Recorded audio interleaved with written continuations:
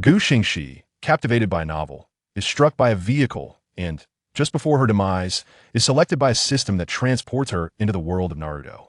Xingxi. No one informed me that the Rinnegan was merely an experience card. Chapter 1. Transmigration. My name is Xingxi, a lackadaisical youth who spends each day indulging in food, drink, slumber, and reading novels while impatiently waiting for updates on Naruto. While engrossed in a novel about the adorable little fur ball on the street, I failed to pay attention to my surroundings. I was directly struck by an oncoming truck, flung 2 miles away, with my brain matter scattered across the ground. Just before I succumbed, I heard the system declare that the host was nearing death and met the binding criteria. 1-2-50-100. Harem system binding successful. Now proceeding to the Naruto dimension. Xingxi. So this is how I arrived here? System. Indeed, host. But this hardly resembles Naruto. Just look at this table. It seems ready to collapse, and the roof is leaking. No sooner had I spoken than the table predictably fell apart. Xingxi. What the hell? System. This is the price of your advantage. Then what about my advantage? System. Do not fret. Allow me to elaborate. Currently, the host belongs to a branch of the Uchiha clan with impure blood. What does it mean to be an impure Uchiha? System. Your grandfather is of the Uchiha clan, while your grandmother and mother are not. What on earth is this? System. Would you have preferred to remain unaware of why you have white hair? The current timeline is set on the eve of the Second Shinobi World War, and due to your non-pure Uchiha lineage, you are marginalized and treated as the lowest tier. Xingxi. So it's an outright disaster from the start. What about my advantage? System. This system has a name. It is the Harem Weapons Master System. The host can gain points by finding a wife or incorporating other female ninjas into the harem, which can be used for lotteries or to purchase items from the system shop, where all weapons are divine artifacts. If it is to be a disaster, let it be so. System, please provide a detailed status report of my physical condition. System, host Uchiha Xingxi. Bloodline limit. 9 Tomo Rinnegan, 6 Tomo Rinnegan, Eternal Mangekyo Sharingan, 3 Tomo. Chakra attributes. Fire release, lightning release, wind release. Weapons, none. Summoning beasts, none at present. Upon hearing the system's explanation, Xingxi promptly slammed his hand on the already shattered table, exclaiming, "Holy cow, a 9 Tomo Rinnegan? Isn't that invincible? Regardless of the purity of my Uchiha lineage, even if it's Madara, I'll make him understand what it means to be haunted by nightmares." System. Due to the current physical condition of the host, it is unable to bear the burdens and enhancements brought by the 9 Tomo Rinnegan and 6 Tomo Rinnegan. Thus, they cannot be activated. What? You give hope only to snatch it away? Wait, can the Rinnegan and Mangekyo be activated? System. The host is astute. Indeed, they can, but there are limitations. What limitations? Speak clearly at once. System. Do not interrupt. The Rinnegan can be activated for 1 minute, the Eternal Mangekyo for 3 minutes, and the regular Mangekyo for 5 minutes. Although the duration is brief, with my 5-year-old physical condition, the 3 Tomo could garner the attention of the clan elders. At the very least, it would ensure my self-preservation. If need be, I could use both Izanagi and Izanami together, and once my physical prowess strengthens, I could exchange for a permanent Mangekyo. System. That is feasible, but have you considered that you do not know how to use those 2 forbidden techniques? Xingxi. Before Xingxi could further express his incredulity, 2 Uchiha clan members approach from outside. Chapter 2 opens with an encounter with the 3rd Kazekage, which leaves me despondent. Xingxi gathered a few belongings and arrived at the front of the Hokage building for assembly, though there wasn't much to gather, as poverty precluded me from possessing anything of significance. Above, the spirited speech of the 3rd Hokage, Sarutobi Hiruzen, resonated, conveying the essence of the will of fire, which essentially proclaimed that you are the hope of the village, and it is your duty to protect it. How absurd is it that a child who hasn't even completed 6 years of compulsory education is expected to safeguard the village? Why don't you take up the mantle yourself? Look at other shinobi leaders leading their teams into battle while you stand here delivering a motivational sermon. Damn it all. After 2.5 years, the speech finally concluded with Sarutobi's command to set out. As we progressed, Xingxi pondered the arrangement. Why were the Jonin like Jiraiya at the back of the formation, while the Chunin and Jinin were up front, serving as cannon fodder? Casting a glance around, he realized that most of those nearby were merely 5 to 8 years old, freshly graduated from the Ninja Academy, while he himself had never even attended. How tragic. Xingxi, along with 2 other expendables, remained stationed at the border of the Land of Waves instead of heading to the battlefield at the Hidden Rain village. In his heart, he cursed. Why must I seek out my wealthy companion to unlock my potential? Yet, reality proved unkind as they arrived at the border, where Hitaki Tsukumo dispatched the three of them to guard a vast area. Xingxi stood atop a tree, reflecting on the absurdity of leaving such a large sector in the care of three children, especially when all he could do was manifest a Sharingan. The system detected a potential threat to the host's life, and thus preemptively activated the system shop, extending a credit of 1,000 points to the host. Xingxi was taken aback. Although it was credit, it was better than facing death. Upon accessing the system shop, he discovered a plethora of items, including weapons and jutsu. He bypassed most categories and arrived at the high mobility section, where he stumbled upon a remarkable item, the three-dimensional maneuver gear. Wasn't this the apparatus used by the Survey Corps in Attack on Titan? While its maneuverability was impressive, could it rival the body flicker technique? To upgrade the gear to its maximum level required 3,000 points. The blades and gas were unlimited, and every 5 minutes, the host would receive a thunder spear, which bore the explosive power equivalent to 3 explosive tags, controllable through will without the need for aiming, provided the host did not encounter a master of instantaneous movement like Shursui. Xingxi hesitated. Although maxing out the gear was immensely beneficial and perfectly suited for his current predicament, parting with 1,000 points felt painful. While he deliberated, a figure suddenly sprinted toward him, one of his expendable teammates, shouting, "Run! The third Kazekage is coming." Upon hearing this, Xingxi wasted no time and fled, grumbling, "What a disaster! The very beginning is fraught with peril." Realizing his physical capabilities were insufficient to outrun the third Kazekage, who could manipulate sand and iron, he shed tears in exchange for the three-dimensional maneuver gear, upgrading it to its maximum level. The system confirmed the exchange, stating that the gear was equipped and ready for use. Before Xingxi could utilize the gear, he found his path obstructed by a wall of sand and iron. Is there no one in the Leaf Village?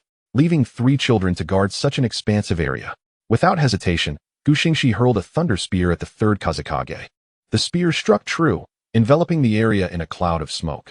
However, the smoke without injury principle prevailed, leaving the Kazekage unscathed. "You little brat, seeking death." The Kazekage bellowed. Xingxi lamented, "This sand and iron automatically protects him. Who allows their leader to act as an assault unit?" As he spoke, he activated the three-dimensional maneuver gear, soaring through the trees toward Hitaki Tsukumo.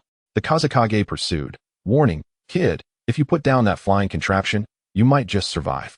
Xingxi glanced back and hurled another thunder spear, retorting, "Forget it. I just exchanged for this," and continued his flight. Seeing Xingxi's determination to escape, the Kazekage resorted to lethal intent, shaping the sand and iron into spikes aimed at him. Xingxi activated his Sharingan, dodging while concentrating chakra to shout, "Hitaki Tsukumo, save me." Upon hearing this, the Kazekage paused and began to retreat. So this brat only decides to shout now. It seems he's close to their base. Occupying a few villages along the border of the Fire Country isn't too much of a loss. As Xingxi noticed the Kazekage's retreat, he wondered if Hitaki Tsukumo's reputation had already spread. Regardless, he resolved to report the situation and, if possible, seek out his wealthy companion. With that, he activated the three-dimensional maneuver gear and flew toward the main camp. Chapter 3. The Unveiling of the Mangekyo Sharingan. At the main camp, Hitaki Tsukumo was engaged in military discussions with other clan Jonin when he suddenly heard someone calling for him. "Did someone just call my name?" Before the other Jonin could respond, a sensory ninja rushed in and knelt, saying, "Sir, we suspect a puppet from the Uchiha clan is approaching our camp." Upon hearing this, Uchiha Shana immediately told Hitaki Tsukumo, "Sir, although he has been turned into a puppet, he is still of the Uchiha clan. Let us handle this." Tsukumo, seeing the merits of this suggestion, acquiesced. Meanwhile, our protagonist remained unaware of the unfolding events as he soared into the camp using his three-dimensional maneuver gear. As he prepared to land, he noticed a group of individuals with Sharingan gazing up at him. Xingxi thought, "I am profoundly moved." Despite being a half-blood Uchiha with white hair, the support from so many is overwhelming. Before he could utter a word, a combined ninjutsu was unleashed from below. Fire style, Dragon Flame Song technique. Countless fire dragons launched toward the sky at Xingxi. Witnessing the onslaught, he retaliated by firing off the 4 thunder spears he had previously charged, simultaneously activating his Mangekyo Sharingan and utilizing the three-dimensional maneuver gear to retreat. The thunder spears collided with the fire dragons, resulting in a massive cloud of smoke. Perched atop a tree, Xingxi shouted, "It's me. What is going on? Is my Mangekyo not red enough? Or is my white hair not white enough?" As the smoke cleared, the onlookers below discerned the Mangekyo and concluded that he was not a puppet from the Sand Village, as no puppeteer at this time could utilize bloodline limits on their puppets. Shauna, it's you. Come down. We thought you were dead. Gu Xingxi descended rapidly using the three-dimensional maneuver gear, astonishing even Uchiha Shauna with his speed. Uchiha Shauna mused, is that a ninja tool? Its speed rivals that of the body flicker technique. Gu Xingxi did not engage in conversation with Shauna and the others. Instead, he made his way directly to Hatake Tsukumo's tent. Upon entering, he wasted no time and scolded Tsukumo. Did you not hear me calling? Do you have any idea how close I was to death? The loss of a Mangekyo Uchiha is significant. Another Uchiha within the tent noticed Gu Xingxi's Mangekyo Sharingan and discreetly exited to summon a ninja cat to relay the news to the Uchiha clan leader. Apologies. I was too far away to hear you, Tsukumo replied, genuinely remorseful. With that, Gu Xingxi did not press further and instead informed everyone of the third Kazakage's appearance at the border of the Fire Country, confirming the authenticity of the information. Tsukumo promptly prepared to send someone back to the village to report. Uchiha Shauna suggested, let Gu Xingxi go. After all, he was the one who discovered it, and the clan leader wishes to speak with him. Tsukumo, recognizing the validity of Shauna's point, consented, understanding that internal clan matters were delicate. Thus, Gu Xingxi did not hesitate, activating the three-dimensional maneuver gear to fly out, inadvertently creating two openings in the tent. Tsukumo thought to himself, this child seems quite vengeful. And that ninja tool is remarkably swift. I should get one for Kakashi. Gu Xingxi emerged from the tent, pondering the intentions of that old man who sought him out. Could it be that he had reconsidered his stance upon seeing his three-tomo Sharingan? Gu Xingxi deftly maneuvered his three-dimensional maneuvering device into a forested area. Upon activating his system, he familiarized himself with the capabilities of his kaleidoscope Sharingan, then deactivated the system to survey his surroundings. Finding no one in sight, he activated his kaleidoscope Sharingan. Two star-shaped patterns materialized in Gu Xingxi's eyes as he engaged the ability of his left eye. The space before him fractured, revealing a portal, which he stepped through. Chapter 4. At last, he had located Xiaonan. The left eye of Gu Xingxi's kaleidoscope Sharingan could be likened to a diminutive version of the Yomi's realm, aptly named Spatial Avenue, allowing for the transportation of individuals, the absorption of items, and the protection of its master. It also contained an independent space akin to Kimui's realm. While it wasn't instantaneous, it would become a superior version of Yomi's realm once Gu Xingxi successfully mastered the 9-tomo Rinnegan. Issuing a command to the portal, Gu Xingxi arrived at Xiaonan's dwelling in the Land of Rain, the very cave. However, Xiaonan was not inside. Gu Xingxi thought to himself that she must be nearby. The portal should not have aired. Before long, Xiaonan appeared, clutching a meager portion of food as she dashed towards the cave. Upon spotting Gu Xingxi standing at the entrance, she curiously asked, Brother, are you also a wanderer? Gu Xingxi replied, No, I have come to find you. Xiaonan, in shock, exclaimed, You are looking for me? Just as she finished speaking, Gu Xingxi activated the ability of his right eye, casting Mirror Flower, Water Moon. I am directly practicing with the red moon in a frenzied synergy. The illusionary skill of Mirror Flower, Water Moon allowed for mental attacks and brainwashing of adversaries. While the mental assault was relatively weak, the brainwashing capability was formidable. Within the illusion, time was under Gu Xingxi's control as he initiated his grand deception. Xiaonan, would you do me the honor of becoming my wife? Gu Xingxi inquired. Unhurried, he continued, If you agree to be my wife, you shall no longer worry about food, and I will teach you ninjutsu to ensure your self-defense. Really? If that is the case, I am willing. I wish to learn ninjutsu to bring peace to the Land of Rain, Xiaonan responded. The system chimed. Congratulations, host. You have acquired the one and only wife. Xiaonan, rewarding the host with 2 lottery chances and 3,000 points. However, due to the host owing the system 1,000 points, the total is reduced to 2,000 points. Additionally, a set of suitable ninjutsu for Xiaonan's learning has been provided. Gu Xingxi thought to himself, how impressive. He examined the ninjutsu provided by the system. Discovering it was indeed the dance of the Shikigami, he bestowed the ninjutsu upon Xiaonan and, utilizing the illusion, ensured she mastered it instantly. As time within the illusion was at Gu Xingxi's command. Reluctantly, he spent 1,000 points to exchange for a fully upgraded 3-dimensional maneuvering device for Xiaonan, teaching her how to use it through the illusion.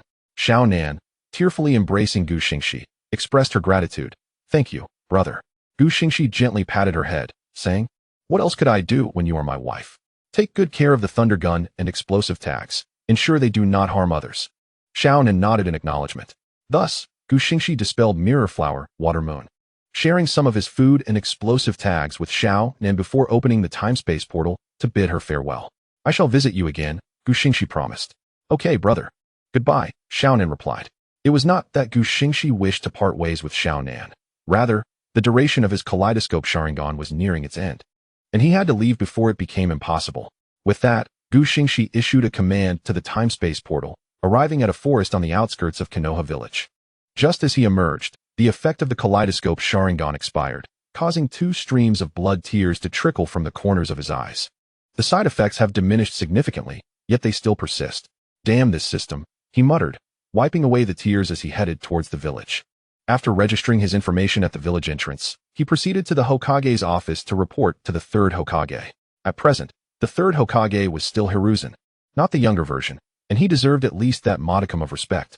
The 3rd Hokage, in a fit of anger, declared, "So, the 3rd Kazekage. You shall pay for this. I will dispatch someone to assist Kakashi Hatake immediately. You have done well. You are a pillar of Konoha. Now, take some time to rest." Once Gu Xingxi departed, the 3rd Hokage muttered to himself, not a pure Uchiha bloodline, but perhaps he can be cultivated into the next Uchiha Kagami. After bidding farewell to the 3rd Hokage, Gu Xingxi arrived at the entrance of the Uchiha clan leader's residence. He thought to himself, I wonder what this old man intends to do. Chapter 5. I have never attended school. You want me to take the graduation exam? Upon reaching the clan leader's door, he was greeted by the current young clan leader, Uchiha Fuyue. Uchiha Fuyue invited Gu Xingxi inside, leading him to the chamber of the current Uchiha clan leader, Uchiha Makoto. Before excusing himself, Gu Xingxi performed a bow and inquired, "May I ask why the clan leader has summoned me?" Uchiha Makoto, with an impassive expression, replied, "Have you activated your 3 tomo yet?" "Indeed, I have activated it for 3 months, Gu Xingxi confirmed. "Excellent. I wish for you to return to the Ninja Academy to participate in the Genin graduation exam." Gu Xingxi responded, "You mean to say I should participate in the Genin graduation exam?" Uchiha Makoto continued, "I am aware that you have not attended school, yet your prowess qualifies you as an elite Genin. In the shadows, you belong to the Uchiha clan. In the light, you are merely an Uchiha who has never been to school." Gu Xingxi asked, "Is the clan leader suggesting I align myself properly?" "You are quite astute. Although your bloodline is not entirely pure, that is inconsequential. As long as you align yourself, I will not treat you poorly," Uchiha Makoto stated. Gu Xingxi lowered his head and replied, "Understood." Uchiha Makoto added, "Go now and make your preparations. In a few days, I will arrange a new residence for you and provide you with some ninjutsu scrolls." Gu Xingxi expressed his gratitude, saying, "Thank you, clan leader," and prepared to maneuver away using his 3-dimensional device. At that moment, Uchiha Makoto suddenly interjected, "Could you contribute that device to the clan?" Gu Xingxi was taken aback but quickly regained his composure, responding, "That depends on what the clan leader can offer in exchange." Uchiha Makoto inquired, "What do you desire?" Gu Xingxi shrugged, "I haven't decided yet. Once I have a clearer idea, I will inform you." With that, he maneuvered away using the device. Uchiha Fuyue entered and asked, "Father, did he agree?" Uchiha Makoto shook his head, saying, "No, he is quite clever. Cultivating a good relationship with him will aid you in establishing your footing within the clan and in contending with those old fogies." Uchiha Fuyue nodded in understanding before departing. Meanwhile, Gu Xingxi arrived at what could be termed a house, though it was essentially an empty shell. Upon opening the door, he found it barren, yet he stepped inside, determined to repair the lone chair within, which was still fit for sitting. Having finally fixed the chair, Gu Xingxi sat down and prepared to engage with the system for a lottery draw. "System, I wish to utilize my 2 lottery chances," he declared. The system responded, "Acknowledged. Commencing the draw, please be patient." Before long, the spinner landed on a complete series of fire release scrolls. Gu Xingxi exclaimed, "Damn it. Uchiha Makoto's promise pales in comparison to this. I feel cheated. No matter, I'll activate the second draw." The system acknowledged, "Commencing the second draw, please be patient." "Congratulations. Host, you have unlocked the system shop, including medical options." "Medical ninjutsu? Let me see what is available," Gu Xingxi said, beginning to browse. After a while, his gaze fell upon a particular item. "Holy crap, the healing blade," he shouted. The system confirmed, "Indeed, the healing blade is a restorative weapon, but it can only save a single person once. Does it include the Reaper's Scythe?" Gu Xingxi questioned. The system responded, "Yes, but you may choose to exchange the Reaper's Scythe for the healing blade, allowing unlimited healing and the ability to restore severed limbs." "Absolutely, I must exchange it. This is a valuable asset for garnering favors on the battlefield. I can always trade back later," Gu Xingxi replied eagerly. The system confirmed, exchange complete. The healing blade then materialized in Xingxi's hand. Before he could thoroughly examine it, two members of the Uchiha clan entered the courtyard. Uchiha Ii, Uchiha Xingxi. Here is your registration list. Please arrive punctually at 8 a.m. tomorrow. Additionally, this is your ninjutsu scroll. Upon receiving the flyer and scroll, Xingxi and Ii departed. Xingxi muttered to himself, "To think I'm not part of the Umbu. It seems the third Hokage is still unaware of this matter." At this moment, the school should be filled with the parents of the main characters like Minato and Shitoku. I must ensure that Senju Shitoku is saved, while Namake's Minato must perish during the Ninetales rampage. Otherwise, how can I execute my plan? Xingxi weighed the fire release scroll in his hand and remarked, "It's a bit stingy, but not excessively so." Chapter 6. The battle against the Kimichi Dingswa Xingxi. What is there to say? One strike and it's done. He compared the fire release scroll provided by the system to the one given by his father, and found that while the system scroll contained some of the techniques his father's did, there were also techniques in his father's that were absent in the systems. Xingxi sighed, "What a scam. It appears that the only technique worth my attention in my father's scroll is the body flicker technique. The rest are of no use to me. However, the system does provide some forbidden techniques, though I fear that uttering them might singe my tongue." Having spent 2,000 points to exchange for the innate teeth, Xingxi found himself devoid of any points. System, extend me credit. Give me 10 times 1,000 so I can exchange for ninjutsu. System, acknowledged. Credit has been successfully extended. Please proceed to the system shop for purchases. Xingxi opened the system shop, browsing through the lightning release ninjutsu. After a moment, his gaze settled on the Chidori. System, exchange for Chidori and upgrade it to maximum level, if you please. System, acknowledged. Chidori has been successfully exchanged, and all chakra variations have been mastered. Upon hearing this, Xingxi immediately stepped outside to test whether he could withstand the lightning release.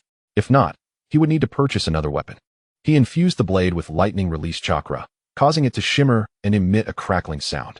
Satisfied, Xingxi maneuvered the three-dimensional maneuvering device towards the nearby forest, striking a tree with a single slash, cleaving it in two. Ah, splendid. Kakashi, your ninjutsu is truly remarkable. It shall be mine. When you grow up, I'll teach you, along with a special item. With that, Xingxi directed the device homeward, pondering, Kakashi is only 2 years old right now, I believe. Upon returning home, Xingxi located a wooden board resembling a bed and lay down to sleep for the night. The following morning, he was awoken by a knock at the door. Xingxi dressed quickly and went to open the door. An Umbu member stated, "Put on your clothes. We will gather at the Ninja Academy shortly for the examination." Xingxi acknowledged with a simple understood, and the Umbu departed. As he dressed, Xingxi mused, how do these Umbu members distinguish one another when their masks are identical? Dressed, he sauntered towards the school, deliberately avoiding the three-dimensional maneuvering device. Why, you ask? To arrive fashionably late, of course. What was the point of arriving so early to witness children squabbling? Xingxi felt confident that no one below the rank of Jonin could best him. And even Jonin might struggle. If pressed, he could always unleash his Mangekyo Sharingan. Thus, Xingxi ambled his way to the Ninja Academy. Typically, the Chunin exams consisted of 3 phases, but due to the ongoing war, only the combat segment remained.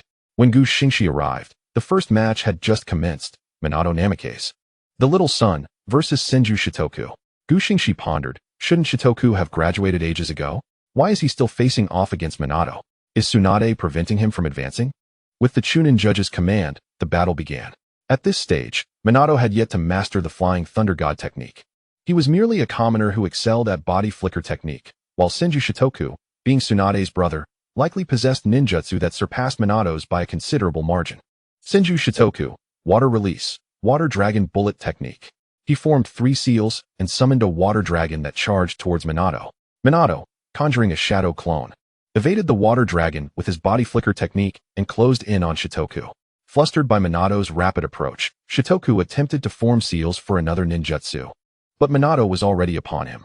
The outcome was predictable. Minato emerged victorious. Shitoku's lack of proficiency in close combat was apparent, which explained his demise against Orochimaru's explosive tags. The second match featured Uchiha Xingxi against the Kimichi Dingswa. As the judge's voice echoed, Xingxi utilized the three-dimensional maneuvering device to soar down from the platform. He thought to himself, Akimichi Dingswa, the 15th leader of the Akimichi clan. Has he mastered the super expansion technique yet? If so, I'll show him how to fell a giant. As the Chunin judge's signal was given, the two sides began their confrontation. Akimichi Dingswa, Super expansion technique. Instantly, Xingxi's body enlarged to a towering 5 to 6 meters, resembling a small giant. Xingxi felt his blood boil. Was it due to the three-dimensional maneuvering device? Here comes the giant, he declared, before launching an assault on Xingxi. First, he hooked Xingxi's ankle with a grappling hook, using inertia to propel himself behind him, and struck with his blade infused with lightning-released chakra toward Xingxi's nape. Xingxi was certain that a standard blade would not suffice to fell him, hence the infusion of chakra. With one decisive strike, Xingxi lost his combat capabilities and collapsed. Xingxi triumphantly thought, "One strike, and it's done." From the platform, Naruto shouted, "Xingxi surrenders." Xingxi replied, "You needn't say it. He has already lost." With that, he maneuvered the device away from the examination grounds. Naruto mused to himself about the proud Uchiha clan, but he couldn't help but wonder about the device that seemed to counter Xingxi's abilities. Chapter 7. Just ask which traveler wouldn't want to shout, "Yali Q-tail." As Xingxi exited the duel arena, the system's voice echoed in his mind. Due to your performance, the admiration of the female audience in the duel arena has increased, earning you 2,000 points. However, since you owe the system 1,000 points, you currently have 1,000 remaining. Xingxi realized why it was advantageous to show off. No wonder the second Hokage enjoyed it. He intended to purchase another item from the system store. But before he could open it, a yellow figure approached him.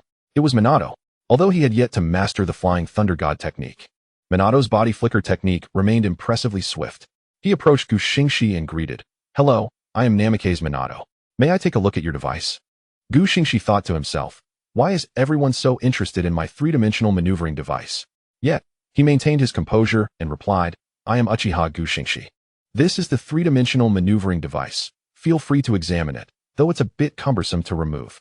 Upon hearing this, Minato waved his hands. "No need for that. I can observe it just fine from here." Thus, Minato began examining the device, its grappling hooks, blade, and gas connections, and their underlying principles. Xingxi mused. As expected of the yellow flash, his observational skills are remarkable. However, for the sake of my plan, you must ultimately perish. There are still 12 years until the Ninetales incident. You can live those 12 years, but perhaps I will allow you to make amends during that time. After completing his examination, Minato asked, "Can we form a small team?" Xingxi replied, "I'm afraid not. My family has already arranged my team members." Minato scratched the back of his head, smiling awkwardly. "Oh, I see. Then can we at least be friends?" Xingxi thought, "Minato, you're quite determined to forge a connection with me, aren't you? Though I would prefer otherwise. You are already involved with Uzumaki Kushina, and as her husband, you cannot escape your fate." Xingxi responded, "Of course, but I have some matters to attend to. So I must take my leave. Farewell." With that, he activated the three-dimensional maneuvering device and soared away. Minato, in turn, sought out Uzumaki Kushina. Xingxi found a secluded area in the woods and sat down to open the system shop, intending to exchange for sage body techniques. In the early stages, sage body techniques were invaluable, retaining significant combat potential even in later stages. However, after searching for some time, he found not what he sought, but rather the QB Fox, Qingxiu, and the deity Bai Qian. Xingxi, filled with confusion, inquired, "Is this a spirit beast system?" The system responded, "Indeed, if the host chooses to exchange. Not only will you gain the chakra of the immortal body provided by Bai Qian, but you will also be able to summon it as a spirit beast." Xingxi exclaimed, "Goodness, doesn't this essentially mean a transformation into the Ninetales? Moreover, it seems even more formidable." System hastened to facilitate the exchange. The system acknowledged, understood. The exchange is in progress. A consumption of 1,000 points has been recorded, and the exchange is successful. Please check, host.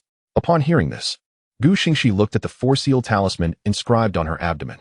Xingxi remarked, "It appears to have worked. Let me delve into the consciousness space to explore."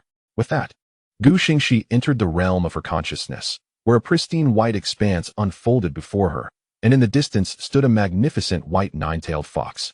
Its tails tipped and its eyes adorned with a delicate crimson hue, exuding an enchanting aura. However, there were no cages present.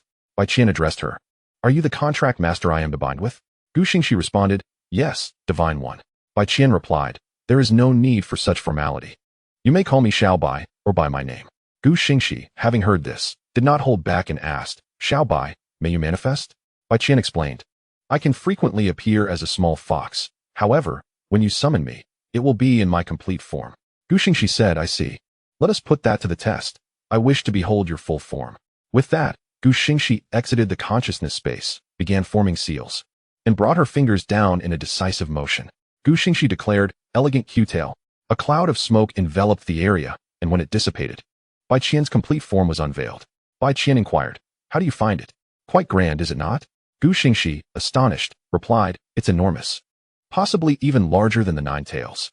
Wait, this is problematic. The chakra emanating from here resembles that of the nine tails, and it will surely be detected by the sensory ninjas in the village." As Xingxi had anticipated, the Umbu sensed the overwhelming chakra and immediately reported it to the third Hokage, who promptly made his way to the location. Simultaneously, the nine tails residing within Uzumaki Kushina sensed this energy. Nine Tails exclaimed, "How could there be another beast chakra that resembles mine so closely?" The Nine Tails immediately informed Uzumaki Kushina, who was out shopping with Minato, about the presence of another beast chakra in the village.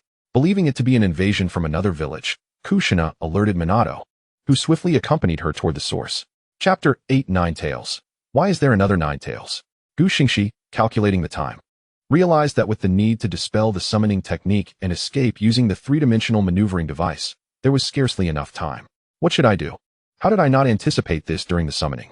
Bai Qian reassured, "It is still possible to dispel it now." Xingxi stroked her head. "Have you not considered what might happen if they suspect me?" Bai Qian replied, "I have not."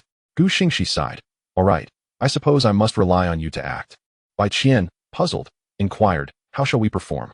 Xingxi utilized her maneuvering device to fly to Bai Qian's ear, preparing to discuss their act. Before she could speak, Bai Qian turned and remarked, "Are you unaware that your binding is quite painful?" In a moment of embarrassment, Xingxi responded, "I thought your fur was abundant enough to cushion the pain." "Haha, I won't make that mistake again." Bai Qian quipped, "Is there to be a next time?" Xingxi hurriedly waved her hands. No, let us focus on our performance. First this, then that, followed by the next." Bai Qian conceded, "As long as there is no next time, that will suffice." Just after Xingxi concluded her instructions, the third Hokage arrived with a contingent of Umbu, and upon arrival, they beheld the imposing figure of Bai Qian and Xingxi, who stood even taller than the Nine Tails. The third Hokage, visibly anxious, queried, "Xingxi, what is this?" Clearing her throat, Xingxi initiated her grand deception. "Hokage-sama, this is Bai Qian, a divine being.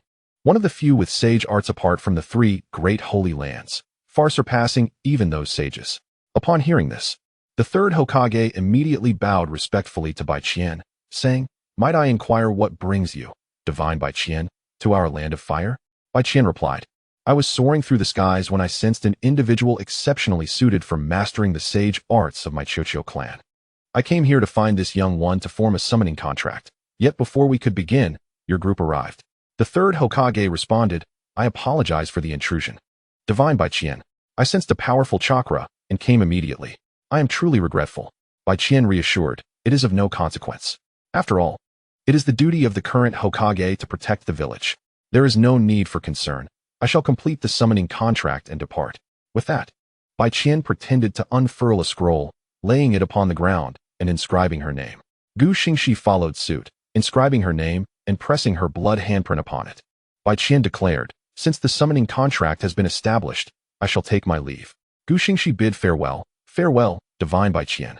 With that, Bai Qian ascended into the sky, not venturing far, but rather retreating to a location unseen by the others, back into Xingxi's being. However, neither Bai Qian nor Xingxi anticipated that this scene was witnessed by the arriving Minato and Kushina. Kushina, astonished, beckoned Minato to look skyward. Upon regaining his senses, Minato also gazed upward, witnessing Bai Qian dissipating from her summoning form into white smoke. Minato, bewildered, asked Kushina, "Is that the Nine Tails? Why is it white?" Kushina, equally surprised, replied, "The Nine Tails resides within me." "What is that then, which resembles the Nine Tails but is of a different hue?" The Nine Tails within Uzumaki Kushina was equally astonished, observing everything clearly from within her. Although he did not recognize this white fox, he sensed its chakra, leading him to suspect that the Sage of Six Paths had secretly created another Nine Tails unbeknownst to them. Immediately, the Nine Tails contemplated taking control of Kushina's body to investigate. Though Kushina also wished to know what it was, she understood that she could not allow the Nine Tails to manifest. After delivering a blow of the adamantine chains, she thwarted the Nine Tails' intentions. The Nine Tails could only roar in frustration, "No, Uzumaki Kushina, I will slay you." Chapter 9 Orochimaru. Let us contribute to science. The third Hokage gradually recovered from his shock and addressed Xingxi. Since you have gained the recognition of the divine being, it is imperative that you diligently study sage arts, serve the land of fire and Konoha, and become a Jonin. Although Xingxi found this utterly exasperating, she replied, "Of course, the will of fire endures. I shall certainly become Hokage." Senju Tobarama interjected, "Impossible. If you truly become Hokage, I will resurrect and use Flying Thunder God to slay you." The third Hokage nodded in acknowledgement and departed. On his way back, he encountered Minato and Kushina hastening toward the scene. The third Hokage inquired, "What brings you two here?" Minato, upon seeing the third Hokage, bowed and replied, "Kushina and I sensed a chakra similar to that of the Ninetales approaching." Kushina nodded, Yes, Hokage-sama." We then saw the white nine-tailed fox. At that moment, the Ninetales attempted to seize control of my body to investigate, but I stopped it. The third Hokage reassured them, "Do not worry, that was merely a divine fox, not the Ninetales. You may return." With that, the third Hokage and the Umbu departed, with Minato and Kushina trailing behind. However, the Ninetales within Uzumaki Kushina was far from calm. The Ninetales protested vehemently, "Impossible. That old man may claim it is not the Ninetales, but it is indeed a tailed beast." Uzumaki Kushina, let me out. I must see for myself." "Do not heed that old fool." Kushina, dismissing the Ninetales, retorted, "Forget it," and paid no further mind to its protests. Meanwhile, back with Xingxi, Baiqian had transformed into a diminutive fox, comfortably perched upon Xingxi's shoulder.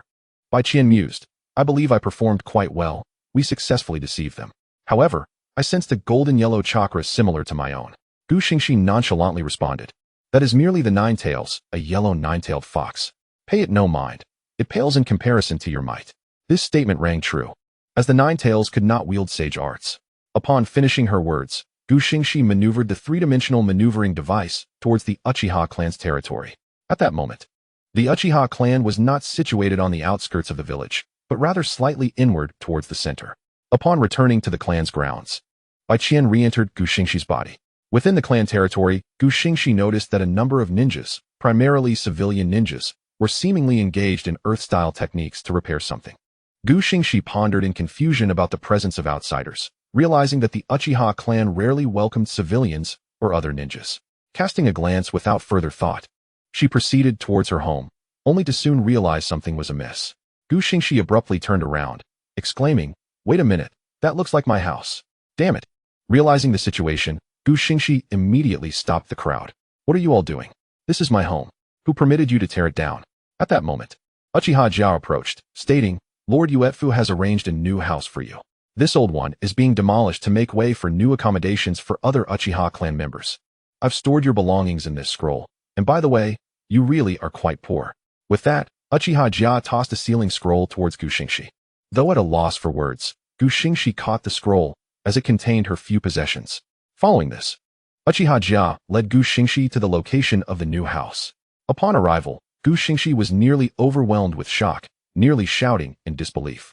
She thought to herself, "Goodness, this is enormous. If I recall correctly, only a Jonin's house could be this spacious. This old man must have invested heavily for my three-dimensional maneuvering device." As she entered the house, she found 5 individuals engaged in conversation. The future legendary 3 ninjas of Konoha, Uchiha Uetfu, along with Tsunade's brother, Senju Ropetree. A sense of foreboding washed over Xingxi, realizing that the return of these 3 signified a depletion of personnel on the battlefield, indicating that their group of cannon fodder would soon be called upon. Noticing Xingxi's presence, the discussion came to an abrupt halt. Uchiha Uetfu addressed her, "From tomorrow onward, you will serve as a genin of the Uchiha clan, fighting for the village, with Orochimaru as your mentor." Xingxi was taken aback, thinking, "What? Orochimaru? Surely he hasn't yet succumbed to darkness at this stage. And as for Senju Ropetree, isn't he enough of a teacher? Can't we wait for Hondo? Once I have strength, wouldn't it be better for us to collaborate then?" Orochimaru interjected, "Xingxi-kun, I look forward to your guidance. May I also examine your device? It holds great potential for scientific advancement." At that moment, Xingxi felt compelled to comply with Orochimaru's request, given the presence of the others. However, upon hearing Orochimaru's words, an irritable atmosphere engulfed her. She thought, "Damn it, why does everyone want to see my three-dimensional maneuvering device? It's infuriating. I could blast you to bits with a single lightning spear." Nonetheless, she maintained a respectful demeanor, replying, "Of course, Master Orochimaru. Chapter 10. Damn Orochimaru. If it weren't for your scientific endeavors, I would have already ended you. With that, Xingxi disassembled the three-dimensional maneuvering device and presented it to Orochimaru. Observing Xingxi's courtesy towards Orochimaru, Uchiha Uetfu couldn't help but think, I am overshadowed by a junior? It was understandable. Orochimaru only held 2 titles, disciple of the 3rd Hokage and the new generation's genius. Yet, only Xingxi knew how terrifying Orochimaru would become in the future. He could not die, even if one wished it. Orochimaru carefully examined the three-dimensional maneuvering device, scrutinizing its components, much like he had with Minato. Before he could speak, Jiraiya chimed in, Orochimaru, why are you fussing over a junior's ninja tool? Are you really taking this Uchiha as your apprentice just because of this device? The old man is going to have a word with you. Tsunade, seeing Uchiha Uetfu's darkening expression, swiftly punched Jiraiya, sending him flying. Rope Tree, frightened, thought to himself, it seems my sister's strength has only grown. Tsunade reassured, Lord Uetfu, do not mind Jiraiya. He often speaks nonsensically and does not warrant concern. Uchiha Uetfu merely huffed in response, turning his attention back to Orochimaru, who was still examining the device. After a thorough inspection, Orochimaru returned the three-dimensional maneuvering device to Xingxi, commenting, the rear thrusters and blades of your device need replacing, don't they? As an Uchiha without parents and with such a dilapidated home, where do you acquire your resources or funds? Xingxi was taken aback, thinking, Orochimaru, damn you. Hearing this, Uchiha Uetfu turned to Xingxi, curious about her response. Under the pressure of 4 scrutinizing gazes, Xingxi replied, Master Orochimaru. This three-dimensional maneuvering device does not require replacement or replenishment. Orochimaru, resting his chin on his hand, inquired with intrigue. Oh? How have you managed that? The materials for the thrusters are not available in Konoha, are they? Xingxi lowered her head, stating, I'm sorry, Master Orochimaru, but I cannot disclose that. Upon hearing this, Orochimaru's expression visibly darkened. Xingxi quickly added, however, I can provide a new three-dimensional maneuvering device that requires replenishment. Hearing this, Orochimaru's demeanor softened as he replied, good. I hope you keep your promise, Xingxi-kun. Tomorrow, meet me in the northeastern forest. I will teach you and Rope Tree some ninjutsu and the necessary tools for the impending war. Rope Tree, overjoyed, exclaimed, Master, you will personally instruct me? The last time you did was so long ago. Tsunade, noticing her brother's lack of composure, delivered a sharp slap to his head, saying, with your demeanor, how will you survive on the battlefield? Rope Tree, rubbing his head, shot her a look before dashing off. After Tsunade and Orochimaru bid farewell to Uchiha Uetfu, they departed in succession. Once the 3 had left, Uchiha Uetfu turned to Xingxi and stated, remember to contribute your three-dimensional maneuvering device to the clan. This was not a request, but an order. Xingxi could only agree reluctantly. After a while, Uchiha Uetfu also took his leave, allowing Xingxi to survey her new home. The house was well equipped and appeared to have been built with great investment. Lying on her bed, Xingxi lamented, where on earth can I gather those 2,000 points? Even if the three-dimensional maneuvering device is not at max level, it still requires 500 points. Damn it. This is vexing. I won't have to ask the system for credit again, will I? I still wish to save some for a new weapon. The system can grant credit. It offers interest-free loans, a true conscience. Xingxi remarked in exasperation, I'll deal with it tomorrow, I'm exhausted. At that moment, Bai Qian transformed into her small fox form. Addressing Xingxi, it seems that Snake sensed my presence, but only for a brief moment. Xingxi thought, wow, Orochimaru has become formidable at this stage. She gently stroked Bai Qian's tail and inquired, little Bai, how can I unlock the full sage transformation? Bai Qian explained, there are 3 stages, beginner, intermediate, and advanced. Currently, your physical constitution is insufficient even for the beginner stage. By the time you reach around 12 years old, you should be able to unlock the beginner stage. Xingxi mused, 12 years old? For years from now seems acceptable. Once my physical condition is adequate, I can unlock it, right? Bai Qian reassured, when the time comes. I will condense chakra for you, allowing you to awaken the unique Chiou Nine-Tails Sage transformation. The duration of the advanced sage form will cause me to briefly enter a deep slumber, but you can still utilize my chakra. Xingxi, realizing the implications, responded, oh, I see. Well, now I must focus on the war. The situation on the battlefield in the Rain Village is dire. Once the legendary 3 ninjas of Konoha establish their renown, and after Hitaki Tsukumo eliminates the parents of the Scorpion, the war will likely conclude. Afterward, I will consider the sage transformation. Regardless, I need to sleep now. Good night, little Bai. After speaking, Gu Xingxi lay down on the tatami mat and began to drift into slumber. Bai Qian, finding a suitable and comfortable position beside Gu Xingxi's pillow, softly wished her good night before succumbing to sleep herself. Chapter 11. Bai Qian and the serpent swarm. The following morning, Gu Xingxi awoke and, upon gently touching Bai Qian's tail, proceeded to wash up. Who could comprehend the plight of Bai Qian's family? Just as she was peacefully asleep, a pervert decided to touch her tail. And to make matters worse, he had to wake her up. After completing her morning routine, Gu Xingxi soared towards the forest that Orochimaru had mentioned the previous day. Maneuvering her three-dimensional maneuvering device through the village of Konoha, she attracted the attention of many passers-by, relishing the sensation of being the center of attention. Upon reaching the designated location, she discovered that Orochimaru and Senju Rope Tree had already arrived. Orochimaru, you haven't forgotten my device, have you? Gu Xingxi lamented as she reluctantly borrowed 500 points from the system to procure a three-dimensional maneuvering device that required blade gas refills. Of course not, Orochimaru-sensei. How could I forget? After saying this, she presented the device, which she had just exchanged from the system shop, to Orochimaru. Although Orochimaru was curious about how Gu Xingxi had conjured the device seemingly from thin air, his attention was fully captivated by the prospect of researching it. After all, who wouldn't want the ability to fly? Orochimaru, with thoughts consumed by the device, remarked, currently, the Rain and Sand villages have declared war on Konoha. Jiraiya, Tsunade, and Danzo will be stationed at the Rain village battlefield, while the esteemed Kakashi Hitaki will oversee the Sand village to guard against a surprise attack from the third Kazekage. Our objective is to repel the Rain village while remaining vigilant against potential ambushes from the Sand village. And we must also keep an eye on the Cloud and Stone villages. The leader of the Rain village, Hanzo, is quite formidable. So it's crucial that you protect yourselves on the battlefield, especially you, Rope Tree. Startled, Senju Rope Tree, who had been taking notes, exclaimed, "What is wrong with me, sensei?" Orochimaru replied, "Your taijutsu is too weak. Avoid close combat if possible. Gu Xingxi possesses a maneuvering device that allows her to fly, but you do not. So I intend for you to sign a summoning contract with the Dragon Cave." Without hesitation, Senju Rope Tree tossed his notebook into Gu Xingxi's hands, rushed to Orochimaru, and clung to his leg, sobbing, "I knew you loved me, sensei." With a scowl, Orochimaru kicked him aside, saying, "Go sign the summoning contract first." Orochimaru summoned a small white snake, which transformed into a scroll at his command. He presented the scroll to Senju Rope Tree, instructing him to sign his name. After Senju Rope Tree obediently filled in his name and handprint, Orochimaru beckoned Gu Xingxi to join them in signing the contract as well.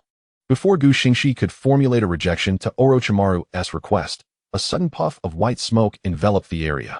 Orochimaru used wind release to disperse the smoke, revealing Senju Rope Tree sitting on the ground alongside a colossal purple serpent, the 10,000 serpents. 10,000 serpents, why are you bothering me? This time, I demand 100 living sacrifices. Orochimaru clarified, "No, it's my disciple.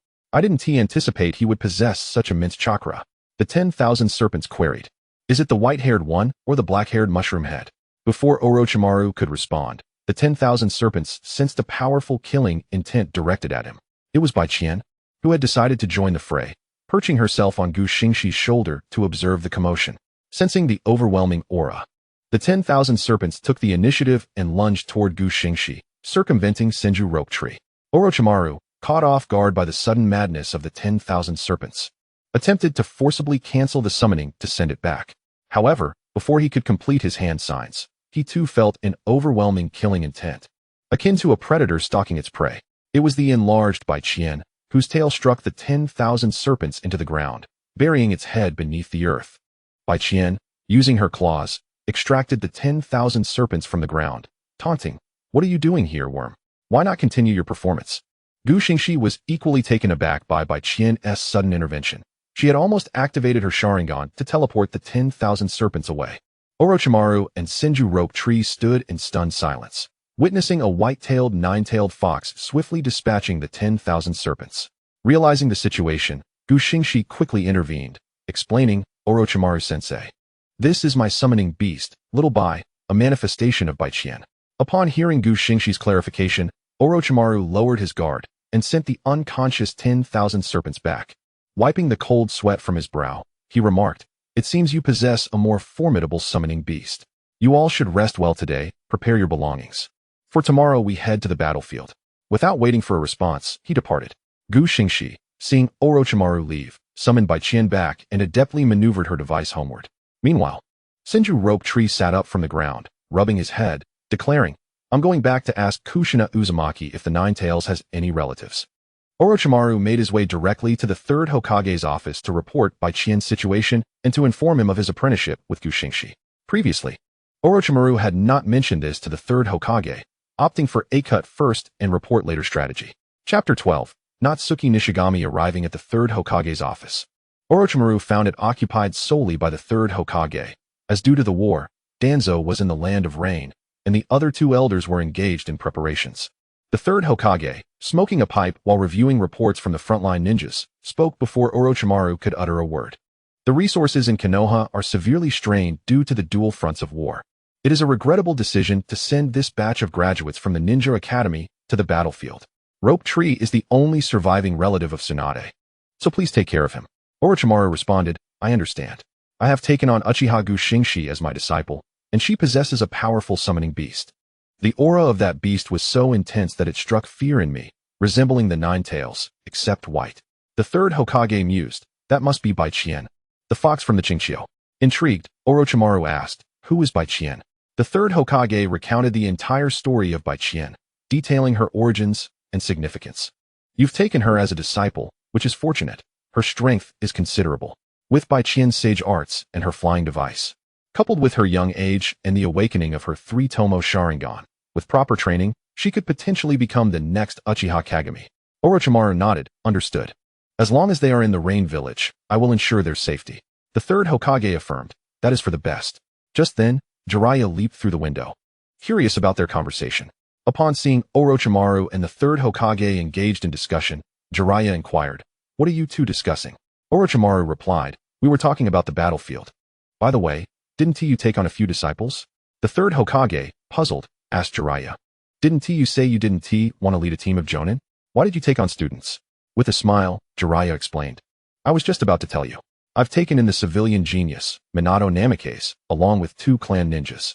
Orochimaru quipped, "Which 2 clans dared to entrust their children to you?" Jiraiya shouted back, "Hey, don't look down on them. One from the Akimichi clan and another from the Yamanaka clan." Orochimaru feigned indifference, and Jiraiya, growing frustrated, retorted, "Who learned from you? I merely wanted to take on a few disciples." Orochimaru, dismissively, replied, Yes, you are absolutely correct." The third Hokage merely smiled knowingly, saying, "As long as you are happy, but these newly graduated ninjas will be heading to the battlefield. Take good care of the 3 disciples you have taken on." Jiraiya confidently responded, "You don't have to worry about me." Orochimaru approached Jiraiya, patting him on the shoulder, saying, "What are you worried about? Just don't peek at the women's bath." In a fit of rage, Jiraiya punched Orochimaru, who had already used body flicker technique to escape before the punch could land. Jiraiya shouted in desperation, "Orochimaru, don't go."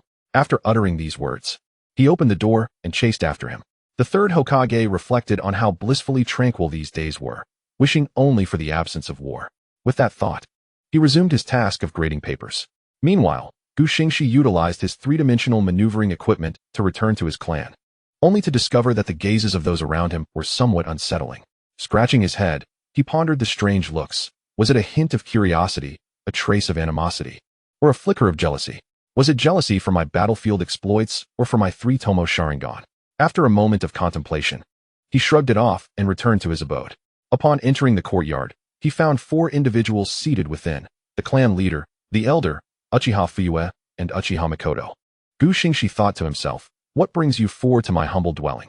Are you enamored with my residence?" He stepped inside and greeted the clan leader and the elder with respect. Uchiha Yashikage replied, "No need for formalities. Take a seat. We have matters to discuss." Xingxi felt a growing sense of confusion, but complied and sat down. Uncertain of the purpose behind the visit, he was suddenly caught off guard when Uchiha Mikoto said, "Please take good care of my sister." Xingxi was bewildered, thinking, "Sister? What sister? Does Uchiha Mikoto even have a sister?" The elder clarified, "I intend to marry my second daughter, Uchiha Shozi, to you. You both are not pure-blood Uchiha, making you a suitable match." Xingxi thought, "Are you disparaging me? And who is this Shozi?" Indeed, Uchiha Yashikage confirmed. The elder then called out, "Shozi, come forth." Before Xingxi could voice his agreement, a girl with pink hair emerged from the room. Without waiting for her to speak, Xingxi's eyes widened in astonishment as he exclaimed, Natsumi Shuko. Chapter 13. I need strength to protect those I cherish. Gu Xingxi's loud declaration astonished everyone present. Uchiha Shuko, perplexed, responded, Lord Gu Xingxi, my name is not Natsumi. Gu Xingxi replied, why are you still so gentle? You needn't be so tender. And as he spoke, tears began to stream down his cheeks. To the onlookers, it appeared as though Gu Xingxi had reunited with a long-lost beloved. The elder explained, it turns out she has no family name. She only knows herself as Shozi. I found her while on a mission in a village in the land of fire and bestowed upon her the Uchiha surname. She is just a year younger than you. It seems you have taken quite a liking to her, or perhaps you mistake her for someone else. Upon hearing this, Gu Xingxi quickly wiped away his tears, declaring, I like her very much. The elder responded, that is wonderful. Uchiha Yashikage added, then we shall take our leave, granting you too some privacy. With that, the elder and the others departed. Before leaving, Uchiha Makoto shared some words of concern with Shuko. Once they were alone, Gu Xingxi could no longer contain himself and rushed to embrace Shuko, bursting into tears. Shuko, taken aback by this display, instinctively wrapped her arms around him. Gu Xingxi sobbed. You needn't be so gentle, it's alright to be selfish. To soothe his emotions, Shuko replied, alright. After approximately 5 minutes of weeping, Gu Xingxi finally released Shuko and scrutinized her features. She bore an uncanny resemblance to Natsumi Shuko.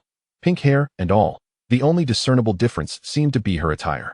Feeling the weight of his gaze, Shuko blushed and turned her eyes away. Regaining his composure, Gu Xingxi asked, do you have a hearing problem? Shuko quickly shook her head, insisting, my hearing is perfectly fine. Gu Xingxi felt a weight lift off his shoulders. He had feared that even in this new world, Shuko's hearing might still be impaired. However, her gentleness overwhelmed him as he thought, I could weep for joy.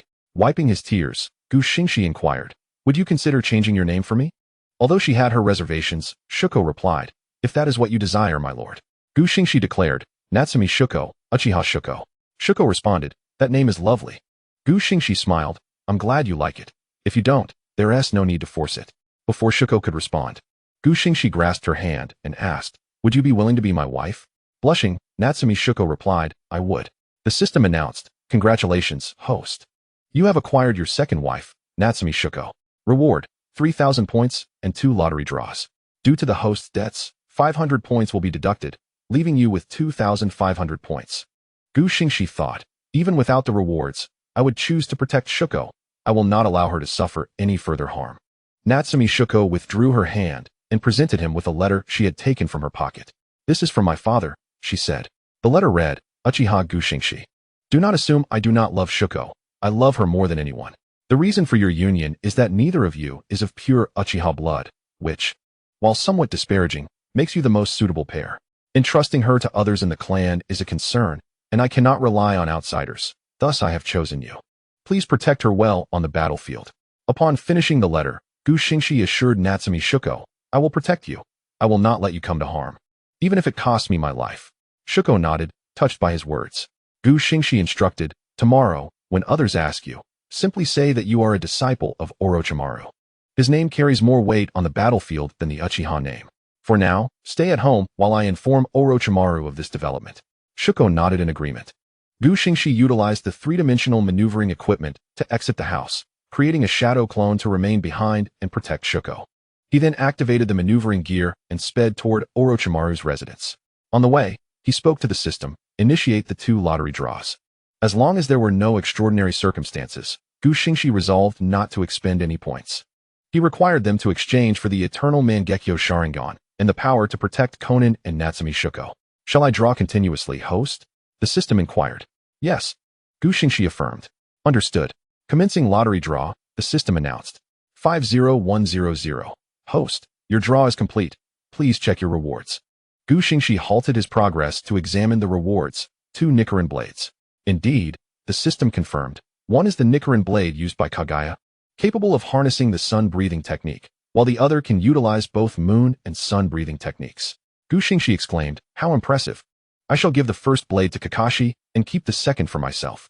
Having concluded his review, Gu Xingxi resumed his journey to Orochimaru's estate. Unaware that Kakashi might question, what do you value your life for? Chapter 14. Mastering the dual breathing techniques.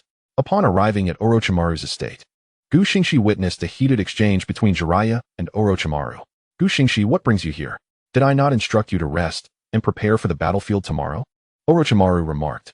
Gu Xingxi bowed respectfully and replied, Master, I hope you will acknowledge my wife, Uchiha Shuko, as your disciple on the battlefield.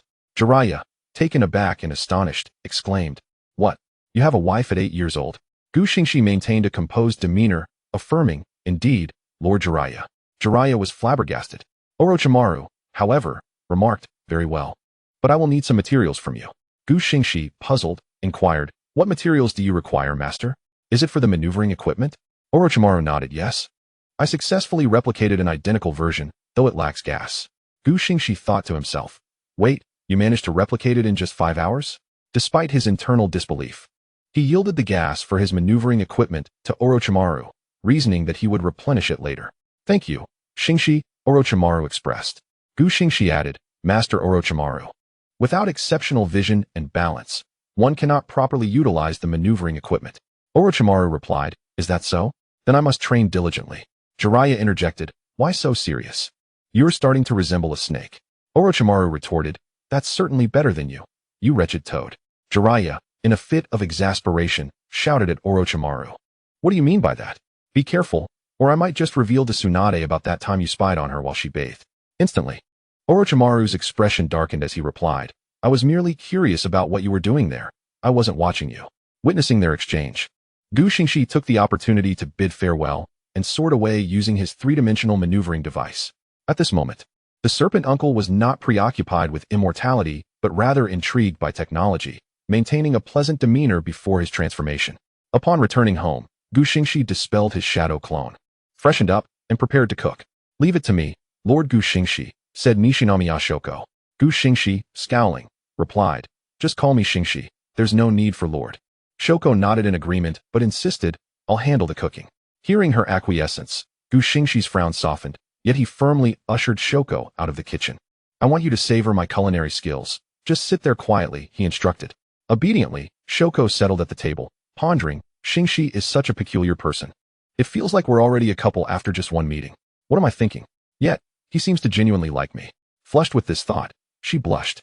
Before long, Gu Xingxi emerged from the kitchen, presenting a delightful spread of 3 dishes and a soup, 2 vegetarian dishes and 1 meat dish, alongside a fish soup. Knowing well the Japanese fondness for fish, he had prepared the fish soup with care, recalling his past life as a culinary apprentice. He was well versed in crafting fish soup with tofu and cabbage. Shoko took a sip and remarked, This fish soup is exquisite. You can cook this too? Gu Xingxi replied, I'm used to cooking alone. Then I shall accompany you from now on, Shoko responded. All right, Gu Xingxi conceded. After their meal and cleaning the dishes, Gu Xingxi ventured outdoors to practice the sun breathing and moon breathing techniques with his Rinnegan blade. System, I don't know sun breathing or moon breathing, he mused. The system responded, Only 500 points are needed to max out the breathing technique. Gu Xingxi exclaimed in disbelief, What a scam. The system then confirmed. Breathing technique successfully maxed out. The host has 2,000 points remaining. Please use them wisely. With that, all forms, movements, and intricate details of sun and moon breathing flooded Gu Xingxi's mind. Ignoring the system's remarks, he immediately attempted the moon breathing technique. Aware that it had been adapted for demon slayers, he feared his body might not handle it, but upon trying, he found it manageable. However, he noted that the forms beyond the 5th required extending the blade and adding extra edges.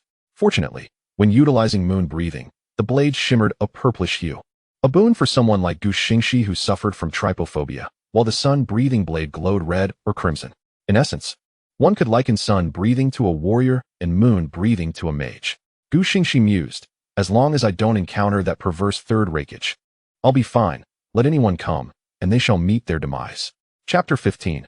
Onward to the battlefield. The following morning, the third Hokage commenced his speech once more. I can't be bothered to write it all down. Just know this. You are the hope of the land of fire. Let us set off. Thus, they began their journey to the battlefield in the land of rain. Gu Xingxi chose not to follow the Uchiha clan, but instead trailed behind Orochimaru, flanked by Tsunade, Jiraiya, and Dankato, with Minato's team, and Senju Rope Tree following. Gu Xingxi was well prepared, equipped with his 3-dimensional maneuvering device, dual breathing techniques, and the Rinnegan blade, leaving the one belonging to Yuji at home as a gift for the 4-year-old Kakashi after the war. While safeguarding Nishinamiya, he also intended to check on Konan. As they arrived in the land of rain, it began to pour. Gu Xingxi quickly draped his coat over Nishinamiya. Thank you. she said as she accepted the garment. Nearby, Senju Rope Tree sought a piece of clothing from his sister, but noticed Kato Dan covering Tsunade with his own cloak. All couples can go to hell, he grumbled. Upon reaching the camp, Orochimaru and the others went to report to Danzo, while Xingxi and his companions retreated to their tent. Xingxi and Nishinomiya shared a tent together. What of it? They are already betrothed. Xingxi thought. Now, in the 46th year of Konoha, the Third Shinobi World War has erupted, expected to end in 49 years. By then, Orochimaru, Jiraiya, and Tsunade will earn the title of the legendary Three Ninjas of Konoha, while Tsukumo Hatake will gain fame for slaying the parents of Sasori. However, Dan Kato and Rope Tree will perish in this conflict, marking significant events of the Second Shinobi World War. As these thoughts clouded his mind, the persistent rain weighed heavily on Xingxi, who dreaded spending 2 years in such dreary conditions. Were it not for Konan's presence, he would have long since taken Nishinomiya and fled the village.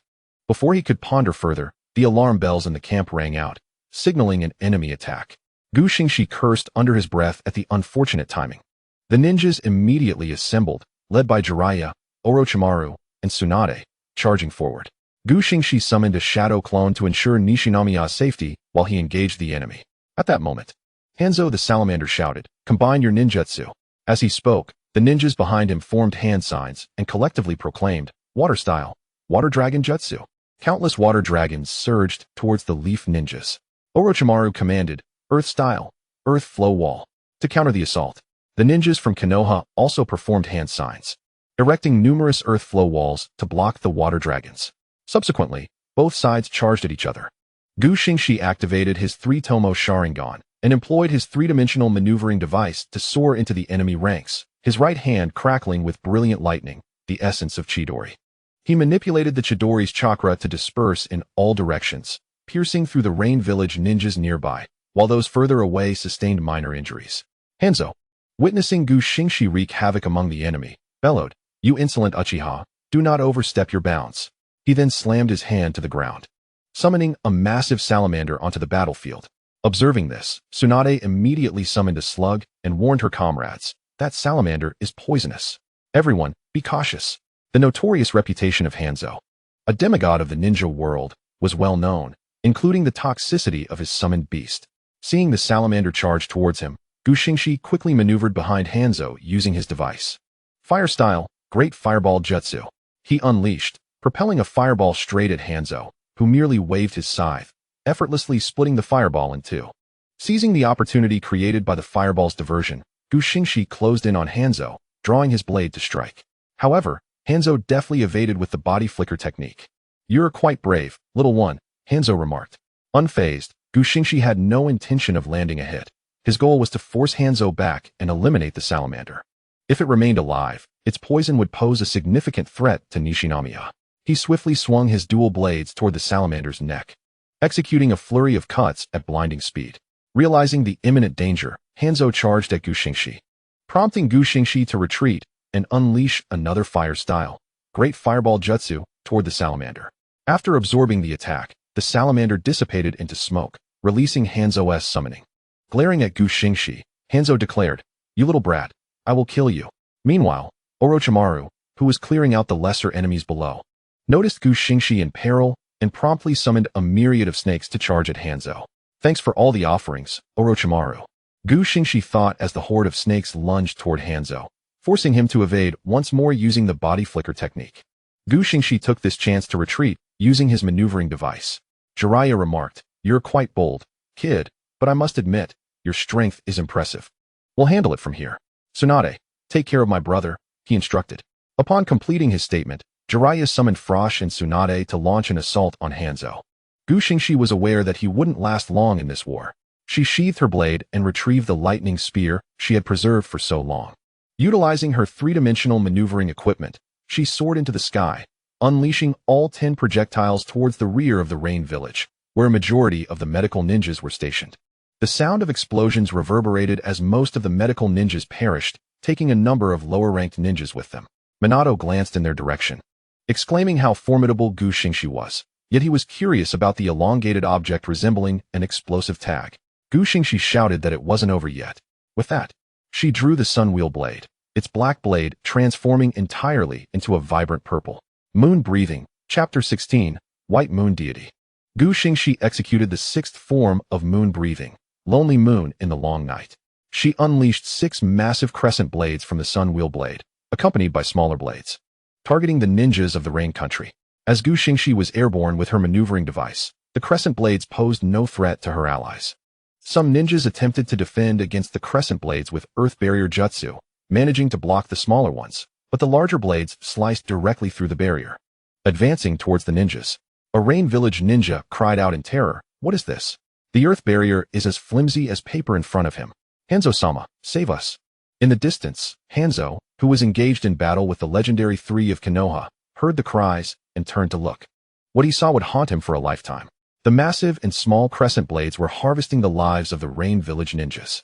Witnessing this scene, Hanzo immediately broke free from the trio and rushed towards his remaining ninjas, determined to save as many as he could, as the rain village was already short-staffed.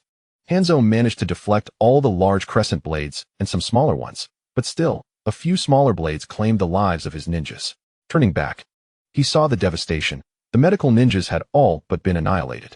Fuming, Hanzo glared at Gu Xingxi, yet his anger did not cloud his judgment. He noted the exceptional resilience and lethality of the crescent blades, struggling to believe they were wielded by an 8-year-old child, rather than being mere ninjutsu. With a fierce countenance, Hanzo vowed, "You little brat, I will kill you. Remember that." He then bellowed, "All forces retreat." Upon hearing the command, the ninjas of the rain village swiftly withdrew. Meanwhile, morale soared on Konoha's side as they cheered loudly, celebrating their victory in the first battle. As the architect of this situation, Gu Xingxi was hoisted aloft by the jubilant crowd, who proclaimed her the White Moon Deity, her name echoing throughout the ninja world. In the Konoha headquarters, Shimura Danzo received intelligence revealing that Gu Xingxi was a member of the Uchiha clan, his expression darkening to the point of seeming bloodthirsty. "This person cannot be allowed to live, whether for my path to Hokage or to prevent him from becoming the next Uchiha Madara, he must die." Conversely, the rain village faced heavy casualties and low morale. Hanzo was seething, wishing he could eliminate Gu Xingxi himself. With the medical ninjas nearly wiped out and so many lower and middle ninjas lost, the already impoverished rain village was dealt a further blow. Hanzo documented the Uchiha clan's extraordinary and mysterious swordsmanship, the 3-tomo Sharingan, and the flying devices, dispatching a letter to his informants to circulate a bounty in the black market. Meanwhile, Gu Xingxi, unaware of her newfound title, first checked to see if Shigong had sustained any injuries, relieved to find only minor abrasions.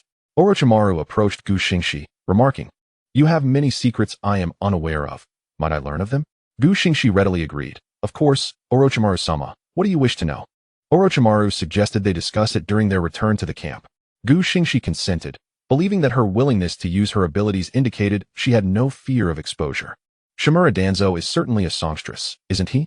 Back at the camp, a meeting commenced with Shimura Danzo, the current head of the Nara clan, Nararaka, and several elite ninjas, including the legendary 3 and Kato Dan.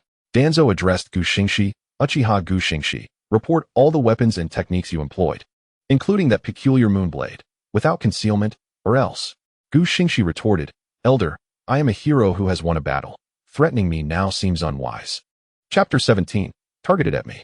Danzo rose, slamming his hand on the table in fury. "Do not presume that just because you repelled the enemy once, you can consider yourself a hero."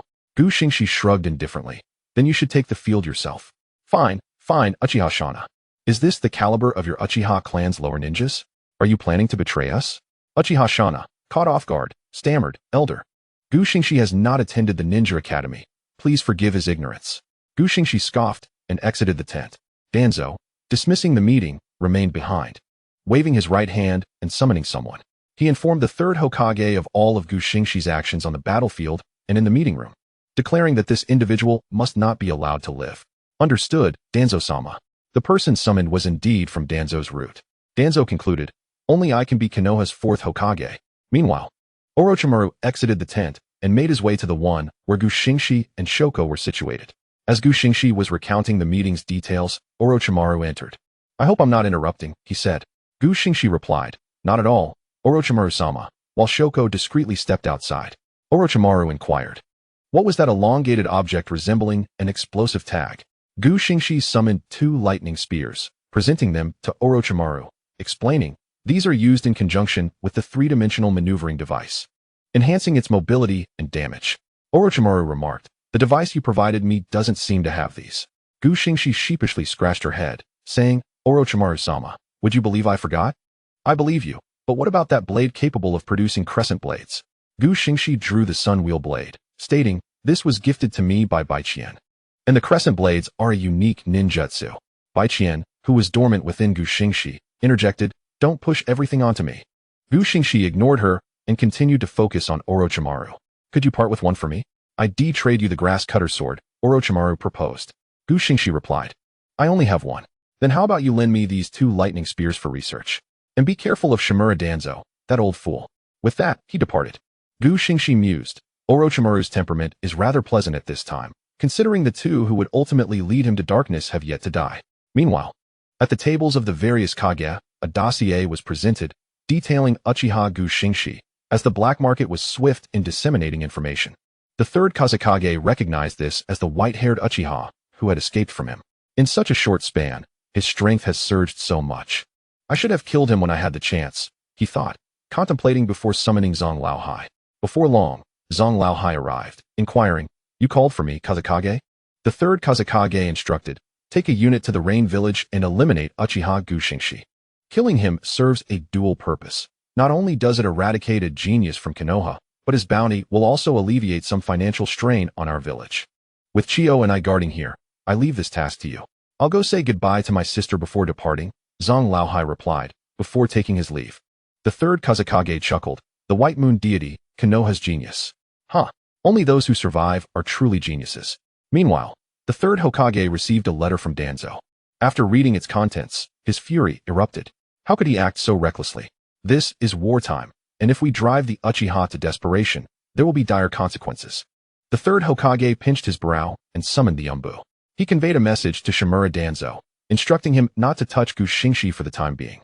The Umbu acknowledged and promptly set off to deliver the message. However, the 3rd Hokage remained unaware that Tsunade had already begun its targeting of Xingxi. In Chapter 18, Tsunade steals my wife. As events unfolded, Shozi wandered around the camp, eventually making his way to the medical ninja's tent. Inside, Tsunade was bustling about, tending to injured ninjas. Upon witnessing her efforts, Shozi approached to assist, placing his hands on a patient's leg, whereupon green chakra emanated from his palms, quickly healing the injury. Tsunade, observing this, inquired with curiosity, "Your medical ninjutsu is quite impressive. Is this also sage art?" Shozi nodded, replying, "Yes, Lady Tsunade, I only know sage art. The rest are techniques that utilize chakra to stimulate cell recovery." Tsunade, taken aback, exclaimed, "What a promising talent to have right beside me." She then took Shozi's hand, declaring, "You should become my apprentice. Follow me, and you shall enjoy the finer things in life." Before Shozi could respond, Orochimaru, having emerged from Xingxi's tent, approached them. "Tsunade, isn't it rather inappropriate to poach someone else's apprentice?" Tsunade scoffed, "Don't presume I am unaware of your motives for wanting him as your disciple. As for Xingxi, I will not allow anyone to interfere with my decision to take him on as my student." Shozi, caught in an awkward situation, thought to himself, "Xingxi, come save me." Meanwhile, Xingxi, realizing Shozi had not returned, set out to search for him. He stumbled upon the standoff between Orochimaru and Tsunade, with Shozi looking quite uncomfortable. "Hey, what is going on with the 3 of you?" Xingxi exclaimed. Tsunade asserted, "From this moment on, Shozi is my apprentice." Xingxi, bewildered, responded, "What? I recall Shozi isn't particularly strong. Why would you want him as your apprentice, Lady Tsunade?" Tsunade retorted, "Aren't you 2 engaged? Did you not know he possesses remarkable medical ninjutsu?" Xingxi, increasingly perplexed, turned to Shozi for clarification.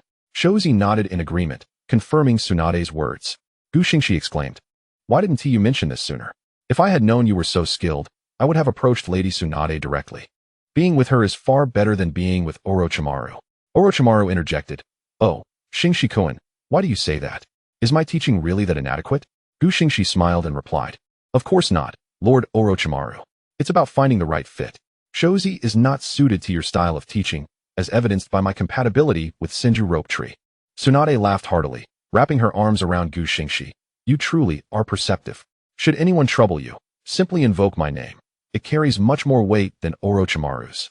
Orochimaru shrugged while tossing aside 2 thunder spears. "Well, I shall leave you to your discussion. I have some research to conduct on these thunder spears." Xingxi mused.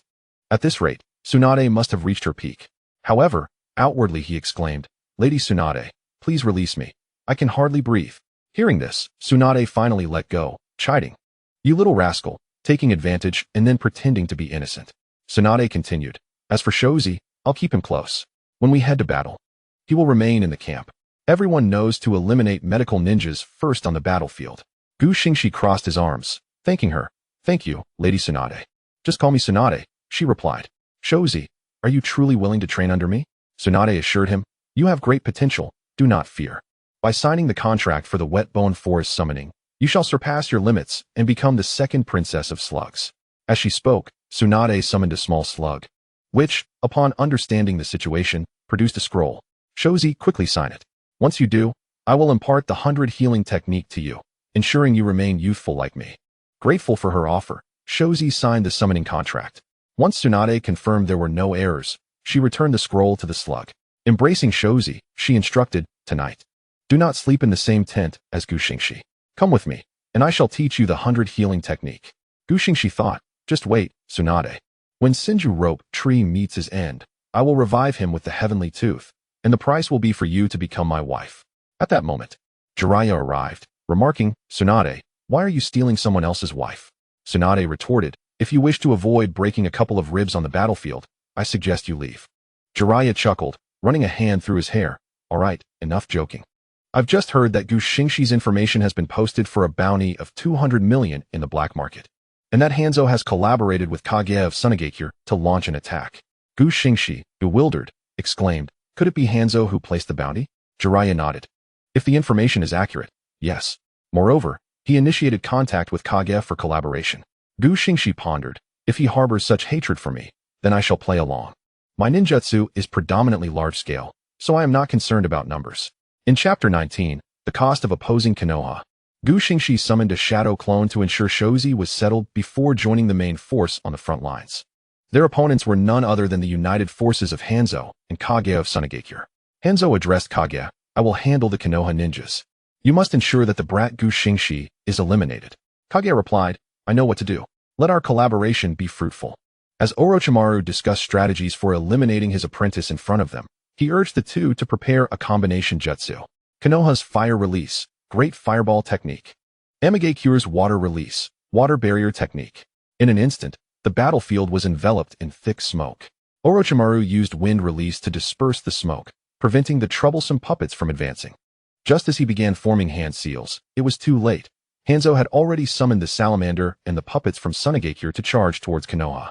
Tsunade commanded, "Jiraiya and Orochimaru, you two hold off Hanzo while I deal with these puppets." Summoning a slug, Tsunade instructed it to scatter into smaller slugs to heal the wounded ninjas. Kage declared, "My objective is solely Xingxi." Tsunade retorted, "You should go back to farming, old man." With that, they engaged in battle. Kage directed his puppets towards Tsunade, but she smashed them to pieces with a single punch. It was unfortunate for Kage that he underestimated Tsunade's immense strength, as puppet masters typically feared close combat ninjas like her. When Kage began releasing poison, Tsunade wasted no time. She executed a powerful stomp, creating a massive crater in the ground, dispersing the toxic fumes. Meanwhile, Xingxi was busy eliminating the minor enemies, knowing that puppet masters were particularly vulnerable to Tsunade's brute force. The puppets shattered upon contact, and Xingxi realized he could not maximize the use of his three-dimensional maneuvering gear or thunder spears amid the chaos, as these were large-scale attacks that could accidentally harm allies, inflicting 1,000 damage to the enemy while suffering 800 in return. He was waiting for the opportunity to see Tsunade disrupt the puppet master's formation so he could use his gear to infiltrate the enemy's rear and unleash a wide-scale massacre. For now, he could only engage in combat using lightning release to enhance his Nichiren blade and Chidori, slaughtering foes within the throng. Meanwhile, Orochimaru and Jiraiya were struggling against Hanzo, who was proving to be a formidable opponent. Soon, they found themselves at a disadvantage. Each summoned their respective summoning beasts to confront Hanzo, but Hanzo was not easily subdued. The trio was unable to contend with Hanzo, especially with Tsunade absent. Seeing Tsunade engaged in the melee, Xingxi hesitated no longer. He swiftly formed hand seals for Earth Release, Earth Spear Technique. The reason he could perform it was due to his Sharingan's ability to replicate. Instead of targeting the enemy, he directed the Earth Spears skyward at a 45-degree angle. Utilizing the release technique, He hooked his maneuvering gear onto it, swinging with force to propel himself directly beside Tsunade. Without delay, Xingxi summoned 6 Thunder Spears, launching them around Tsunade. The puppet master engaged in battle with Tsunade was caught completely off guard by the attack descending from the heavens. Although he quickly grasped the situation, it was already too late. The explosion of the lightning spear reverberated through the sky, enveloping the area in a thick cloud of smoke. While the principle of smoke without injury meant that not many were harmed, the puppet army he commanded had been utterly decimated. "Tsunade, you bastard. This is how you provide support?" Xingxi shouted, his voice amplified by chakra, urging everyone to retreat to avoid collateral damage. Upon hearing his warning, Tsunade and the ninjas of Konohagakure swiftly distanced themselves from the shinobi of Sunagakure and Xingxi, fully aware of the devastating scale of his jutsu. At that moment, Old Zong also recognized the gravity of the situation and promptly ordered a full retreat, disregarding the fate of the Rain Village's ninjas. It was too late for Xingxi to withdraw now. He unleashed the 5th form of moon breathing, Moon Spirit Disaster Vortex. 3 colossal moon blades, accompanied by smaller crescent blades, surged forth towards the retreating ninjas of Sunagakure. Devoid of their puppeteer, the puppet army crumbled like mere paper against the onslaught. With even Old Zong losing an arm in the chaos, Xingxi had no intention of letting him escape. Eliminating him would lay the groundwork for his future plans. He immediately activated his 3-dimensional maneuvering equipment and pursued Old Zong. The ninjas of Konoha waited until the smaller crescent blades had vanished before charging towards the ninjas of the Rain Village. Hanzo observed this scene from atop the head of his salamander. How can Chio's younger brother be so weak? He mused, before engaging the legendary 3 ninjas of Konoha. Meanwhile, Xingxi relentlessly pursued Old Zong, taunting him. "Don't you want to kill me for my hefty bounty? Why are you running?" Old Zong cursed the 3rd Kazekage internally, lamenting, "This kid is so strong, and I'm only left with this small group." Xingxi declared, "Today, Old Zong, you will pay the price for opposing Konohagakure and me." Chapter 20. The Elimination of Old Zong. Old Zong had already lost one arm to Xingxi's moon breathing, while the other had been transformed into a puppet arm that was now rendered useless due to the small moon blades lodged within it, leaving him without a single puppet at his disposal. At this point, his strength was barely that of a newly graduated genin. Xingxi, uninterested in prolonging the encounter, accelerated his 3-dimensional maneuvering device, swiftly arriving behind him. Panicking, Old Zong shouted, "If you dare to kill me, my sister, the 3rd Kazekage, and the entire Sunagakure will not spare you." Xingxi chuckled. "Did you consider that when you came to kill me? It's too late to be scared now. The 3rd Kazekage will join you soon." He drew his Rinnegan blade and unleashed the 1st form of sun breathing, Rondo of the Sun. A long flame cleaved towards Old Zong, who, despite attempting to use a substitution technique, found himself scorched and unable to move. Old Zong stuttered, "Why you still have strength left?" Xingxi, unperturbed by the dying man's words, replied, "A mere insect cannot compete with the brilliance of the sun and moon." With that, he dispatched Old Zong to the northwest. Old Zong's body still held considerable value. If Chio desired, she could extort some money from it, or at the very least, it could be sold in the black market for profit. Xingxi retrieved a sealing scroll and sealed Old Zong's body inside before hastening back, utilizing his 3-dimensional maneuvering device to swiftly navigate through the forest, returning to the battlefield. The situation there had escalated. The legendary 3 ninjas of Konoha were panting heavily, clearly at their limit, while Hanzo remained atop his salamander, appearing less distressed, though signs of injury were evident on his clothing. As Hanzo attempted to command the salamander to launch another assault on the Konoha ninjas, Xingxi unleashed a fire release technique, Great Fire Extinguishing, towards him. Hanzo quickly utilized the body flicker technique to evade the attack, but the salamander was not so fortunate, being dispelled by Xingxi's assault. Xingxi catapulted towards Hanzo, striking with his right hand's chidori. Hanzo spun his scythe rapidly, attempting to intercept the approaching Xingxi. However, Xingxi drew his Rinnegan blade with his left hand, deflecting the scythe's trajectory, while the chidori in his right hand transformed into a straight thrust aimed directly at Hanzo. Caught off guard, Hanzo was pierced in the shoulder by the attack. He swiftly distanced himself using the body flicker technique, muttering, "You little brat, wait for me." Xingxi, producing Old Zong's body from the sealing scroll, retorted, "I'll be waiting for you. Let us hope you don't meet the same fate as that old man."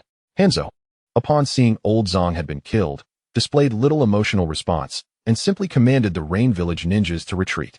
On the Konohagakure side, as the Rain Village began to withdraw, they started to clear the battlefield, reclaiming usable ninja tools and explosive tags, while gathering the deceased into sealing scrolls for a proper burial, incinerating the corpses of the enemy ninjas in a fiery blaze. Orochimaru, Jiraiya, and Tsunade were in a dire state. Xingxi remarked, "If I don't hurry back, you 1T survive, will you?" Jiraiya replied, "Maybe." Tsunade interjected, "I don't have time to chat with you. There are countless injured waiting for my treatment." With that, she departed. Jiraiya added, "I'm heavily injured too. I'll leave this to you and head back with Tsunade." Xingxi turned to Orochimaru. "Teacher, are you interested in old Zhang's corpse?" Orochimaru replied, "If you don't want it, I'll take it." Xingxi thought, "I knew you would be interested in this." He then inquired whether Sunagakure had any use for it. If not, he would consider it a tribute to Orochimaru. Orochimaru agreed, stating, "This attack will be recorded in your ninja dossier. You may return now." With that, he made his way back. Xingxi responded with an affirmative, following suit. Meanwhile, in Sunagakure, Chiyo seethed with rage upon learning that Xingxi had killed her brother, wishing to rush to the Rain village and flay him alive. The third Kazekage remarked, "This is intolerable," prompting Chiyo to command the dispatch of personnel to the Rain village to ally with Hanzo, declaring, "Leave this to me." Chiyo nodded. "I'll send someone immediately. I will personally lead the forces to the battlefield of the Rain village." Chapter 21. The Alliance of Sunagakure and Rain Village. Upon returning to the camp, Xingxi entered the tent where injured comrades were being treated, discovering many familiar faces. Shuko and Tsunade were attending to the wounded, while Minato and Shinju lay in their beds. Approaching Minato, Xingxi inquired, "What happened to you?" Before Minato could respond, Shinju interjected, "Hey, Xingxi, we're teammates. Why are you concerned for him and not me? I'm genuinely hurt." Xingxi retorted sarcastically, "You're not dying anytime soon." Shinju failed to comprehend Xingxi's meaning, and Xingxi chose not to elaborate. Minato chuckled awkwardly, scratching his head. "My two teammates and I encountered a Jounin from the Rain village. We barely managed to kill him, but I was gravely injured, and my two teammates died." Xingxi thought to himself, "I knew it. Minato lying here means something bad happened.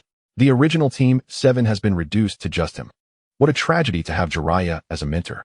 After receiving treatment, Jiraiya approached and said, "Minato, this isn't your fault. I failed to protect you, and it's my mistake. When I return to the village, I'll find the old man and swap for a powerful jutsu for you." Xingxi realized. So that's how Minato acquired the Flying Thunder God technique. Meanwhile, the ninjas of Sunagakure struggled to locate Hanzo in their search for cooperation. "Who is leading your side this time? It wouldn't be another weakling like old Zong, would it?" A member of Sunagakure's Umbu responded, "It's our Lord Chiyo. We will fight alongside you against Konoha. Our only demand is the elimination of Xingxi and the retrieval of Lord Old Zong's body." Hanzo, finding the words familiar, replied, "I too wish to eliminate that brat, but I have a condition." "State your conditions," the Sunagakure Umbu insisted.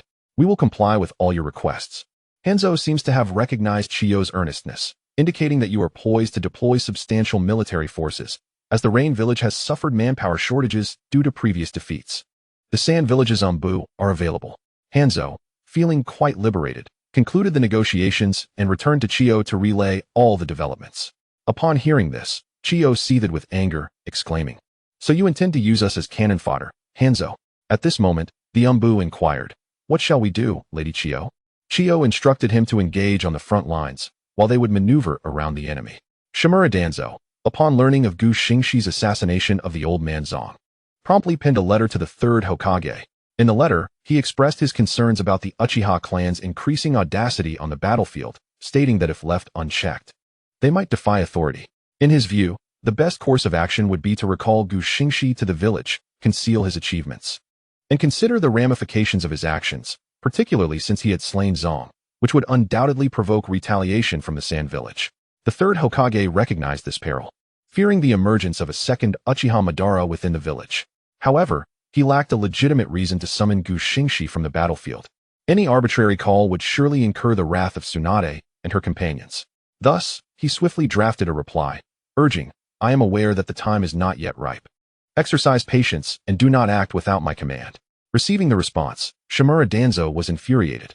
It was one thing for Tsunade, Jiraiya, and Orochimaru to disregard him, but this Uchiha's insolence was intolerable.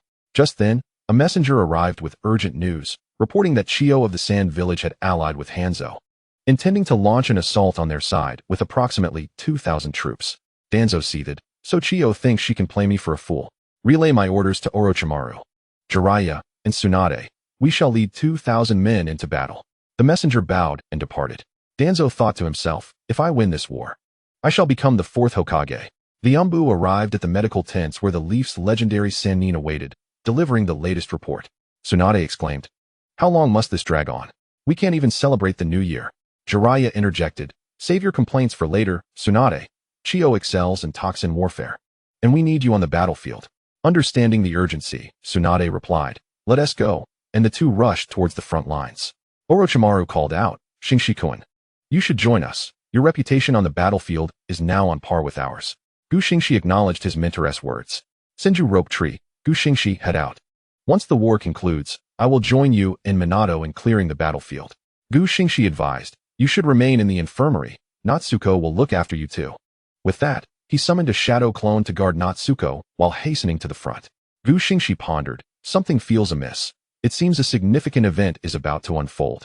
Chapter 22, Senju Rope Tree and his love for spoils. With Gu Xingxi's involvement, the Sand Village refrained from engaging the Rain Village and instead united against the Leaf. Meanwhile, the Rock Village, wary of Gu Xingxi's title of White Moon God, did not launch an attack on the Leaf, opting to observe from a distance like the Cloud Village. As Gu Xingxi rushed to the battlefield, he mused, it is now the 37th year of the Leaf. Jiraiya and the others must have earned their titles by the year's end. By this time, Kakashi should have slain Scorpion's parents. Alas, I missed my first new year as Hokage. Upon arriving at the battlefield, Chiyo's gaze fell upon Gu Xingxi, and she felt an overwhelming urge to eliminate him. Gu Xingxi, return my brother's corpse from your mind, she demanded. Gu Xingxi retorted, I'll give it back, but only for a price. Realizing negotiations were futile, Chiyo quickly commanded her forces to charge and eliminate Gu Xingxi. Gu Xingxi is truly losing his composure, she thought. At that moment, Orochimaru began issuing commands. Tsunade, you must intercept Chiyo, Jiraiya, and I will hold Hanzo at bay. You must swiftly shatter all of her puppets before joining us. Tsunade acknowledged, enough of your chatter.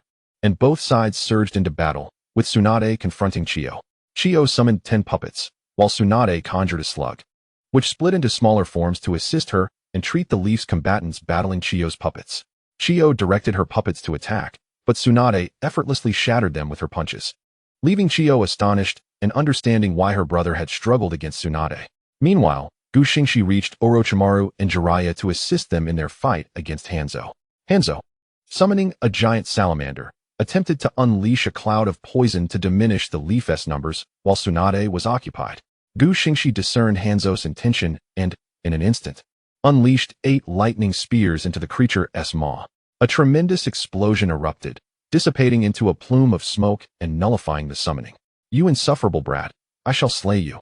Hanzo roared, immediately directing his scythe towards Gu Xingxi, only to be intercepted by Jiraiya.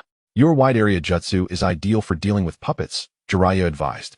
Upon hearing this, Gu Xingxi wasted no time and activated his maneuvering device to join Tsunade. Orochimaru, observing the unfolding events, grimaced, realizing they were overextending themselves as he joined Jiraiya to battle Hanzo. On the other side of the battlefield, Chiyo's dreadful toxins had already claimed the lives of many Leaf shinobi accompanying Tsunade in their fight against her puppets. Tsunade, however, was holding her ground, skillfully contending with the puppet master's brute strength.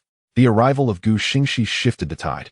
He unsheathed his Nikko blade and unleashed the first form of the moon-breathing Palace of Night. A colossal crescent blade, accompanied by smaller crescent blades, surged towards Chiyo's puppets. This strike obliterated 2 of Chiyo's puppets and claimed the lives of nearly half of her elite puppeteers. Utilizing his maneuvering device, Gu Xingxi positioned himself behind the remaining puppeteers and executed the second form of the moon-breathing Pearl Blossoms in the moonlight. He unleashed 3 crescent blades, accompanied by smaller ones, annihilating the last of the elite puppeteers. Witnessing the demise of her forces, Chiyo's fury soared, wishing to eliminate Gu Xingxi. Yet, she was left with merely 2 puppets, the rest having been destroyed by Tsunade.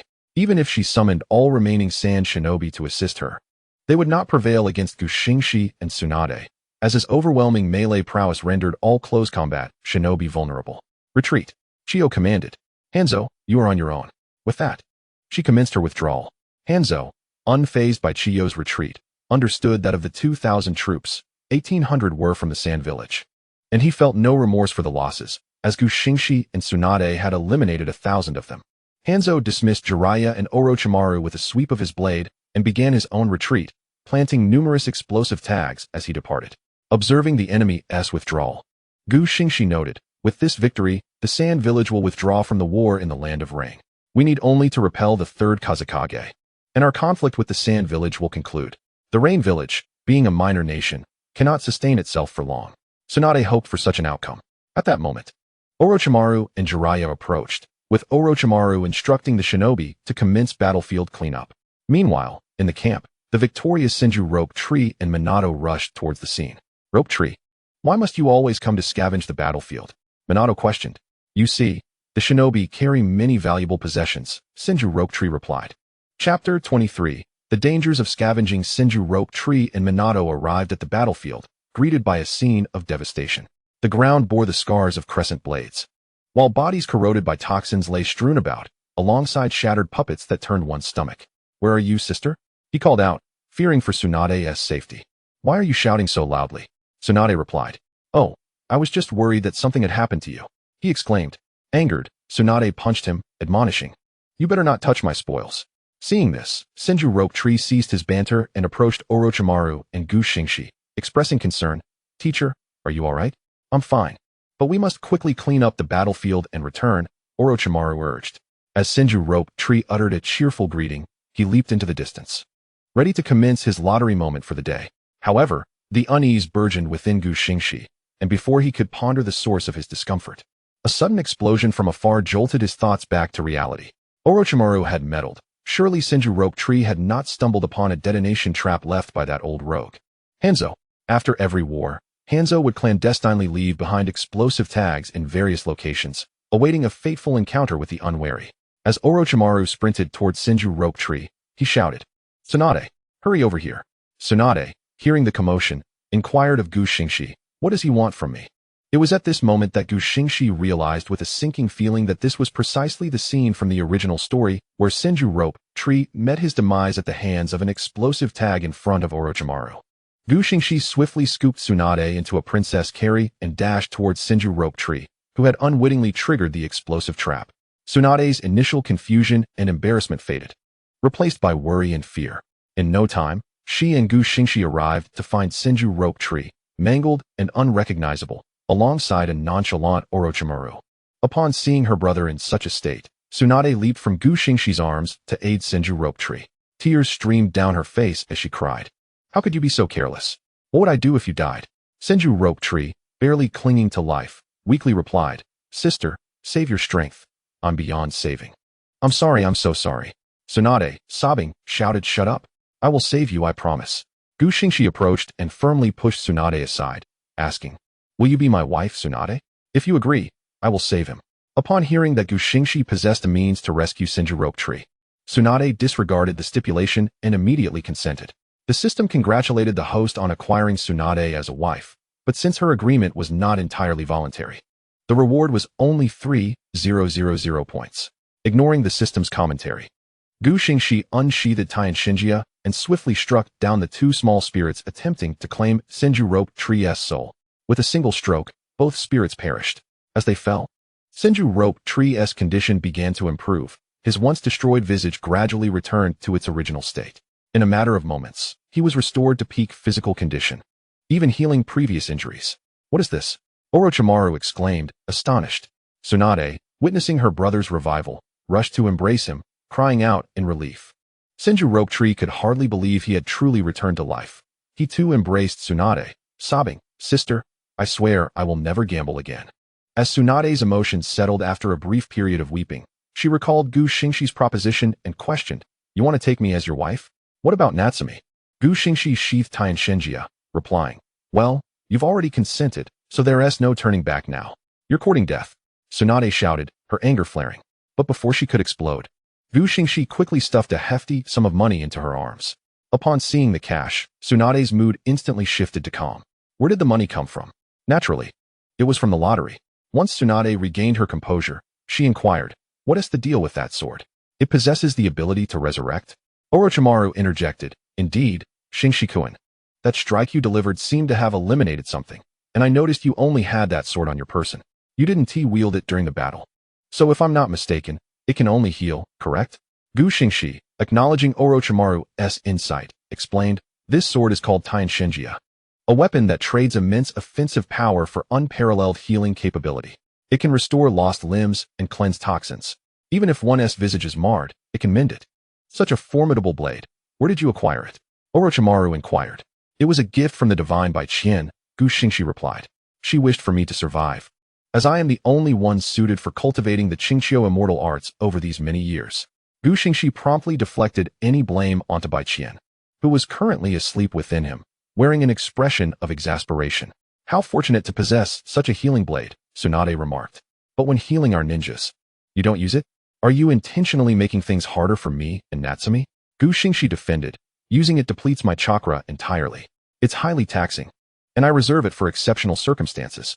Upon hearing this, Senju Rope Tree, overwhelmed with gratitude, clung to Gu Xingxi's leg, weeping, I'm so moved. From now on, you're my true brother. Gu Xingxi pulled him down gently, assuring him, all right, just be more cautious next time. Senju Rope Tree nodded, promising to heed the advice. Tsunade planned to return to the village in a couple of days to discuss cultivating more medical ninjas with the third Hokage. Orochimaru suggested, then let us three return to the village together in a few days and persuade the old man. For now, let us head back to the camp. With that, the group made their way back to the campsite. Meanwhile, Gu Xingxi contemplated, now that we're on the main storyline, it's time for Kata Dan to start ingratiating himself. How can I ensure I'm not present when he meets his end? That is a good question. Chapter 24. Preparation to return to the village. On their way back, they encountered Jiraiya and Minato, who were clearing away corpses. Tsunade informed Jiraiya of Senju Rope Tree's predicament and mentioned their plan to return to the village in a couple of days to discuss adding a medical ninja to each four-person team. Jiraiya was taken aback, exclaiming, Gu Xingxi, your sword is remarkable. It's indeed wise to increase the number of medical ninjas to enhance the survival rate of our shinobi. Gu Xingxi waved dismissively. It's nothing special, just the third best in the world. As they returned to the camp, Gu Xingxi entered his tent, washed his face, and combed his hair. Having traversed into the ninja world at the age of 8, he was now 9, and it had been over 2 years since he last cut his hair. The length was now sufficient to tie into a high ponytail, reaching nearly to the midpoint of his spine. If he allowed it to grow a bit longer and dyed his white hair red with a pattern, he would undoubtedly resemble the first and second Hokage. Though he mused about it, he had no intention of dyeing his hair, for he had always favored white. Gu Xingxi opened the system to review all his attributes. Host, Uchiha Gu Xingxi. Bloodline limit, 3 Tomo Sharingan, 5 minutes of Manjikyu Sharingan, 3 minutes of Eternal Manjikyu Sharingan, 1 minute of Rinnegan, 6 Tomo and 9 Tomo are inaccessible. Chakra attributes, fire release, lightning release, wind release, hidden attribute. Summoning beast, by Qian, the nine-tailed immortal of Xingqiu. Senjutsu, Xingqiu Senjutsu. Weapons, 3-dimensional maneuvering equipment, thunder gun, sun wheel blade, Xingxi. Points, 5,000. Gu Xingxi noted that he was just 3,000 points away from the permanent Manjikyu Sharingan, but he was puzzled about the nature of the hidden chakra attribute. System, what is the hidden chakra attribute?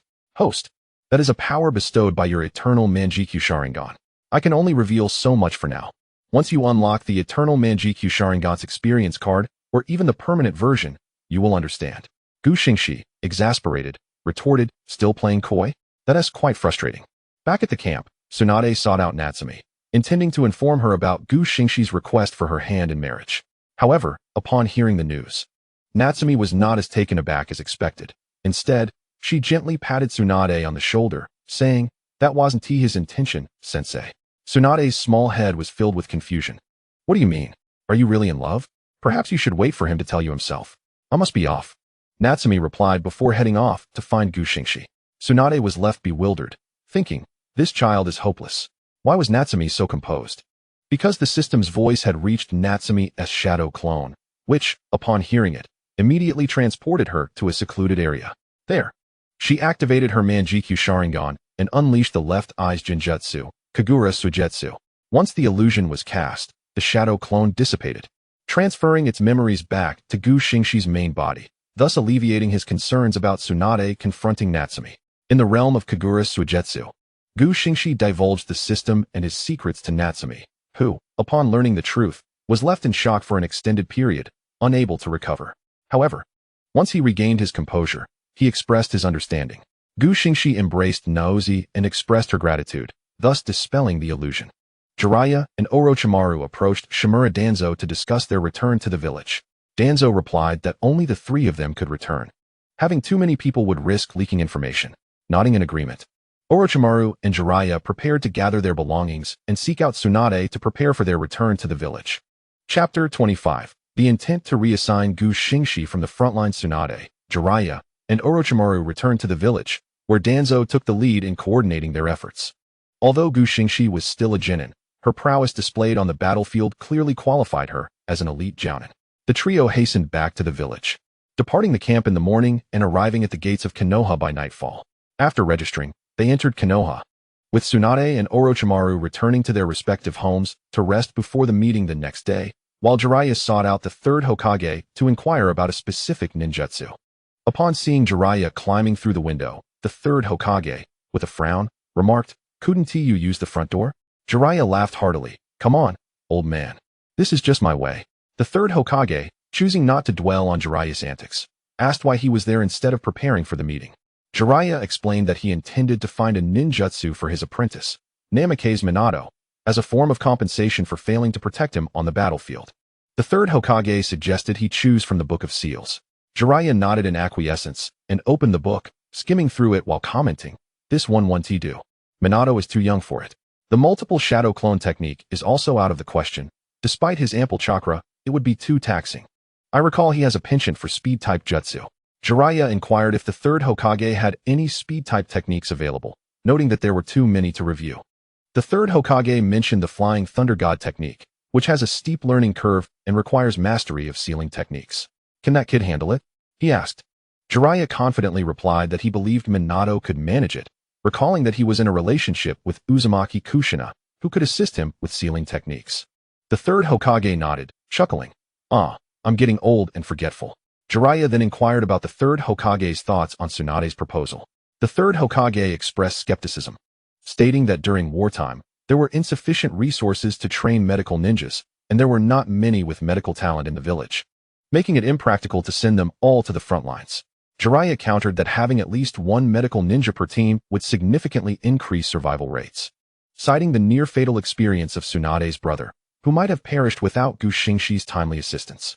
The third Hokage, astonished, asked if Gu Xingxi had medical ninjutsu, to which Jiraiya replied it was taught to her by Qian, the deity. Seizing the opportunity, the third Hokage stated his intention to reassign Gu Xingxi from the front line. Jiraiya, taken aback, exclaimed, "Are you out of your mind? You know how powerful Gu Xingxi is. Her wide-ranging ninjutsu attacks and formidable moonblade ability could single-handedly turn the tide against Hanzo. Do you realize that with her on the battlefield in the Rain Village, the conflict could potentially conclude much sooner?" The third Hokage acknowledged this, but explained that Hanzo's forces were constantly seeking to eliminate her, and bringing her back to the village as a guiding jounin would serve as a form of protection. Jiraiya questioned if this was merely Danzo's influence, suggesting that they feared her power because she was an Uchiha. "Even if she serves the village, you remain apprehensive." The third Hokage slammed his hand on the table, exclaiming, "Enough, Jiraiya. I simply wish to protect her." Understanding the underlying implications of his words, Jiraiya, filled with disappointment, replied, "Whether you genuinely wish to protect her is something only you know." With that, he departed to seek materials. The third Hokage, puffing on his pipe, reassured himself that all was for the village, for the sake of his teacher's will. Chapter 26. Chiyo's surprise attack on the camp the following morning. Konoha convened a meeting regarding the Second Shinobi World War. During the meeting, the third Hokage asked if anyone had suggestions. Tsunade stood up, advocating for each team to include a medical ninja to significantly enhance their survival rates. However, Narashikaku rejected her proposal, stating that the village was currently at war and lacked the resources to train medical ninjas. Tsunade vociferously questioned where all the resources had gone, to which the third Hokage intervened, explaining that the village was caught in a two-front war with no surplus. At that moment, Jiraiya, Orochimaru, and Kata Danzu stood to support Tsunade. While Tsunade was grateful for Jiraiya and Orochimaru's backing, she wondered who the man was that had also supported her. Despite her efforts, the proposal was ultimately dismissed due to the overwhelming opposition. After the meeting, Tsunade retreated to the rooftop to unwind her frazzled nerves. As she did so, Kata Danzu approached her, the very man who had supported her in the meeting. "Thank you for your support. I'm Tsunade," she introduced herself. Name S. Kata Danzu. It's no trouble. I genuinely believe your proposal is excellent. But the Hokage didn't agree, he replied. Tsunade scoffed. That old man is always stubborn, confused when he shouldn't be and oblivious when he should be paying attention. I will become the fourth Hokage and change this situation. Kata Danza declared. Tsunade, puzzled, asked, why would you want to be Hokage? It's exhausting and restrictive. I deeply love this village and my comrades. I want to protect them, which is why I aspire to become the fourth Hokage, he responded.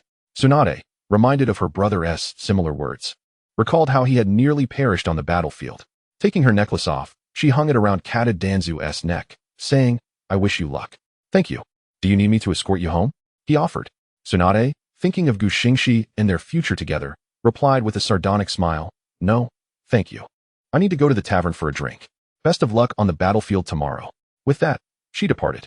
Back at the camp, after a quiet night, Shimura Danzo assumed that the return of Orochimaru and the others had gone unnoticed. However, just as he thought this, a report arrived from the front line stating that Hanzo was leading a contingent of shinobi to launch a surprise attack on the camp. Furious, Danzo commanded, relay my orders. Summon Uchiha Shursui and Uchiha Xingxi to lead the ninja in thwarting Hanzo. Upon hearing the orders, the ninja departed to relay the message. Xingxi, upon receiving the intel, swiftly emerged from Naozi's embrace, forming a shadow clone to protect Naozi from unexpected events. Having completed this, she prepared to rendezvous with Uchiha Shursui at the front line. Uchiha Shursui, astonished, remarked, I didn't expect you to grow so quickly. Xingxi modestly replied, you flatter me. How many enemies are we facing? Uchiha Shursui informed her, we received word that there are only 500, but the majority are elite jounin. That old coot Danzo ordered us to lead 1,000 men and ensure the complete annihilation of these 500 elites. Xingxi was taken aback. If we exclude the injured, there are only about 500 of us in the camp. Is Danzo really so reckless as to leave no one to protect himself? Uchiha Shursui shrugged. Who knows? Let us eliminate these foes first and figure things out afterward. Hanzo, declaring, Xingxi, this time I will ensure your demise. Summoned the salamander to attack the Konoha ninjas. Uchiha Shursui quickly formed hand seals, unleashing the fire release, dragon flame technique, sending 3 fire dragons hurtling towards Hanzo. While the Rain Village ninjas countered with water release, water dragon bullet technique. Several water dragons intercepted the fire, with the remaining ones continuing towards the Konoha ninjas. Uchiha Shursui deftly formed more hand seals for earth release, earth flow wall, successfully blocking the water dragons. It was undeniable that Uchiha Shursui, as an elite jounin, possessed an impressive amount of chakra, effectively thwarting the barrage of water dragons. Brothers, charge. Let us obliterate these 500 foes right here, he commanded, activating his 3-tomo Sharingan as he surged towards the enemy. With the numerical advantage on their side, the morale of the Konoha forces surged as they charged towards the Rain Village. Uchiha Shana, wielding her 3-tomo Sharingan, unleashed devastation upon the lives of the Rain Village ninjas as if she were a rose blooming amidst the chaos of battle. The two sides engaged in close combat, with an array of ninja tools flying through the air while Xingxi approached Hanzo. You have truly underestimated me, she declared, and with that, she commanded her salamander to attack Uchiha Shana, determined to prevent her from slaughtering any more of the Rain Village's ninjas, while Hanzo himself advanced towards Xingxi. Although Uchiha Shana was an elite jounin, she was still at a disadvantage compared to the legendary Sannin of Konoha. Facing just one salamander proved to be an overwhelming challenge for her. To avoid harming her own ninjas, Xingxi refrained from employing the dual breathing technique and instead infused her Rikodo with lightning chakra, launching an assault against Hanzo. Hanzo, with his instantaneous body technique, dodged swiftly, occasionally spraying poison that left Xingxi in discomfort. Xingxi concentrated her chakra in her right hand, unleashing the Chidori stream in the form of the Chidori sharp spear towards Hanzo. Although Hanzo evaded this attack, the resulting gust of wind successfully dispersed the clouds of poison he had released. At this moment, the battlefield appeared overwhelmingly one-sided. With the Rain Village reduced to fewer than 200 ninjas, the freed fighters rallied to assist Uchiha Shana in breaking the salamander's summoning status. Hanzo, you really are growing senile. All 500 of your elite have perished here, Xingxi taunted. Firstly, I am not senile, and secondly, I never claimed all 500 were elite. You should return to your camp and see for yourselves. Ha! Delay any longer, and you may return to collect corpses, Hanzo retorted, promptly ordering a retreat. Realizing the urgency, Gu Xingxi called for everyone to return to the camp, which had come under attack. Uchiha Shana, puzzled, inquired, "How did you know?" Gu Xingxi replied, "My shadow clone was destroyed. Chiyo and the Sand Village ninjas are assaulting our camp. We must hurry. If we delay, there will be nothing left." With that, Gu Xingxi swiftly maneuvered her three-dimensional maneuvering device towards the camp, instructing Watergate and Shoju to ensure the safety of Naru. Chapter 27. Chiyo, kill him for me. Back at the camp, Chiyo stood in confrontation with Shimura Danzo. Leading an elite force of over 800 puppet masters, Chiyo's troops vastly outnumbered the injured Konoha ninjas, who barely numbered over 500. To make matters worse, she targeted the medical ninjas specifically. The initial retreat had been genuine, but after receiving reliable information that Jiraiya, Tsunade, and others had returned to the village, Chiyo devised a plan. If Hanzo could hold Gu Xingxi and the rest of Konoha's forces at the front line, she and her elite troops could launch a surprise attack on the wounded ninjas and medical personnel left in the Konoha camp, aiming to eliminate Danzo in the process. Upon learning that Gu Xingxi and Uchiha Shana were engaged in battle at the front, Chiyo swiftly gathered her troops for an assault on Konoha's camp. In this attack, she abandoned all pretense of stealth, charging directly towards the camp, fixated on the injured and medical ninjas. Danzo shouted furiously, "You old hag. You will pay dearly for your actions." Chiyo responded defiantly, "I fear no cost for what I am about to do." Danzo formed hand seals, transforming into a striking figure, unleashing a gale of wind in the form of bullets aimed at Chiyo, who quickly deployed her puppets to block the assault. Chiyo's Jinso 10 manipulation, which had been mostly shattered in the previous battle by Tsunade and Gu Xingxi, was now reinforced with a new version, consisting of the 10 puppets she had previously battled against with Sasori. After successfully deflecting the attack, she commanded her troops to combine their techniques for a massive wind release. At her command, the ninjas from the Sand Village summoned their Kamaitachi. Waves of razor-sharp wind swept towards the Konoha forces, claiming lives as the relentless barrage of wind-based attacks overwhelmed the injured ninjas. Observing this scene, Danzo felt a deep anguish. After this battle, his reputation as commander would undoubtedly suffer, jeopardizing his ambitions for the position of 4th Hokage. The villagers would not accept a Hokage responsible for such catastrophic losses. Meanwhile, Gu Xingxi's shadow clone was hastily maneuvering the three-dimensional device, retreating with Naru and the gravely injured Watergate, alongside the lightly wounded Shoju. With the shadow clone dissipating upon taking a hit, Gu Xingxi had no choice but to flee. Watergate, already injured from the previous battle, attempted to save others but found himself severely wounded instead, while Shoju lacked the close combat capability to contend with the puppets and had also sustained injuries. Thus, Gu Xingxi's clone could only carry the three of them away. Chiyo, sensing Gu Xingxi's presence, was eager to eliminate her longtime adversary. Regardless of the news from the front lines, she commanded her forces to pursue Gu Xingxi and the three companions, rallying them with the promise of revenge for their fallen comrades. Danzo, seething with rage, shouted for all able-bodied ninjas to counterattack, urging the ninjas holding the front line to return, declaring, "If they do not wish to leave, then we shall not let them." Danzo understood that he needed to eliminate Chiyo right there to salvage Konoha's losses. He confronted her directly, declaring, "You won't pass, you wretched woman." Chiyo, realizing she could not afford to engage Danzo, commanded her forces to pursue Gu Xingxi instead. As Gu Xingxi continued her rapid retreat using the three-dimensional maneuvering device, the burden of carrying three individuals slowed her down, making it inevitable for her to be overtaken by the frenzied Sand Village ninjas. Understanding the situation, Gu Xingxi hurled Naru, Watergate, and Shoju forward, urging them to run. The thrown Naru and Shoju quickly supported the injured Watergate as they fled further into the distance. Gu Xingxi turned back, summoning a lightning spear to halt the pursuing ninjas. The lightning spear successfully stalled the first wave of attackers, but its explosive aftermath also resulted in the destruction of Gu Xingxi's shadow clone. Chapter 28. Awakening the Eternal Mangekyo Sharingan. In a fit of rage, Danzo immediately engaged Chiyo in combat, their clash a whirlwind of powerful wind techniques and reckless swordplay that left Chiyo astonished and on the defensive. A member of the Sand Village's Umbu, witnessing Chiyo's struggle against Danzo, quickly called upon several Umbu engaged with Konoha's route to abandon their opponents and provide support. However, the root ninjas, fiercely loyal to Danzo, could not stand idly by as he was besieged and rushed to his aid. "Chiyo, since you wish to obstruct me, do not blame me for what comes next," Danzo warned. In the ensuing chaos, it became apparent that Konoha's forces were primarily composed of injured ninjas, unable to withstand the assault from the Sand Village. Realizing the dire situation, Danzo took advantage of the cover provided by the root ninjas and began to retreat, biting his finger and slapping it against the ground. Summoning technique. Instantly, a thick cloud of smoke enveloped the battlefield, and as it dissipated, a colossal summoned beast appeared, its form resembling that of a dream-eating tapir. Danzo's summoning. Chiyo, our fates are now irrevocably intertwined. After uttering his harsh words, Danzo immediately retreated. For how could he aspire to become Hokage if he were to perish? However, Danzo paid a significant price for his escape. Failing to notice the Umbu of Tsunagakure watching him intently, he was ambushed, and though he reacted swiftly, a poison needle pierced his eye, and his right arm was severed. Ignoring the excruciating pain, Shimura Danzo swiftly performed the wind release, wind sand technique. A slicing tornado surged towards the Umbu that had attacked him, its formidable cutting power reducing the assailant to mere fragments.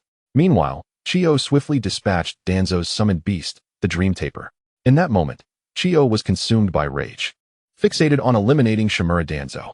However, she soon realized that only a few of her comrades remained by her side, as most had pursued Kozai's shadow clones.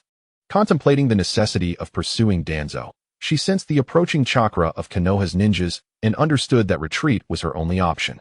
Thus, Chiyo withdrew. The root ninjas, upon witnessing Chiyo's retreat, hurried back to Shimura Danzo, calling for medical ninjas to assist him.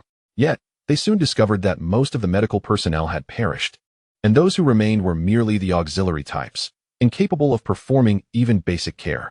At that moment, Uchiha Shana arrived, surveying the grim state of the camp, and promptly issued orders. Medical ninjas, quickly tend to the survivors. The rest pursue. We cannot allow him to escape after slaughtering so many of our comrades. With that, Uchiha Shana led his team towards the location where Chiyo had retreated. On another front, Shoko, carrying the severely injured Minato, hurried northward, while the Konoha ninja, Senju provided brief support. Yet, being a mere genin against elite puppet masters proved futile. As they fled, the trio was soon overtaken. Why have you three stopped? Aren't you capable of running? Sneered the Umbu of Tsunagakure. You must be important to Kozai. Perish. With that, he prepared to control his puppets to eliminate Shoko and her companions. Just as the attack was about to strike Shoko, a portal materialized before them, absorbing the incoming assault. It was Kozai, utilizing the abilities of his Mangekyo Sharingan to create a spatial pathway. He swiftly drew Shoko, Minato, and Noru into his alternate dimension, preventing any harm from befalling them. Emerging from the portal, Kozai brandished his Rinnegan blade, resembling a white reaper. Now pay the price. Breath of the Moon. Sixth form, Long Night, Solitary Moon. With a flourish, Kozai unleashed 5 crescent moon blades and smaller crescent blades towards the Tsunagakure ninjas, their sheer ferocity proving insurmountable. In a single strike, all the Tsunagakure ninjas were annihilated.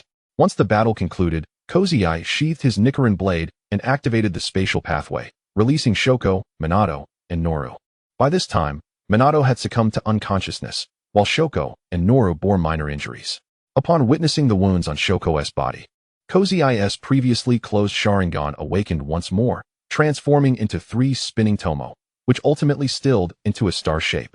The system chimed, notifying the host of their emotional turmoil, triggering the activation of the Mangekyo Sharingan, which was upgraded from a temporary experience to a permanent one, with the duration for the eternal Mangekyo Sharingan experience extending to 5 minutes and the Rinnegan experience to 3 minutes. Senju exclaimed, Kozai, your eyes.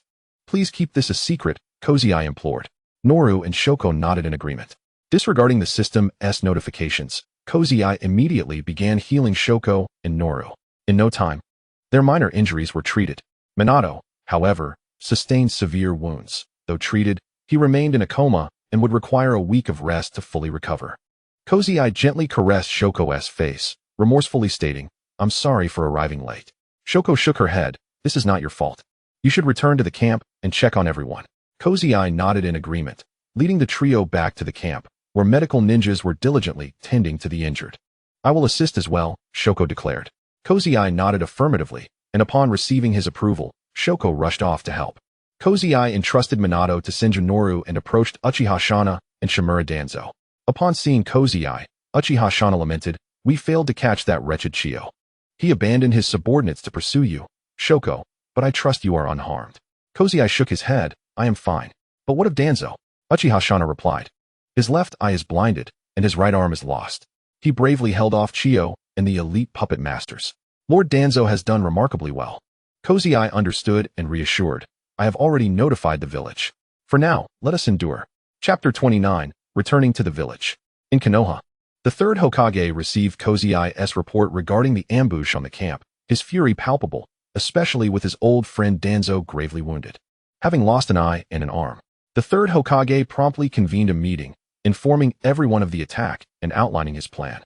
Tsunade, Jiraiya, and Orochimaru were tasked with leading a medical team to support the camp, ensuring the safe return of Cozy Eye, Danzo, and the injured shinobi to Konoha, with Orochimaru stepping in to replace Danzo as the commanding officer of the battlefield in the Rain Village.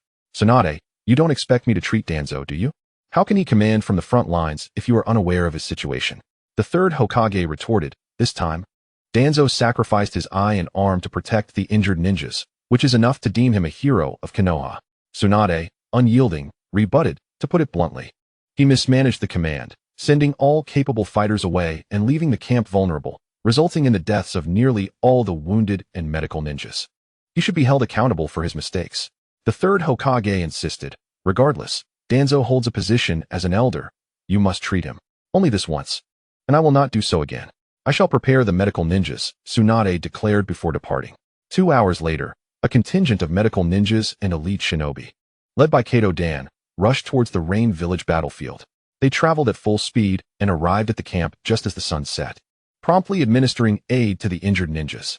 Tsunade approached Shoko, saying, "You've worked hard. We'll take it from here." Shoko waved her hands dismissively. "It's nothing, sensei. This is what I am meant to do." Tsunade replied, "Don't be so polite. The sweat on your brow betrays you." With that, she set off to treat Danzo. Meanwhile, Jiraiya and Orochimaru visited Cozy Eye's tent to check on the gravely injured Minato and Senjutsu. "Ouch, Minato. How did you sustain such severe injuries? It's my fault for not protecting you. But don't lose heart. I've secured the Flying Thunder God technique from the old man. When you return to the village with the wounded tomorrow, you can learn it. Isn't it the fast-paced ninjutsu you've always wanted?" Though Minato felt exasperated, he thanked his teacher. "I sustained these injuries while rescuing my comrades." Orochimaru glanced at Senjutsu and inquired, "Why did Minato bear such heavy injuries while you only suffered minor wounds?" Jiraiya, equally puzzled, added, "Noru, you're not avoiding dangerous situations because of that near-explosion incident, are you?" Senjutsu protested, "Sensei, don't misrepresent me. Minato was heavily injured because he already had wounds and went to save many medical ninjas. I stayed behind while the three of us were fleeing. Just when I was about to be gravely injured, Cozy Eye returned.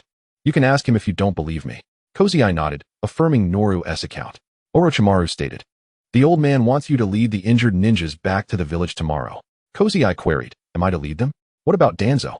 Orochimaru replied, "He will accompany you back. I will assume command of the battlefield."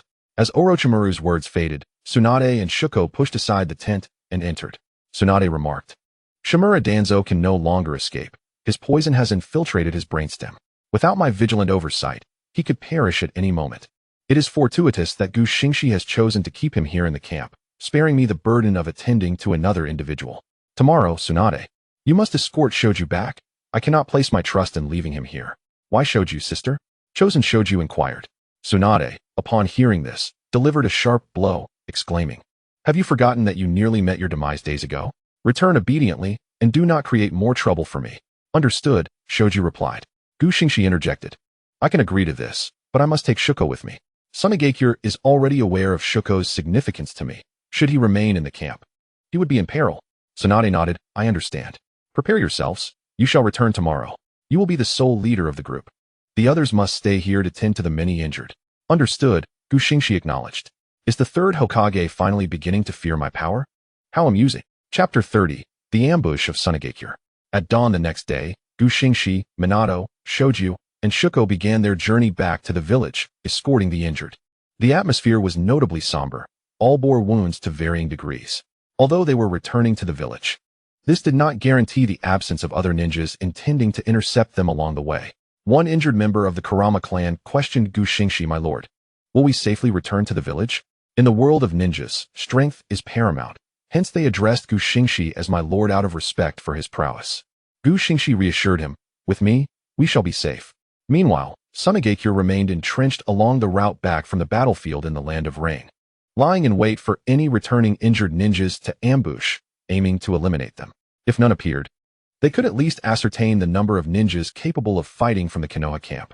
An Umbu from Sunagakure queried, Chiyo, what significance does our ambush hold now that Orochimaru, Tsunade, and Jiraiya have already reached Konoha's camp? Chiyo replied, let us wait a little longer. If no ninjas return to Konoha within 2 hours, we shall withdraw to assist the third Kazekage. In Xingxi's contingent, most were injured. Aside from Xingxi, chosen Shoju, and the half-injured Minato, few remained capable of combat. Should an ambush arise, Xingxi could not guarantee the safety of everyone. Yet, the more one worries, the more likely calamity strikes. The pace of Xingxi's group was swift, driven by the fear of ambush, as they hurried along the path. However, they were unaware that Chiyo lay in wait near the borders of the Land of Fire. Soon, Chiyo spotted Xingxi and his party. She immediately signaled her subordinates to prepare for battle and, as Xingxi drew nearer, unleashed a combined ninjutsu to decimate the injured ninjas, subsequently surrounding Xingxi.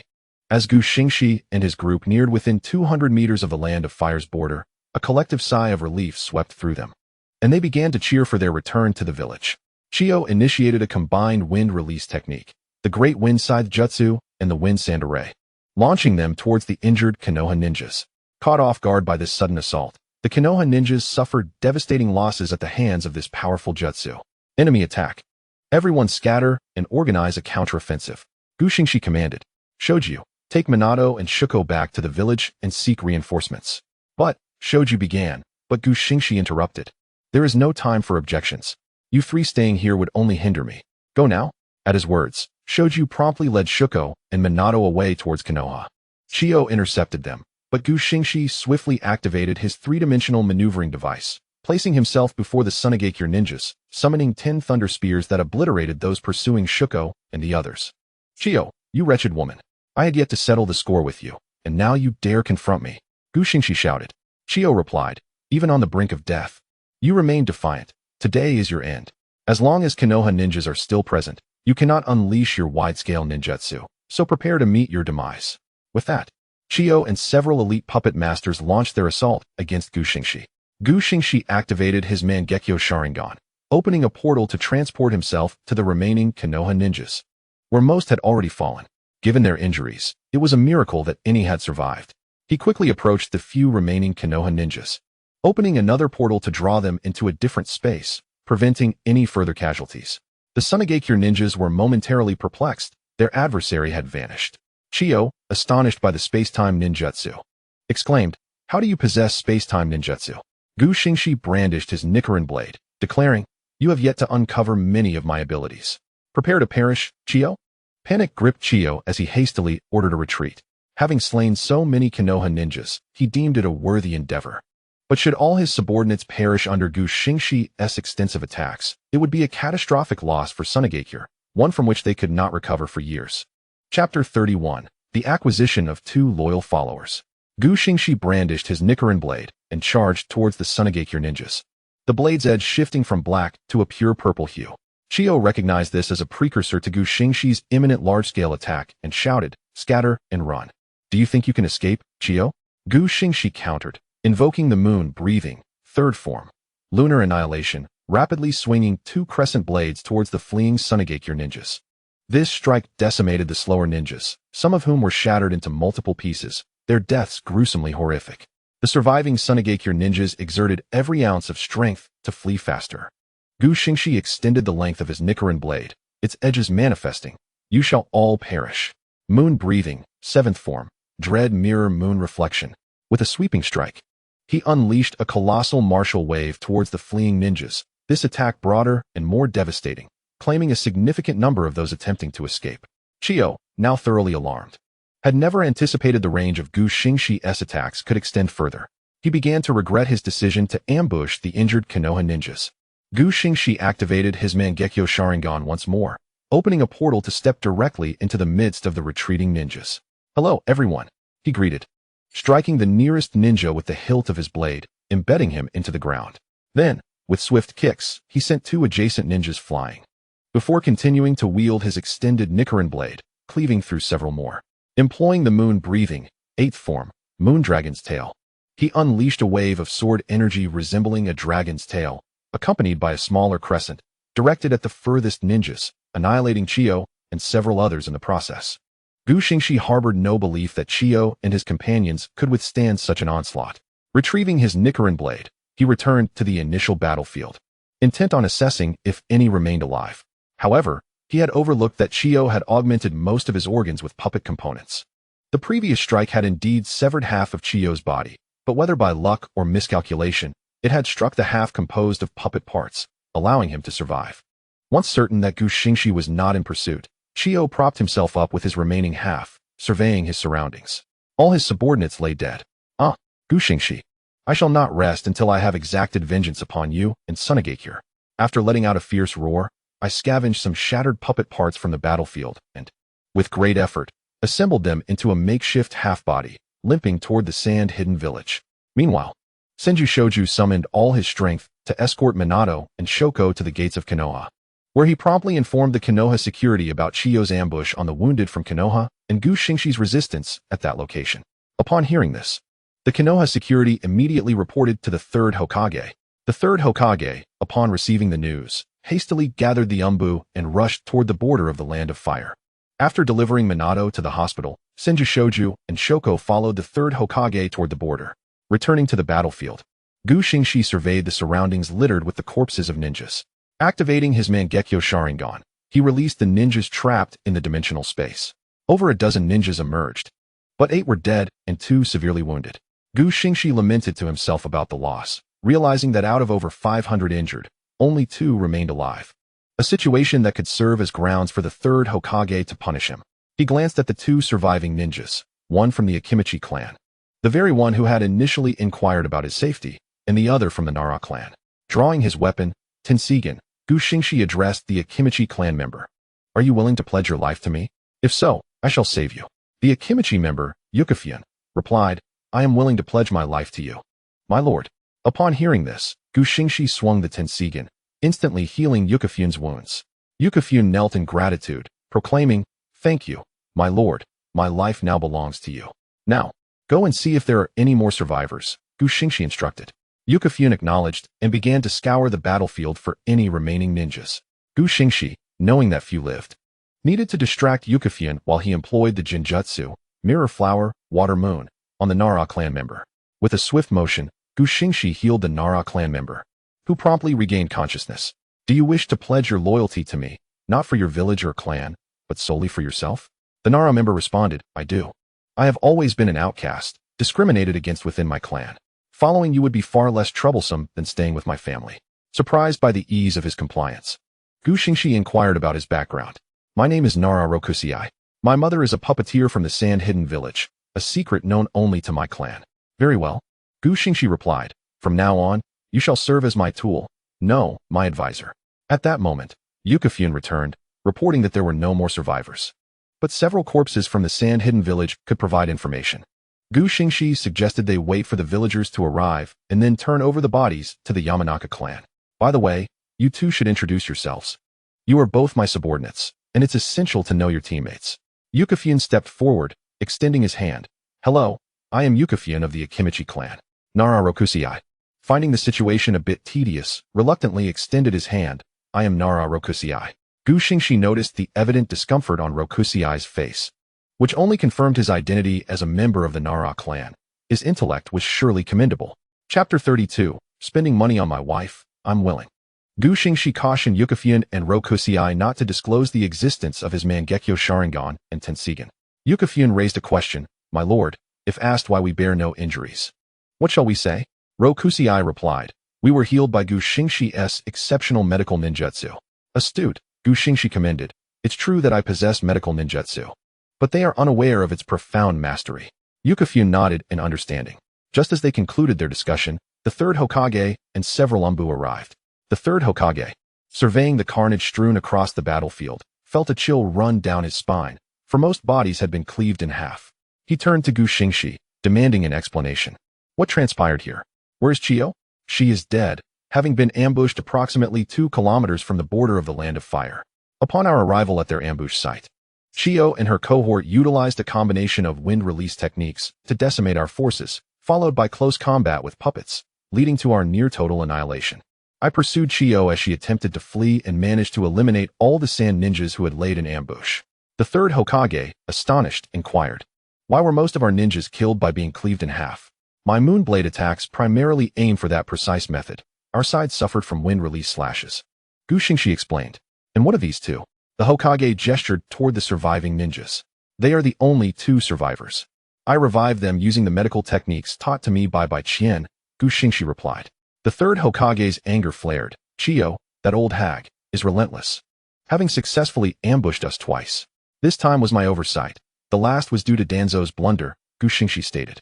At the mention of Danzo, the third Hokage's expression shifted as he asked, "Where's Danzo? Did he not accompany you back?" Xingxi responded, "Lord Danzo sustained injuries from a poison needle, and the toxin has already begun to erode his brainstem. Without Tsunade's daily treatments, he would likely succumb. That is why he did not return with me." The third Hokage sighed in relief, then let him remain with Tsunade for his recovery. At that moment, Shoko and Senju Shoju arrived, their expressions mirroring the shock at the battlefield's devastation. Shoko rushed to Xingxi's side, asking, "Are you all right?" Xingxi gently patted her head, reassuring her, "I'm fine." He then inquired about Minato's condition. "Minato is in the hospital, having been injured by an opponent's combination jutsu that left a wound on his left side. But he is now out of danger," Shoju replied.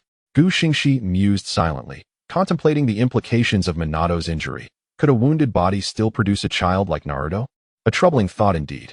"The third Hokage is over there. We three have discovered bodies from which intelligence can be extracted," Xingxi indicated.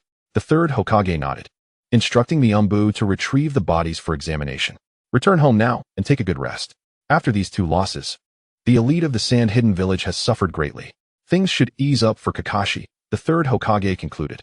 Xingxi acknowledged that with Chiyo and Kazekage as the primary forces eliminated, it would surely inflict considerable pain upon them for some time. The third Hokage signaled his agreement before departing. Upon returning to the village, Xingxi bid farewell to Shoju, leaving behind Yukifune and Rokusei, and proceeded with Shoko toward the Uchiha compound. Along the way, Shoko asked, "Could you give me one of those three-dimensional maneuvering devices?" Although puzzled, Xingxi quickly realized that Shoko likely didn't wish to be a burden. Her gentle nature endeared her to him. Without hesitation, he accessed the system shop, exchanging 1,000 points for a complete three-dimensional maneuvering device. System has consumed 1,000 points. The host currently has 4,000 points remaining. Please use with caution, ignoring the system's notification. Xingxi told Shoko, "I'll teach you how to use it when we get home." Shoko nodded in agreement. The two then continued their journey home. Chapter 33, Elder. "Have you awakened your Mangekyo Sharingan?" Once home, Xingxi and Shoko changed into fresh clothes and took a shower before heading to the courtyard to practice with the three-dimensional maneuvering device. Activating his Mangekyo Sharingan, he summoned Shoko into the Genjutsu realm of Mirror Flower, Water Moon, where he imparted various techniques for utilizing the device and how to coordinate it with the Thunder Spear. Shoko, proving her aptitude, mastered it in under 3 days. In the realm of Mirror Flower, Water Moon, 3 days passed in the blink of an eye in the real world. After a brief practice session in the woods, the duo maneuvered to the elder's residence using the device. Upon their arrival, the elder recognized them, exclaiming, "Ah, it's Xingxi and Shoko. Come in, come in." They entered and took a seat, while a maid poured 2 cups of tea before discreetly exiting. The esteemed elder, Naruto, "I have heard that you have become a disciple of Tsunade." Naruto nodded, affirming, "Indeed, father. Lord Tsunade recognized my exceptional medical talents and took me under her wing. She even arranged for me to sign a summoning contract with the Wetbone Forest." The elder chuckled heartily. "Huh? A promising youth indeed. You have transformed into a capable ninja." Naruto expressed her gratitude. "Thank you for the compliment, father." The elder reassured her, "No need for formality. Furthermore, Xingxi, your reputation on the battlefield is quite formidable. Your widespread moonblade attacks have earned you the moniker of the White Moon God. It seems entrusting Naruto to you was a wise decision." Xingxi humbly replied, "I am flattered, father-in-law. Even if you had not entrusted Naruto to me, I would have sought her hand in marriage when the opportunity arose." Upon hearing this, Naruto's cheeks flushed with embarrassment. The elder declared, "Now I can rest easy. Since both of you are here, I wish to inform you of a matter." Xingxi, puzzled, inquired, "What is this matter that seems so mysterious?" The elder continued, "Uchiha Moonfather is nearing the end of his days. Unless unforeseen circumstances arise, he intends for his son, Uchiha Fuyue, to succeed him as the next leader of the Uchiha clan." Xingxi acknowledged, I am aware that Uchiha Fuyue is the likely successor. But is there an issue with Uchiha Munfather's health? The elder lamented. His age and past injuries have taken their toll. I sense that my own time is also drawing near. Xingxi, would you be interested in my position? Naruto immediately interjected. Father, do not speak such nonsense. Your health is quite robust. Xingxi respectfully replied. I must decline, father-in-law. I am not particularly keen on the role of elder. You could pass it on to Naruto or Mikoto. The elder reflected. As one grows old, the inevitability of life must be faced. Naruto possesses a gentle disposition. She may struggle to command respect from the more radical factions. As for Mikoto, once she is wed to Uchiha Fuyue, she will become the clan's matron and may not be able to shoulder this responsibility. Xingxi remarked, I surmise that you anticipated my refusal, father-in-law. The elder chuckled, indeed. I had foreseen it, but I still wish to inquire. If you are unwilling, I shall pass the mantle to Uchiha Shana. Xingxi questioned, why him? The elder explained. His age and prowess align well. He holds considerable esteem within the clan, and he can be considered my protege. Xingxi conceded, if that is the case, then I support it. The elder laughed heartily. Ah, it seems you have awakened your Mangekyo. The atmosphere suddenly grew serious. Perceiving the shift, Xingxi revealed his Mangekyo Sharingan without hesitation. Xingxi curiously asked, how did you know?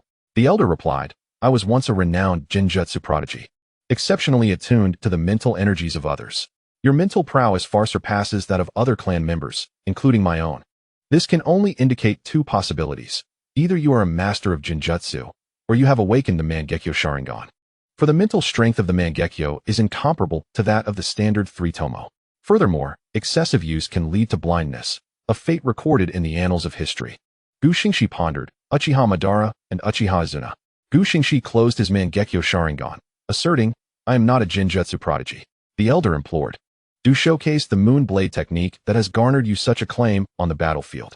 Xingxi acquiesced, and the trio made their way to the Uchiha clan's grove.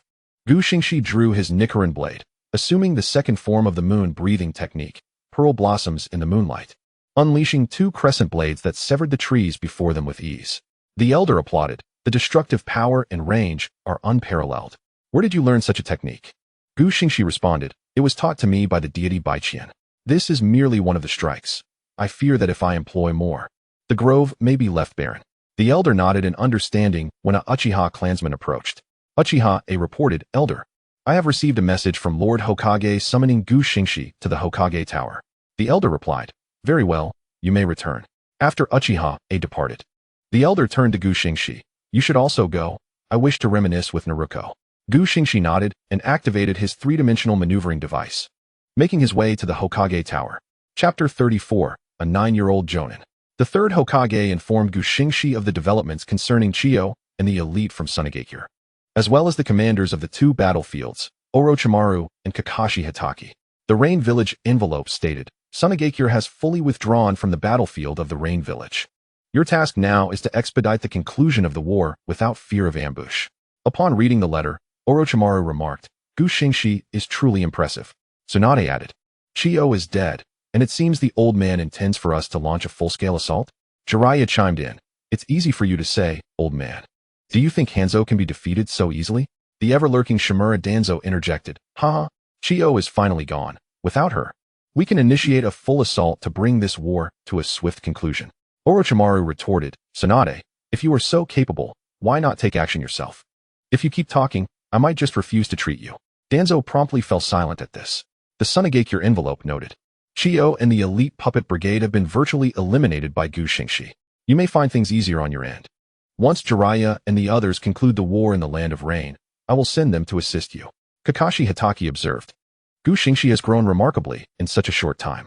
It seems my battlefield will soon see resolution. The third Kazekage may have already returned to the village to mine. Haha. Entrusting Kakashi to Xingxi may prove to be a wise choice. I shall return and confer with him. Meanwhile, Xingxi had arrived at the window of the Hokage Tower, maneuvering his three-dimensional device. He opened the window and leaped inside, inquiring, what brings you to summon me? Lord Hokage? The third Hokage stated, I have called you here to discuss your participation in the Jonin examination. Xingxi protested, but I am only 9 years old. I am merely 1 year older than those who have just graduated as Genin, and I have yet to attend the Ninja Academy. The third Hokage countered, age and education are not issues. With your current strength, In 2 years, you could become an elite jonin. Only prowess matters. Xingxi thought to himself, you old coot. Being a jonin is a grueling endeavor. I have no intention of taking on such a burden. Xingxi replied, I believe this proposal is not particularly favorable. The third Hokage insisted, my mind is made up. A notification of the examination will be sent to your home shortly. Afterward, you will remain in the village as a guiding jonin for a time. Xingxi queried, what about Senju Tobarama and Namake's Minato? Orochimaru and Jiraiya-sensei mentioned that the 3 of us were to form a small team. The third Hokage took a puff from his pipe. In that case, you may take 5. Xingxi thought to himself, what the hell? The third Hokage continued, tomorrow, I will deliver the Chunin examination notification to them. Thus, you will be a jonin leading 2 Chunin and 3 genin. Realizing he could not sway the third Hokage, Xingxi reluctantly agreed. Then activated his 3-dimensional device and took to the skies. Xingxi mused, this is merely an excuse to keep me in the village. To prevent me from joining the battlefield and overshadowing your reputation as the 4th Hokage. How laughable. The 3rd Hokage remarked. Why does everyone keep entering through the window when there is a door? He then produced a crystal ball from his robes, infused it with chakra, and began to prepare some tissue, chuckling to himself. Chapter 35, The Notification. Xingxi visited the hospital to see Namake's Minato. Minato had awakened and was nearly recovered. Expected to be discharged in a couple of days. Currently, he was diligently studying the Flying Thunder God technique that Jiraiya had gifted him. Xingxi exclaimed, Ah, Minato. Such diligence. You truly are a little son. Minato responded with his signature smile and a modest scratch of his head, not at all. I merely wish to quickly enhance my strength to protect those I hold dear. Xingxi teased, you must be a top student in the current world. Minato inquired. What do you mean by current world? Xingxi, realizing her mistake, swiftly redirected the conversation, stating, tomorrow, the 3rd Hokage has summoned me to participate in the Jonin examination, while you and Senju Rope Tree will be taking the Chunin exam. Minato was taken aback. When did this happen? And you are only 9 years old. Xingxi replied. I don't want to either. Being a Jonin is exhausting, and the rewards are meager. Besides, one misstep could mean disaster. If I could refuse, I would have done so long ago. Minato sighed. Isn't that an individual assessment? Xingxi speculated. It should be a practical examination, as time is of the essence during wartime. Minato mused, in that case, it might not be so bad. Xingxi immediately retorted, not at all. As a jonin, I must lead you and Senju Rope Tree, 2 Chunin, along with 3 genin. Minato questioned, if the Hokage has appointed you as a guiding jonin, why must you still bring us along? Xingxi certainly wouldn't disclose that it was her own loose tongue that led to this predicament. She explained, the 3rd Hokage said that the 3 of us are a team despite our differing ranks, which means I must lead 5 people. Who understands the burden of this? Minato interjected, wait a moment, does this mean we 1T have to go to the battlefield? Xingxi cleverly responded, remaining on the battlefield might make me the first target for the enemy, while you and Senju Rope Tree have both sustained injuries. So you'll also be staying in the village.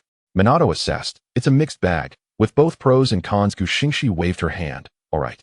Focus on studying the ninjutsu that Jiraiya-sensei gave you. I need to inform Senju Rope Tree. With that, she activated her 3-dimensional maneuver gear and soared away. Minato, observing the speed of the maneuver gear, became more determined to master the Flying Thunder God technique, aiming to become both swift and formidable. Xingxi arrived at the Senju ancestral home. Although the Senju clan had renounced their surname and become commoners, this ancestral home retained symbolic significance for Tsunade and Senju Rope Tree. Upon entering the courtyard, Xingxi spotted Senju Rope Tree engrossed in a book. Senju Rope Tree, why are you here? Aren't you with Shoko? She asked. Taking a seat beside him, she sipped from a cup of tea and informed him about the examination. Unlike Minato, Senju Rope Tree, upon hearing the news, immediately reacted with delight, thinking he would no longer have to go to the battlefield and could instead become a Chunin. He burst into laughter. Haha, of course, it's me becoming a Chunin at 9. Truly destined to be the 4th Hokage. Xingxi interrupted, I'm a Jonin. You know. Senju Rope Tree instantly fell into despondency, squatting down to draw circles, reminiscent of Senju Hashirama. Xingxi, exasperated, kicked him lightly. Don't be so downcast. By the way, what are you reading? Senju Rope Tree stood up, returning to his seat, and said, oh this? It's my great-grandfather's compendium of ninjutsu. Xingxi exclaimed, what? A compendium of forbidden techniques? No, it's just a collection of ninjutsu compiled by my great-grandfather Senju Tobarama, some water and earth techniques. Though they are quite challenging to master, he clarified.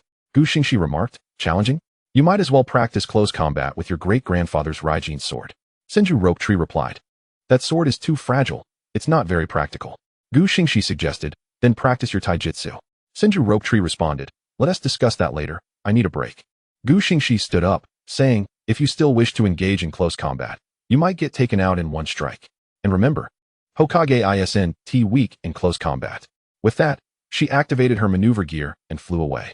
Xingxi Rope Tree, understanding her words, realized that to become the fourth Hokage, he needed to practice. He returned to the house, retrieving the Rinnegan sword to begin training in taijutsu. Chapter 36, Sweet Moments. Xingxi flew to the eldest elder, informing him of her upcoming Jonin examination. The eldest elder chuckled, wonderful. The new generation surpasses the old. You are truly exceptional, breaking the record for the youngest Jonin in Uchiha and Konoha history. I increasingly believe that entrusting Shoko to you was a wise decision. Xingxi laughed, of course. I aspire to be a man like Madara. The eldest elder, while appreciating her ambition, reminded her, good intentions are commendable, but you must strive harder. It's getting late. You two should head back. After all, I can count the times you've spent alone together on one hand. Shoko, blushing at her father's words, protested, Father, what are you saying? The eldest elder laughed heartily. All right, off you go. Xingxi picked up Shoko in a princess carry and bid farewell to her father-in-law. Goodbye, elder. He then activated his maneuver gear and flew home. Shoko protested, I can operate the maneuver gear myself. Xingxi replied, what's wrong with wanting to carry you? Shoko's face turned crimson as she buried her head in Xingxi's chest, and soon they arrived at their courtyard. Xingxi set Shoko down, placed the Rinnegan blade and maneuver gear on the shelf, and donned an apron before heading to the kitchen. He took a fish from the fridge, preparing to cook. Shoko entered, saying, let me handle it. Xingxi promptly pushed her out. What kind of husband makes his wife cook? First, take off your maneuver gear. Reluctantly, Shoko complied, slowly removing the gear in the living room. Meanwhile, Xingxi cleaned the fish and soaked it in water, then chopped tofu and cabbage, bringing a pot of water to boil before adding the fish, tofu, and cabbage to simmer. He also steamed some rice and stir-fried a sour and spicy potato dish. After placing the potatoes on the table, he returned to the kitchen to prepare 2 cups of juice. When the rice was ready, he served 2 bowls and seasoned the fish soup with salt and other spices before bringing it to the table. Xingxi untied his apron, announcing, Shoko, dinner is ready. Shoko, watering the flowers, immediately set down her cup and hurried to the dining table. She clasped her hands in front of her chest and declared, let us eat. Xingxi teased, why all the fuss? Just eat. Shoko replied, this is called a sense of ritual. Xingxi raised his juice. Having a meal with a loved one is what truly embodies ritual. Shoko's face flushed at his words, not wanting to tease her further. Xingxi ladled a bowl of fish soup and placed it in front of her, saying, all right, drink up before it gets cold. Shoko nodded, okay. The two enjoyed their meal, washing the dishes afterward. Shoko suggested, let us take a stroll around the village. I haven't had the chance to do that since being on the battlefield in the land of rain. Xingxi agreed, donning his maneuver gear, ready to carry Shoko along.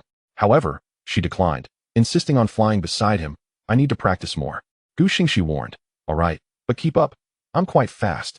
With that, they activated their maneuver gear and glided into the village's business district. Shoko led Xingxi to a clothing store, purchasing him a traditional samurai outfit. Xingxi inquired, why are you buying this for me? Shoko replied, it pairs perfectly with your sword and your braid. It's just too cool. Xingxi chuckled, all right. I'll trust your judgment. However, when it came time to pay, Xingxi realized he had no money, leading to an awkward moment, and ultimately, Shoko ended up paying. Xingxi thought, is this what it feels like to be pampered? It's quite delightful. After leaving the store, they visited a flower shop run by the Yamashiro clan, where they bought a bouquet of roses. Xingxi instructed, hold the roses in front of you. Although unsure of his intentions, Shoko complied.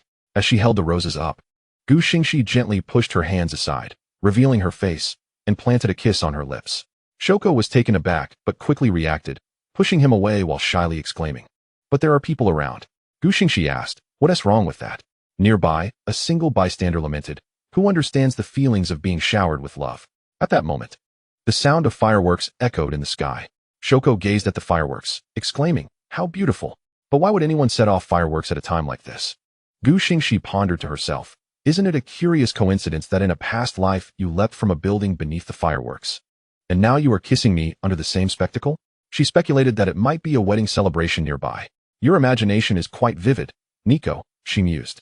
The system, having subtly hinted that the host should come to her own conclusions, nudged her thoughts further. Could the fireworks signify something deeper, perhaps related to Kaijina? Nico waved her hand in front of Xingxi, breaking her reverie. What are you daydreaming about? Time to head home. Once Xingxi regained her senses, she activated the three-dimensional maneuvering equipment and accompanied Nico back home. Upon their return, they disassembled the equipment and retreated to their respective rooms, preparing for slumber. Although they shared the same room, an undeniable distance lingered between them. What kind of person is our male protagonist, Xingxi? Can one truly be called an LSP without taking any action? Approaching Nico, the gap between them diminished to less than the length of an arm. Nico's cheeks flushed crimson. Yet she did not deter Xingxi from drawing closer. Cradling Nico's face, Xingxi bestowed a gentle kiss and whispered, "Good night, sweet dreams." Nico, blushing, nodded and nestled into her blankets. Xingxi shook her head, reflecting, "Indeed, they are still so young, just 2 9-year-olds. Though children in the Naruto world mature quickly, engaging in such matters feels premature. As a pure love warrior, accepting such advances so soon is a challenge. Especially considering Nico's past misfortunes. It's as if I must cherish her, as if she were a delicate treasure, afraid to spoil her." She recalled the system's clues from earlier that day, realizing she would soon encounter her fourth wife, Kaijina. Since the system has hinted at it, it must be inevitable. When I watched that anime featuring fireworks, I found it rather cutting. Why must all the female leads endure such tragic fates?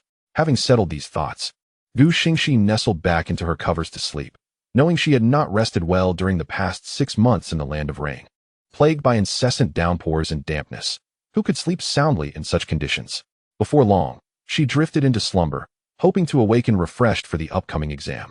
Chapter 37. Bestowing powers upon 2. The following morning, an ANBU member knocked on the door. Xingxi sluggishly rose from her bed to open it. The ANBU presented her with a notification for the Jonin exam, instructing her to arrive at 1 o'clock that afternoon before departing. Xingxi grumbled. "You deliver the exam notice at 8 in the morning for an afternoon test? Are you out of your mind?" She closed the door and returned to her bed, seeking a few more minutes of sleep. However, just 3 or 4 minutes later, Minato and Senju knocked at her door again. To avoid waking Nico, she begrudgingly got up to let them in. "Are you doing this on purpose?" Xingxi remarked. Minato and Rope understood her frustration. Rope chuckled. "Seeing the ENBU gives me the creeps, so we waited for him to leave before coming over." Xingxi shot them a disapproving glance and ushered them inside. She retrieved 2 glasses of juice from the refrigerator and placed them before her visitors. "Nico is sleeping in the other room, so keep it down. What brings you 2 here so early?" Minato replied, "A moment lost is a moment gained, as the saying goes." Xingxi retorted, "You both seem to have slept well in the land of rain." Rope chimed in, "Not too bad, heh? Since you're awake, why not join us for some training?"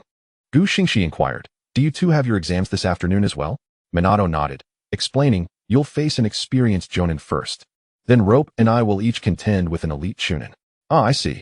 Since you both sought me out, just remember not to claim I'm bullying you during training." Xingxi replied. She then penned a note detailing her whereabouts and placed it beside Nico's pillow. Dressing in the samurai outfit Nico had purchased for her, she donned the three-dimensional maneuvering gear, grasped her Rinnegan blade and Xingxi, and followed Minato to a nearby riverbank for training. Drawing her Rinnegan blade, she called out, "Will you both attack together, or do you intend to face me one at a time?" Minato and Rope responded in unison, "Of course, together." They charged at her. Unfazed, Xingxi teased, "Little son, why are you following his lead in a sneak attack? That is not like you."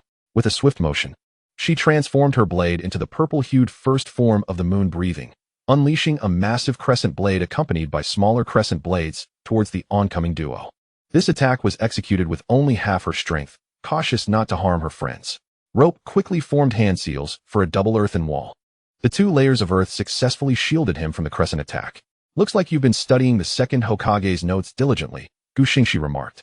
Rope retorted, "You might want to pay attention to what's behind you." Turning around, Xingxi spotted Minato armed with a shuriken, poised to execute a surprise attack. "Whoa," she exclaimed, immediately swinging her Rinnegan blade, unleashing the 6th form of the moon breathing, the eternal night's isolated moon, generating 6 crescent blades to protect herself. Seeing Xingxi's quick response, Minato retreated, utilizing the body flicker technique to escape. Emerging from the ground, he formed hand seals for wind release, vacuum wave. Xingxi adeptly evaded the attack, using her maneuvering gear. "Little son, I knew that the 1,000 years of pain technique was something you taught to Kakashi. Since you lack mercy, don't blame me for being unkind," she quipped, summoning a lightning spear to hurl at Minato. The explosion from the lightning spear enveloped the area in smoke, but as it cleared, neither Minato nor Rope was in sight. Realizing it was a shadow clone, Xingxi turned just in time to see Rope, wielding the Rinnegan sword, and Minato, brandishing a katana, sneaking up on her. At this distance, employing moon breathing would risk injuring herself. This must be Minato's plan, she thought. Despite her words, her hands were swift. The Rinnegan blade shifted from translucent purple to a dazzling red.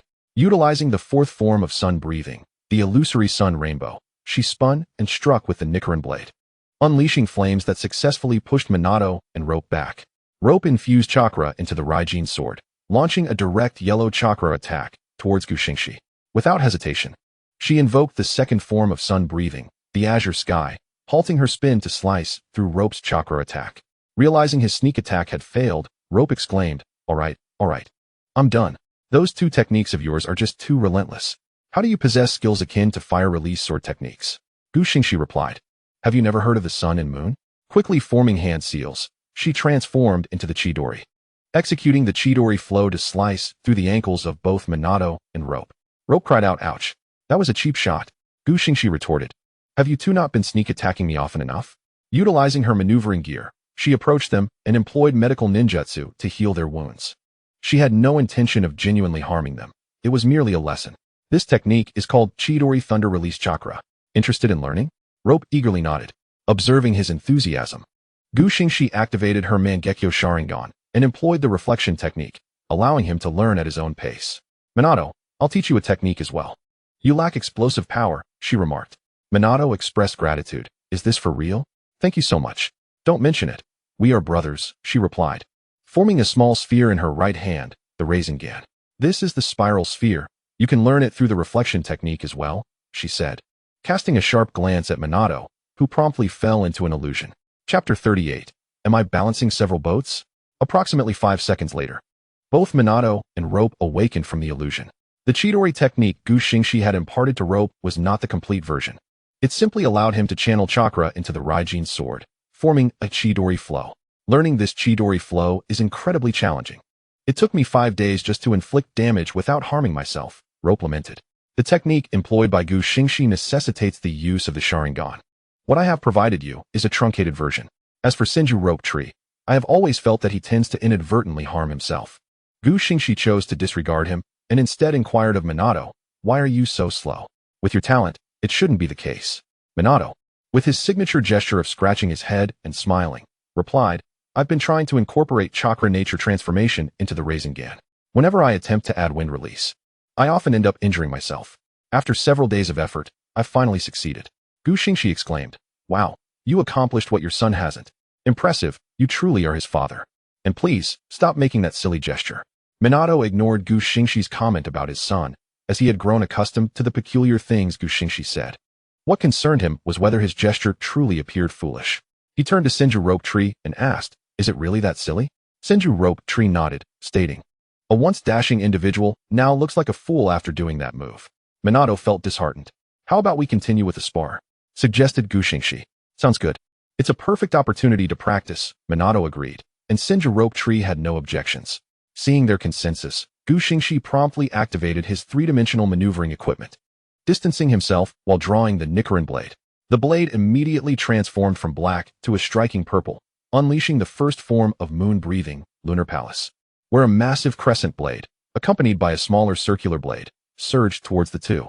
Minato noticed that while Xingxi launched the crescent attack, a purple crescent had inexplicably appeared on his forehead, something that was not there before. He could only observe whether his blade had changed to purple. Minato executed the wind release, Rinnegan Shuriken, using a kunai as the medium, forming a spiral shuriken that he hurled at Xingxi. The principle was that the kunai was integrated into the Rinnegan, meaning that as long as Minato held onto this kunai Rinnegan Shuriken, it wouldn't harm him. The two attacks collided, with the Rinnegan Shuriken neutralizing the crescent blade's assault. Beside them, Rope Tree immediately employed the Rinnegan sword to initiate the Chidori flow aimed at Xingxi. Xingxi's blade turned crimson as he activated the fourth form of sun breathing, Phantasmic Rainbow, utilizing rapid rotation to nullify the Chidori flow.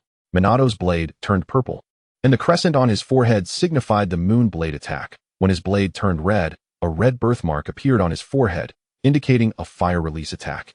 If a mirror were present, Xingxi would recognize this as the pattern associated with Madara. Xingxi remarked, "It seems both of you have made significant progress. My ocular technique has not been wasted." Senju Rokutree retorted, "Well, you ought to consider who I am. I am destined to become the fourth Hokage." Minato conveyed his observations to Xingxi, who, upon hearing about the red birthmark, deduced it was the pattern associated with Madara. However, he pondered why the moon breathing would result in a crescent on his forehead. Could it be the exclusive mark of the Kagaya clan? No, that couldn't be right. Why bother? Xingxi sheathed the Rinnegan blade, preparing to return home to cook for Shoko. Just as Xingxi was about to bid farewell to the two, he spotted Shoko approaching from a distance. Upon reaching Minato and the others, Shoko greeted them and suggested, "Shall we go have ramen together?" Xingxi laughed, "Ramen? Let's go?" Minato and the others nodded in agreement. Xingxi mused, "It's hard to believe I've been in the Naruto world all this time and haven't had a bowl of Ichiraku ramen yet." The four arrived at Ichiraku just as noon struck. The place was neither too crowded nor too empty, just enough for them to find a spot. All four ordered traditional ramen, while Xingxi requested extra Naruto rolls in his bowl. Moments later, four steaming bowls of ramen were served before them. Minato, Shoko, and Senju Rokutree joined their hands and exclaimed, "Itade kamasu." Meanwhile, Xingxi, unfazed by such formalities, simply blew on the steam rising from his ramen and dove right in. The three were accustomed to this behavior from him. In no time, Xingxi finished his bowl and began savoring the remaining Naruto rolls, occasionally offering a piece to Shoko. Senju Rokutree immediately interjected, Hey, no need to flaunt your affection. I'm the only one without a partner here." Xingxi retorted, "Minato doesn't tea either.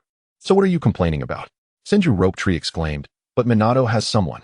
Just as Minato was about to scratch his head and smile, he recalled Xingxi's comment about his gesture being silly, so he couldn't help but say, "Why don't you find someone yourself?" Senju Rokutree replied, "If I seek a partner now, my sister will kill me." Xingxi quipped, "What are you afraid of? Your sister is my partner." Senju Rokutree gasped, "What?" He then questioned, "If that's the case, then what is Shoko?" Xingxi replied, "She is my second wife." Senju Rokutree pressed, "And my sister?" Xingxi smirked, "Your sister is my third wife. What of it?"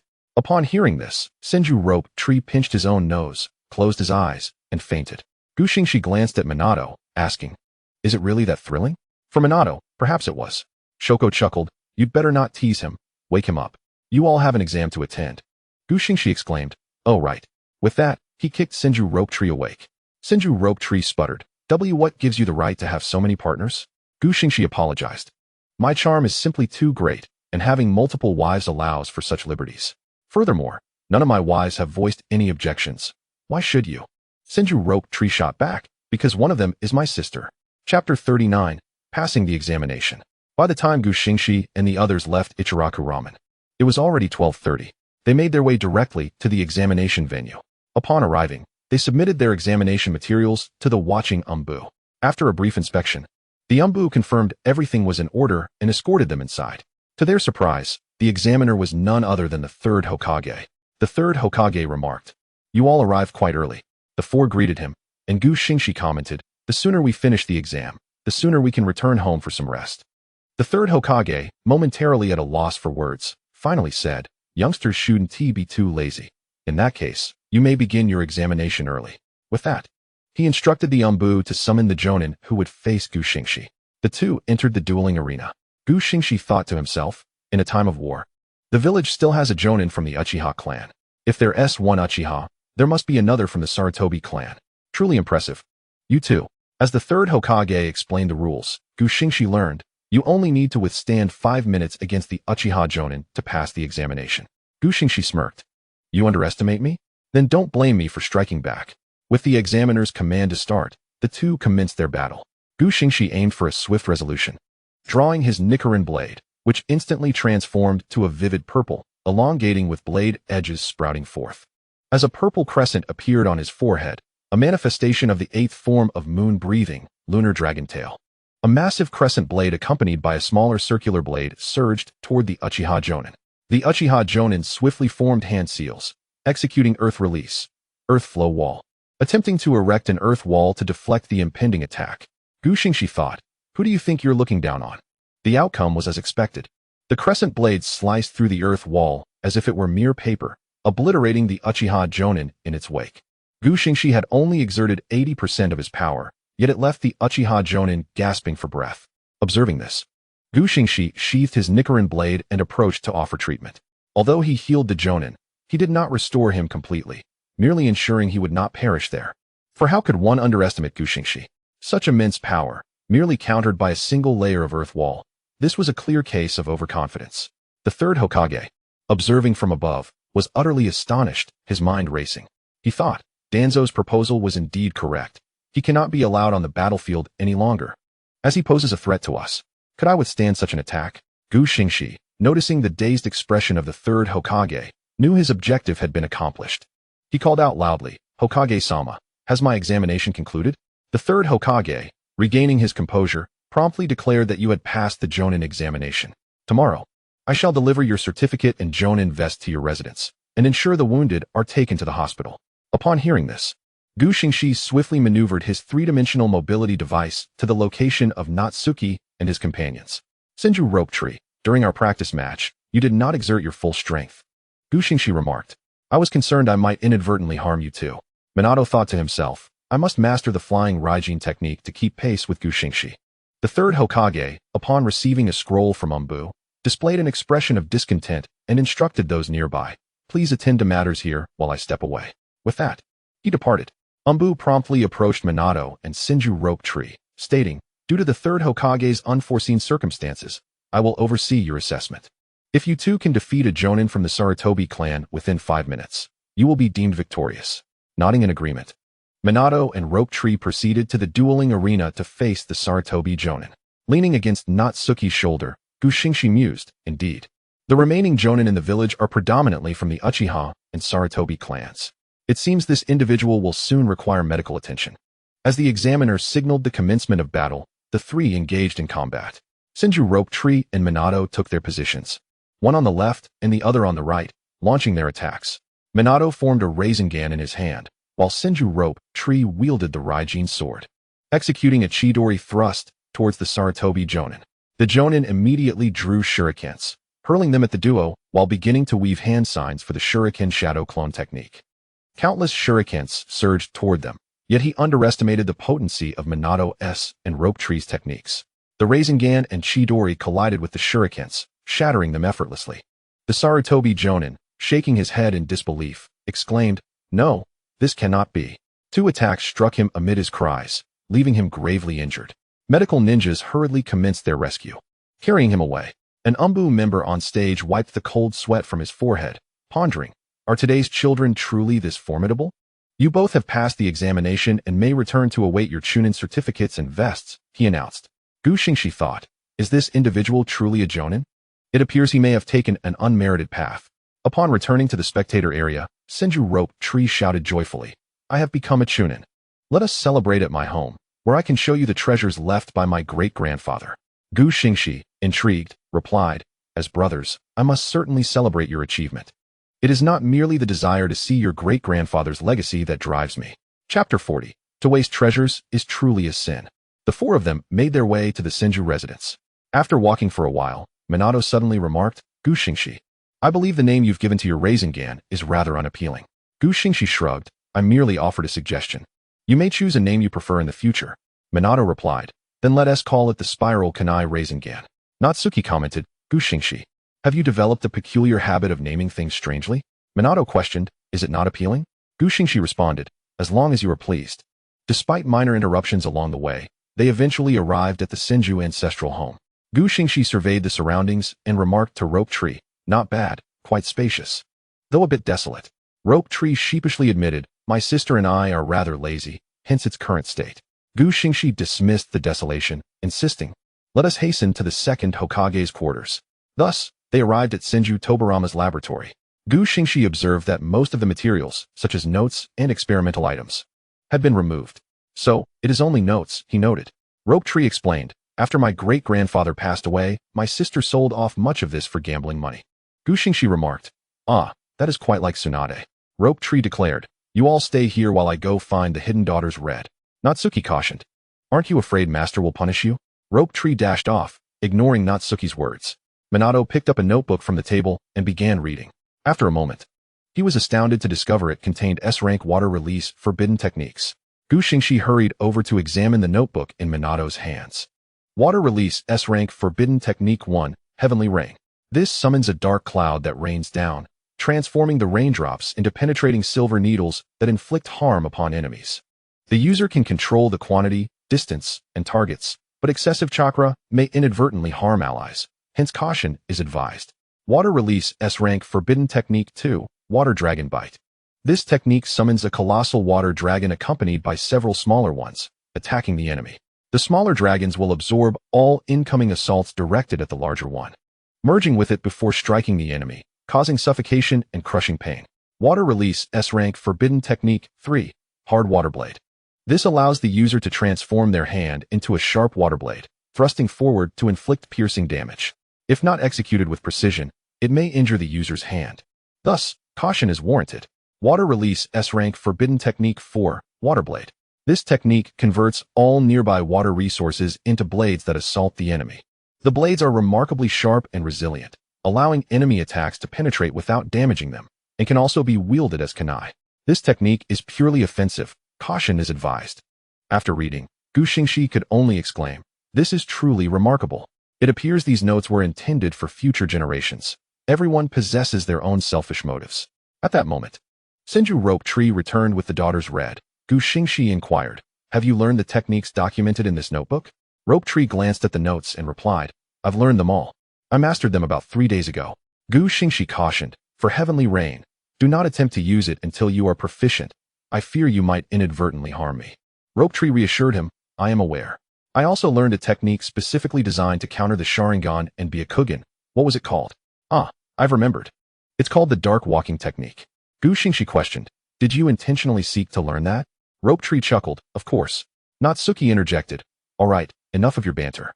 Rope Tree exclaimed, "Haha, I'll go find a bottle opener." Moments later, he returned wielding a large sword, ready to open the bottle. Minato remarked, "You plan to use that to open the cap?" Xingxi mused, "This object seems oddly familiar." Rope Tree explained, "This was used by my grandfather. It is said to be a family heirloom, though I am unsure of its authenticity." Upon closer inspection, Xingxi recognized it as the very sword wielded by Hashirama Senju during his battle with Madara Uchiha. "I suddenly feel this sword suits you better than the Raijin sword. After all, the Raijin sword is too fragile. When faced with something unyielding, use this to cleave through. It's perfect for someone who struggles in close combat," Xingxi suggested. "Why is that?" Rope Tree inquired. Xingxi explained, "Because it is both sharp and substantial. You can swing it wildly, and it can still strike down your foes." Minato agreed, "That does seem plausible." Rope Tree lamented, "But it's so large. How can I wield it?" Xingxi reassured him, "I recall this sword has a dedicated sealing scroll." "Indeed, it does," Rope Tree confirmed. Xingxi concluded, "Then the solution is simple. Take both swords. Should one go missing, use the other. Start with the large sword for your initial strikes, then draw the Raijin sword for a sneak attack." Minato remarked, "Isn't that somewhat underhanded?"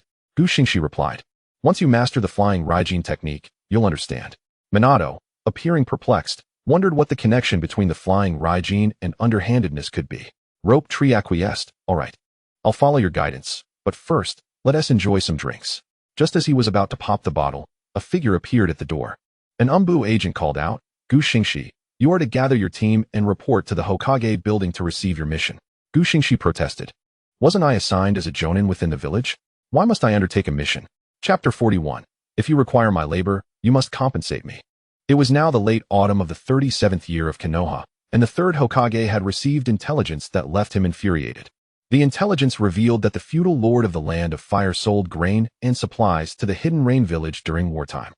One must consider that these two nations are at war. How could one sell resources to an enemy state? The third Hokage was incensed, but felt powerless. For an entire village depended on the feudal lord's support. Thus, he could only send a team to annihilate the transport convoy.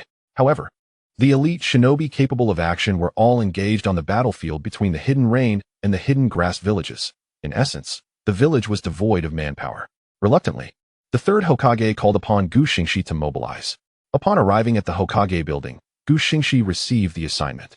After reviewing the intelligence, he mused, "How can they expect me to work while being both terrified and burdened with tasks? Even the donkeys of the production team are treated better." The third Hokage entrusted the task to them. emphasizing the necessity of intercepting the transport convoy, as it was crucial to the battlefield of the Hidden Rain village. While he would personally confront the feudal lord, Gu Xingxi thought, the feudal lord's estate is a tangled web. Questioning him would yield no fruitful response. He might simply retort that he sold grain to his relatives. Acknowledging the Hokage's directive, Gu Xingxi declared their immediate departure. After gathering their necessary equipment, they assembled at the village's entrance. Gu Xingxi turned to Minato, saying, "From now on, you will handle task assignments." Minato, perplexed, replied, "But you are the Jonin. Why me?" Gu Xingxi responded, "Because you excel at it." With that, he and Shoko activated their three-dimensional maneuvering equipment and set off along their designated route. "Senju Rope Tree, slow down, both of you," he called out, as he and Minato hastened their pace. In no time, they reached the path of the transport convoy. After all, having just procured supplies, it was unlikely they could have crossed the borders of the Land of Fire rapidly, especially given the swiftness of their own journey. What a narrative. Clearly, it's the two of them racing ahead while we struggle to catch up, Senju Rope Tree remarked. After a brief wait, they spotted the convoy, which was guarded by 3 Jonin, 5 Chunin, and 10 Genin.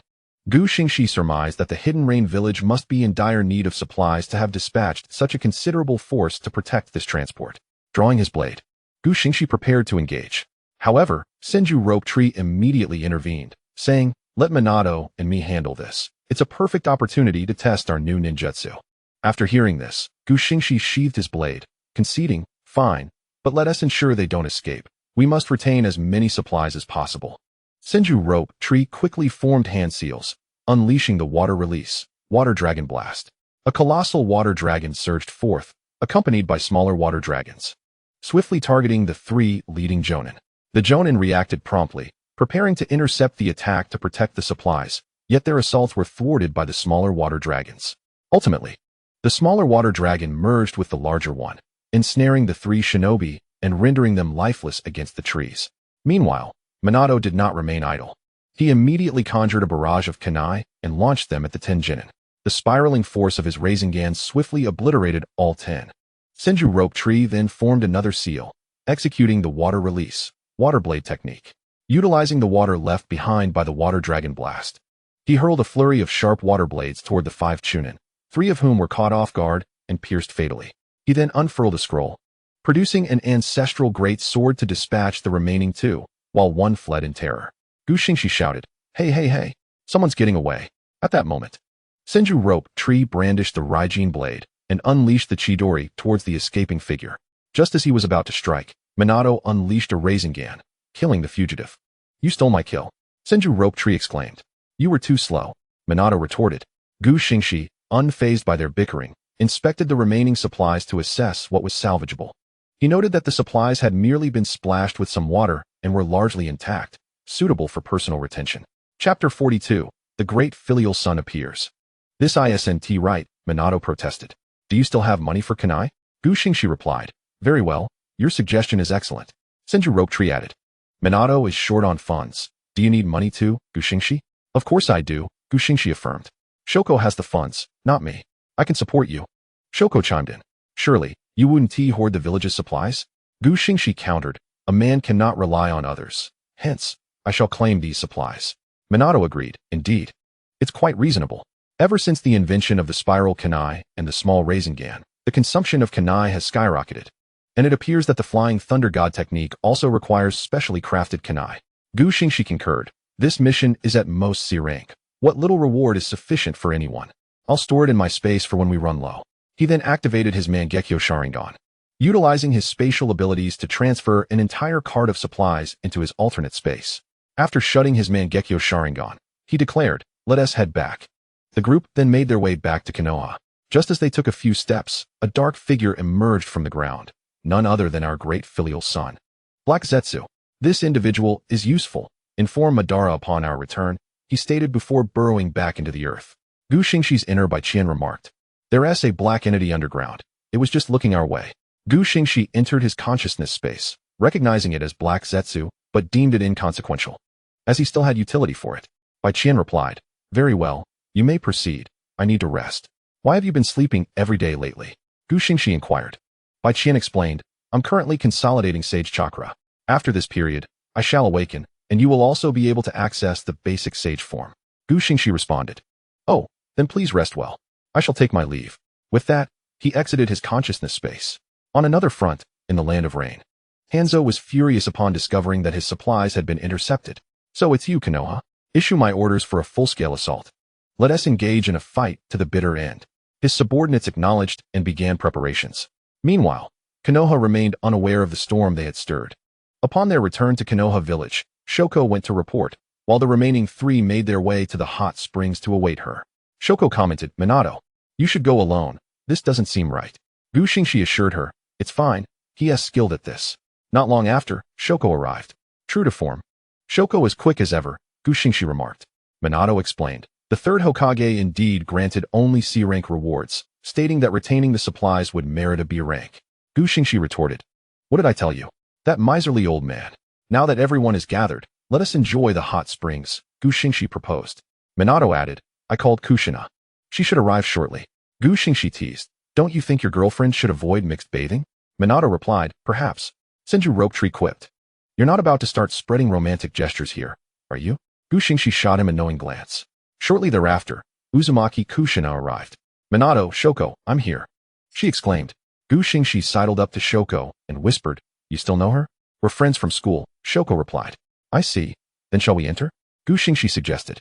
Upon reaching the hot springs, Kushina and Shoko settled on the far left, while Xingxi and his companions positioned themselves on the far right. Xingxi playfully nudged Minato, saying, you let your wife take my wife. I want to snuggle with my wife. Minato, attempting to be daring, moved toward Kushina to pull her aside. As Kushina conversed with Shoko, she felt someone tugging at her. Turning to find Minato, she retaliated with a swift punch, sending him flying back to Xingxi. How forceful. Senju Ropetree remarked. Minato, getting up and scratching his head, chuckled. That was a failure, haha. Seeing this, Xingxi let his ponytail down and sulkily immersed himself in the hot springs. Looks like we won't need to endure any romantic gestures, Senju Ropetree declared. Chapter 43, The Fourth Wife. In a pitch-black cavern, beneath a colossal and peculiar object, an elderly man with silvery hair lay. This strange entity extended a tube that connected to the back of the old man's head. It was none other than the aged Uchiha Madara. At that moment, Black Zetsu emerged from the depths, revealing to Madara all information regarding Xingxi's activation of the Sharingan and other pertinent details.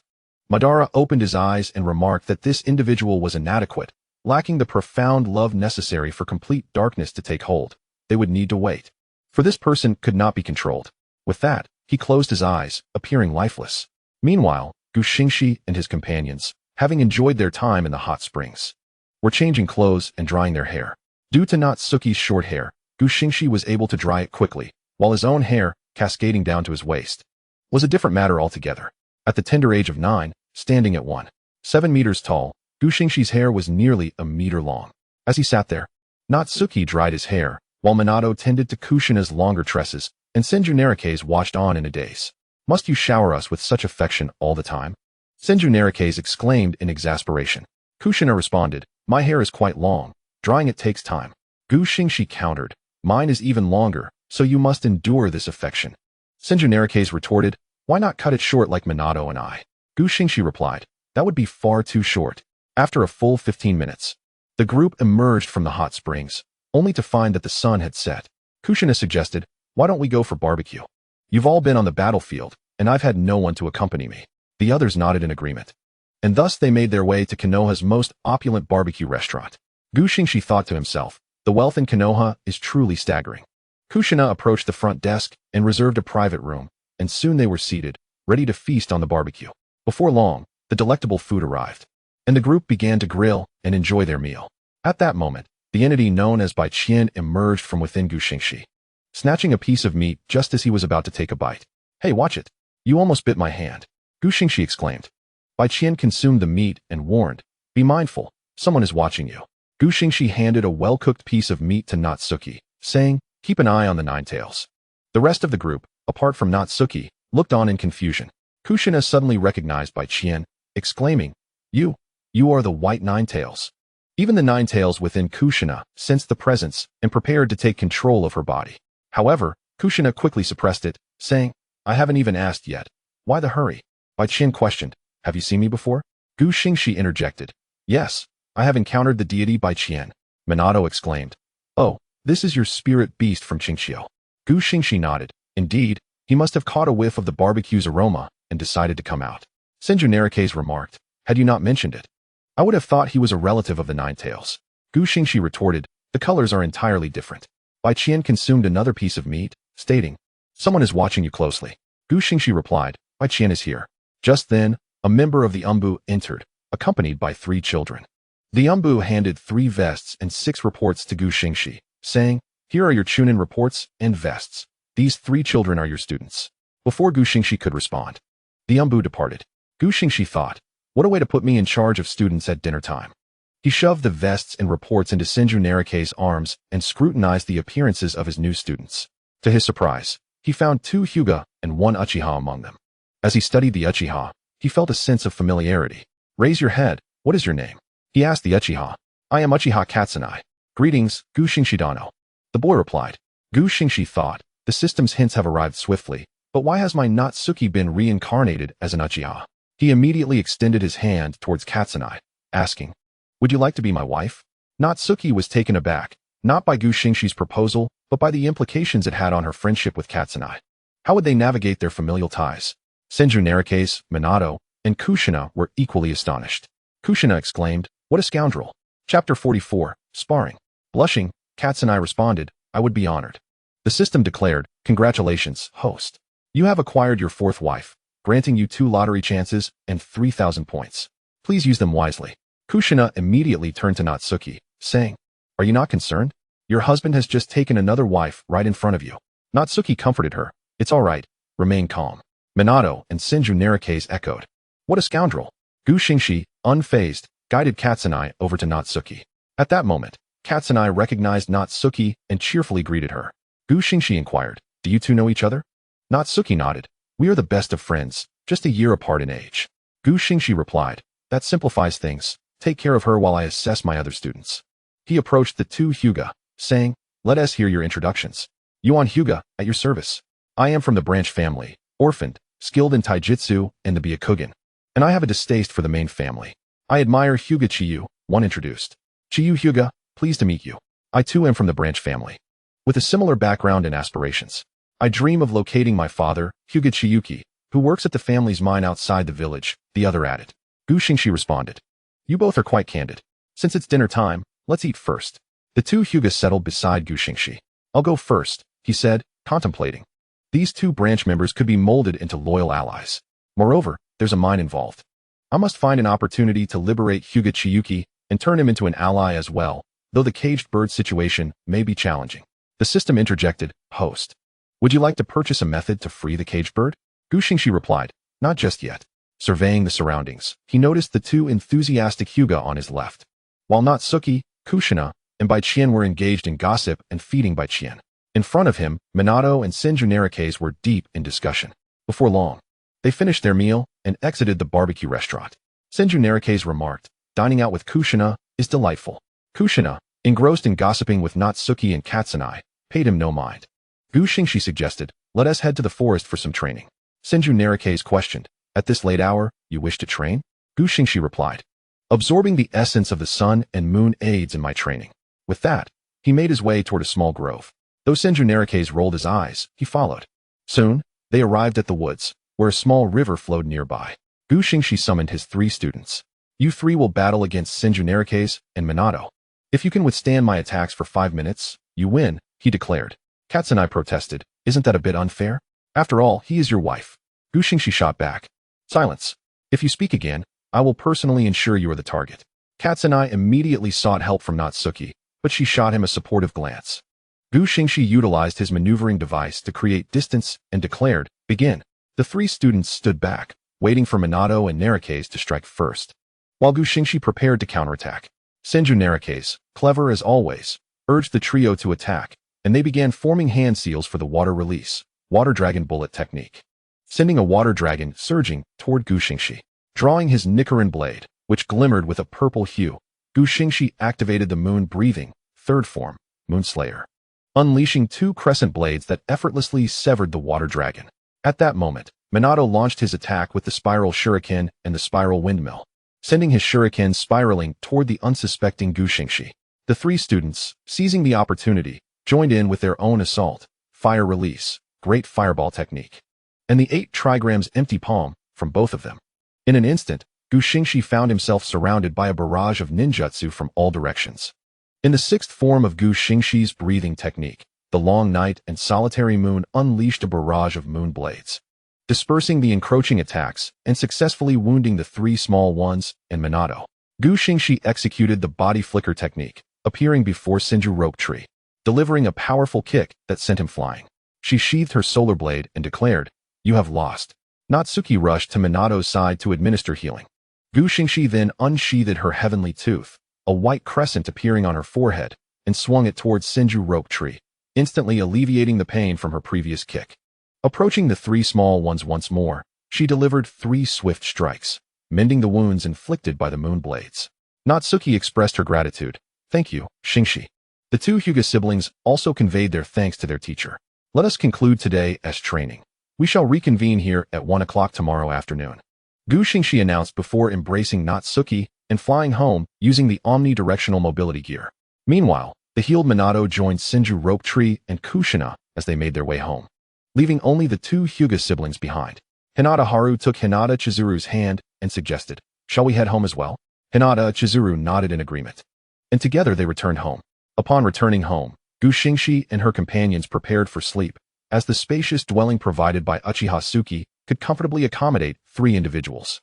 Consequently, Xingxi lay in the east, Natsuki in the west, and Natsuki nestled in between, albeit with a considerable gap separating them. Despite the distance, all 3 slept soundly. Meanwhile, our 3rd Hokage found himself unable to rest, having received news that filled him with profound regret. Hanzo of the Salamander, upon realizing the lack of supplies, rallied all his forces to launch a full-scale assault on the Konoha encampment, catching Orochimaru and his companions off guard, resulting in significant casualties. During this turmoil, Jonin Kato Dan sacrificed himself to protect Tsunade. In the climactic moments of battle, only the 3 Sannin and Hanzo remained, with Hanzo bestowing the title of Sannin upon Orochimaru and his companions before retreating.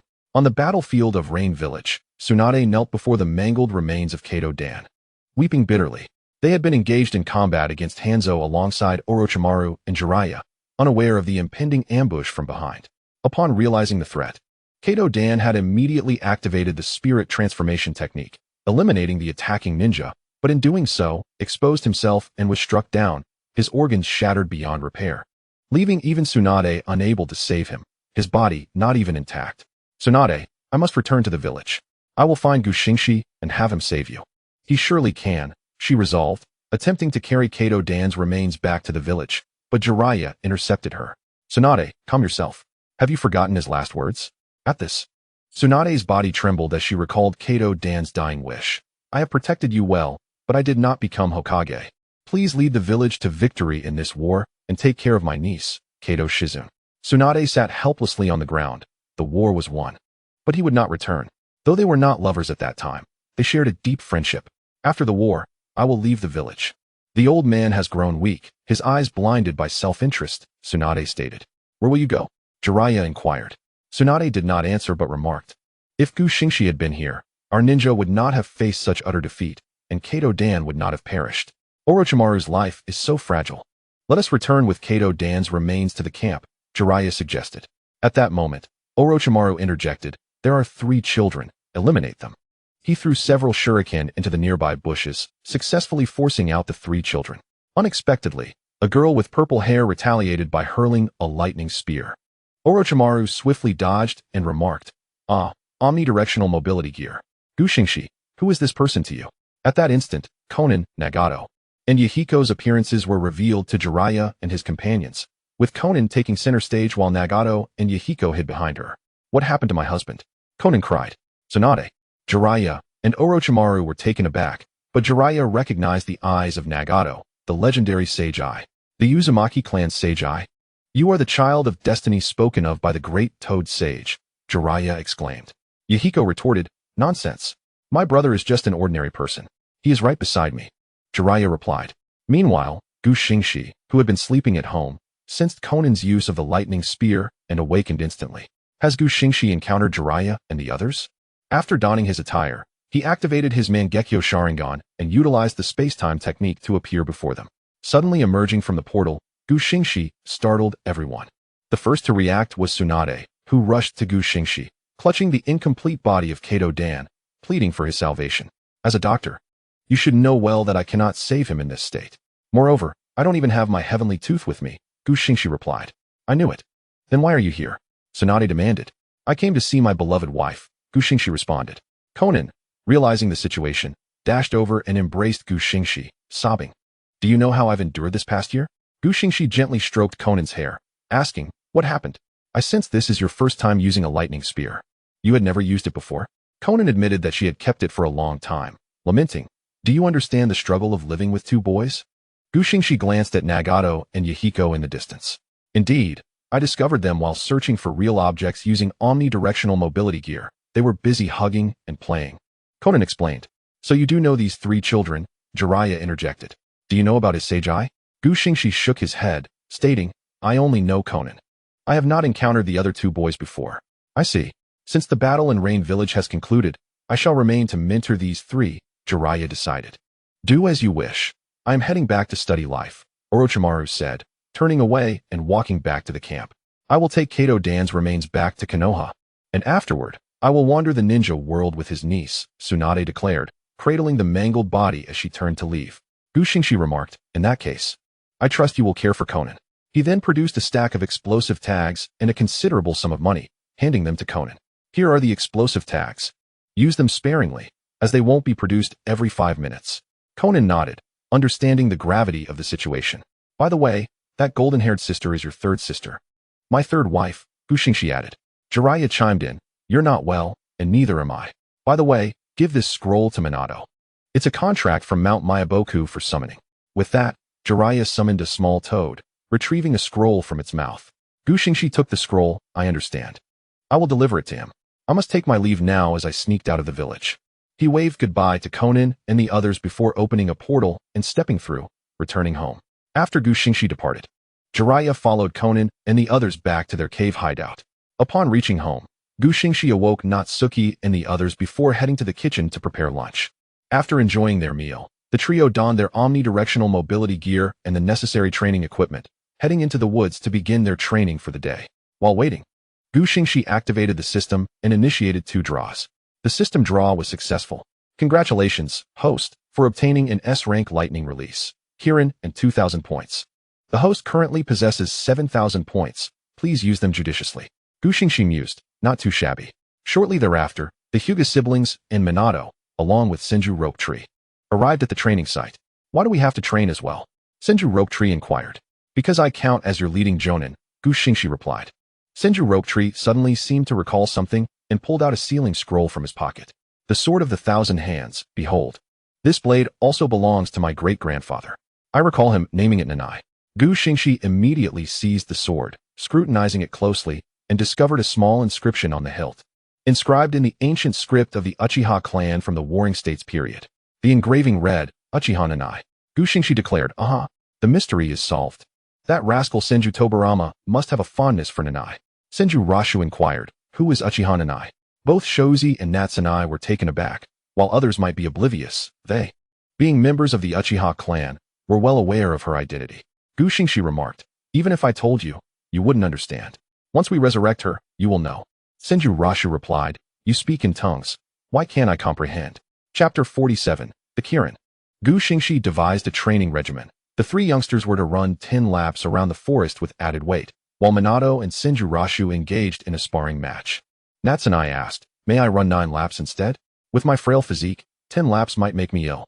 Xingxi retorted, no, if you don't run. You 1T awaken your Sharingan. If you continue to hesitate, I shall be compelled to use the Mirage technique to make you run. Hearing this, Natsunai immediately joined the distant Hinata and Yuya in their run.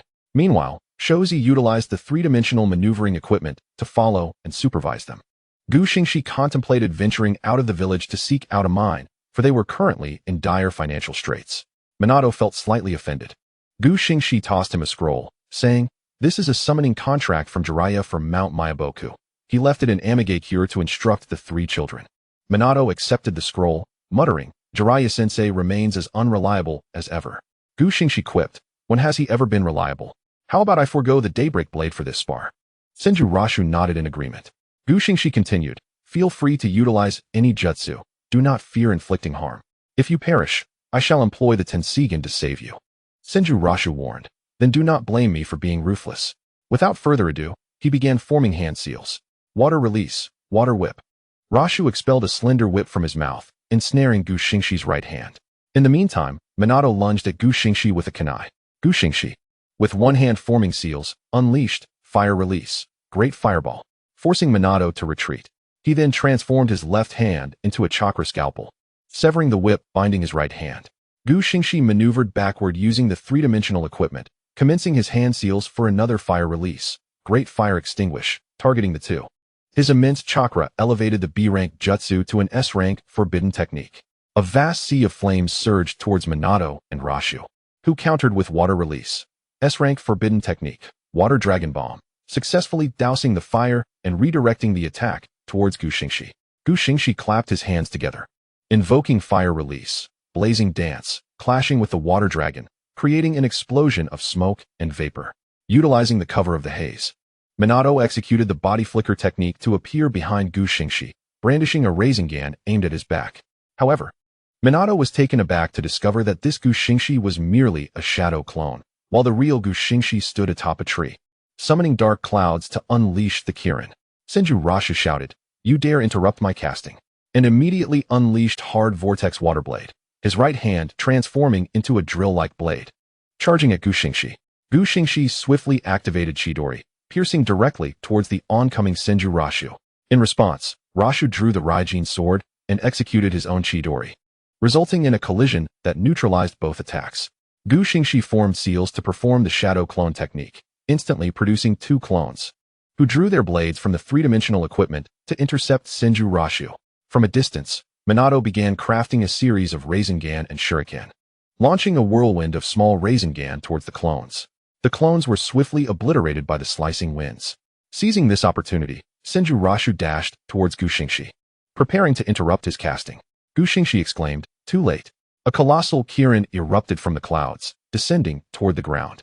Observing the impending disaster, Minato immediately activated the body flicker technique to escape the casting range. However, Rashu was struck, his body charred by the electricity. Upon witnessing the aftermath of the Kirin, Minato remarked, "It seems I must accelerate my progress with the Flying Thunder God technique." Senju Rashu retorted, "You traitor, you shall not fare well." Gu Xingxi promptly drew Tensigen to heal Rashu, a single strike restoring him fully. Rejuvenated, Senju Rashu sought out Minato to avenge his earlier betrayal. Chapter 48, Transition. Thus, Gu Xingxi's recent life primarily revolved around training the three youngsters and sparring with Minato and Senju Rashu, while evenings were spent in discussions with Shozi and Natsunai about life. This brought them to the onset of the 38th year of Konoha. Jiraiya, Tsunade, and Orochimaru had withdrawn all Konoha ninjas from the battlefield in Amigakure, signing a peace treaty at the end of the 37th year. Currently, Konoha only needed to repel the Sand Village for the Second Shinobi World War to conclude. In the 38th year, this marked Gu Xingxi's first genuine celebration of the new year since arriving in Konoha. The festive atmosphere was delightful, as most ninjas from Grass Village had returned to celebrate. Gu Xingxi, alongside Shozi, Natsunai, Tsunade, Jiraiya, Orochimaru, Minato, Senju Rashu, Kushina, and Shizen, gathered at a barbecue restaurant to welcome the new year. Gu Xingxi had initially wished to invite Konan, but she politely declined, citing her concerns for her two younger companions. Though Gu Xingxi found this frustrating, he respected her decision. Tsunade had come to accept her role as Gu Xingxi's third wife and planned to wander the shinobi world with Shizune after the new year. However, upon encountering Shizune, Gu Xingxi impulsively asked, "Would you be willing to be my wife?" Much to his chagrin, Shizune agreed, instantly transforming their relationship into that of elder sister and younger sister. At the age of 10, standing 175 meters tall, Gu Xingxi typically donned a samurai outfit, complemented by his long white ponytail, exuding the aura of a warring states warrior. Others had also undergone various changes. After their meal, they deliberated on their next destinations. Tsunade, Shizune, and Jiraiya intended to leave the village, while Orochimaru remained to conduct experiments, and Gu Xingxi continued to serve as a guiding jonin. Such splendid times are always fleeting. By February, Tsunade and Jiraiya had successively departed the village, while Orochimaru remained absorbed in his laboratory. Whenever possible, Gu Xingxi would provide him with materials. During this period, he also sought Nara Shikaku to pass on the puppet techniques he had learned while spying on the hidden Old Sea. They exchanged pleasantries before Gu Xingxi departed, subsequently delivering the corpse of the hidden Old Sea to Orochimaru. By April of the 38th year, the Sand Village's national strength paled in comparison to Konoha's.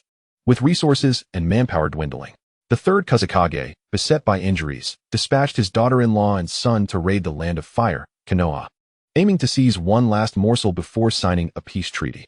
Thus, the parents of Scorpion advanced towards the battlefield. The ambush yielded unexpected success, catching Hitaki Tsukumo off guard, prompting him to send for reinforcements. The third Hokage, upon receiving word, immediately dispatched Orochimaru with a contingent of troops alongside Gu Xingxi, Senjurashu, and Minato to provide support. They swiftly arrived at the battlefield in Grass Village, where the initial advantage lay with the Sand Village. However, as Konoha's reinforcements arrived, the tide turned dramatically. While Orochimaru and the others dealt with the foot soldiers, Gu Xingxi approached Hitaki Tsukumo, whose battle with Scorpion's parents had reached a critical juncture. It was evident to all that Tsukumo held the upper hand as Scorpion's parents prepared to unleash a desperate final strike, aiming for mutual destruction. Just as Tsukumo dodged their lethal attack and prepared to counter, Gu Xingxi intervened, exclaiming, "Tsukumo senpai, capture them alive."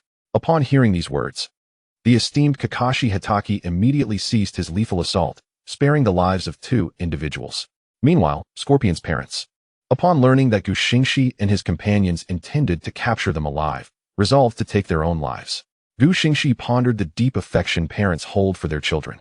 Upon hearing this, Scorpion's parents ceased their resistance and willingly became captives. Fearing that they might succumb to despair and take their lives, Gu Xingxi activated the Mirror Flower Water Moon technique, allowing them to witness Scorpion's life following their demise. After this revelation, the couple found no desire for death, particularly as Gu Xingxi discreetly infused their minds with a touch of persuasion. It could be said that Scorpion's family had become, in essence, allies of Gu Xingxi. Thus, the conflict with the Sand Village reached a successful conclusion, leading to the renowned title of Konoha's White Fang being disseminated far and wide. The legendary Sannin, Gu Xingxi, Kakashi Hitaki, and Minato Namikaze received accolades from the daimyo of the Land of Fire. Both Kakashi and Gu Xingxi were honored with the title of Hokage. The name Konoha's White Fang grew ever more illustrious. Ultimately, the Sand Village and Konoha signed a peace treaty of non-aggression, with the Sand Village paying a hefty ransom to redeem Scorpion's parents, alongside annual reparations to Konoha. During negotiations, Gu Xingxi, Minato, and Senju were ambushed by Inoki. Chapter 49, a carefully orchestrated ambush. Inoki led a cadre of elite shinobi to intercept Gu Xingxi and his companions returning from negotiations. Senju, what are you up to? Inoki taunted. By killing you, I can claim the bounty and take a piece of Konoha for myself. Gu Xingxi swiftly drew the Daybreak Blade, questioning why they should engage in idle chatter when it was clear they were lying in wait for the three of them. Why not just run? Minato suggested, noting Inoki's preparedness. If we are to flee, I'll take a few swings at him first, Gu Xingxi declared, causing the blade of the Daybreak to shift from black to a translucent purple, sprouting a formidable edge, with a purple crescent moon appearing on his forehead. Inoki prepared to strike with the Moonblade, prompting all to ready the heavy rock jutsu. A host of Rock Village shinobi immediately formed hand seals, summoning stone golems from the earth and enhancing them with the heavy rock technique, significantly boosting their durability and damage potential. Gu Xingxi unleashed the seventh form of moon breathing, the eclipsed mirror moon, sending 5 purple shockwaves racing toward the stone golems.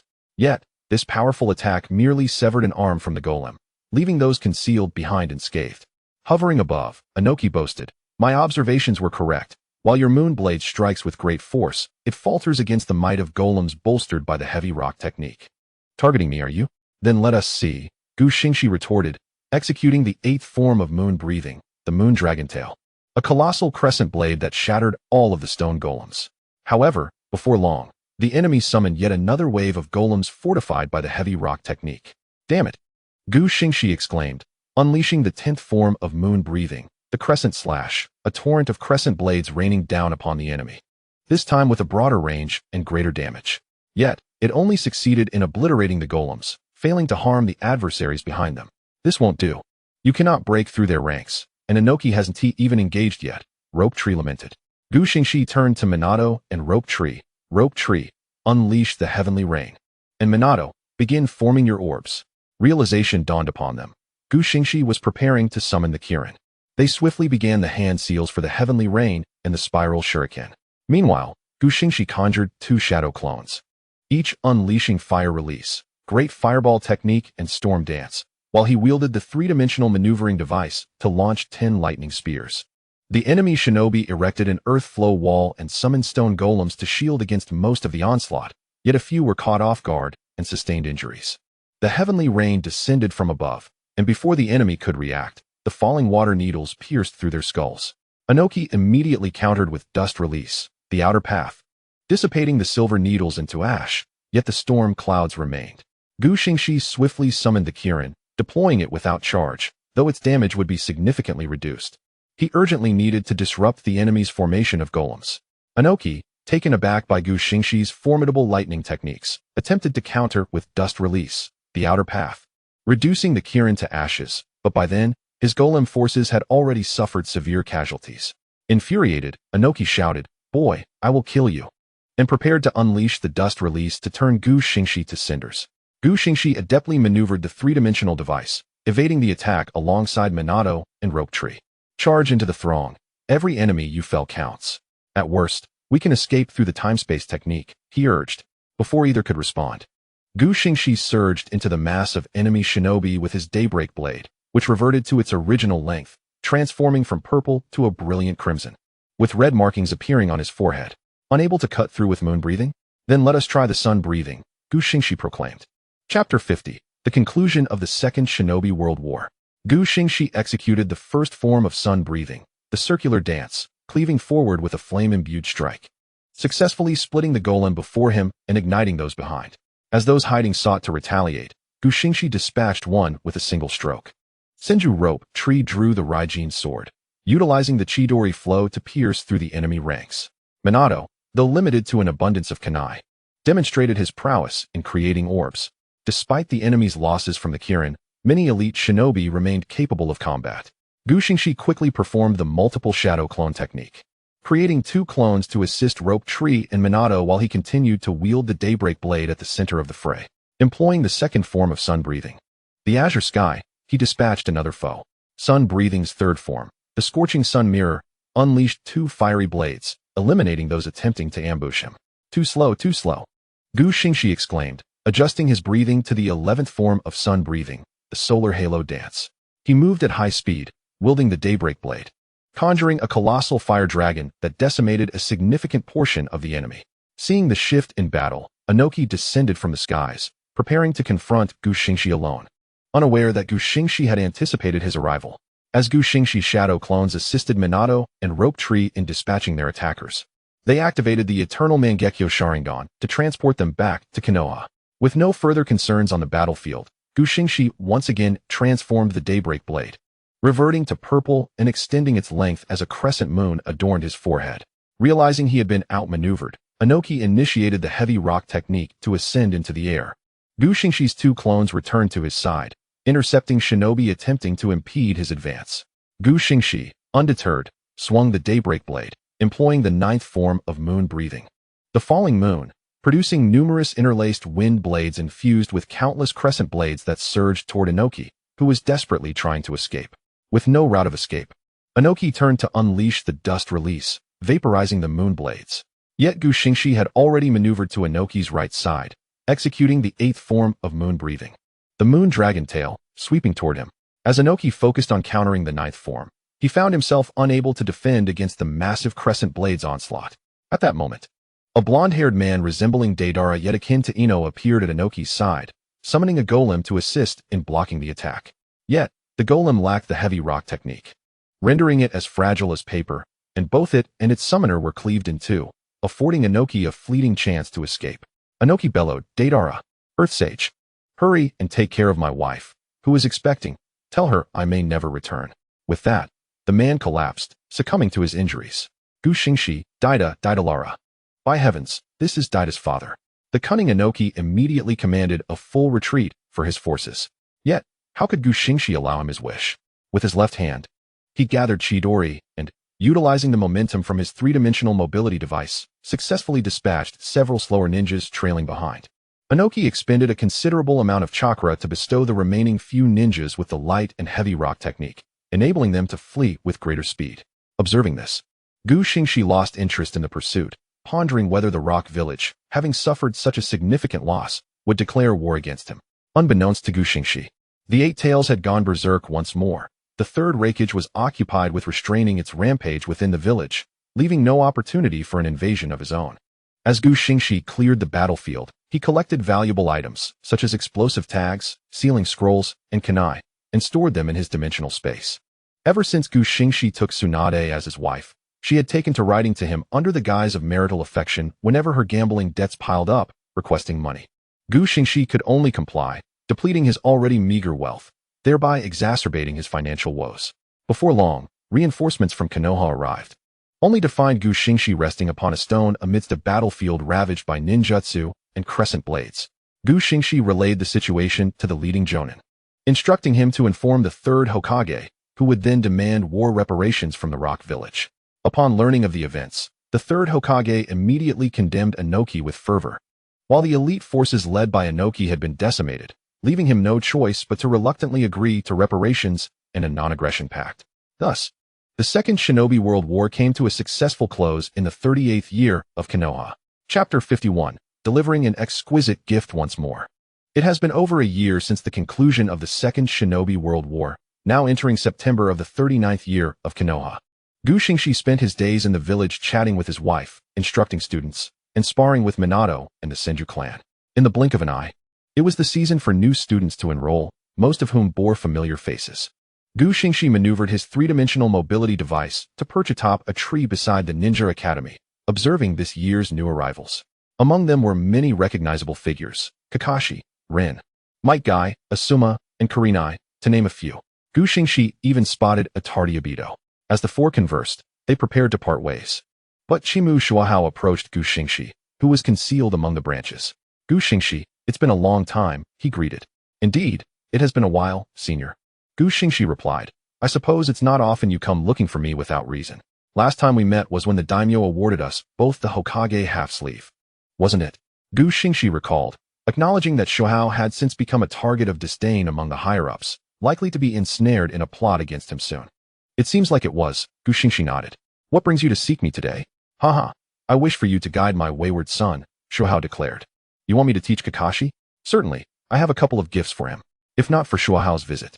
Gu Xingxi might have entirely forgotten about bestowing Kakashi with extraordinary abilities, a lapse of 3 years, nonetheless. Then let us proceed to the grove over there, Shuahao suggested. And Gu Xingxi nodded as he activated his mobility device, soaring towards the woods, while Shuahao and Kakashi ambled along behind. Kakashi, puzzled, queried his father. Why aren't you teaching me personally? Shuahao replied, I have come to realize that you are ill-suited for the ancestral short sword techniques of the Chimu clan, and would fare better with the long katana wielded by Gu Xingxi. As for myself, I am more adept with short blades like the White Fang of Konoha. Additionally, I am frequently dispatched on missions with little time to spare, thus I must entrust your training to Gu Xingxi. I see, Kakashi responded. Shuahao patted Kakashi's white locks, urging him to hasten. Don't keep Gu Xingxi waiting. After all, he has gifts for you. Without waiting for a reply, Shuahao gathered chakra beneath his feet and dashed off, leaving a flurry of afterimages and a bewildered Kakashi behind. Though startled, Kakashi quickened his pace, and soon they arrived at the grove where Gu Xingxi awaited. Upon their arrival, Gu Xingxi activated his Mangekyo Sharingan and retrieved from his dimensional space a radiant Nichiren blade, a surplus from a previous lottery draw. The legend of Gu Xingxi's Mangekyo Sharingan had long since spread throughout the ninja world, rendering concealment unnecessary. He possessed numerous hidden trump cards. He tossed the Nichiren blade into Kakashi's hands, saying, Here, with this blade, you will be able to wield techniques akin to my sunlit swordsmanship. Kakashi nodded in gratitude. It appears you have successfully taken Kakashi as your disciple, Shuahao remarked. Merely a temporary arrangement for now, Gu Xingxi replied. At that moment, Kakashi interjected, Lord Gu Xingxi, I'm not skilled in such extravagant sword techniques. In response, Gu Xingxi activated his Mangekyo Sharingan, employing the ability of Kagura Shingon to allow Kakashi to train within its realm. Observing Kakashi immersed in the world of illusion, Gu Xingxi deactivated his Sharingan to converse with Shuahao. Chapter 52. Ultimately, you are my father. Senior, have you sensed anything amiss during your recent missions? Gu Xingxi inquired. Shuahao confessed to feeling as though he were ensnared within a web of intrigue while on duty. It seems you have long been aware of something. Though no one has spoken of it, dismissing it as mere illusion, Gu Xingxi surmised. Senior, we are being targeted. By the Sand Village? Shuahao questioned. Gu Xingxi produced his Hokage half-sleeve from the dimensional space and pointed to the one adorning Shuahao's arm. Is it because of this? Shuahao asked, puzzled. This is a symbol of honor, a testament to our status as heroes of the village. Why would anyone target us for this? Gu Xingxi has infringed upon the interests of certain individuals, Gu Xingxi replied. Interests? Shuahao echoed. Senior, I can only advise you to disregard the rumors, Gu Xingxi stated. He could divulge no more. Whether Shuahao heeded his warning was his own concern, but ensuring his safety was Gu Xingxi's responsibility. Shuahao wished to inquire further. But at that moment, Kakashi emerged from the world of illusion, having honed his sun-breathing techniques. Shuahao immediately asked, how was it? Gu Xingxi replied. A week as practice, quite commendable, he possesses talent. Whether this was innate genius or a manifestation of Kagaya's memories awakening was beyond Gu Xingxi's knowledge. However, Kakashi abruptly questioned. What do you take life for? Shuahao was taken aback. Gu Xingxi stifled a laugh. Haha, I knew it. Wielding the Rinnegan blade and employing the breathing techniques inevitably instills certain habits, given his connection to Kagaya. It is only natural for Kakashi, as Kagaya's successor, to express such sentiments. Shuahao turned to Gu Xingxi, asking, did he experience something in the illusionary realm? His suspicion was not unfounded. At this point, Kakashi was typically reticent, speaking only when necessary. Yet today, he had been unusually loquacious and somewhat enigmatic. Gu Xingxi waved dismissively. It's nothing. He is merely experiencing a phase of youthful exuberance. Shuahao? At that moment, Kakashi regained his composure and asked, Father, may I challenge you to a spar? Hearing his son claim to be fine brought Shuahao some relief. But it was short-lived as he pondered the absurdity of Kakashi wanting to spar with him. Shuahao initially intended to refuse, yet upon witnessing the determination in Kakashi's eyes, he relented. Very well, let me be your first practice partner. After uttering his words, he drew the Konoha White Fang and charged at Kakashi. Meanwhile, Gu Xingxi had already utilized the three-dimensional maneuvering equipment to ascend to a tree, observing the duel between the two. Kakashi unsheathed the Rinnegan blade, executing the first form of the sun-breathing, the Rondo, successfully repelling the advancing Hatake Sakumo. Maintaining his distance, Hatake Sakumo remarked, It seems you have indeed mastered Gu Xingxi's sun-like swordsmanship within the realm of illusion. Within this illusory domain, Gu Xingxi had thoroughly imparted his teachings to Kakashi without holding back any secrets. Hence Kakashi employed the formal techniques of the sun-breathing. Kakashi launched another offensive, invoking the 11th form of the sun-breathing, the solar eclipse dragon dance, and swiftly swung the Rinnegan blade, conjuring a fire dragon that surged through the forest. Hatake Sakumo, drawing upon years of battlefield experience, deftly evaded the fire dragon, sustaining no injuries whatsoever. In contrast, Kakashi found himself in a rather precarious situation. After executing the solar eclipse dragon dance, he had exhausted all his strength and could no longer wield his blade.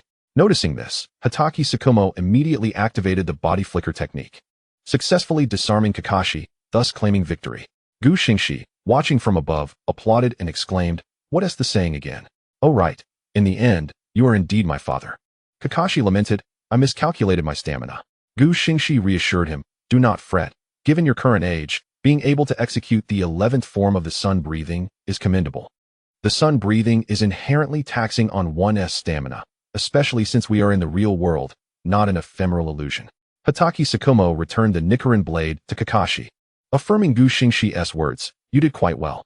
Gu Xingxi remarked, Take your time, no need to rush. I have matters to attend to, so I shall take my leave. With that, he maneuvered the three-dimensional equipment and soared towards the Uchiha clan grounds. After Gu Xingxi departed, Hatake Sakumo accompanied Kakashi back home. Chapter 53. I hope you assist my son. Upon returning home, Gu Xingxi discovered Shuko and Kazuna in a hurried flurry, preparing to leave. Curiously, he inquired, What is the rush? Shuko, cradling Kazuna, responded as they walked, operating the three-dimensional maneuvering equipment to fly out. Although Gu Xingxi was puzzled, it was evident from their demeanor that they were in urgent need, prompting him to follow closely behind. Gu Xingxi asked, Why are you both in such haste? Has something happened? Is the world coming to an end? Shuko replied, tearfully, Father is nearing his end. Gu Xingxi gasped, The elder is about to pass? Shuko, with tears streaming down her face, confirmed, Yes, a family ninja just informed us to hurry. They said Father is not long for this world. Kazuna, nestled in Shuko's arms, wiped her sister's tears, saying, "Do not cry. The elder will surely be fine." Understanding the gravity of the situation, Xingxi quickened his pace, offering comfort to Shuko. "Do not worry, the elder will pull through." The trio hastily made their way to the elder's courtyard. Upon entering, they found most of the Uchiha clan had gathered there. Awaiting them outside was Uchiha Shizuka. Shuko gently set Kazuna down and immediately inquired, "How is father?" Uchiha Shizuka replied, "His condition is not good. You must go inside and see him. Makoto has already arrived." Hearing this, Shuko rushed into the house. Xingxi said to Kazuna, "You go ahead. I will speak with Uchiha Shizuka for a moment." Kazuna nodded, saying, "All right," as she entered to find Shuko. Xingxi asked Uchiha Shizuka, after his passing, "You will inherit the elder's position, correct?" Uchiha Shizuka nodded. "Yes, originally, he intended for you to succeed him, but since you declined, he entrusted the position to me." Xingxi responded, "Then I shall go in and see the elder. After all, he is my father-in-law." Uchiha Shizuka nodded and accompanied Xingxi into the house. Inside, the room was surrounded by several other elders and clan leader Uchiha Tsukikage, alongside Uchiha Fugaku. The elder lay on the bed, with Uchiha Makoto, Shuko, and Kazuna by his side, weeping. Xingxi approached the elder and whispered in his ear, "Shall I save you?" The elder replied, "Xingxi, no need. I have little left to cling to. My student has become an outstanding ninja, and my 2 daughters have found their true loves. I have no regrets." Upon hearing this, Uchiha Makoto and Shuko cried even more sorrowfully, and even Uchiha Shizuka struggled to hold back tears. At that moment, Uchiha Fugaku approached, saying, "I will take good care of Makoto." Xingxi added, "And I will ensure Shuko is well cared for." The elder, mustering his frail body, sat up and addressed those around him. "Upon my death, Uchiha Shizuka will inherit my position, and Uchiha Xingxi will assist him as elder. As for my estate, my 2 daughters shall divide it equally." With that, he collapsed, silent forevermore. Shuko and Uchiha Makoto cried out in unison, "Father." Uchiha Tsukikage then announced, "Prepare the funeral. We shall lay the elder to rest." Thus, the elder was interred in the Konoha Martyrs Cemetery. The entire afternoon was spent in mourning, with Shuko weeping for most of the day. Xingxi said to Kazuna, "You should take Shuko home first." Kazuna replied, "I will take my sister back." With that, Kazuna supported Shuko as they made their way home. Xingxi arrived at the courtyard where Uchiha Tsukikage was present. During the funeral, Uchiha Fugaku had informed him to seek out Uchiha Tsukikage once the ceremonies concluded. Uchiha Tsukikage sat in the courtyard, sipping tea, while Xingxi directly sat opposite him, taking a sip from his cup. After finishing his tea, Xingxi set down the cup and asked, "Clan leader, what did you wish to discuss?" Uchiha Tsukikage replied, "I have retrieved the elder's Sharingan and placed it in the shrine. Soon, when I die, my eyes shall join them." Xingxi inquired, "Does this mean your time is also limited?" Uchiha Tsukikage nodded, "Indeed. Today, I called you here to ask for your assistance in guiding my son." Xingxi acknowledged, "I have already agreed to this. However, he can be rather headstrong." Uchiha Tsukikage, puzzled, asked, "What do you mean?" Xingxi explained, "It's a matter of knowing when to be resolute and when to show weakness. Simply put, he is domineering towards our clan, but submissive in the presence of outsiders." Uchiha Tsukikage considered, "Is he truly weak? It does seem that way. He is aware of his own nature, and while there are hints of weakness, they are not overwhelming." Xingxi reassured him, "Rest assured, as long as I am alive, the Uchiha clan will continue to thrive. I will assist Uchiha Fugaku diligently." Uchiha Tsukikage produced a scroll and handed it to Xingxi. "With your assurance, I am at ease. This grants you half of the elder's mining rights. As the clan leader, I still possess some wealth. I am not lacking in this regard. I will discuss this with Makoto." Xingxi accepted the scroll, saying, "I knew the clan leader would not be short on funds. Well then, I shall take my leave. My wife is grieving at home." Uchiha Tsukikage nodded, "Until next time." Xingxi replied, "Yes, until next time," and then utilized the 3-dimensional maneuvering equipment to fly home. After Xingxi departed, Uchiha Tsukikage muttered to himself, "He has a character strikingly similar to that of the elder's brother." With that, he coughed several times and returned indoors. Chapter 54, once again, a farewell. Xingxi maneuvered the 3-dimensional equipment back home, where he found Shuko weeping on the bed, comforted by Kazuna standing beside her. Observing the scene, Xingxi approached Shuko, gently patting her back, and said, "Throughout history, death is inevitable. If you remember him for a lifetime, he shall never truly die." Shuko and Kazuna both felt a sense of comfort, albeit not fully grasping the depth of his words. Xingxi wiped away the tears from Shuko's face, saying, "It's all right. Your father is watching over you from above. He would not want to see you this way. Upon hearing this, Shuko struggled to control her emotions. Fighting to keep her tears at bay, Gu Xingxi, feeling the weariness of the day, suggested to Xiaozu, why not rest and take a nap? Upon hearing this, Xiaozu nodded in agreement and burrowed under the covers, preparing to sleep. Gu Xingxi gently patted Xiaozu's head, tucked him in snugly, and then, accompanied by Kai Jinna, exited the room and made their way to the living room. Kai Jinna tossed a scroll to Gu Xingxi, declaring it to be a bequest. Gu Xingxi caught it and replied, take good care of yourself at home for a couple of days, and then I'll take you out of the village for a mission. Kai Jinna, brimming with excitement, exclaimed, really? Ever since I became your disciple, I haven't been allowed to undertake a single mission. It's been nothing but relentless training. Gu Xingxi affirmed, yes, just keep an eye on Xiaozu while I step out for a moment. Kai Jinna promised to fulfill that task. Seeing Kai Jinna's agreement, Gu Xingxi activated his three-dimensional maneuvering device and arrived at Orochimaru's residence. At that moment, Orochimaru was engaged in human experimentation with Shimura Danzo.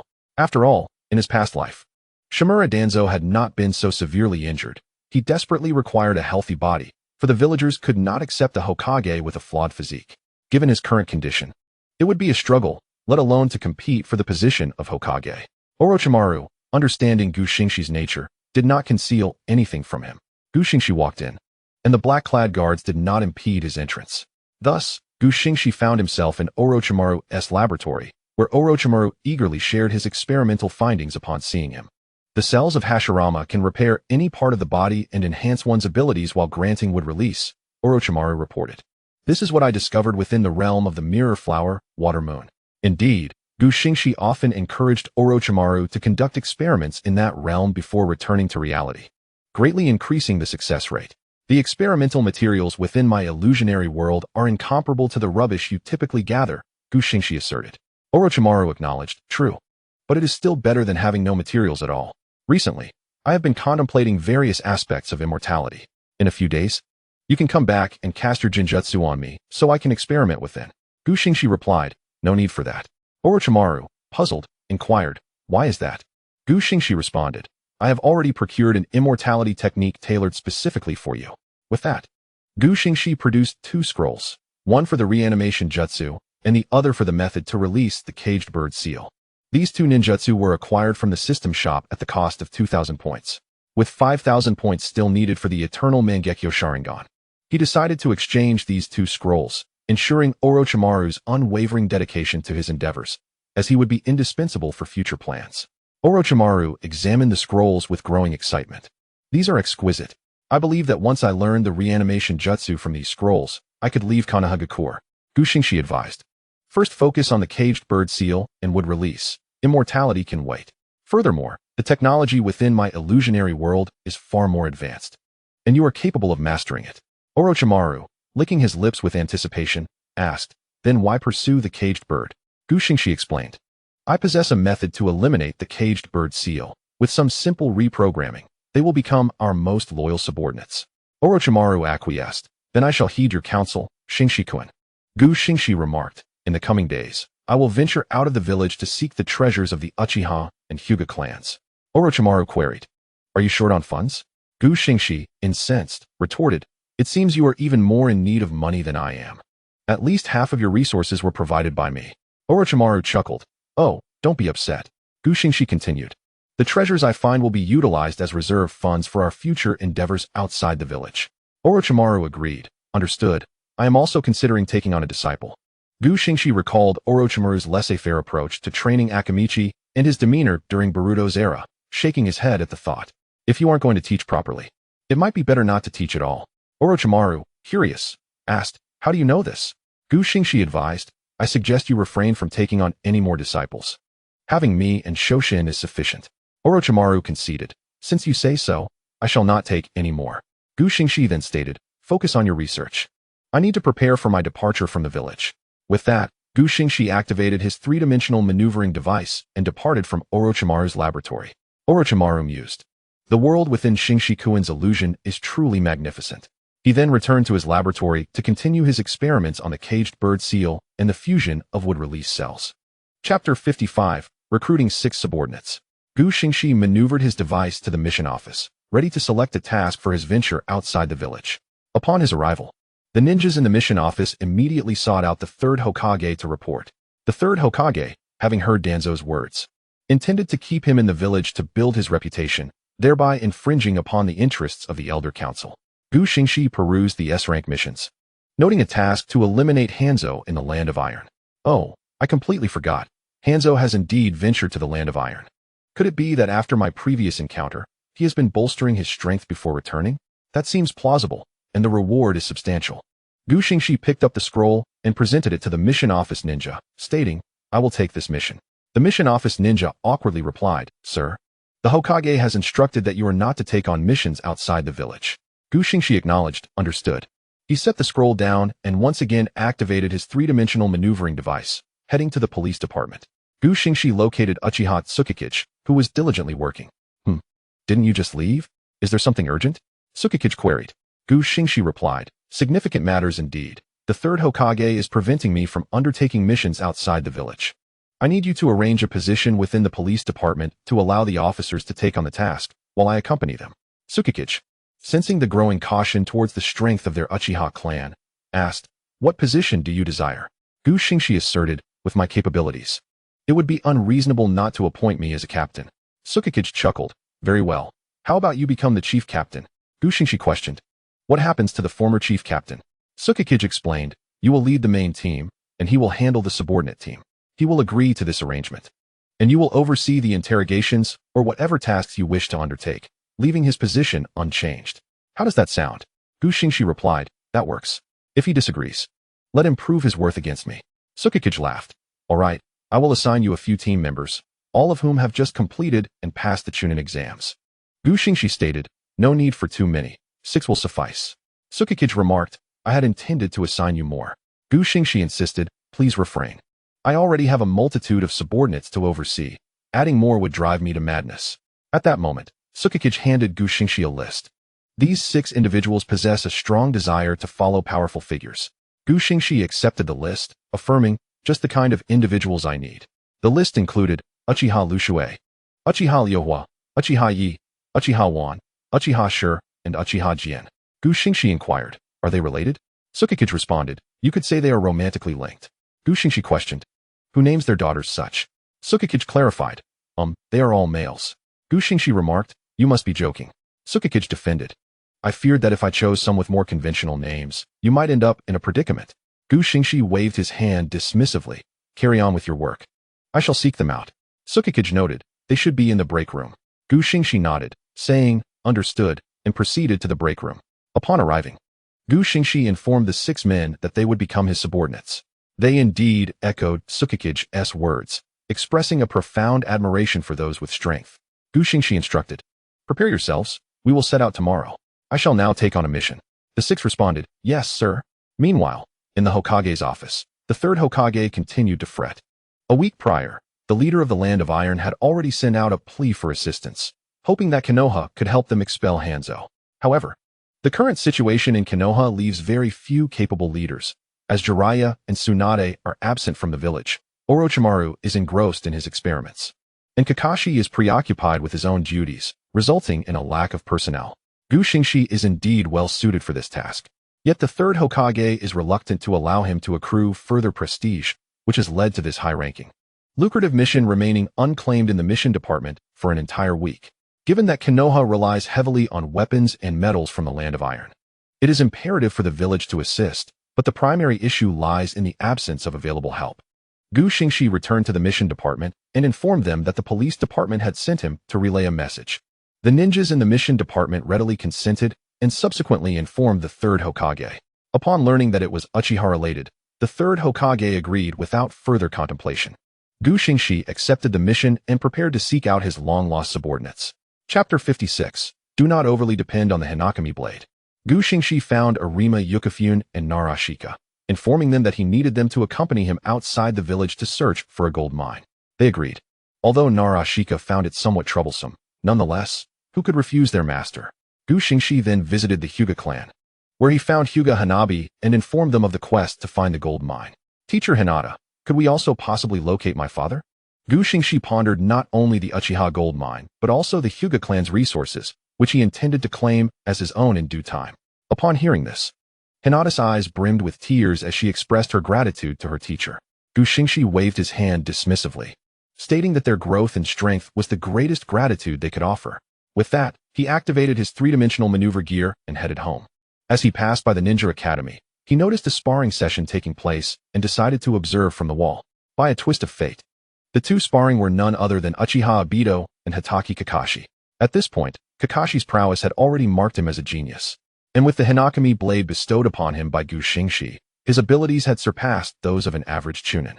Moreover, Xingxi's status as a half-mentor made Kakashi even more prominent and appealing than in the original narrative. Xingxi scanned the area and spotted Rin, whose gaze towards Kakashi was filled with admiration and aspiration, a stark contrast to the ambiguity of her feelings in the original story. This left Obito feeling dejected, as Kakashi's growing strength only fueled his own desire to improve. As Kakashi and Obito prepared to engage in their match with the hand seal, another child from the Uchiha clan spotted Xingxi standing on the wall and shouted, "Lord Xingxi." This startled everyone nearby, and the remaining Uchiha students immediately greeted him. While many might not have recognized Xingxi, the Uchiha clan was well aware of him, as their parents had instructed them on his significance. This prompted Xingxi to feel an overwhelming urge to flee. Kakashi, noticing Xingxi on the wall, also greeted him. "Hello, teacher." Obito looked up, pondering if this was truly Lord Xingxi. Xingxi could only respond, "Hello, everyone. Continue your practice. I am merely here to observe."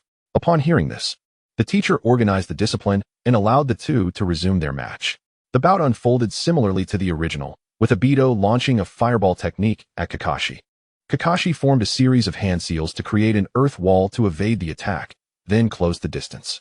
Unlike in the original narrative where Kakashi wielded shuriken, this time he had the Hinakami blade.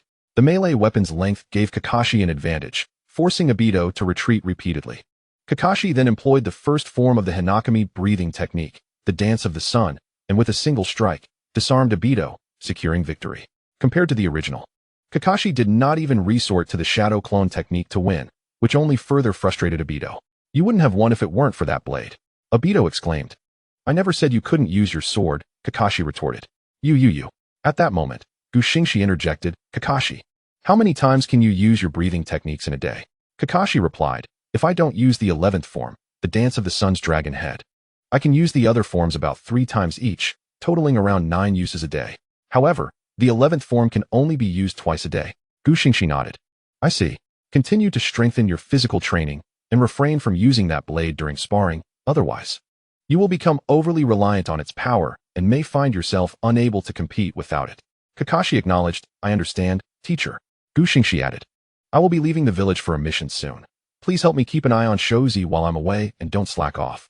Kakashi agreed, and upon his consent, Xingxi activated his maneuver gear and returned home. Chapter 57, Persuading Hanzo and Arriving at the Gold Mine. Upon returning home, Xingxi sought out Natsu now, asking him to accompany him outside the village. Though Natsu now was excited, he harbored concerns about Shozi's mental state. Xingxi reassured him. "It's fine. I've asked Kakashi to look after him." Natsu now replied, "Then what are we waiting for? Let's go." Xingxi lifted Natsu now into his arms and utilized his maneuver gear to reach the village entrance. Upon arrival, they found 9 individuals waiting for them, his 2 students and 8 subordinates. Xingxi set Natsu now down. At that moment, Hyuga Hanabi remarked, "Teacher, on my way here, I saw Senju Rope Tree. He asked me to tell you that he and Minato cannot come to escort you." Xingxi pondered, "What have those two been up to? I haven't seen them in days." Hanabi replied, "Rope Tree said he is studying sage techniques, while Minato is researching the Flying Thunder God technique." Xingxi mused, "In that case, I shall forgive them. Everyone, let us set forth." Thus, a group of 12, 9 Jonin and 3 Chunin, set out towards the land of iron. The rapid pace soon took its toll on the younger ones. "Xingxi, could you carry me? You all are moving too quickly." Natsu now protested. Xingxi replied, "Neither Hyuga nor Uchiha can afford to lack physical conditioning. Hurry up and keep up." Natsu now, resigned, trudged along with the others. "Lord Uchiha Yohua, is this pace truly appropriate? After all, we are moving rather swiftly," one of the Uchiha remarked. Xingxi countered, "What else would you expect from an Uchiha? If they do not train properly, their bodies will be unable to endure the burdens that the Sharingan imposes." Xingxi felt a pang of sympathy for his companion, but he knew he could unlock the Mangekyo Sharingan for Natsu now in the future. However, if Natsu now could not endure the strain, Gu Xingxi had no choice but to encourage his training. Lord Uchiha Liuhua is right. Without good physical conditioning, how can one succeed? Just look at my own physique. Another Uchiha boasted. I don't see it that way, Gu Xingxi replied. If you two continue to show off in public, I swear I'll end you. Now hurry along. The two, seeing Gu Xingxi's anger, complied and quickened their pace. In no time, they arrived at the borders of the Land of Iron, where a battle against Hanzo was underway. Gu Xingxi instructed the group, let's first attempt to negotiate. If we can dissuade him through dialogue, let us do so, otherwise, we shall focus on our primary mission of locating the gold mine. The group nodded in agreement and followed Gu Xingxi to the battlefield. They were met with the sight of Hanzo administering some liquid to an injured individual. Gu Xingxi thought, oh, Samyun, this could very well lead to the main storyline. I can only say it's truly 6. Gu Xingxi called out to Hanzo in the distance. Hanzo, long time no see. Upon recognizing Gu Xingxi, Hanzo's fury surged, and he immediately drew his scythe, preparing for combat. However, upon noticing the 6 individuals nearby with their 3 Tomo Sharingan and 2 Byakugan fixed on him, he softened and decided to engage in conversation with Gu Xingxi first. You little brat, what do you want? Hanzo demanded. Gu Xingxi, shall we come to an agreement? Please refrain from striking others. Hanzo, how does my incursion into the Iron Country concern you and your Leaf Village? Gu Xingxi, I harbor no desire to assist. Yet they have beseeched my aid. Hanzo, are you here to thwart my endeavors? Gu Xingxi, should you refuse, I shall take my leave. Hanzo, visibly astonished, had not anticipated such a response from Gu Xingxi. He had initially expected her to impede him, allowing him a convenient retreat, especially since he had already taken what he needed. However, Gu Xingxi's unexpected retort left him bewildered. Hanzo replied, then go. If you depart, so shall I. Gu Xingxi cheerfully responded, oh, farewell. With that, she and her companions hastened towards the border between the Fire Country and the Lightning Country, where the Elder's gold mine assets awaited.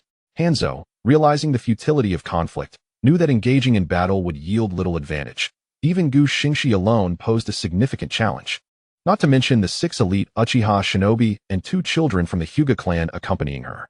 After a moment's contemplation, he glanced at Mikazuki, reassured of his safety, and retreated to the Rain Village. Meanwhile, Gu Xingxi and her group swiftly exited the Iron Country, reaching the location inscribed on the scroll in under 20 minutes. Upon surveying the multitude of mountains, Gu Xingxi exclaimed, with so many mountains, how am I to find it? Chapter 58, The 4 Gold Mines. Frustrated, Gu Xingxi wished she could obliterate the mountains. How could she possibly locate the mine amidst such vastness? With a swift motion, she summoned Baiqian, who emerged after a plume of white smoke. Baiqian's colossal form, reminiscent of the 9 tails, startled everyone. What do you require of me? Baiqian inquired. Gu Xingxi pleaded. Assist me in locating the gold mine. Without you, I could search indefinitely.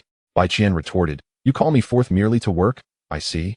Despite her words, she activated her sensing ability. Before long, she had pinpointed the Uchiha gold mine. The one behind me, follow me. Gu Xingxi joyfully exclaimed, Wahoo hurrah, and leaped onto Baiqian's head, while the others cautiously climbed onto her back. Hold on tight, we're off, Baiqian announced before dashing forward at a speed that nearly caused the others to lose their grip. She halted before a mine entrance, declaring, this is it. You may enter. I'll return to my slumber. With that, she dismissed the summoning, leaving the group suspended in midair. Gu Xingxi remarked, you must let us down as well. She promptly activated her 3-dimensional maneuvering gear, gently lowering her companions to the ground. Lord Uchiha Flowing Water, might I procure one of those devices? He inquired. Gu Xingxi responded. I can arrange to bring them back for you. Long live Lord Uchiha Flowing Water. Came the cheers. Upon arriving at the mine's entrance, Gu Xingxi discovered a massive boulder obstructing the way. Gathering chakra in her right hand, she delivered a powerful blow, shattering the stone. As the debris cleared, a cavernous opening was revealed, leading the group inside where they encountered an expanse of gold. Gu Xingxi's eyes sparkled with delight. This is an abundance of wealth. To have unearthed so much in such a short distance, imagine what lies deeper. Ha ha ha. Who will do the mining? Lord Uchiha Time queried. Gu Xingxi pondered. Is there a band of wandering ninjas nearby? Hinata Yuen activated her Byakugan and observed. Indeed, there are, and they appear to be my clansmen. It seems this is the Hyuga clan's gold mine. Gu Xingxi mused. Fortune favors the prepared. Let us seize that mine and see if Hinata Qianxue is inside. Hearing this, Hinata Qianyu dashed toward the Hyuga mine. Don't run so quickly, Gu Xingxi called out, and the others hurriedly followed her to the site.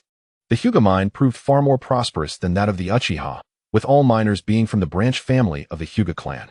Scanning the area, Hinata Chinyu soon spotted Hinata Chinchue. What brings you here? She inquired. Gu Xingxi marveled. Your Byakugan can see such distances. Hinata Chinchue replied. My Byakugan can only discern these 3 gold mines. Gu Xingxi exclaimed. What do you mean by 3?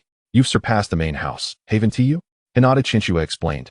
That is precisely why I was branded a caged bird, relegated to oversee the mining. Gu Xingxi understood and swiftly activated her Mangekyo Sharingan, entrapping all mining personnel from the Hyuga clan in an illusionary world. Such powerful genjutsu. Has the Uchiha clan produced another talent? Hinata Chinchue remarked. Father, this is my teacher. Hinata Chinyu interjected. Gu Xingxi stated. I have already brainwashed them with my illusion. As their leader, you must guide them and also assist in mining the Uchiha gold. Is there no compensation? Hinata Chinchue queried. Gu Xingxi assured her. I shall leave your son and his companion here, and I can also lift your caged bird status. Hinata Chinchue, taken aback, replied. If this is true, I shall follow you for life. Gu Xingxi confirmed. It is indeed true. I am currently researching a method to remove it without surgery. Thank you, my lord. Hinata Chinchue expressed her gratitude. Turning to Aoma Yukifian, Gu Xingxi requested. I need you to stay here and use your genjutsu to conceal these for gold mines. Is that agreeable? Aoma Yukifian responded. Of course, my lord. As long as I am present, these mines shall remain undiscovered. Gu Xingxi added. As for the village, I will handle that. And you will also need to construct a dwelling as my future base. Lord Uchiha, do you intend to become a rogue ninja? A member of the Uchiha clan asked. Gu Xingxi countered. If I were to do so, would you still follow me? The 6 responded affirmatively. Aren't you concerned about your wife? Questioned Nara Ruxing. Though it presents challenges, I am willing, for I have already made a promise to you, he affirmed. Very well, let us settle on this. We shall return to the village. After witnessing Aoma Yukifian employ genjutsu to conceal the gold mines, the group commenced their journey back to the village. Thus, Aoma Yukifian remained with Hinata Yuyuin and Hinata Chinyu at the mine, while the rest returned to Konoha. Chapter 59, Confrontation. Meanwhile, upon learning that Gu Xingxi had departed the village on a mission without his consent, the 3rd Hokage was incensed. He promptly dispatched Anbu to guard the village entrance, instructing them to report immediately upon her return. Upon returning, Gu Xingxi and her companions encountered a Uchiha woman waiting at the village entrance. Upon seeing them, she waved enthusiastically. Gu Xingxi wondered, who is this? Why is there a woman amongst you? That appears to be Uchiha Shadow, perhaps a sister of someone, Nara Ruxing speculated. Uchiha Flowing Water is my sister, my lord, he replied. As they approached the entrance, Uchiha Flowing Water was about to speak with her sister when someone interjected prematurely. Greetings. Beautiful lady, I am Nara Ruxing, Nara S. Ruxing, and star that has ventured into your heart, he introduced himself. Hello, I am Uchiha Shadow. Shadow as in the dimness, she responded. Uchiha Flowing Water rushed to Nara Ruxing, lifting him off the ground. I consider you a colleague. Do you wish to become my sister as husband? Gu Xingxi mused. What a surprise. I had contemplated taking her into my harem. Yet my clever but clueless friend has laid claim to her. Let him have her, otherwise. A man so devoid of emotional intelligence may find it challenging to attract a partner. Not to worry, dear brother-in-law. We are all family, Nara Ruxing replied nonchalantly. Gu Xingxi remarked, you certainly have a thick skin. Uchiha Shadow interjected. All right, brother, you can set him down now. With no other choice, Uchiha Flowing Water complied. Everyone, return to the police department. I shall submit my mission report and seek you afterward, Gu Xingxi instructed. Meanwhile, the Anbu, upon spotting her return, rushed to the Hokage's office to report. Everyone has returned, they announced. Meanwhile, Gu Xingxi strolled leisurely toward the Hokage's office, contemplating. Since he has taken an interest in Little Shadow, I shall appoint him as my proxy. He will handle matters of paperwork while I engage in combat. Just as Gu Xingxi finished this thought, she overheard nearby civilians whispering. That person abandoned their comrades for a mission. Truly, he is not a commendable individual. Indeed, he has caused such significant losses to the village. How can someone like him be worthy of being a jonin and wielding the Hokage's half-sleeve? Gu Xingxi, has the suppression begun? If I were to inform the 3rd Hokage that I did not rescue Hinata Hanabi and Kuruma Yukifian for the sake of the mission, would he accuse me of neglecting my teammates? Ah, how delightful that would be. With this thought in mind, Gu Xingxi deliberately retrieved the Hokage's half-sleeve from his pocket. Discontent with the sluggish pace, he swiftly employed his 3-dimensional maneuvering equipment to navigate through the rooftops, arriving at the window of the Hokage's office. Inside, the Anbu were engaged in a discussion with the 3rd Hokage. Without a second thought, Gu Xingxi flung open the window and leaped inside. He tossed the mission scroll onto the table, announcing that the first division of the police force had completed the task, resulting in 3 fatalities, while the others sustained only minor injuries. The third Hokage, perplexed, inquired about the police force. Xingxi replied, as the captain of the first division. What is wrong with assisting the police force? The third Hokage retorted, you are now a guiding jonin. How can you join the police force? Xingxi scoffed. What is there to lead when my students are dead? The third Hokage exclaimed. Are you implying that those 2 from the Hinata branch are deceased? Xingxi responded. They succumbed to Hanzo's poison. I was entangled with Hanzo, and by the time he withdrew, it was too late. They had already been ravaged by the toxins, reduced to mere pools of blood. The third Hokage processed this information, asking, and who was the other individual? Xingxi answered. Kuruma Yukifune of the Kuruma clan met the same fate. The third Hokage sighed, understood. I will ensure that the reward for completing the mission is delivered to you shortly. But you must address the Hinata matter yourself. Xingxi, what a convenient way to shift the blame. I understand, he replied, before utilizing his 3-dimensional maneuvering equipment to depart the Hokage's office, heading towards the Hinata clan's estate. At that moment, Danzo emerged from the shadows, remarking, this is utterly lawless. He has even joined the police force. The third Hokage realized he could not become Uchiha Kagami. Danzo declared, I have always said he is unreliable. It is time to eliminate him. The third Hokage slammed his hand on the table, shouting, enough, Danzo. Is it not enough that you spread rumors about Hitaki Tsukumo? For now, leave him be. He is not like Tsukumo. Do not force him into a corner. Danzo retorted, what if he is cornered? The third Hokage insisted, enough. Silence. I am the Hokage. Danzo warned, you will regret this. With that, he exited the office, seeking out a root operative to relay his instructions, which the operative acknowledged before departing. Danzo vowed, just wait. Only I can become Hokage. Blame it on the 2 of you for acquiring the Hokage's half-sleeve. Chapter 60, Foreshadowing. Xingxi maneuvered to Orochimaru's residence. Orochimaru inquired, have you found the gold mine? Xingxi affirmed, indeed, I found it, and there is a considerable amount. You can relocate your experiment now. Orochimaru replied, have you already made arrangements? Xingxi stated, as long as the higher-ups do not pressure me, everything is negotiable. But your experiments must not cease. Orochimaru presented 2 documents to Xingxi, stating, the caged bird has been prepared, and the other is the child who successfully possesses would release. Xingxi glanced at the caged bird, noting the specific hand seals, then erased them, remarking, as expected of you, Orochimaru. Orochimaru humbly responded, flattery will get you nowhere. Do you intend to take that child for yourself? Xingxi pondered. I suppose I can take him along. Although his abilities are lacking, his small area technique will prove useful when we construct houses at the gold mine. Xingxi continued. Have you examined the Book of Seals? Orochimaru replied, indeed, it contains a plethora of jutsu that captivates me. Xingxi added, you have learned the Edo Tensei technique, correct? Orochimaru explained, the resurrection technique that brings back souls? I have, but it is not fully developed. It likely cannot restore the full strength of the individual. Xingxi suggested. Then focus on this. It should allow the resurrected to wield their full pre-death power, and they should possess taste to enjoy food, lest our ancestor goes mad from a lack of sweets. Orochimaru inquired, when do you plan to revive them? Xingxi replied, there is no rush. At least wait until Uchiha Izuna passes. Xingxi then stated, did you not mass-produce the 3-dimensional maneuvering devices? I need 8 of them. Orochimaru packed 8 devices into a scroll and handed it to Xingxi. He noted, all functionalities are perfect. They merely require supplemental gas and blades. Xingxi reassured him. No matter. Xingxi, system, upgrade these 8 3-dimensional maneuvering devices to be fuel-free. The system confirmed the upgrade, stating it would cost 8,000 points. With the current points being 0, please earn points quickly. Xingxi lamented, the pain of losing everything. Orochimaru observed, as you suspected, Tsukumo is under scrutiny. Xingxi replied, all this trouble stems from the Hokage's half-sleeve. Leave this matter to me. With that, he departed without waiting for Orochimaru's response.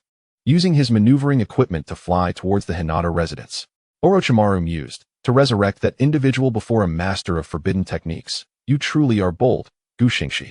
I eagerly anticipate the methods you will employ to ensure their coexistence. He then resumed his experiments, having neglected Danzo's project for the sake of the caged bird. Meanwhile, Xingxi arrived at the Hinata clan's estate, barely a minute passing before 2 members of the Hinata branch approached to verify information. Xingxi stated, I am the teacher of Hinata Hanabi and Hinata Chiyu. I need to see the clan leader. After verifying the information, The two members instructed him to wait while they reported. Xingxi, the Hinata clan, is truly impressive in its vigilance. Moments later, he was called in. Upon entering the clan leader's courtyard, he encountered the current leader, Hinata Tsu, along with his two sons, Hinata Hayoshi and Hinata Hizashi. Xingxi respectfully greeted the elder, acknowledging the debt of respect owed, especially after having consumed their gold mines. Hinata Tsu inquired, "What brings you here, esteemed Jonin Xingxi?" Xingxi relayed the unfortunate news of Hinata Hanabi and Hinata Chiyu's demise, but Hinata Tsu remained remarkably composed. Hinata Tsu remarked, "They were merely from the branch family. There is no need for you to feel guilt, esteemed Jonin." Xingxi feigned indignation. "Are they not my students? Are they not your kin?" Hinata Tsu replied, "They died as ninjas. That is something to take pride in." Xingxi conceded, "Since the clan leader feels this way, I shall take my leave." With that, he activated his maneuvering equipment and departed, feeling somewhat awkward in a place surrounded by Byakugan users. Hinata Tsu instructed the two branch members, "Just log the death information." Xingxi, what a masterful game of village politics, brilliantly executed by the Hinata clan. Perhaps I should visit the moon. Never mind. I will wait until I obtain the eternal Mangekyo Sharingan. Upon returning home, Xingxi was met with a scene that left him utterly astonished. Chapter 61. All women are for their brothers. Xingxi beheld Kakashi lying there, with Shuko beside him, drenched in sweat, extending her hands towards him, due to the angle. Xingxi exclaimed, "What the hell? Are you continuing the legacy of the teacheress wife?" He immediately drew his Nichiren blade, preparing to strike Kakashi down. But as he rushed forward, an awkward moment ensued. Kakashi lay there, which was indeed correct, and Shuko was reaching out, but Kakashi had fainted, and Shuko was treating him. With Obito and Rin observing nearby, Xingxi sheepishly sheathed his blade. What happened to Shuko? Upon completing her treatment, Shuko explained, "He fainted while practicing the breath of the sun technique. Rin was watching my medical ninjutsu, while Obito was merely here for the spectacle." Obito interjected, "I am studying diligently too." Xingxi retorted, "Do you possess a talent for medical ninjutsu? Just go ahead and learn it." Obito replied, "Lord Xingxi, I certainly do." Xingxi countered, "You should be quiet. Saying you came here just to follow Rin is more credible." Obito's face turned beet red. My lord, what nonsense are you spouting? I came here with Kakashi." Xingxi asked, "Did Rin not come with you?" At that moment, Rin's face flushed.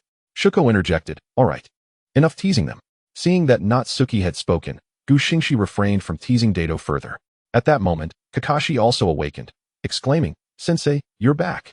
Xingxi approached and playfully gave him a light smack on the head, saying, "I specifically asked you to look after Natsuki, yet you ended up having her look after you instead." Kakashi replied, "I merely sought to enhance my abilities swiftly. I just used the 11th form of the sun breathing technique, the dragon dance of the solar halo, twice, and then I fainted." Xingxi cautioned him, "That technique should be used sparingly. It depletes your stamina significantly. Focus on honing your ninjutsu first. That is far more advantageous." Kakashi nodded, "Understood, sensei. By the way, do you know about my father?" Xingxi inquired, "You are already aware?" Kakashi, with a fervent expression, said, "Sensei, you know my father isn't that kind of person, right? Then why do the common folk say such things about him? Even the comrades he saved speak ill of him. Why do they not value their allies and label him as less than trash? Why do they turn around and blame my father?" Observing Kakashi's heightened emotions, Xingxi urged him to calm down. "Leave this matter to me." Kakashi managed to regain his composure upon hearing Xingxi's words. Xingxi continued, "You should rest. I'm heading to the police department. Natsuki, keep an eye on the three of them." Natsuki replied, "Go ahead, I'll take care of them." Xingxi nodded and activated the three-dimensional maneuvering device to reach the police department. Upon arriving at the office prepared for him by Uchiha Suki, Xingxi discovered chaos ensued among the group. The scene unfolded with Nara Shikaku chasing Uchiha Kage and Natsuki, while the remaining 6 pursued Nara Shikaku. Xingxi exclaimed, "What in the world are you all doing?" The group immediately halted their chase and stood at attention. Uchiha Ruesue exclaimed, "My lord, he is after my sister." Nara Shikaku retorted, "How could that be? I genuinely like her." Uchiha Kage blushed and said, "What nonsense are you spouting?" Xingxi, exasperated, rubbed his forehead and said, "Enough of this foolishness." He then pulled out 8 three-dimensional maneuvering devices from his scroll. Xingxi tossed the devices to the 8 Uchiha, stating, "I'm sending you to the illusionary realm to train, and I'll also teach you a lightning release technique." Before anyone could respond, he activated his Mangekyo Sharingan and cast the mirror flower, water moon technique. The 8 were instantly ensnared in the Jinjutsu. Narashikaku remarked, but that is not mine. Gu Xingxi replied, what do you want, strategist? There is no logic in a strategist being on the battlefield. Narashikaku sighed, fine. I'm leaving to go home and sleep. Seeing this, Gu Xingxi quickly grasped Narashikaku's shoulder and said, oh no, don't go just yet. I still need you to handle the paperwork for my captain position. Narashikaku protested, it's too troublesome. Gu Xingxi countered, I'll have Uchiha Kage be your secretary. You can't refuse. Narashikaku relented, all right, for the sake of brotherhood, I'll help with the paperwork. Gu Xingxi declared, then it settled. Chapter 62, The Commission from Hitaki Tsukumo. Before long, everyone began to awaken one after another. Gu Xingxi remarked, why did we spend 6 days in that Jinjutsu? Uchiha Ruesue exclaimed, that Chidori was amazing. Gu Xingxi acknowledged, I know, which is why I entrusted it to you. Have you all mastered the three-dimensional maneuvering devices? They confirmed they had. Natsuki, puzzled, asked, but why? Uchiha Kage immediately inquired, Natsuki, what's wrong? Observing the situation, Gu Xingxi swiftly appeared behind Natsuki and delivered a precise strike to render her unconscious. Gu Xingxi explained, Chidori and the three-dimensional maneuvering devices require the mastery of the three-tomo Sharingan. Since you all possess it, and she hasn't awakened hers yet, I infused a touch of emotion into the Jinjutsu, which awakened her two-tomo. Uchiha Tsumi remarked, but that is your wife. Gu Xingxi retorted, what can be done? She is an Uchiha.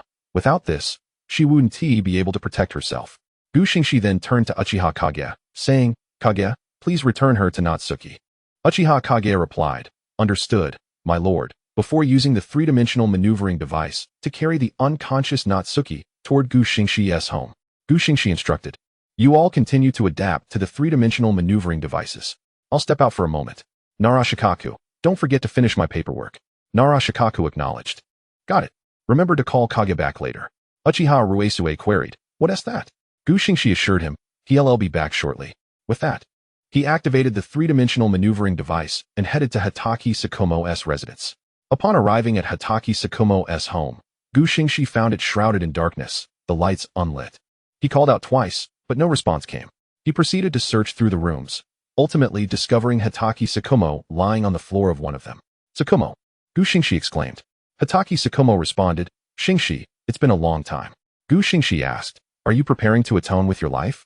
Hitaki Tsukumo replied, I suppose so.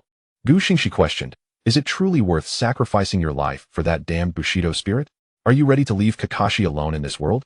Hitaki Tsukumo stated, Kakashi, I entrust him to you. I believe he will one day bring honor to the Hitaki clan under your guidance. Gu Xingxi admonished, but he is your son. By entrusting him to me, what will happen to your clan? If you perish, what of your kin? Hitaki Tsukumo sighed, kin? What of kin? He then rose from the floor and retrieved a small black orb from a cabinet. This orb symbolizes the leadership of the Hitaki clan. With this, all the assets and people of my clan belong to you. At that moment, several shadows descended from the ceiling, kneeling beside Gu Xingxi and Hitaki Tsukumo. Presumably members of the Hitaki clan S elite or ANBU. Gu Xingxi exhaled a deep sigh, saying, I'm an Uchiha. Don't think just because I have white hair that I will take over your clan. Hitaki Tsukumo asserted, with your strength, I trust you will protect the Hitaki clan. Kakashi will not be known as the son of Hitaki Tsukumo, but rather as Uchiha Gu Xingxi's disciple. Gu Xingxi questioned, do you not see this as a conspiracy? Why, knowing it's a conspiracy, do you still choose to die? Hitaki Tsukumo responded, is it a conspiracy against the Hokage? Gu Xingxi retorted, I recognize you regard that as an honor. However, it is precisely this honor that has led you to your current plight. Hitaki Tsukumo lamented, why do they all doubt me? I merely saved my comrades, yet in the end, even they question my actions. Gu Xingxi urged, live on. Only by living will you understand why. Hitaki Tsukumo waved his hand, and his accompanying ENBU retreated. Kakashi is entrusted to you, he said. Gu Xingxi then delivered a sharp slap to Hitaki Tsukumo's face, exclaiming, have you lost your mind? What era are we in that you still cling to your Bushido spirit? I'll be frank with you. Even if you die, I can still take care of things. Hitaki Tsukumo touched his reddened cheek, but lacked the will to continue living. Before Gu Xingxi could scold him further, Kakashi burst through the door. Father, Sensei, the Uchiha clan leader is in critical condition. Natsuki and Tsumi sent me to tell you to hurry. Gu Xingxi replied, very well. Let him pass in a couple of days. At least allow him to attend the Uchiha clan leader's funeral. Hitaki Tsukumo reluctantly said, then take this first. He handed the black orb to Gu Xingxi once more. Gu Xingxi, unable to resist, accepted the orb. As long as I'm here, the Hitaki clan will not fall. I will also take good care of Kakashi. But let me tell you, if I desire, I can resurrect you at any time. Hitaki Sakumo nodded. Kakashi, bewildered, could not comprehend the conversation unfolding before him, but he sensed it was not a good matter. Before Kakashi could ponder further, Xingxi approached him, ruffling his hair and saying, "Go prepare a meal for your father. I'll check back later." With that, he activated the three-dimensional maneuvering device and soared toward the Uchiha compound. Chapter 63, Tomb Raiding. Xingxi utilized the three-dimensional maneuvering device to arrive at the clan leader's courtyard, where Uchiha clan members filled the area inside and out. Upon entering, he spotted Uchiha Suki on the verge of death. "Clan leader," Xingxi exclaimed. Uchiha Suki replied, "Xingxi, I entrust my son and the Uchiha clan to you." Xingxi, with a calm demeanor, declared, "Leave everything to me." Upon hearing these words, Uchiha Suki's father chuckled softly, then closed his eyes, never to awaken again. The second elder pondered, "Who shall inherit the position of clan leader?" "Xingxi Uchiha Fugaku," she replied decisively. The second elder attempted to voice further objections, but was silenced by a mere glance from Xingxi. "Prepare for the funeral," she instructed. Thus, in the afternoon, the funeral for Uchiha Suki commenced, attended by many, including the heads of various prominent clans. Among them was Kakashi Hitaki. Yet it was evident to all that his spirit and physical condition were far from optimal, a stark contrast to the legendary Konoha White Fang he once embodied. Moreover, those around him subtly distanced themselves. After a bustling afternoon, the funeral for Uchiha Suki concluded, and Uchiha Fugaku ascended as the new head of the Uchiha clan.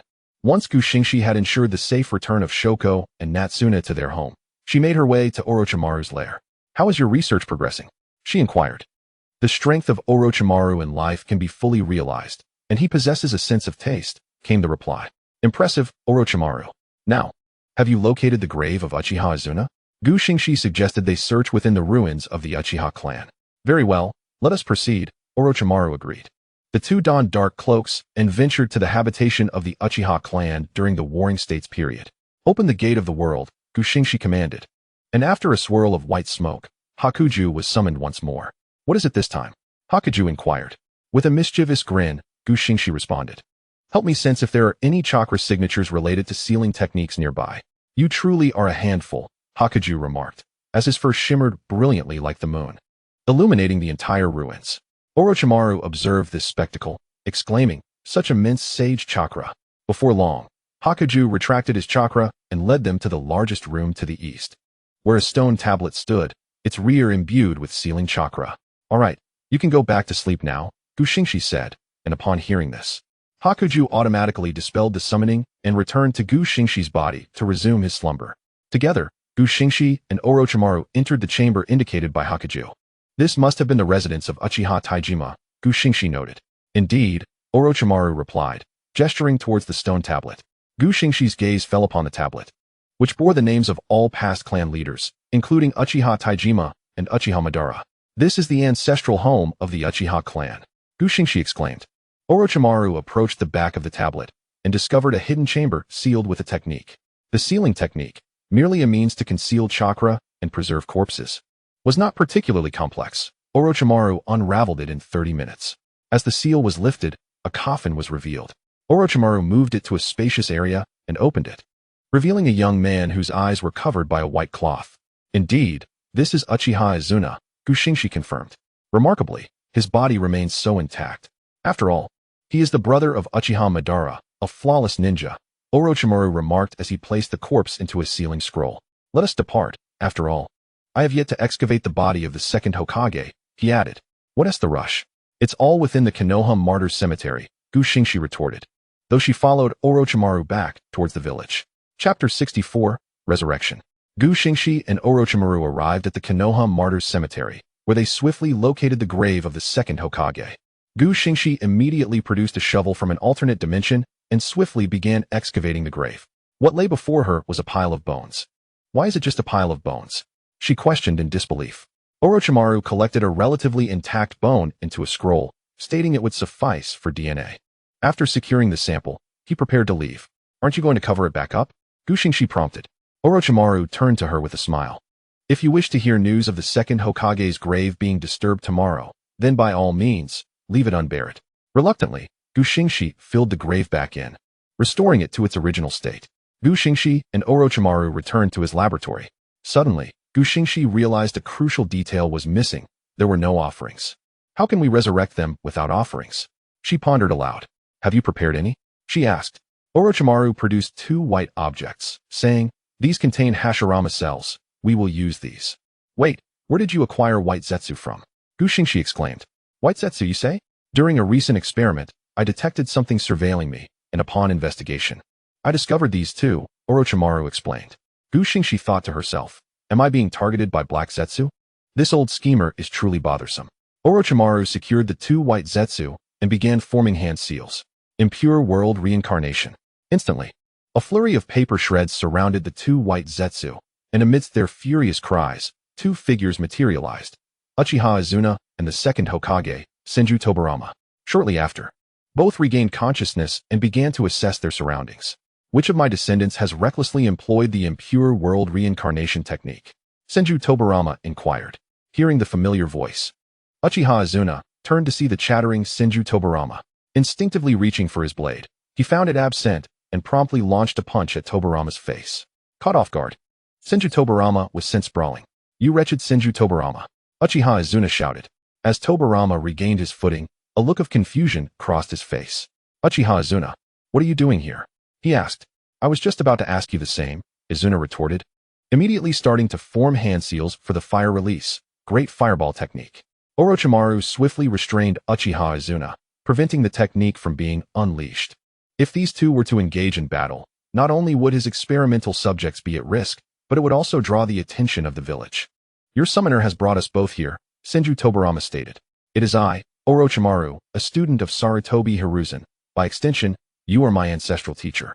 A student of the monkey using forbidden techniques, alongside an evil Uchiha brat, Tobirama scoffed. Gu Xingxi interjected. Are you sure you want to speak those words in front of Lord Izuna? What do you mean? Uchiha Izuna inquired. Gu Xingxi took the opportunity to introduce herself. I am Uchiha Gu Xingxi. It has been a year since the conclusion of the Second Great Ninja War, and it is Orochimaru and I who have resurrected you both. Has it truly been so long? What of my brother? Uchiha Izuna asked anxiously. He perished long ago, Tobirama replied with a hint of disdain. Damn you, Senju Tobirama. You must have been the reason for my brother's demise. Uchiha Izuna seethed. Gu Xingxi cautioned, Lord Second, be mindful. You might find yourself caught in a love-stricken inferno soon. What do you mean? Uchiha Izuna questioned, while Orochimaru noted, it seems there is more to this tale. Suddenly, I have an ominous premonition, Tobirama mused. Chapter 65, Crow Summoning. Gu Xingxi turned to Orochimaru with a sinister expression. Orochimaru, command Senju Tobirama to summon his weapons. Though Orochimaru was puzzled, he placed his trust in her. No, that is not permissible, Tobirama objected. What is so special about his weapons? Aside from the flying thunder god Konan, what else could there be? Uchiha Izuna scoffed. Orochimaru forced Tobirama into forming the necessary seals, and with a puff of white smoke, an array of weapons materialized. Most were Konan marked with the flying thunder god symbol. But 2 swords stood out. Those 2 swords look familiar, Uchiha Izuna remarked. Gu Xingxi stepped forward, taking the 2 swords and preparing to hand them to Uchiha Izuna. Seeing this, Tobirama immediately sought to intervene, but with his body under Orochimaru's control, he could only roar in frustration. You nefarious Uchiha brat. That is my weapon. Put it down, he cried. You dare, as a junior, to take my weapons? By lineage, I am your ancestral teacher. Return control of my body at once. Orochimaru observed. It appears there is indeed some intrigue afoot. Gu Xingxi, undeterred by the furious shouts of Senju Tobirama, approached Uchiha Izuna and presented him with 2 samurai swords. Oh, Ancestor Gu Xingxi, I trust you are familiar with these blades. Uchiha Izuna took them, and upon closer inspection, was taken aback. Isn't this my blade? How did it end up in his possession, and why is there an inscription? Moreover, isn't this the very sword that pierced my heart?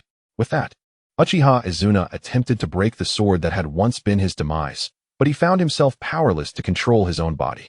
Ah, the malevolent Senju Tobirama. Why have you inscribed words upon my treasured blade? Gu Xingxi's pursuit of love had become a funeral pyre. Meanwhile, Orochimaru and Uchiha Izuna began to grasp the situation. Even in the Warring States period, these 2 lords had their share of emotional entanglements, Orochimaru observed.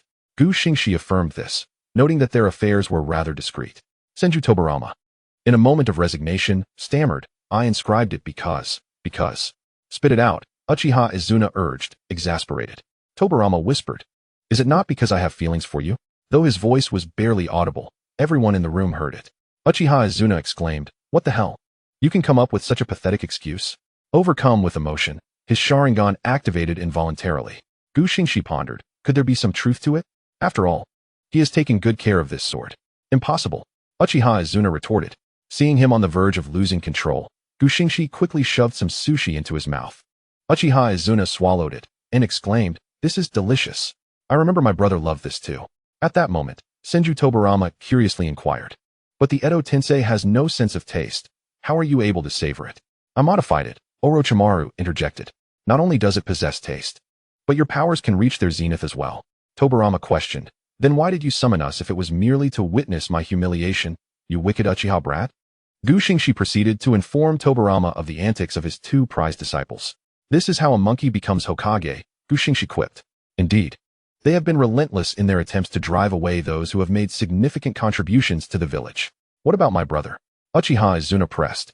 Xingxi then recounted how Uchiha Madara had collaborated with the Senju clan to establish the village, only to be betrayed by his own kin upon leaving, and how he ultimately met his demise at the hands of Senju Hashirama. All traitors who betrayed my brother deserve death, Uchiha Izuna declared. Xingxi explained.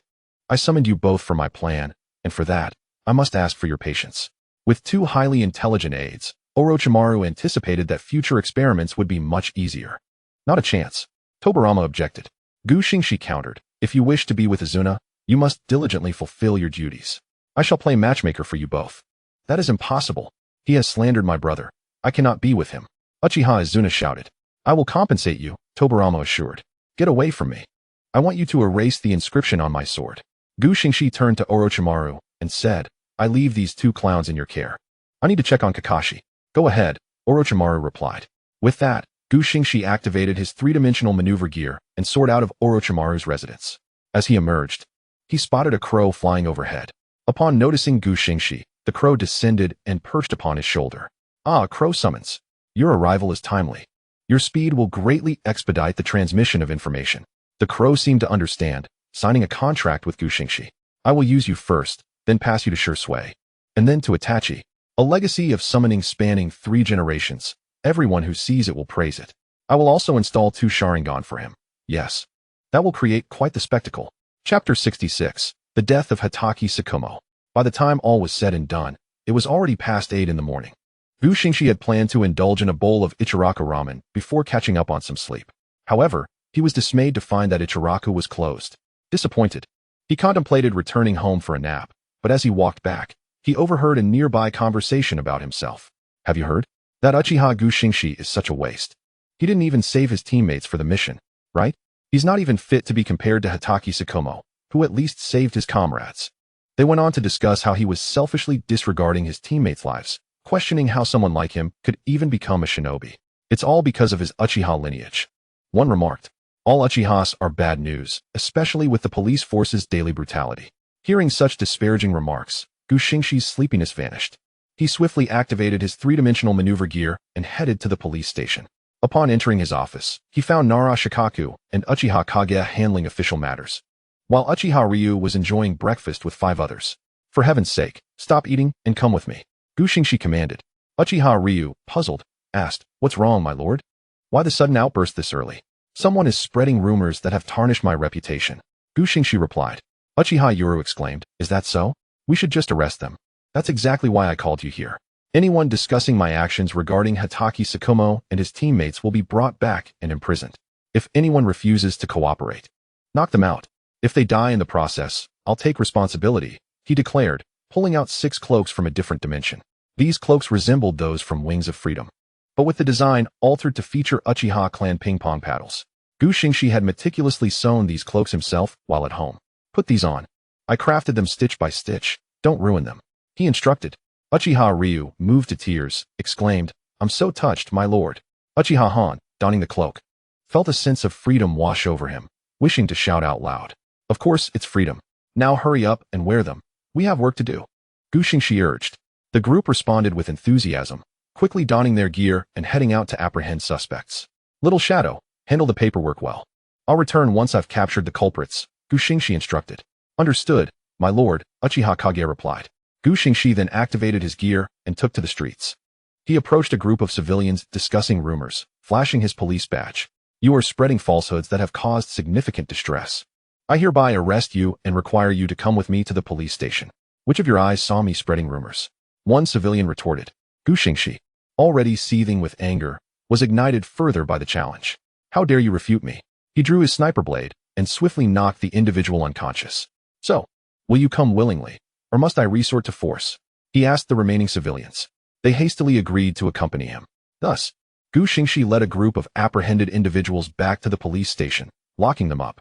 Meanwhile, the 6 others had a smooth operation, with Gu Xingxi's backing allowing them to apprehend one suspect after another, rendering the non-cooperative ones unconscious and bringing all who spread rumors about Gu Xingxi and Hitaki Tsukumo back to the station. Having just completed the Chunin exam, Kakashi rushed home, eager to inform his father that Gu Xingxi was advocating for him. Indeed, Kakashi had graduated from the Chunin exam, having hoped that his excellence would please his father. The exam had been straightforward. He dispatched his opponent with a single stroke. However, as Kakashi entered, he was met with a harrowing sight.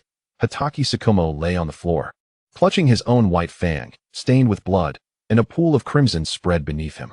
Upon closer inspection, he realized the blood belonged to Tsukumo himself, who had taken his life in a tragic act of desperation, upholding the so-called spirit of the samurai. Chapter 67, The Funeral.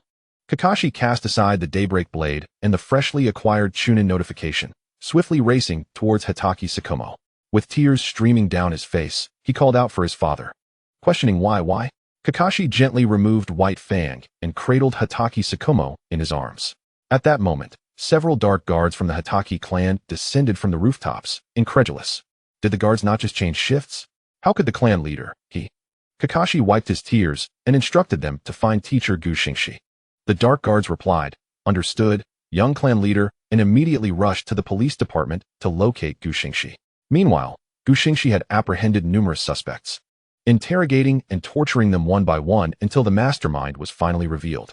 How could Lord Uchiha Ryuzui be involved with the Umbu? Gu Xingxi, upon learning of this, stated, I will handle this matter. Keep these individuals detained for 3 to 4 days before their release. Was Lord Uchiha Ryuka instructed by the Hokage?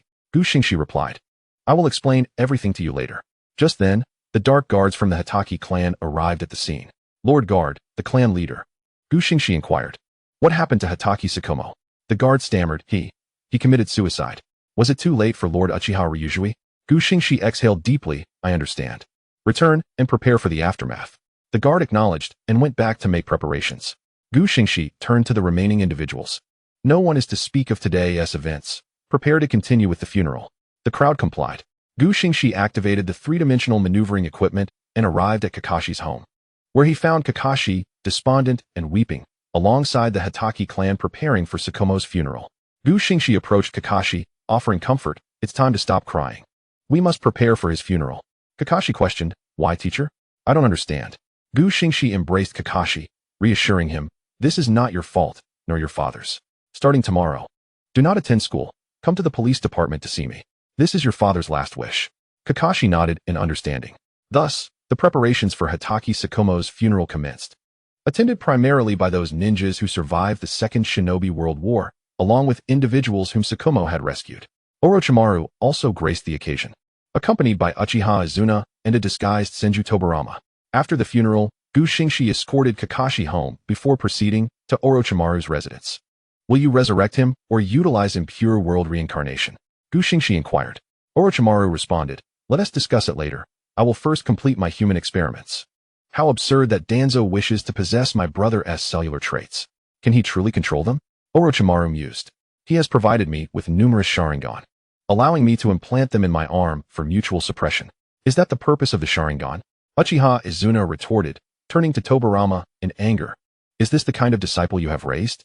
Upon learning of Shimura Danzo's machinations and the circumstances surrounding Tsukumo's demise, Tobarama contemplated purging the organization. Gu Xingxi remarked, it's inevitable he will meet his end, but not just yet. Orochimaru asked, what do you intend to do with the remaining Hitaki clan members? Gu Xingxi replied, send them to mine and build homes. When will that happen? Orochimaru pressed. In due time, Gu Xingxi affirmed. He then approached the experiment table, taking a small knife to slice a piece of flesh from his arm. The wound healed almost instantly. Gu Xingxi handed the severed flesh to Orochimaru. I have mastered Sage Mode. My cells will aid your reincarnation efforts. Orochimaru placed the flesh into a test tube, expressing gratitude. Thank you. I didn't expect you to master it so swiftly. Poor Hashirama didn't even qualify, Gu Xingxi noted. It seems Jiraiya's disciple has also gone to Mount Mayaboku to learn sage techniques. Fortunately, it's not excessively difficult, Gu Xingxi added. Of course it isn't. As I did all the work, he mused. Gu Xingxi set down some sweets. This is for you, ancestor. Well then, I shall take my leave. With that, he activated the three-dimensional maneuvering equipment and departed. Chapter 68, The Plan. Gu Xingxi arrived at the Hokage's office, intending to discuss Kakashi's admission into the police department with the third Hokage. Upon entering, he spotted Kakashi conversing with the third Hokage. Xingxi, what brings you here? The third Hokage inquired. Gu Xingxi replied, Hatake Tsukumo entrusted me with bringing Kakashi into the police department. I have come to inform you. The third Hokage countered, No. I cannot agree to this. Kakashi would be better suited for the Umbu. Gu Xingxi insisted, This is the last wish of Hatake Tsukumo. I implore you, Hokage-sama. Do not put me in a difficult position. Kakashi interjected, Hokage-sama, I am willing to follow teacher into the police department. Faced with the situation, the third Hokage reluctantly conceded. Very well, you may first accompany Gu Xingxi into the police department for a time, and once the Ninja Academy students graduate, you can form a team with others. Gu Xingxi replied, That is acceptable. The third Hokage then added, You both may leave now, and do not forget our agreement, Kakashi. Kakashi affirmed, I understand, Hokage-sama. With that, the two exited the Hokage's office. Gu Xingxi sensed something amiss and activated the three-dimensional maneuvering equipment, taking Kakashi to a secluded location. What agreement did you reach with that old fool? Gu Xingxi demanded. Kakashi explained, I promised to contribute the Hatake clan's land to the village.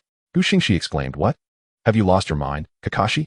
Kakashi defended. The Hokage said that if I offered the clan's territory, he would vouch for my father. Gu Xingxi retorted, Go to the academy and attend classes. Come to the police department for training after school. With that, Gu Xingxi swiftly distanced himself from Kakashi, fearing that lingering too long might provoke him into a rash decision. Gu Xingxi arrived at the Hatake clan's territory and summoned the ninjas, who quickly gathered. All of you, young and old, assemble here tonight. I will lead you away from this place. Remember to avoid Kakashi, he instructed. A jonin from the Hatake clan questioned. Where are we going, clan leader? Gu Xingxi replied, To the borders of the Land of Fire, where I assure you will be well provided for. Hatake Akatsuki expressed, I have long wished to leave this ravaged village. I knew it was time to depart when our leader was falsely accused. Gu Xingxi reaffirmed, Remember, 8 p.m. He then activated the three-dimensional maneuvering equipment to return to Orochimaru's residence. Orochimaru was still engrossed in studying Hashirama's cells, while Tobirama was entertaining Uchiha Izuna. Did you not just leave? Why are you back so soon? Orochimaru inquired. Gu Xingxi replied, The plan has been expedited. I intend to evacuate them all. Kakashi foolishly contributed the clan's land to the village.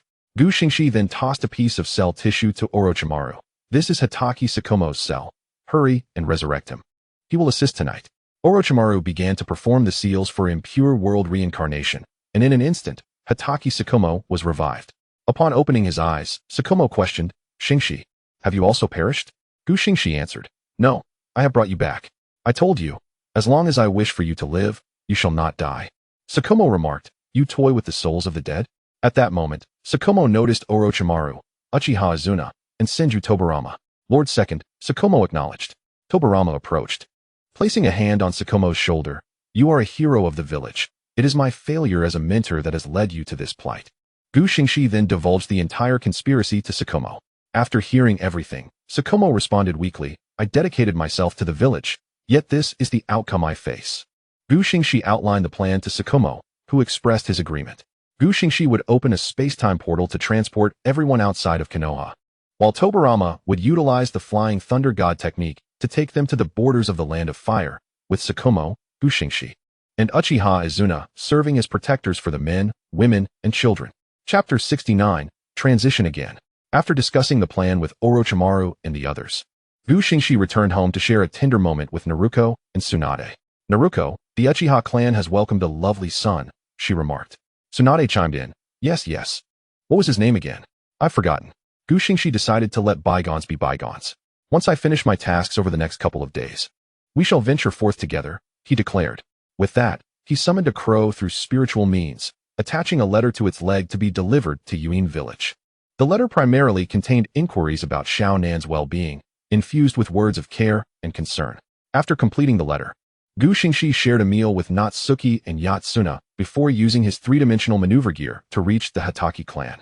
The entire Hitaki clan, men, women, and children, had gathered. Gu Xingxi opened a time-space portal, and everyone stepped through, arriving directly outside the village.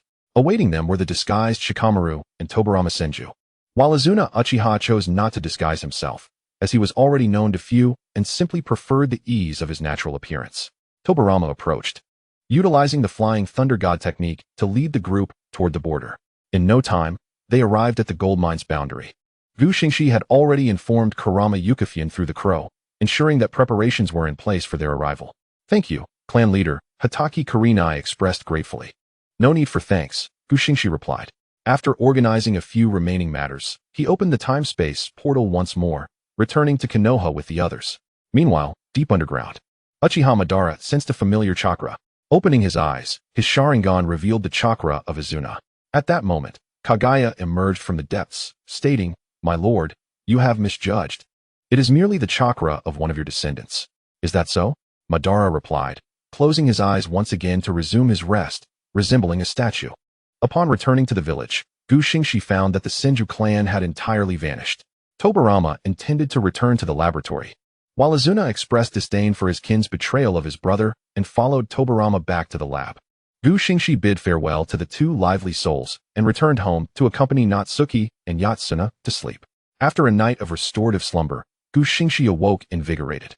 Following his morning routine, he began perusing the calendar. It has been 40 years since Konoha's establishment. Is it not time for Shirsui's birth? Just then, Natsuki and Yatsuna, having finished their preparations, approached Gu Xingxi, eager to join him in visiting Uchiha Shirsui's home to meet his newborn son. Thus, the trio used their maneuver gear to arrive at Uchiha Shirsui's residence. Upon their arrival, Uchiha Shirsui greeted them with a warm smile and ushered them inside. "Congratulations on your late fatherhood," Gu Xingxi exclaimed. "I am not old yet," Shirsui protested, while Natsuki and Yatsuna chuckled nearby. Gu Xingxi inquired, "What name have you chosen for your son?" "Uchiha Shirsui replied. "What do you think of that name?" Gu Xingxi mused, "Uchiha Shirsui. Then your father must be Uchiha Kagami, yes?" Shirsui, puzzled, asked, "How did you know?" Realizing his guess was correct, Gu Xingxi assured him, "No matter. I shall guide this child and mentor him when he grows." "That sounds agreeable," Shirsui replied. From that day forth, Gu Xingxi's life revolved around cherishing his wife, navigating his duties at the police department, mentoring Kakashi, sparring with Minato and Senju Tobarama, caring for Shirsui, and visiting the two ancestors in the laboratory. Time passed until Kakashi graduated, with Minato remaining as his teacher, and the three original members of his team stayed intact. The only change was that Gu Xingxi had taken Yugao as his wife. Fast forward to Konoha's 43rd year, for weddings occurred. On the same day, Uchiha Fugaku wed Uchiha Makoto, and Minato married Kushina Uzumaki. Celebrations erupted, with Gu Xingxi, Senju Tobarama, and others joining in the festivities. Even Jiraiya and Tsunade returned to the village to honor the couples. The weddings unfolded flawlessly, and shortly thereafter, Uchiha Makoto found herself with child, giving birth to the prodigious Uchiha Itachi in the latter half of Konoha's 43rd year. However, tranquility is often ephemeral. By the 46th year of Konoha, the third Hokage uncovered Orochimaru's experiments, revealing his unsanctioned resurrection of the second Hokage, Izuna Uchiha, along with human experimentation and research into wood release. Consequently, Orochimaru defected, branded an S-rank rogue ninja by the third Hokage. In the latter half of Konoha's 46th year, Shimura Danzo discovered Nagato, the wielder of the Rinnegan, and Konan, who possessed three-dimensional maneuver gear, in Yuin village. Fueled by resentment toward Gu Xingxi, he allied with Hanzo in a surprise assault on the Akatsuki. The ambush was sudden and brutal, resulting in Yahiko's death and Konan's severe injuries.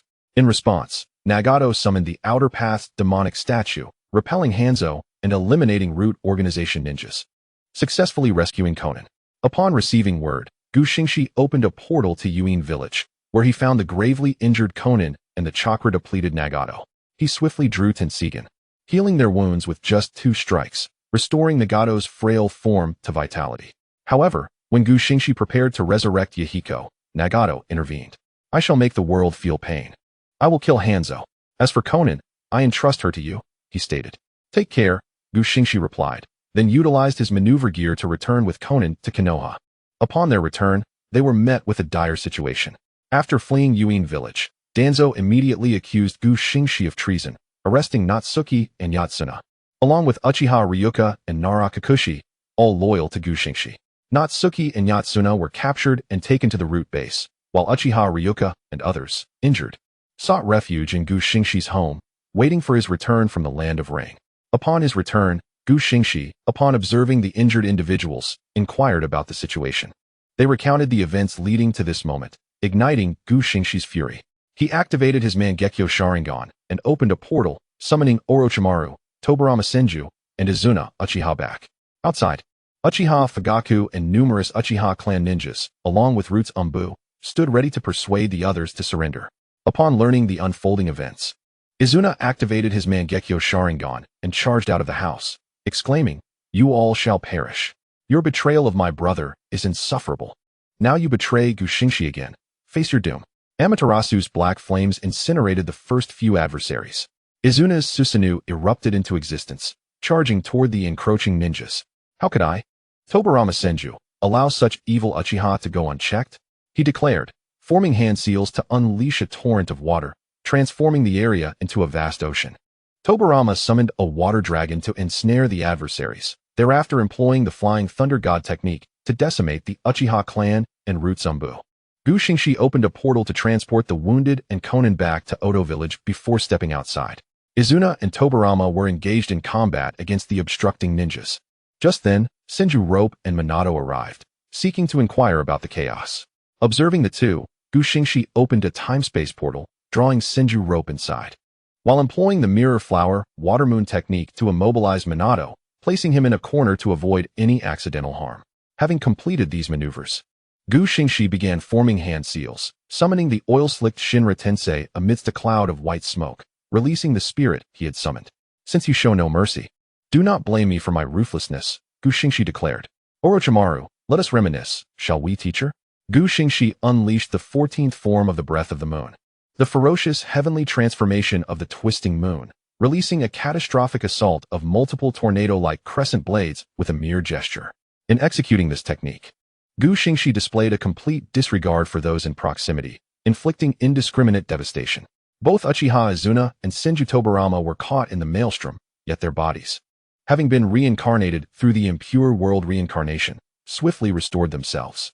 Orochimaru, having successfully reincarnated into the well-known slippery serpent, remained unscathed. The true casualties of this onslaught were the surrounding structures and the ninjas who attempted to intervene, most of whom were severed in half by the force of the strike. Gu Xingxi coldly remarked, "Shimura Danzo, you should have anticipated this outcome when you dared to meddle with my wives." With the 16th form of the Breath of the Moon, Moonlight's solitary remnant, an array of colossal sword energies accompanied by crescent blades descended from the heavens, targeting the fleeing ninjas. The third Hokage, witnessing this calamity, bellowed for an immediate retreat. Where could Gu Xingxi possibly flee? He leaped atop Hakushin's head, commanding it to unleash a tailed beast bomb. The tremendous blast echoed throughout the village, resulting in widespread destruction and grievous casualties. Meanwhile, Danzo hid within the Root organization, continuing his interrogation of Shuko and Katsuna. Oblivious to the escalating peril, overwhelmed by emotion, Gu Xingxi activated his eternal Mangekyo Sharingan, his eyes transforming from starry orbs into 2 pentagrams. As the ocular powers of the eternal Mangekyo spontaneously initiated, vines of the Nanyan poison surged from the ground, entwined with a purple toxin, racing toward the fleeing crowd. The fleeing third Hokage glanced back, incredulous. How could this be would release? Gu Xingxi summoned Shunzo, who possessed Hakushin, and unleashed a frenzy of destruction upon the village. Observing this chaos, Orochimaru hastily retreated. Unlike the others, he was not a mere reincarnated body. Uchiha Izuna and Senju Tobirama continued their slaughter of Uchiha clan ninjas. Gu Xingxi utilized the shadow clone technique to create 2 clones. One activated the complete Susanoo, while the other wreaked havoc using the Breath of the Moon. Elsewhere, Kakashi, Obito, and Shisui, sheltered in a refuge, sensed the astonishing commotion. "What has happened to Shisui-sensei?" Kakashi inquired. "He is fine, Kakashi," Shisui reassured. "I believe in Xingxi," Yuhi Kurenai asserted. Gu Xingxi leaped from Hakushin's head, forming hand seals for the Nanyan poison vine, wood dragon technique.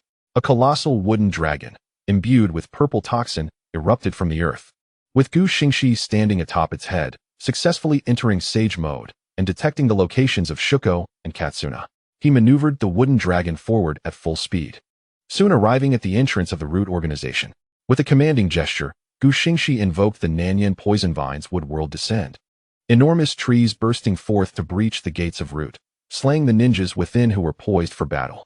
Xingxi deftly maneuvered using his three-dimensional maneuvering device, swiftly reaching Shuko's chamber. He kicked the door open, only to discover the lifeless bodies of Shuko and Katsuna. At that moment, Danzo, already fleeing the scene as the door shattered, escaped with his remaining subordinates, leaving behind even Katsuna's Sharingan untouched as he hastily fled. Wiping away his tears, Xingxi, stifling his grief, opened a portal to place their bodies inside. There is no longer a need for Konoha, he exhaled. Chapter 72. After the battlefield. Xingxi activated his complete Susanoo, a celestial blue warrior rising from the ground, embodying the embodiment of destruction. He commanded Shunzo to draw his blade, which shifted from blue to purple as Xingxi wielded it alongside the sun wheel sword breathing technique. The eighth form of the breath of the moon. Moondragon's tail charged toward the ninjas engaged in combat with Xingxi's shadow clones. The third Hokage and his fellow ninjas exerted every ounce of strength to dispel Xingxi's two shadow clones. Yet before they could catch their breath, a colossal crescent blade, akin to a dragon's tail, struck from behind. The Yanbu sacrificed themselves to shield the third Hokage, ensuring he survived the onslaught. Xingxi, cease this destruction. We must negotiate. If you continue, the village will be obliterated. The third Hokage shouted. Did you negotiate when you harmed my wives? Xingxi retorted, preparing for another strike, only for the powers of his eternal Mangekyo to expire. His complete Susanoo dissipated, and with his chakra depleted, Xingxi plummeted from the sky. Hakushin rushed to catch him, then sped toward the Uchiha clan's territory, successfully locating Uchiha Izuna and Senju Tobarama, who were in the midst of desecrating the remains of the Uchiha clan. As they prepared to slay Uchiha Fugaku, Hakushin intervened, tossing both men onto its back. His Sharingan has been overexerted. We must flee. Full speed ahead, toward the Sound Village. The morning air of Konoha was thick with the stench of blood, the surrounding buildings reduced to ruins, littered with the corpses of ninjas. Uchiha Fugaku, having narrowly escaped death, let out a sigh of relief, regretting his involvement in this calamity. He had intended only to persuade the injured to surrender, waiting for Xingxi's return, yet was blindsided by the indiscriminate slaughter that ensued. Uchiha Izuna and Senju Tobarama, upon seeing members of the Uchiha clan, could not be restrained, and Fugaku's misguided decision had led to the grievous losses suffered by his clan, nearly costing him his life. Rising from the ground, Uchiha Fugaku began to survey the battlefield, but found little to salvage. Most were lifeless, their eyes plucked from their sockets. A cursory search revealed only a few lightly injured individuals, ensnared in an illusion, Minato.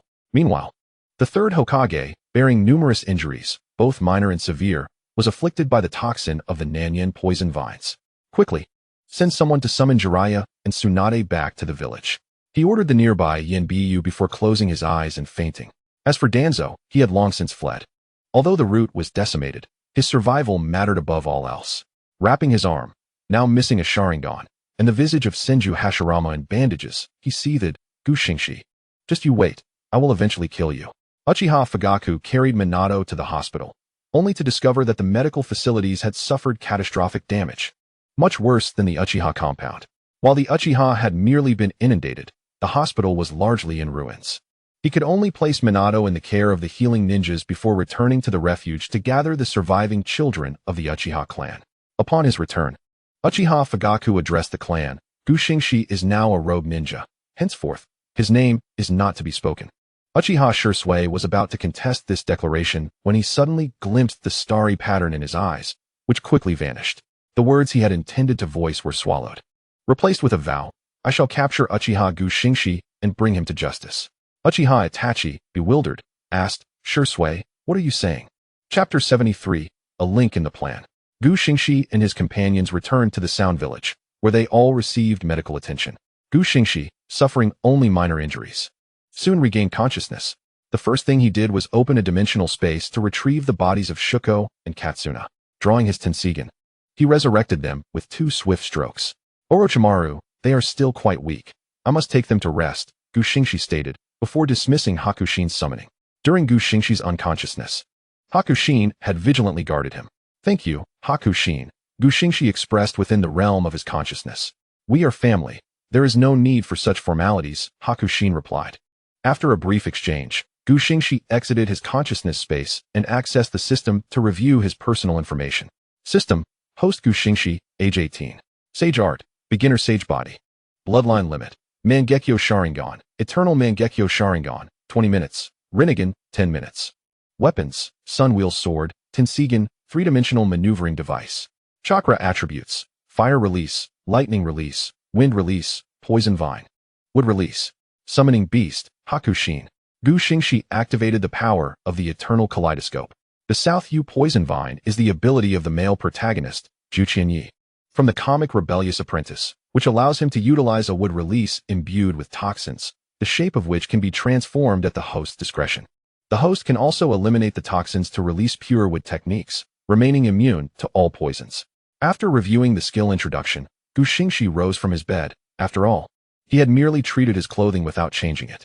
His warrior attire was marred with bloodstains and various scratches, and his long white ponytail had been stained a horrifying crimson. After changing his clothes, Gu Xingxi proceeded to the medical room, where Uchiha Liuhua and others, including Shozi and Kazuna, were lying on the hospital beds, with Xiao Nen attending to them. The injuries sustained by them were quite severe, leaving most in a state of unconsciousness. Although Shozi had been treated by Tenzin, she remained fatigued and was resting. Kazuna, having awakened her Mangekyo Sharingan due to a significant stimulus, was also asleep, recuperating her spiritual energy. After exchanging a few words with Xiao Nan, Gu Xingxi departed, opting not to disturb those resting, and instead sought out Orochimaru. Upon entering Orochimaru's laboratory, he found Orochimaru, Uchiha Izuna, and Senju Tobarama busily working on Sharingan. Having excavated a considerable number on the battlefield, they were now arranging them on the wall, which was completely covered with Tomo Sharingan, creating a rather unsettling sight. Gu Xingxi remarked, "Is it truly necessary for the three of you to display such artifacts upon the wall? Have you lost your senses?"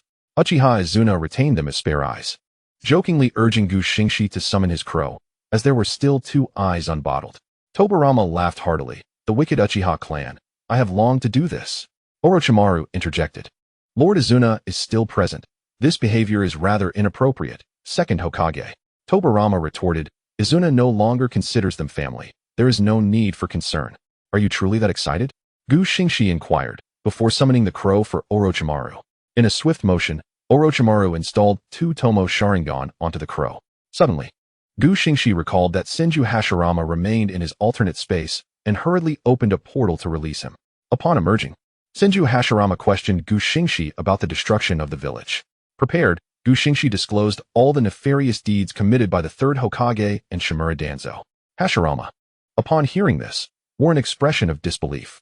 The 2nd Hokage, witnessing his elder brother's grandson in such despair, began a long-winded persuasion and brainwashing session, ultimately succeeding in swaying Hashirama to their faction. After departing Orochimaru's laboratory, Gu Xingxi took a stroll around the village, which had been well cared for by Orochimaru. Most members of the Hatake clan and wandering ninjas were engaged in mining, while the Jonin taught at the Ninja Academy, with Tobarama and Izuna serving as the principals. Gu Xingxi then visited the unique KTV in the Sound Village. He had previously noted that this world bore many similarities to his own. Akamaru Yukifian utilized illusion techniques to enhance his and several handsome men's appearances, performing captivating dances on stage to attract the audience, while beautiful and voluptuous women attended to those with normal relationships below, under the influence of illusions and lights. The feudal lords spent copious amounts of money at the KTV for enjoyment. Even the feudal lord of the Land of Lightning was present, ensuring the establishment's success, with daily earnings equating to 2 gold mines. After observing, Gu Xingxi returned home to bathe. Meanwhile, Uchiha Shursui, after delivering a grandiose speech, successfully deceived everyone into believing he harbored a deep-seated hatred for Gu Xingxi. Unbeknownst to them, this was part of Gu Xingxi's scheme, when Shursui possessed a single Tomo Sharingan. Gu Xingxi had cast the Mirror Flower, Water Moon technique upon him. As soon as Uchiha Fugaku declared Gu Xingxi a rogue ninja, the illusion would automatically activate. The content of the plan was for Shursui to act as a triple agent, fostering tensions between the Uchiha and the village, ultimately allowing Uchiha Itachi to eliminate the Uchiha clan. Although Shursui felt heartbroken upon learning this, he continued to carry out his orders. Similarly, Minato was affected by Xingxi's illusion, which caused him to forget the years spent with Xingxi, leaving only the memory of Xingxi as a rogue ninja. Tsunade, upon receiving a message from the Umbu, immediately rushed back to the village with Shizune. Upon their return, they were met with a scene of devastation. Houses lay in ruins. The Uchiha clan had been submerged, the air was thick with the stench of blood, and uncollected ninja corpses littered the ground, alongside the South U poison vine, emanating purple toxic gas. Tsunade exclaimed in disbelief, "What on earth has happened?" In Chapter 74, the Third Great Ninja War commenced. Tsunade and Shizune returned to the village and immediately began treating the injured ninjas. However, the sheer number of casualties forced them to work from dawn until dusk to tend to all the afflicted. After a long day, Tsunade approached the bedside of the third Hokage, inquiring about the events that had transpired.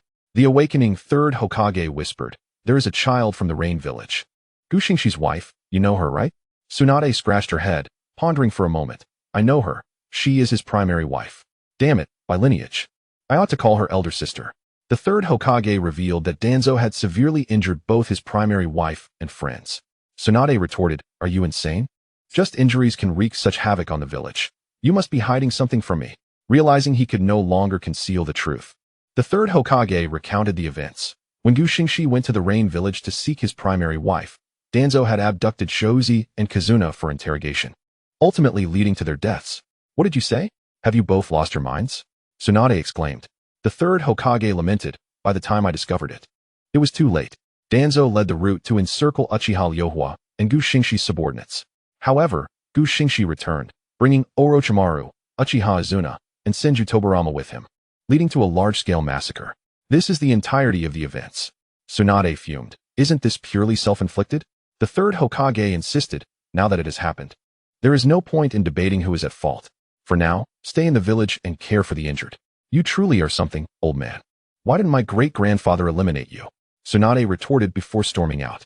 In the Rain Village, Nagato single-handedly infiltrated Hanzo's abode, and, with overwhelming strength, successfully defeated him, thus becoming the new leader of the Land of Rain. Meanwhile, the news of Xingxi's defection from Konoha and the severe injuries inflicted upon the village spread throughout the ninja world.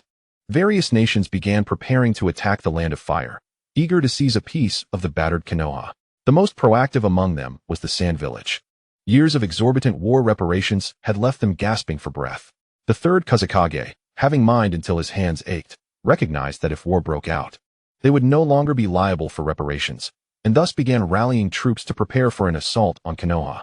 At this time, Scorpion's parents were still alive, and he enjoyed a perfect childhood, yet he harbored an intense hatred for the third Kazekage. Under their guidance, Scorpion's puppet technique was even more formidable than in the original tale. Thus, Scorpion, Rashi, and Yozo emerged as the new generation's primary combat force, marching towards the Land of Fire. Meanwhile, Inoki of the Stone Village was also preparing to exact revenge on Xingxi and was mustering an army to wage war against the Land of Fire, with his son, Kuratsuchi, and the Jinchuriki of the Five Tails and Four Tails serving as the main combatants. Upon learning that Xingxi had established a village on the borders of his own country, the third Raikage resolved to deal with Xingxi. However, fearing Xingxi's strength, he refrained from launching an immediate attack. When spies reported Xingxi had been severely injured and Konoha suffered heavy losses, the third Raikage gained confidence. After all, his son had grown strong, and the control over the Two Tails and Eight Tails had reached a level of perfection, leading him to boldly declare war against the Land of Fire. Black Zetsu, having gathered intelligence, then approached Uchiha Madara to relay this information. Uchiha Madara opened his eyes, slightly deviating from the plan. Let the Mist Village partake in the war as well, while executing the original strategy. Black Zetsu acknowledged and withdrew. At this moment, Madara had successfully chosen Obito as his pawn, leaving no room for error in the plan. Black Zetsu, controlling the third Mizukage, also declared war on the Land of Fire. Thus, in the latter half of the 46th year of Konoha, the Third Great Ninja War commenced. Chapter 75, Confrontation with the Third Kazekage. Meanwhile, in the Sound Village, Xingxi tended to the injured and his wife, while Orochimaru conducted experiments, and Senju Tobarama was devising ways to cheer up Uchiha Izuna in a gentle manner. However, the situation in Konoha was starkly different, with a multitude of tasks awaiting the third Hokage, including the construction of shelters and the care of the wounded. At that moment, They received declarations of war from various nations. The third Hokage anxiously inquired of Tsunade whether Jiraiya had returned yet. Tsunade had not rushed back. The third Hokage lamented. The village can only rely on you now. Tsunade replied, I understand, but facing 4 opponents is quite challenging. The third Hokage acknowledged that it was a difficult situation. Meanwhile, in the Sand Village, the third Kazekage was leading his 2 disciples and a large force towards the rear of the Sound Village. Gu Xingxi's inner voice, by Qian, suddenly alerted him of numerous approaching enemies. Are they coming for me first? It seems my absence from battle over the years has allowed them to forget the terror of the White Moon God. Gu Xingxi stood up and made his way to the office of the Sound Shadow. Upon arriving, he found Nara Shikaishi with a broken arm and a plaster cast, still working diligently, assisted by Uchiha Ing. Ah, such diligence! Gu Xingxi exclaimed, irritated by the comment. Nara Shikaishi picked up a cup from the table and hurled it at him. How dare you say that? Do I have to handle all these documents every day as the Sound Shadow? Gu Xingxi caught the cup and placed it back on the table, stating, well, it seems we are under attack. Nara Shikaishi's expression grew serious upon hearing this. Uchiha Ryuho and the others are still injured. Only you can fight. Lord Izuna, Lord Tobarama, and Lord Orochimaru can assist. Gu Xingxi replied, I understand. Let the 4 of us handle this, allowing the Academy's students to witness the terror of the White Moon God. Must you always be so arrogant? Nara Shikaishi retorted. Haha. Gu Xingxi laughed. Just then, Senju Tobarama entered the office with Uchiha Izuna. Behind them, the third Kazekage led his large force. You are lacking, Lord Second. Your sensing ability pales in comparison to little Bai's, Gu Xingxi remarked. Uchiha Izuna interjected. Let's not bicker now. Should we engage as just the 3 of us or gather the village's ninjas? Gu Xingxi insisted, just the 3 of us. I have a score to settle with the third Kazekage. You 2 can serve as cannon fodder. At that moment, Bai Qian piped up, damn it. They are sneaking in through the back door. We need to focus on the seals. Gu Xingxi stroked Bai Qian's fur, pushing it back. Understood. Second, let us go. Senju Tobarama placed a hand on the shoulders of Gu Xingxi and Uchiha Izuna, and with a whoosh, they activated the Flying Thunder God technique. Appearing at the back entrance of the Sound Village, where the third Kazekage was dismantling the seal.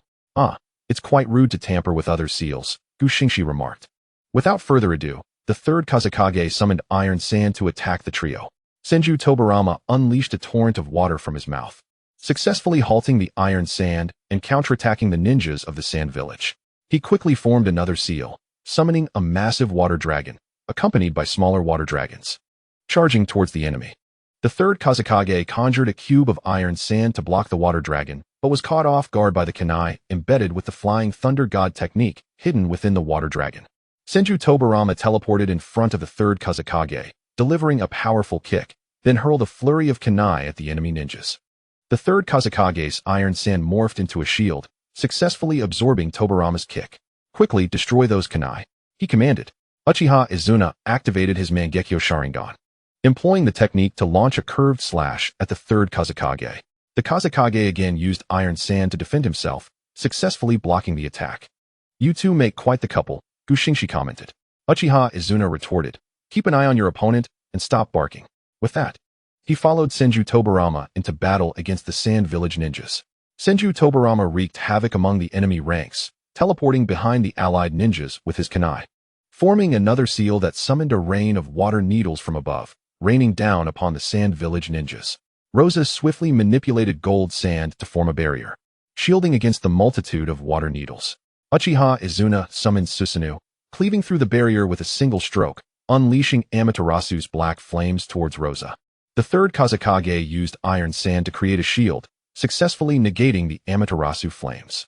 Suddenly, 2 lightning spears exploded behind the third Kazekage, but the Iron Sand automatically transformed into a barrier for protection. The Kazekage turned to see Gu Xingxi, wielding a 3-dimensional maneuvering device, appearing behind him. Your opponent is me. Chapter 76. The Strange Phenomenon of Gu Xingxi. On the other side of the battlefield in Konoha, the forces were divided, led by Minato and Tsunade. A group of Jonin confronted the Rock Village, while Jiraiya, Kakashi, Obito, Uchiha Shursui, and a few Uchiha faced the Mist Village. Why hasn't the third Raikage appeared yet? They questioned. He is gathering his forces. Returning to Gu Xingxi, Senju Tobarama and Uchiha Izuna were engaged in battle against Chiyo, Sasori, and Sasori's parents, as well as Leaf Warehouse and numerous Sand Village ninjas. Gu Xingxi faced off against the third Kazekage, drawing his Day Will Blade. which glowed red with markings appearing on his forehead.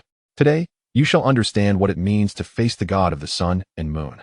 First form of the breath of the sun, circular dance. Gu Xingxi leaped forward, unleashing a fiery slash directly toward the third Kazekage. The Kazekage attempted to block with a square formation of iron sand, but Gu Xingxi's blade cleaved through effortlessly, aiming straight for the Kazekage's head. Yet, the iron sand instinctively protected its master, transforming into a sphere just as Gu Xingxi's strike was about to connect, successfully shielding the Kazekage. How bothersome, Gu Xingxi muttered. Second form of the breath of the sun, azure heaven. The circular slash severed the sphere, but the third Kazekage seized the opportunity as the sphere shattered, launching iron sand needles toward Gu Xingxi. Gu Xingxi reacted swiftly, utilizing the body flicker technique to evade the attack, though his warrior garb was pierced with a hole. Fuming at his damaged attire, Gu Xingxi cursed, "Damn you." The third Kazekage retorted, "Gu Xingxi, you are already a rogue ninja of Konoha. No one will come to your aid. You shall die today. Seems you are quite confident in your ability to kill me," Gu Xingxi shot back. As he prepared to strike again, an intense wave of dizziness and chest pain overwhelmed him, causing Gu Xingxi to kneel, relying on the Day-Will Blade for support to avoid collapsing completely. Though the third Kazekage was puzzled by Gu Xingxi's sudden weakness, he recognized this as his opportunity to strike. Channeling all his strength, the third Kazekage summoned sand wings, manifesting them as blades aiming to cleave Gu Xingxi. In the midst of the melee, Senju Tobarama and Uchiha Izuna noticed Gu Xingxi's distress. Lacking the flying thunder god kunai, Tobarama shouted, "Izuna, stop him." Uchiha Izuna quickly dispatched the ninjas surrounding him, clearing the way to expose the third Kazekage's back. With a swift motion, he unleashed Amaterasu's black flames toward the Kazekage, who, feeling the imminent threat, raised his sand wings as a shield to protect himself from the flames. With the aid of the sand wings manifested from his right hand, he successfully approached Gu Xingxi and struck down towards his head. Just as the attack was about to land, Bai Qian, emerging from within Gu Xingxi, instinctively intercepted the blow, forcing the third Kazekage to retreat with a swift claw. At that moment, Senju Tobarama also threw a kunai imbued with the flying thunder god technique, successfully transporting Uchiha Izuna along with him. "Bai Qian, you go ahead. I will cover you," he instructed. "What about you, Uchiha Izuna? Tobarama can dispel the summoning. We need to return first." With that, Tobarama placed a hand on Gu Xingxi's shoulder, and in a flash, the three returned to the hidden sound village. Meanwhile, on the battlefield, Bai Qian gathered the tailed beast bomb and directed it at the third Kazekage. The third Kazekage immediately summoned sand to form a barrier in an attempt to block the impending attack, yet the tailed beast bomb was beyond his capability to withstand. Just as the bomb was about to shatter the barrier, Rosa arrived, manipulating the sand into a golden shield behind the iron barrier. Observing this, Bai Qian detonated the tailed beast bomb. Although the barrier absorbed most of the explosion's force, the resulting blast still sent both the third Kazekage and Rosa flying. The third Kazekage, rising from the ground, commanded the ninjas behind him to retreat. With that, he led the ninjas of Sunagakure in a swift withdrawal. Seeing the enemy's retreat, Bai Qian dispelled the summoning technique. Chapter 77. Cross-World Communication. Senju Tobarama instantly arrived in Orochimaru's laboratory using the Flying Thunder God technique. At that moment, Orochimaru was engrossed in his research on Hashirama's cells.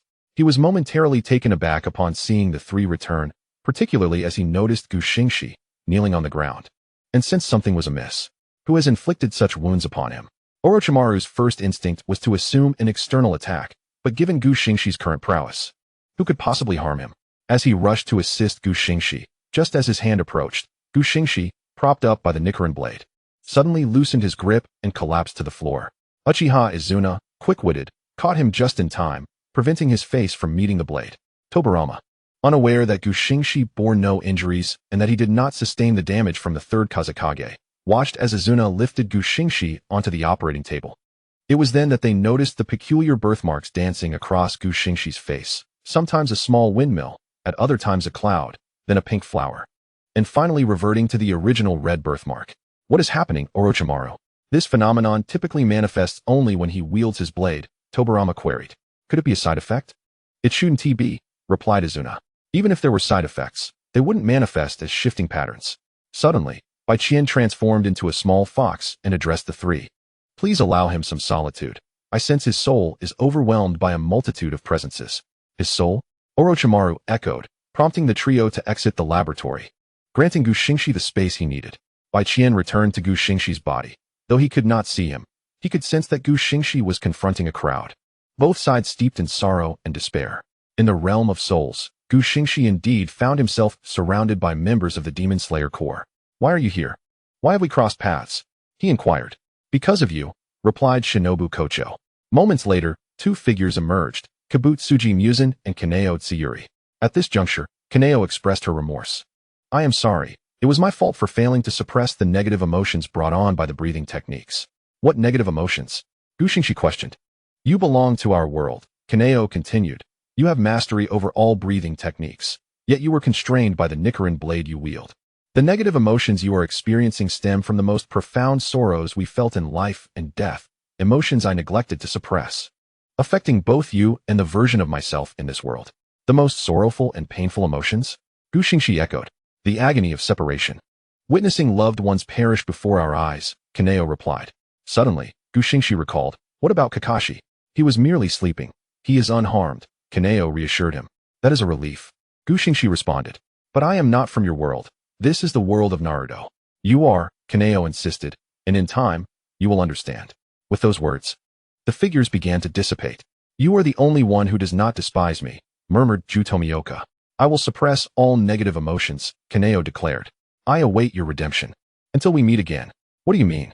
Gu Xingxi called out, but as he did, the figures transformed into smoke and vanished before him. At that moment, Gu Xingxi slowly opened his eyes and glanced into a mirror, noticing that the markings on his face had completely disappeared. You bunch of bastards, he muttered, just wait. Once I accomplish everything, I will come to redeem you. Chapter 78. Gu Xingxi, so you are quite brave, then. Exiting the laboratory, Gu Xingxi found a group of people discussing his condition. So many people, he exclaimed with a chuckle. Konan, Shizune, and Konoha rushed to his side, checking him for injuries. I'm fine. Just a little ticklish, Gu Xingxi reassured them, prompting the trio to cease their examination. Shizune, you have quite a nice figure. Gu Xingxi commented. What's the matter with Orochimaru's soul? He asked. It's nothing, just a side effect, he replied. I see. By the way, Sunagakure has established a camp just 5 kilometers from our doorstep. Damn it, they are asking for trouble. I'll go deal with them, Gu Xingxi declared. Are you in any condition to do so? Orochimaru questioned. I'll be just fine, Gu Xingxi insisted, summoning Tobarama, who was feeding Izuna sweets, over. Let us finish this quickly. The 3 of us will go take care of it. Can you not disturb us? Tobarama retorted. You fool. Izuna exclaimed. Tobarama, hurry up. Izuna urged, delivering a punch to prompt him into action. Tobarama reluctantly set down the sweets and prepared to deploy the Flying Thunder God technique. Good luck. Orochimaru called after them. Bring back the 3rd Kazekage's corpse for my research, Gu Xingxi added, and with a flash, the 3 departed the village. Arriving 5 kilometers from Sunagakure, Gu Xingxi instructed, you 2 wait here. I will intercept someone. Hand me a Flying Thunder God kunai, and I will transmit my chakra so you can follow. Tobarama handed over one of his kunai, grumbling, this is such a hassle. Make it quick and return, Izuna urged. Gu Xingxi nodded and activated his vertical maneuvering equipment, soaring towards the enemy camp. In no time, he reached the entrance of the enemy camp, drawing 10 lightning spears and annihilating the ninjas stationed there. The sand village is under attack. Gu Xingxi is coming. Quickly, inform Lord Kazekage. One of the ninjas shouted. Gu Xingxi, maneuvering his equipment, swiftly approached and beheaded the ninja. What are you talking about? I didn't even notice you. Although he had acted quickly, the news still spread. Even without the shout, the explosion would have attracted attention.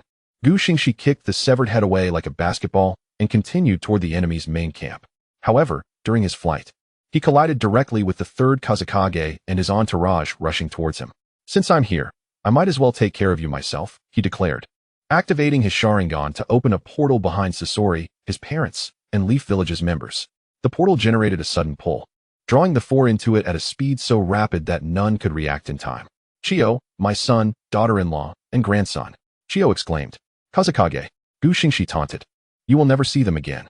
With that, he infused the kunai with chakra and hurled it onto the roof. With a swift motion, Senju Tobarama and Uchiha Izuna materialized at the location where the kunai had been thrown. The 3rd Kazekage did not eliminate you last time. This time, you shall not escape, he declared. Gu Xingxi exclaimed. So you dare to be brave, then? I am exceedingly courageous, thank you very much, replied the 3rd Kazekage. Show me, Gu Xingxi retorted. No. Apologies, I seem to have mixed up the dialogues, haha. Uchiha Izuna immediately began weaving hand signs, unleashing a great fire annihilation. As immense flames surged toward the third Kazekage and his comrades. I shall see just how brave you truly are, Uchiha Izuna challenged. Chapter 79, The Slaying of the Third Kazekage. Although the fire release was powerful, it failed to breach the defenses of the sand iron. That absolute defense is truly bothersome. Xingxi muttered. Senju Tobarama countered with a water release, water wave, expelling a torrent of water that successfully created distance between the two sides. Observing the flooded ground, Xingxi unleashed a lightning release, Chidori sharp spear, directing an electric charge through the water, incapacitating the grounded enemy ninjas. Meanwhile, Xingxi had already used her three-dimensional maneuvering equipment to vacate the water's surface, while Uchiha Izuna and his companion, being in the reanimation state, felt no pain. The third Kazekage transformed the sand iron into two spinning tops, charging at the trio. Xingxi drew her Rinnegan blade, a pattern appearing on her forehead as the blade glowed a fiery red, activating the first form of the sun-breathing dance of the fire god. A massive circular flame that forcefully repelled the two spinning tops. Senju Tobarama hurled a flying thunder god Konan towards the enemy's rear, teleporting alongside Uchiha Izuna to eliminate the medical ninjas and other foes behind. Quickly, Chio and Rosa, intercept those two. The third Kazekage shouted. Xingxi declared. Leave this to me. The two understood that neglecting those two could lead to their complete annihilation. Thus they swiftly prepared to intercept the duo. Had this not been the back door of our village, I would have used moon breathing to eliminate you long ago, Xingxi proclaimed. Executing the first form of the sun-breathing, circular dance, leaping forward to strike at the third Kazekage's face.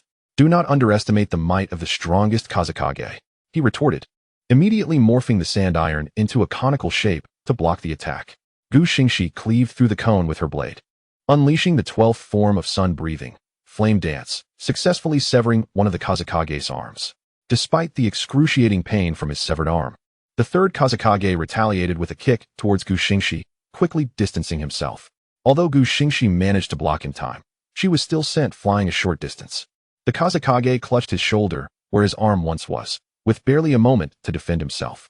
Do you remember when you chased me during the Second Shinobi World War? Today is your day of reckoning, Xingxi declared, activating the 8th form of sun-breathing, wheel of sunlight, sprinting towards the remaining arm of the third Kazekage. The Kazekage summoned sand wings to shield against the oncoming strike, but Xingxi, with her left hand gathered in Chidori, thrust towards his abdomen. As he was preoccupied with the sand wings, he had no available hand to defend against the Chidori, resulting in a grievous injury. Blood poured from the Kazekage's mouth as he ascended into the sky, exclaiming, "Prepare to perish, wicked Uchiha brat."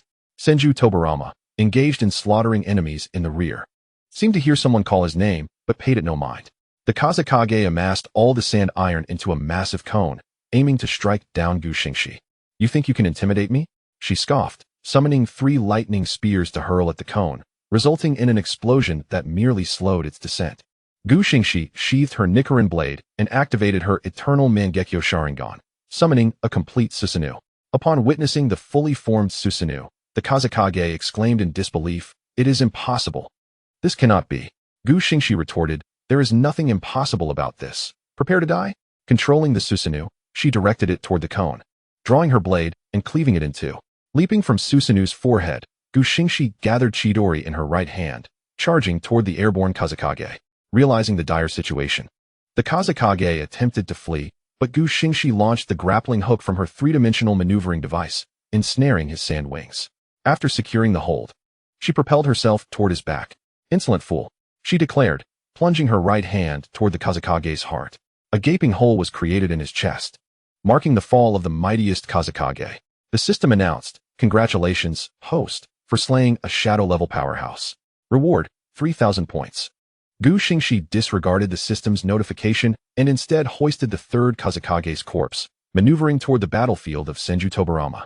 Despite the multitude of Sand Village ninjas, they stood no chance against the 2 formidable warriors from the Warring States era, especially without knowledge of the reanimation's weaknesses, leading to widespread slaughter.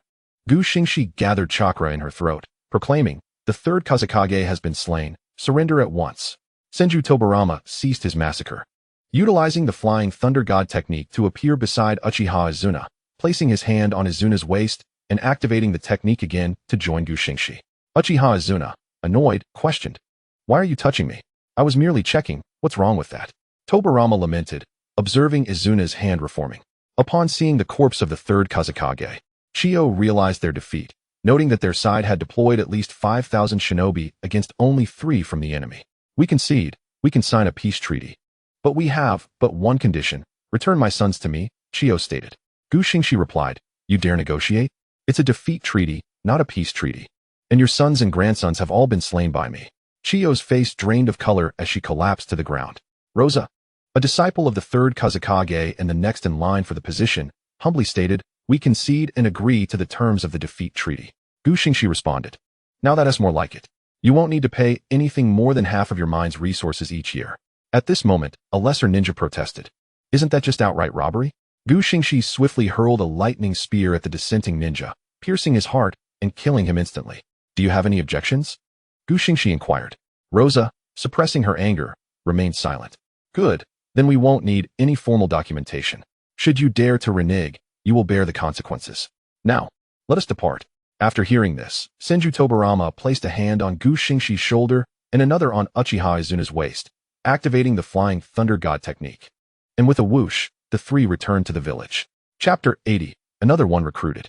Upon returning to the village, Xingxi released Scorpion and his parents from the alternate dimension.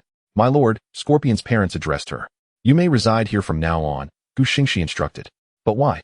My lord, Scorpion queried. Having experienced a more stable childhood than in the original narrative, his demeanor considerably brighter.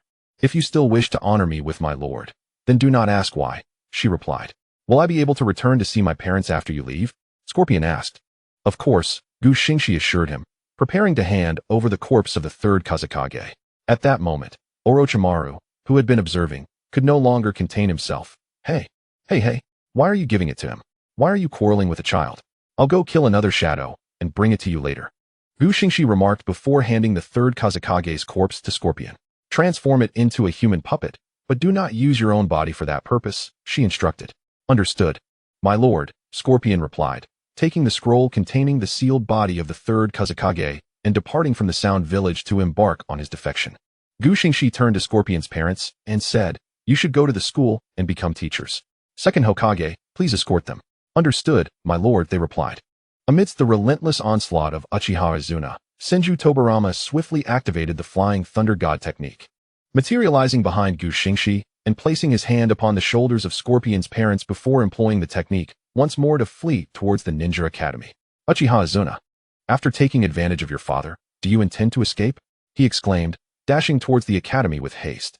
Xingxi once again opened a space-time portal, releasing Yakura, who emerged with an expression steeped in existential despair. This was a consequence of Xingxi invoking the Mirror Flower Water Moon technique, revealing to him the manner of his demise in the original narrative. Initially, disbelief etched upon his face. He soon recalled Rose's character and concluded that she would indeed act for her own benefit, hence the despondent countenance. Yakura confronted Xingxi, questioning, why did you save me? Instead of responding, Xingxi countered with a query of his own. Would you consider becoming my wife? I would, Yakura replied readily. The system then congratulated the host on acquiring a 7th wife, rewarding him with 3,000 points and 2 lottery chances. Xingxi lifted Yakura from the ground and made his way home, only to suddenly turn back and address Orochimaru. Continue your research on the Uchiha emotional machine. Understood. Orochimaru replied, promptly returning to the laboratory. Xingxi, irritated, muttered, how infuriating. He then maneuvered his 3-dimensional maneuvering gear to the Sound Shadow office, informing Narashikaku that Scorpion's parents were to become teachers at the academy, and that the Sand Village had surrendered, with him personally having slain the third Kazekage. Narashikaku, upon hearing this, retorted, do you think showing off will earn you respect? My apologies, Xingxi replied, but it is quite exhilarating. Uchiha Kage interjected. Is this your new wife? Pointing at Yakura in Xingxi's arms. Xingxi nodded affirmatively. Narashikaku remarked, how many wives do you possess already? Unlike me, who loves only Shoyo. Uchiha Kage shyly protested. Oh, what nonsense are you uttering? Xingxi dismissed them, begone, and soared homeward using his maneuvering gear. Unbeknownst to Xingxi, fresh intelligence had surfaced, leaked by Chiyo to the black market. The latest report indicated that Uchiha Xingxi could wield fire-release sword techniques and possessed a white 9-tailed spirit beast capable of summoning giants. Coupled with previous intel, Gu Xingxi's bounty in the black market surged fivefold, drawing the attention of a certain individual intent on eliminating him for profit, who was now hastening towards the Hidden Sound village. Chapter 81. Kakuzu. Upon returning home, Gu Xingxi introduced Yakura to his wives. They quickly bonded. Fully aware of Gu Xingxi's motivations for amassing such a number of spouses and recognizing the depth of his affection for them. At that moment, Konan approached Gu Xingxi, requesting, "Could you escort me back to the Rain Village?" Gu Xingxi inquired, "Why is that?" "Nagato has just lost his partner. I fear he might do something reckless," she replied. "I see," Gu Xingxi acknowledged, "but it would be perilous for you to return now. Who do you underestimate?" "I am your foremost wife and quite formidable," Konan asserted.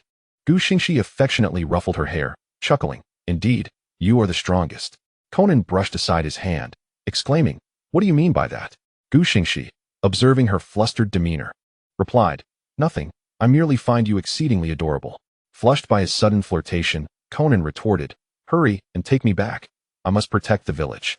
Gu Xingxi lifted her in a princess carry, assuring her, "Very well, I shall take you back." He then addressed his other wives, "I will escort your elder sister home. You all enjoy your time in the village."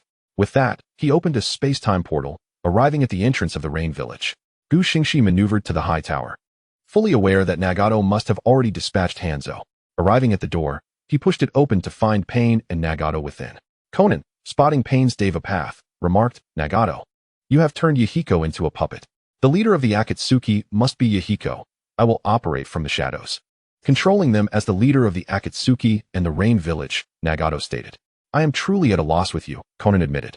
Gu Xingxi cautioned, "You two take care. When the time comes to recruit members, seek Scorpion. His future strength will be formidable." "Understood, Sensei," Nagato replied. "Use the Rinnegan sparingly." "You've become quite gaunt," Gu Xingxi advised, unsheathing his weapon and delivering a swift strike to Nagato, restoring his vitality. "Thank you, Sensei.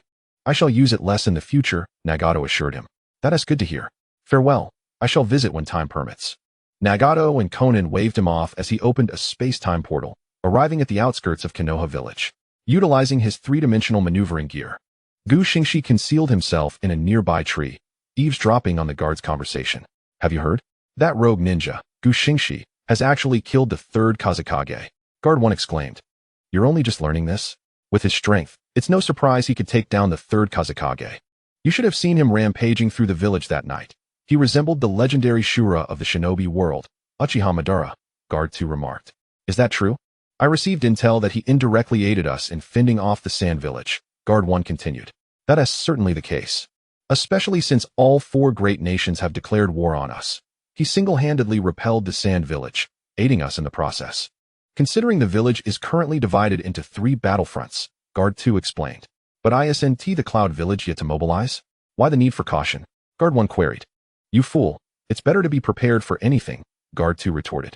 As Gu Xingxi attempted to glean more information, a small snake appeared beside him.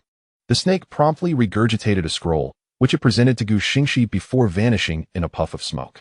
Displeased, Gu Xingxi accepted the scroll, lamenting, "Really? Can't Orochimaru clean this thing before handing it to me?" Upon opening the scroll, he discovered intelligence detailing that the rogue ninja Kakuzu from the land of Waterfall had come to assassinate him, only to be apprehended by Senju Tobarama and Uchiha Azuna, who had imprisoned him in the dungeon. The scroll also reminded him to reinforce the seal on Uchiha Azuna. Gu Xingxi activated his three-dimensional maneuvering gear, departing the Konoha outskirts to find an open area where he incinerated the scroll. "Kakuzu, I hadn't even sought you out, and yet you've come to find me. I shall gladly accept this free financial officer," he mused, realizing he had indeed forgotten to reinforce the seal on Azuna. Gu Xingxi periodically applied chakra seals on Uchiha Azuna to prevent Uchiha Madara from sensing him, but at this moment, with Madara revealing himself, neglecting the seal could spell trouble. With that, he opened a space-time portal, returning to the Sound Ninja Village. Chapter 82. Acquiring a financial officer. Upon his return to the village, Gu Xingxi made his way directly to the dungeon, where Orochimaru, Senju Tobarama, and Uchiha Azuna awaited him. Kakuzu was bound tightly to a pillar. Senju Tobarama interrogated Kakuzu. "I never expected you to survive after your failed assassination attempt on my elder brother." Kakuzu retorted, "Why shouldn't I live?"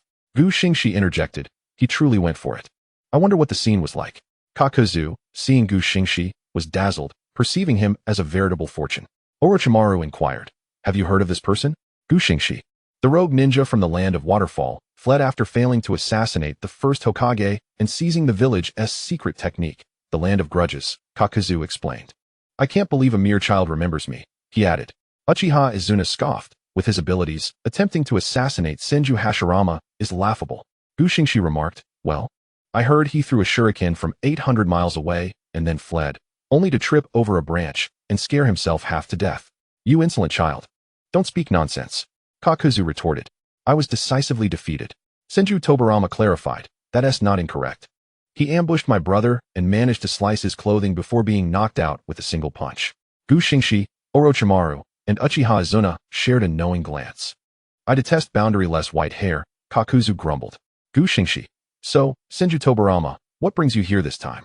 I spared your life last time, and you're here seeking demise again? Kakuzu. I was merely motivated by the prospect of wealth. Xingxi. Be gentle, Kakuzu. After all, he is to be our future chief financial officer. Senju Tobarama. What do you mean? Ignoring him, Xingxi approached Kakuzu and began to persuade him. Come along with me. I shall appoint you to manage the finances of our village, which boasts 4 gold mines. Kakuzu, perplexed, inquired, is that truly the case? Of course it is. Xingxi replied earnestly. I, Xingxi, detest deceitful individuals, and I have numerous lucrative plans. With that, he activated his kaleidoscopic Sharingan and cast the mirror flower. Water Moon Jinjutsu on Kakuzu, allowing him glimpses of a future where wealth flowed from high-tech advancements. After 2 or 3 minutes, Kakuzu awoke from the illusion. Excitement radiating from him. This is all real. Indeed, Xingxi affirmed. This method is far swifter than your previous approach of killing for money. Yet, Kakuzu remained puzzled. But we currently lack such technology. Xingxi swiftly summoned Orochimaru, thumping his chest with pride. With him here, we needn't worry about technological advancements. Whatever you desire, he can create, ensuring we have endless ways to generate income. Upon hearing Xingxi's words, Kakuzu eagerly tore his bindings and clapped his hands in delight. Wonderful. How shall we begin earning? Senju Tobarama exclaimed in disbelief. What on earth? Uchiha Izuna. Did you not secure him tightly? Senju Tobarama. Perhaps he was too exhilarated. Xingxi continued. I have several novels at hand. If you can write them or adapt them into films, as long as they attract an audience, we will profit. Look at how much Jiraiya earns from his novels. Kakuzu eagerly urged. Please, tell me more. Xingxi, using mirror flower, Water Moon once more, revealed the novel concepts to Kakuzu. Start with a cliché story about a domineering CEO falling in love, then move on to Maucho and Red Moon. I assure you, we will amass a fortune. Kakuzu responded enthusiastically, yes, yes. I will write novels while keeping an eye on the gold mines. Good. Xingxi praised. And remember, the Sand Village is obligated to provide us with half of their mineral output annually. Do not forget. Upon hearing this, Kakuzu grasped Xingxi's hand and knelt on one knee. You are my savior. Uchiha Izuna remarked. Looks like we are allies now. Xingxi forcefully withdrew his hand. All right. Orochimaru, take him away. With that, Orochimaru led Kakuzu toward the 4 mines. After sending them off, Xingxi turned back to reinforce the sealing of Uchiha Izuna's concealed chakra. Uchiha Izuna asked, why must my information remain hidden? Xingxi hesitated. This is to prevent others from stealing you away. Otherwise, Lord Second will be quite upset. Senju Tobarama nodded in agreement. Uchiha Izuna retorted, who could possibly steal me? Besides, what does it matter to him? Sensing the situation was precarious, Xingxi quickly activated the 3-dimensional maneuvering device and fled. I leave Lord Second in your capable hands. Chapter 83. Confrontation with the Third Raikage. Meanwhile, upon learning of the Third Kazekage's demise, the Third Raikage mobilized his forces to attack the Sand Village. However, he was unexpectedly repelled by ninjas led by Rosa.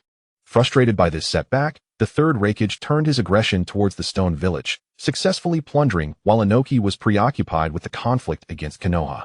After raiding, the Third Raikage prepared to return to his village but veered towards the Sound Village.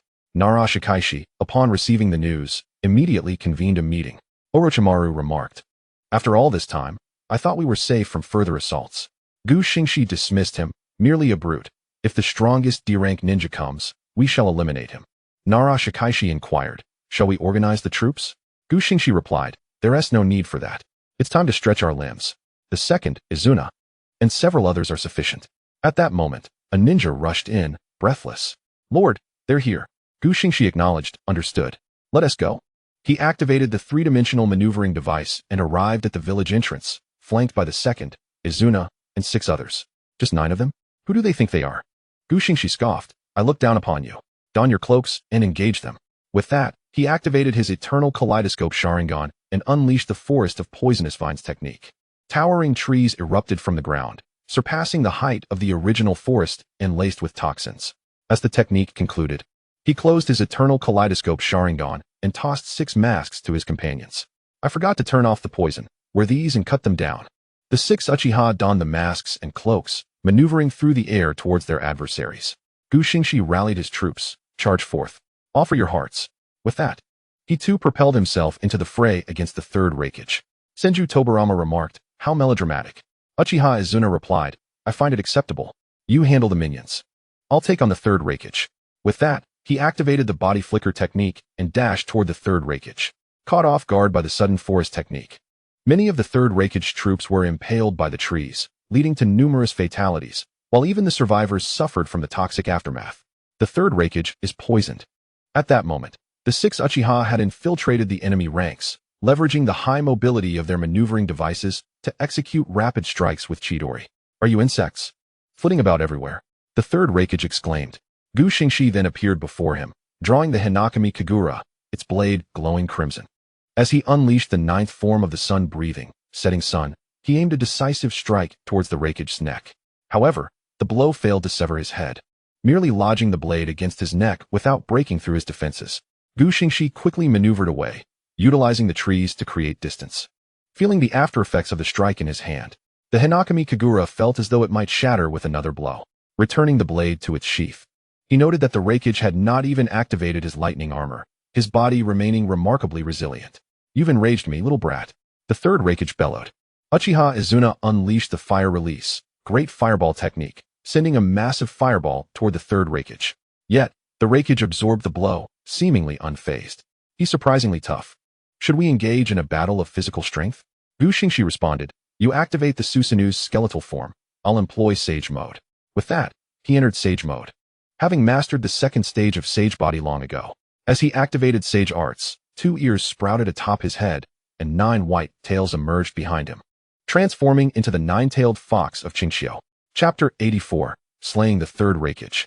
Uchiha Izuna activated his kaleidoscope Sharingan, summoning the Susanu's skeletal form. Today, you too shall meet your demise. The third Raikage declared, activating his lightning armor and charging towards them with a powerful thrust.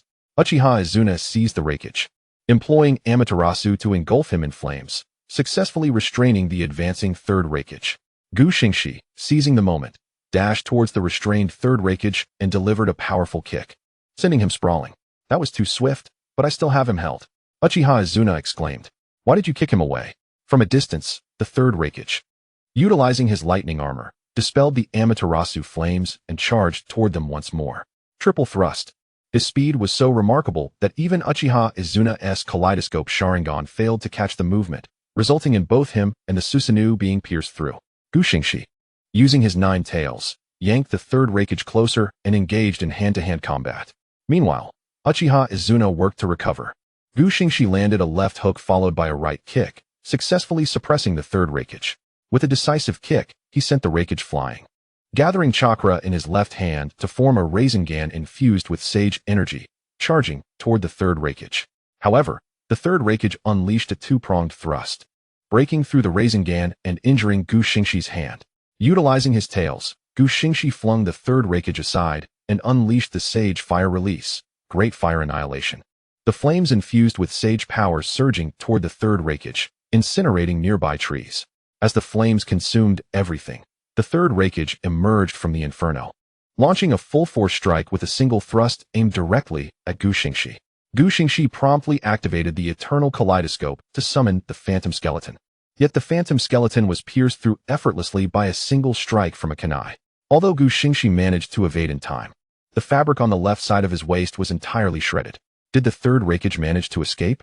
Gu Xingxi concentrated his chakra in his throat and commanded Uchiha Ryuka and the others to retreat. Upon receiving the order, the 6 individuals immediately manipulated their 3-dimensional maneuvering gear to withdraw. At that moment, Senju Tobarama also activated the Flying Thunder God technique, arriving beside the 2.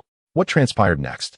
Gu Xingxi cursed. Damn it, I don't need a wide-ranging attack to finish him off. Senju Tobarama, you useless fool. He swiftly utilized the technique to arrive near the third Reikage, flinging a handful of explosive tags. Senju Tobarama, let's synchronize the explosive tags.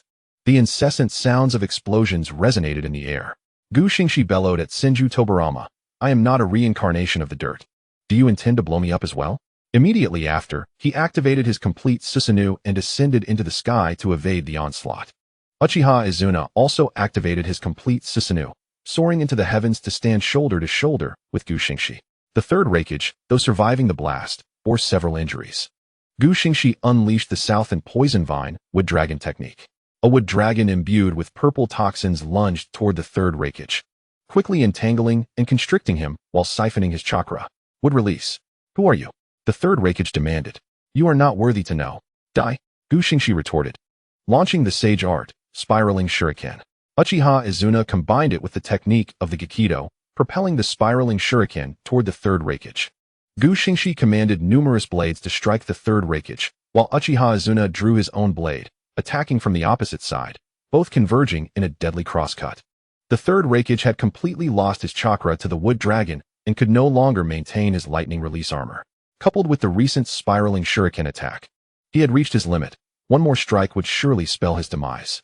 In a desperate bid, the third Reikage summoned all his strength to break free from the wood dragon's grip, but before he could free himself, two massive blades descended upon him. With a cataclysmic crash, the strike severed every tree in the vicinity, and the third Reikage was cleaved in two, collapsing to the ground. Meanwhile, Senju Tobarama had dispatched the remaining ninjas of the Land of Lightning. The system congratulated the host for eliminating a shadow-level powerhouse, rewarding 5,000 points. Bringing the host's total to 8,000 points, caution was advised in their usage. Chapter 85, The Village's Facilities. Gu Xingxi approached the battlefield to scavenge, placing several valuable items into sealing scrolls.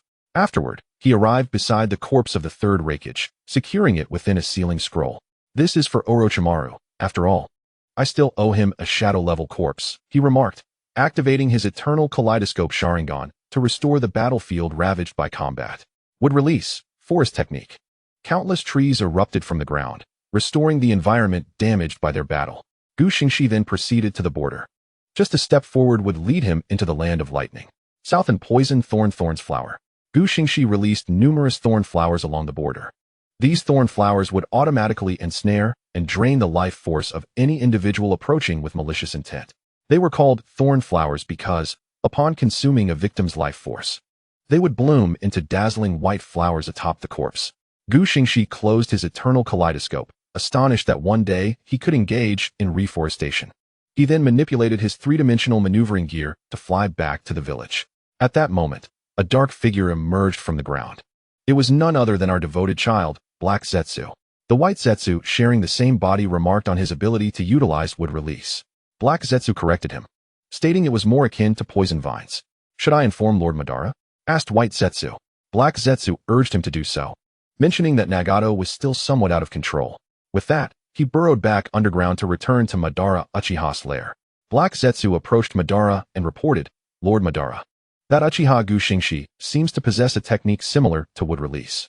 Madara opened his eyes, saying, if it weren't for this body being at its limit, I would love to dance with him.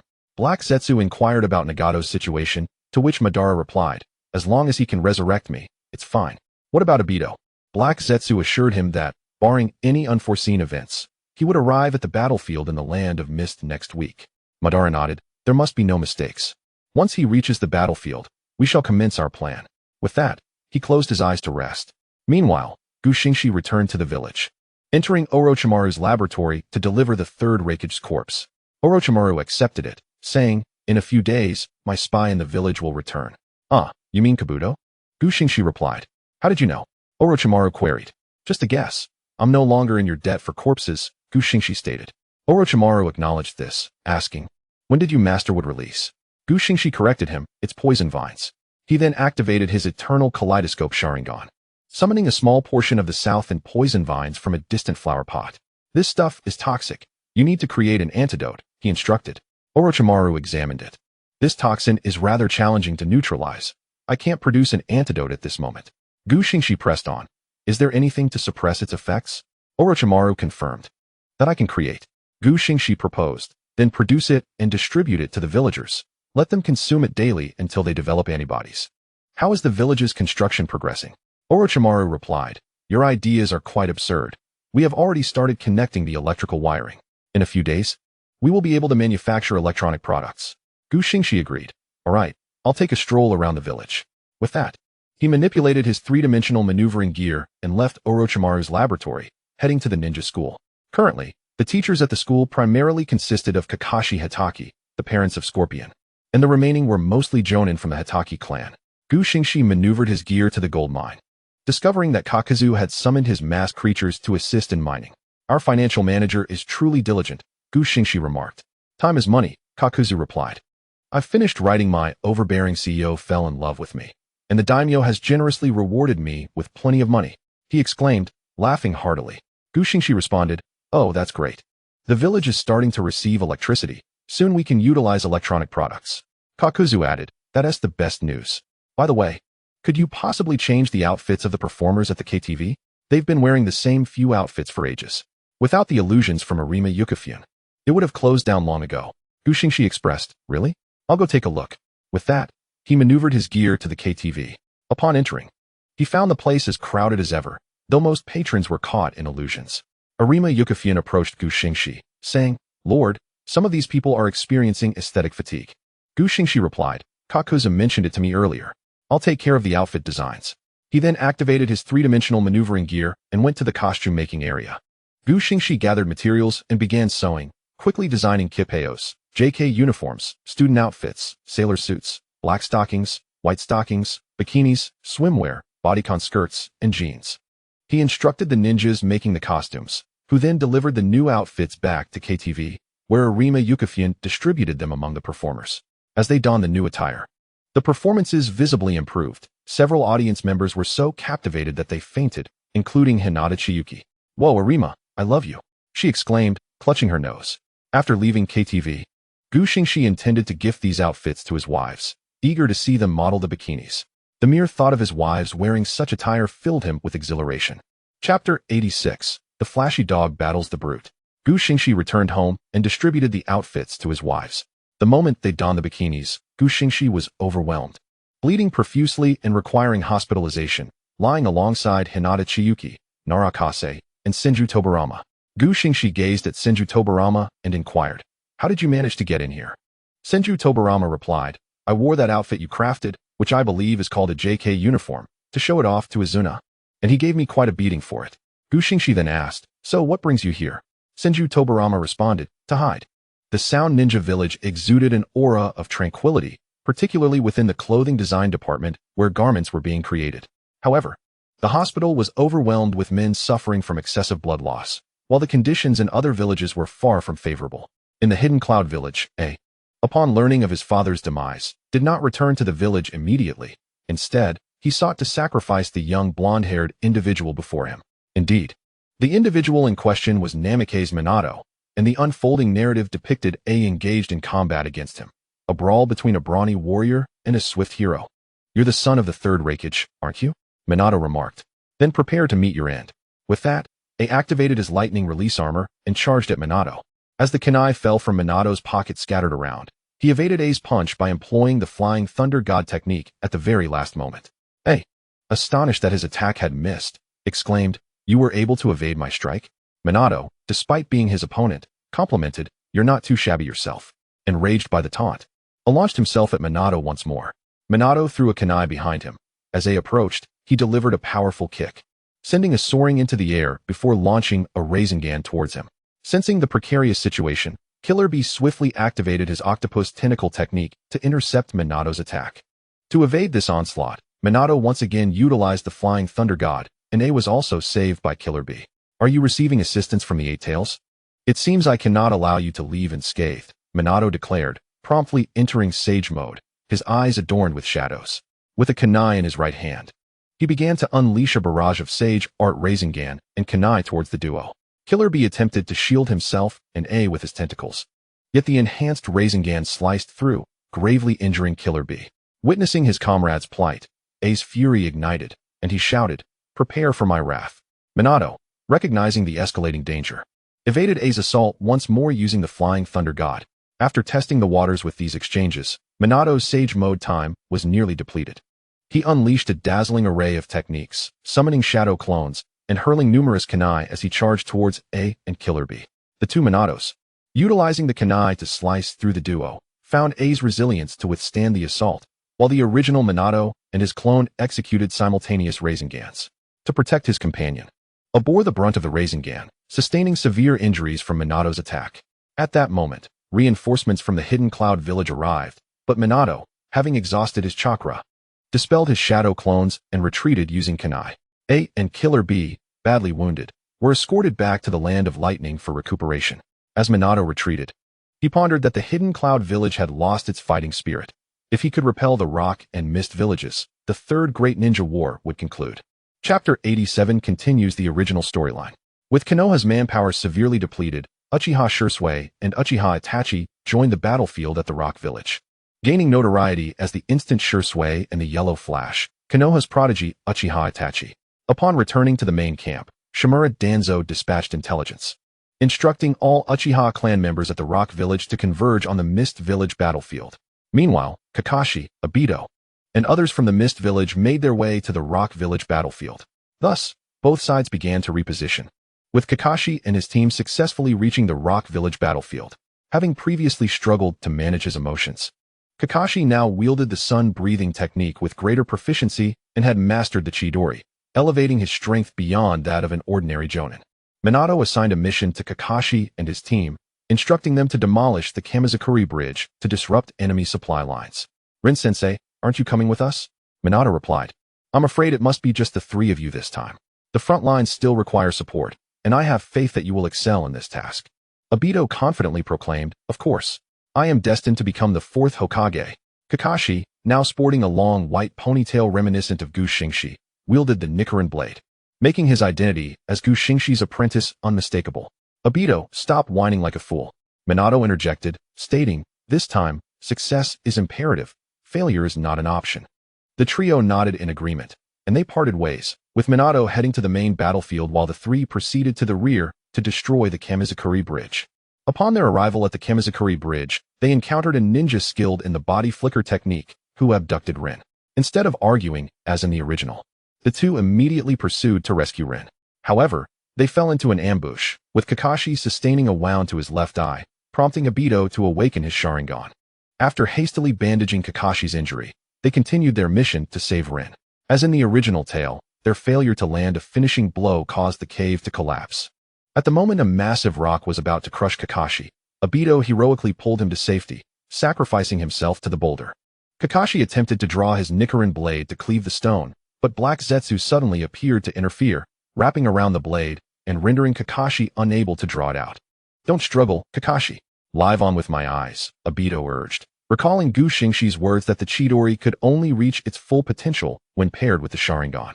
Thus, Rin transplanted Obito's Sharingan into Kakashi's eye.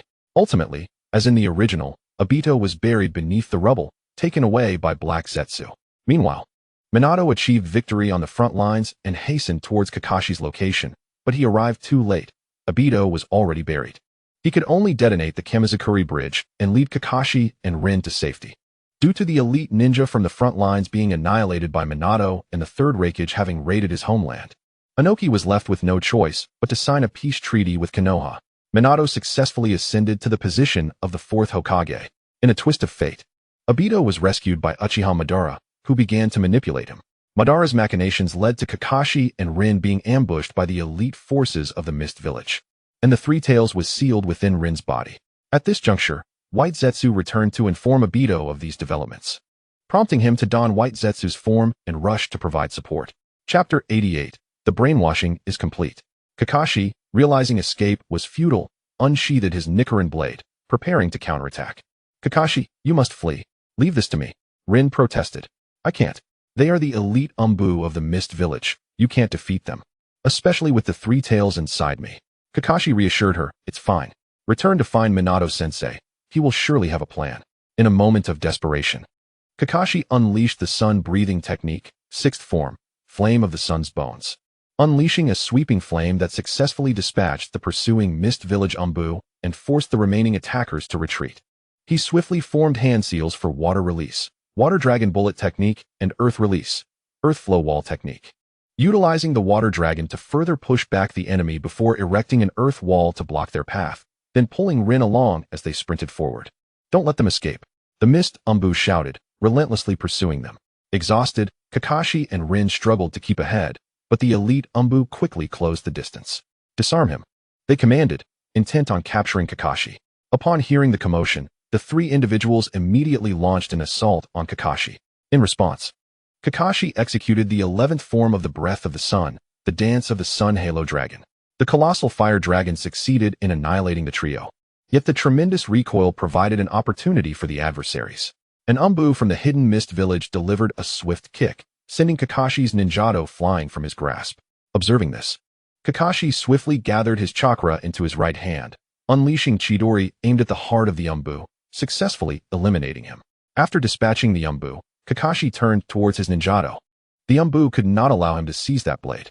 However, Kakashi had already reached the ninjato, which was lodged within a crevice in the stone. Straining with all his might to extract it, he found himself unable to do so, for beneath the earth, Kagaya's black Zetsu had firmly ensnared the ninjato, preventing Kakashi from retrieving it. Kakashi then invoked the 5th form of the Breath of the Sun, the train. Utilizing the force of inertia, he spun and launched a fiery assault, searing the black Zetsu below. In agony, the black Zetsu relinquished its grip on the ninjato, and Kakashi was propelled outward alongside it. Rising from the ground, Kakashi noticed Rin in peril, not having the time to retrieve his blade. He channeled Chidori into his right hand and sprinted towards the ninja behind Rin. Just as Kakashi was about to strike, Rin inadvertently collided with his Chidori, resulting in her coughing up blood as she urged, "Run, Kakashi." With that, she collapsed. With tears welling in his eyes, Kakashi was further shattered by the sight of Obito, who was rushing to their aid. Witnessing Rin's demise at Kakashi's hands, an inconceivable reality. Awakening his Mangekyo Sharingan, Obito found Kakashi unable to withstand this immense psychological blow and fainted. In a fit of rage, he utilized Kimui and would release to eliminate the remaining ninjas of the hidden mist village. Ultimately, Obito arrived at Rin's lifeless body, cradling her in his arms, declaring, "This world is a lie. I shall create a realm where only Rin exists." As he prepared to place Rin's body into the Kimui dimension, Zetsu interjected, "Obito, you must flee. The Leaf's ninjas are approaching." Upon hearing this, Obito laid Rin's body on the ground, steeling himself to depart. Before leaving, he cast one last lingering glance at Rin's body and at Kakashi, who was unconscious nearby, before hastily retreating to the cave of Uchiha Madara. There, the events unfolded as in the original narrative. Madara successfully brainwashed Obito once more. Meanwhile, on the battlefield, a raven adorned with a 3-tomo Sharingan observed the entire sequence of events, documenting it before vanishing in a puff of smoke. Back at home, Xingxi, upon learning the news, promptly activated his Mangekyo Sharingan and opened a space-time portal to the battlefield. Approaching Rin's corpse, he placed it into a separate dimension and created a shadow clone, transforming it to resemble Rin. Xingxi then returned Kakashi's ninjato to his side. At that moment, Baiqian within Xingxi's body alerted him that Minato was arriving. Xingxi exclaimed, "Why is the yellow flash so slow this time?" With that, he opened the space-time portal and departed from the battlefield. Shortly thereafter, Minato arrived, surveying the chaos, and through diligent searching, located the unconscious Kakashi and the fallen Rin. He hoisted both onto his back and activated the Flying Thunder God technique to return to the Hidden Leaf Village. Meanwhile, Xingxi did not return to the Sound Village, but instead ventured to the Hidden Mist Village headquarters. Chapter 89, The Assassination of the Third Mizukage. Xingxi arrived in the Hidden Mist Village, hoping for a stroke of luck in locating Tsurumime, yet after a thorough search, he found no trace of her. Where is everyone? Xingxi manipulated his 3-dimensional maneuvering device towards the Mizukage's office. Upon reaching the exterior, he spotted the third Mizukage attending to documents. One puppet, killed for some points, he declared, summoning 10 lightning spears that hurtled towards the Mizukage's office. After launching the lightning spears, Xingxi drew the ninjato. The blade transformed to a deep purple hue and elongated, a crescent moon manifesting upon his forehead as he executed the 7th form of the Breath of the Moon, the eclipsed mirror moon reflection. 5 colossal shockwaves surged towards the already ablaze Mizukage's office. The system congratulated the host on the successful elimination of the third Mizukage, awarding 3,000 points, bringing the total to 11,000 points. Caution was advised in their usage. The immense noise attracted the attention of the hidden mist ninjas, with the leader being none other than the future 4th Mizukage, Kogaki Yagura. Uchiha Xingxi, we have not engaged in conflict with the Sound Village. Why do you attack my village? He demanded.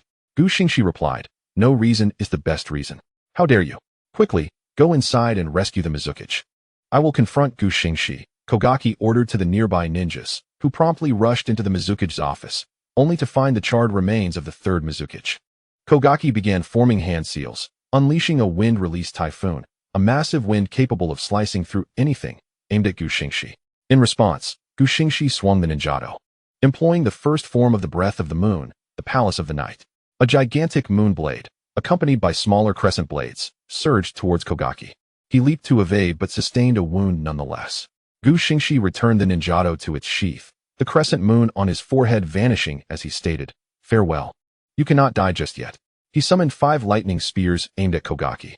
The resulting explosions generated a massive cloud of smoke. Due to the rule of safety in smoke, Kogaki emerged largely unscathed. Utilizing wind release to disperse the smoke, Kogaki discovered that Xingxi had already vanished. Uchiha Xingxi, you will pay for this. Meanwhile, Xingxi, employing the cover of smoke, activated his 3-dimensional maneuvering device to swiftly exit the battlefield, arriving in an open area where he opened the Mangekyo Sharingan. Utilizing the space-time path to open a portal and step through, leaving the hidden mist village for the rain village. At the high tower, Nagato, controlling pain, sensed Xingxi's presence through the rain tiger free technique. Sensei has arrived, Nagato remarked to Konan. Konan, puzzled, inquired, what is his purpose? Nagato speculated. Perhaps he has come to see you. Go and greet him. All right, I understand, Konan replied, activating her 3-dimensional maneuvering device to locate Xingxi within the village. Upon spotting him, Xingxi rushed forward, embracing her, exclaiming, my wife. Konan quickly broke free, this is the street. You can't do that. It ruins my dignity. Transforming into paper, she enveloped Xingxi and transported him to the high tower. Once at the tower, Konan released him. You are truly lacking in gentleness, Xingxi remarked. In the eyes of the common folk, I am a goddess. What do you expect me to do? Konan retorted. Nagato chuckled. All right, sensei, what brings you here this time? Xingxi turned to the gaunt Nagato, saying, did I not advise you to use your Rinnegan powers sparingly? With that, he drew Tensiga and made a swift cut, restoring the chakra that had been absorbed by the Rinnegan. Thank you, sensei, Nagato expressed gratefully. Xingxi continued, I have come to deliver clothing for Konan. From his space, he produced a swimsuit and also retrieved Rin's body. Here, try this on. If it doesn't fit, I shall adjust it. Konan accepted the garment. You want me to wear a swimsuit in this weather? Xingxi replied, you can wear it when you visit me. All right then, Konan acquiesced, heading off to change. Xingxi then turned to Nagato. Soon, someone claiming to be Uchiha Madara will seek your collaboration, regardless of what he proposes. Merely feign hesitation before ultimately agreeing. Understood, sensei. Nagato affirmed. He then glanced at the body, inquiring, do you require my assistance in turning her into a puppet? Xingxi quickly waved his hands. No? I need her revived. With that, he drew Tensiga again and slashed towards Rin. As he did, her wounds visibly healed, and shortly thereafter, she regained consciousness. Rin opened her eyes, and, upon seeing Xingxi, urgently implored, Lord Xingxi, please save Kakashi. Xingxi reassured her, Kakashi is fine. However, in his eyes, you are already deceased. You must return with me to the Sound Village. Cannot I return to the Leaf? Rin asked. One day, but not now, Xingxi replied. Rin nodded in understanding, and shortly thereafter, Konan emerged, clad in her swimsuit, asking, how do I look? Upon witnessing the scene, both Nagato and Xingxi were immediately overwhelmed, causing Nagato to lose consciousness from excessive bleeding. Xingxi was indeed captivating. As long as Xiaonan is good-looking, it's fine, but I must quickly change him. It's too cold, he remarked before returning to the changing room. After wiping away the blood, Xingxi revived Nagato, urging him to remember his words, and then opened a portal, taking Rin with him. After changing clothes, Xiaonan, noticing Xingxi's absence, asked Nagato in confusion, where did he go? To which Nagato replied, he left. Xiaonan remarked, he just arrived and is already gone. Meanwhile, Xingxi, accompanied by Rin, returned to the Sound Ninja Village. Chapter 90, Rin's Arrangement, Tsukiyomi's Kaleidoscope Ability. Upon their arrival, Xingxi led Rin directly to the medical department. At that moment, a ninja from the medical department approached, inquiring, Lord Xingxi, are you looking for Lord Shozi? Xingxi nodded, requesting, please summon him for me. Thank you. The medical ninja complied and went to find Shozi. Thanks to Tsunade's true teachings, Shozi's medical ninjutsu had advanced significantly, and with the signing of a summoning contract with a slug, Shozi had become one of the strongest medical ninjas, second only to Orochimaru and Xingxi, who possessed the innate ability. Before long, Shozi arrived. Xingxi greeted him with a warm embrace, holding him for a moment before setting him down. Shozi, blushing, asked, "What brings you here?" Xingxi replied, "I missed you." "Is that so wrong?" Shozi retorted. "Couldn't you wait until I got home? It's quite embarrassing with so many people around." Xingxi then introduced Rin, saying, "From now on, you'll look after him. He can do anything except leave the village." With that, Xingxi removed the forehead protector from Rin's head, stating, "In the Sound Ninja Village, you shouldn't wear the Konoha forehead protector," and placed the Sound Village's forehead protector in Rin's hands. Rin accepted it, affirming, "Understood, my lord." Xingxi then opened a time-space portal, retrieving a JK uniform and handing it to Shozi. "This is for you. Hurry and try it on. If it doesn't fit, I'll alter it." Shozi nodded, relinquishing his white coat to Xingxi before heading off to change. Xingxi draped the coat over his arm, waiting. Moments later, Shozi emerged, looking splendid in the uniform. "It suits you perfectly. I really like it," Xingxi exclaimed. "It's just like I imagined," he added. Shozi, slightly puzzled, asked, "What did you say?" Xingxi quickly corrected himself. "Oh, nothing. I just meant it suits you well." Shozi reclaimed the white coat from Xingxi and draped it over his shoulders, insisting, "I still need to wear this here." Xingxi conceded, "As you wish, after all. You are the director here. Even directors must adhere to the dress code," Shozi replied. Xingxi then inquired, "By the way, what are Yakura and Tsukiyomi up to?" After pondering for a moment, Shozi responded, "Yakura was taken to the school by the second Hokage to teach, and if Tsukiyomi isn't on patrol, she is probably at home slacking off." Xingxi expressed his confusion. "How did Yakura end up teaching?" Shozi explained, "The second Hokage said his fire release is formidable, so he was sent to the school." Xingxi mused, "Is the second Hokage still working like it's 996? At this, Rin gasped, "Is he the Jonin from Sunagakure who uses fire release?" Xingxi confirmed, "Indeed, he is my seventh wife." "How impressive!" Rin exclaimed. Xingxi turned to Shozi, saying, "I leave Rin in your capable hands. I'll go check on Tsukiyomi." Shozi assured him, "You can trust me with that." Xingxi nodded and, using his three-dimensional maneuvering equipment, returned home. Upon entering the house, Xingxi called out, "Tsukiyomi." Hearing his voice, Tsukiyomi quickly emerged. "Why are you shouting so loudly?" "I thought something urgent had occurred."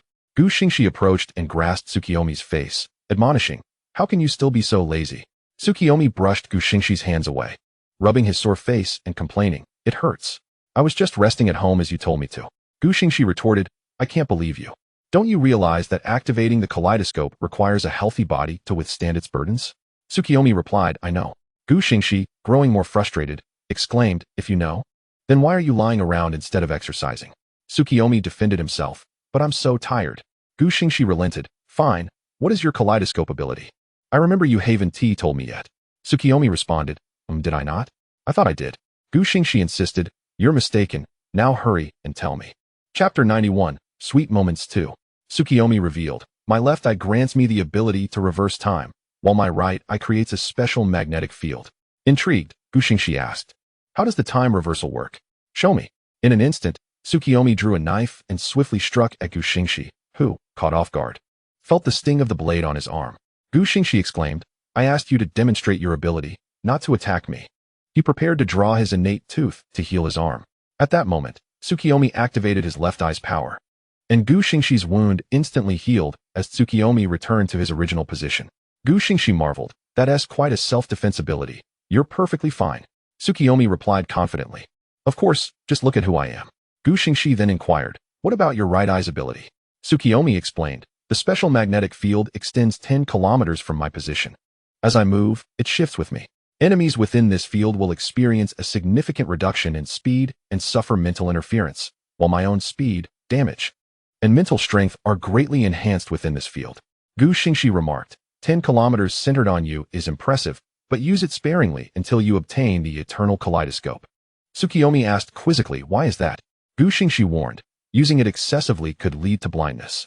Tsukiyomi pointed at Xingxi's eyes, questioning, "Then why haven't you gone blind after using your kaleidoscope so many times?" Xingxi thought to himself, "I have an eternal kaleidoscope experience card and a system. Of course, I want to go blind." With my sage body, I certainly want to go blind, but you don't have that luxury. Tsukiyomi suggested. Then I could implant your sage cells or learn sage techniques. Gu Xingxi agreed. Yes, I'll consult Orochimaru about that soon. With that, Gu Xingxi opened a space portal and retrieved a white dress, handing it to Tsukiyomi. I specially made this for you. Try it on, and if it doesn't fit, I'll adjust it. Tsukiyomi accepted the dress with a smile, saying, all right, and then skipped back inside to change. Meanwhile, Gu Xingxi entered the consciousness space, asking Bai Qian, can the celestial techniques allow them to use their kaleidoscope without going blind? Bai Qian confirmed, yes, but the difficulty of learning is quite high. They can only implant your cells. Gu Xingxi inquired, that's manageable, especially with Orochimaru's help. Once implanted, can they use sage techniques? Bai Qian replied yes, but they can only integrate sage chakra into their attacks, nothing more. Gu Xingxi concluded, that's sufficient. By the way, how long will it take to cultivate a complete sage body? Bai Qian estimated, about 3 months. Gu Xingxi remarked, 3 months isn't too slow. Once I have a complete sage body, I can unlock the permanent Rinnegan. At that moment, the system interjected, without the eternal kaleidoscope, you cannot use the permanent Rinnegan. Gu Xingxi confidently stated, in 3 months, I'll definitely gather enough. I only need 3,000 points, and if necessary, I'll borrow from you. The system replied, 6. Bai Qian's voice came through as Gu Xingxi concluded his conversation with the system. If you have nothing else, please leave, I'm going to sleep. Before Gu Xingxi could respond, he was unceremoniously ejected from the consciousness space. Gu Xingxi muttered, you're the master, whatever you say goes. Just then, Tsukiyomi emerged from his room, now dressed in the skirt. He twirled around, exclaiming, Gu Xingxi, I had no idea you could make clothes. This looks fantastic. As if it were tailored just for me. Gu Xingxi thought to himself, it's exactly the same as when I first saw you wear this outfit. Of course, it is tailor-made for you. Gu Xingxi approached Kai Jinai, cradled his face, and pressed his lips against his directly. Kai Jinai was taken aback by Gu Xingxi's boldness. Thinking to himself, how can you just kiss me like that? However, soon succumbing to Gu Xingxi's exceptional kissing technique, Kai Jinai found himself utterly captivated. Only released when he was nearly breathless. Panting heavily, Kai Jinai exclaimed, do you want to suffocate me? Gu Xingxi replied, who can resist your beauty? Kai Jinai, blushing and stammering, retorted, you smooth talker. Gu Xingxi affectionately ruffled Kai Jinai's hair, saying, all right, focus on your training. I must seek out Orochimaru to discuss the matter of cells. Otherwise, you and your companions will inevitably face dire consequences. Kai Jinai nodded, acknowledging the importance of his words. Gu Xingxi then released his hand and activated the three-dimensional maneuvering device, soaring towards Orochimaru's laboratory. Chapter 92, The Conclusion of the Third Shinobi World War. Gu Xingxi navigated the three-dimensional maneuvering device to Orochimaru's lab. Entering to find Orochimaru engrossed in discussion with Jiao, Gu Xingxi approached them, puzzled, and inquired, why are you two not diligently working? Orochimaru replied, the wiring and internet are already set up. We are deliberating on what programs should be broadcast on television. Jiao Du nodded in agreement, adding, indeed, I abandoned my oversight at the quarry to consult with Orochimaru, and we began our discussion. After a moment of contemplation, Gu Xingxi suggested, what about airing your overbearing CEO falls in love with me? ISNT had already completed? Jiao Du concurred but expressed concern, but if that's the only program, won't it become tiresome? Gu Xingxi exclaimed, excellent point. How about showcasing the village's development? Gu Xingxi continued, are you suggesting that Uchiha Ryuhua and his team patrol while filming? Orochimaru confirmed, precisely, many of those mining for gold have never even explored the village. Gu Xingxi added, in that case, we could also highlight the dangers of my thorn flower and Nanyan poison vine, ensuring that children are aware. By the way, have you developed the antidote? Orochimaru responded, I have long completed it. I've formulated it into a beverage called cola. If they consume a bottle daily, their bodies will soon develop antibodies, achieving complete immunity. Gu Xingxi exclaimed, incredible, you truly are remarkable. Jiao Du chimed in, I think we could charge 1 coin per bottle for that cola. Gu Xingxi, upon hearing this, playfully punched him, when it comes to matters of life and death. You should not be thinking about profit. Jiao Du defended, I was merely considering the village's finances. Gu Xingxi retorted, with your time, you would be better off overseeing the quarry and writing novels. Jiao Du agreed, indeed, time is money. I shall return to writing. At that moment, Gu Xingxi suddenly halted him, saying, wait, first publish Overbearing CEO falls in love with me across the shinobi world, and feel free to write additional material. Jiao Du, perplexed, asked, new material? Gu Xingxi elaborated, For instance, you could write about the love-hate relationship between Senju Tobarama and Uchiha Azuna, or the KTV experiences of Onma Siefeng, and even Nara Rokusuk's pursuit of Uchiha Kage, among other tales. Xiao Du's eyes sparkled at the prospect of profit, exclaiming, "All right, I will begin writing immediately." He dashed back to the quarry, employing the body flicker technique to hasten his pace. Meanwhile, Orochimaru turned to Gu Xingxi and inquired, "By the way, what brings you here so suddenly?" Gu Xingxi produced a sniper knife and sliced a piece of flesh from his arm, which healed almost instantly. He placed the flesh into a vial, stating, "I need to study my sage cells, and then transplant them into Uchiha Ryu Hua and the others. This way, their Sharingan will not fail." Orochimaru acknowledged, "I will soon have the technology for mobile phones and the internet." Gu Xingxi replied eagerly, "I eagerly await the day you unveil the game." Orochimaru expressed his concerns, "I am more worried about the extraterrestrial clan."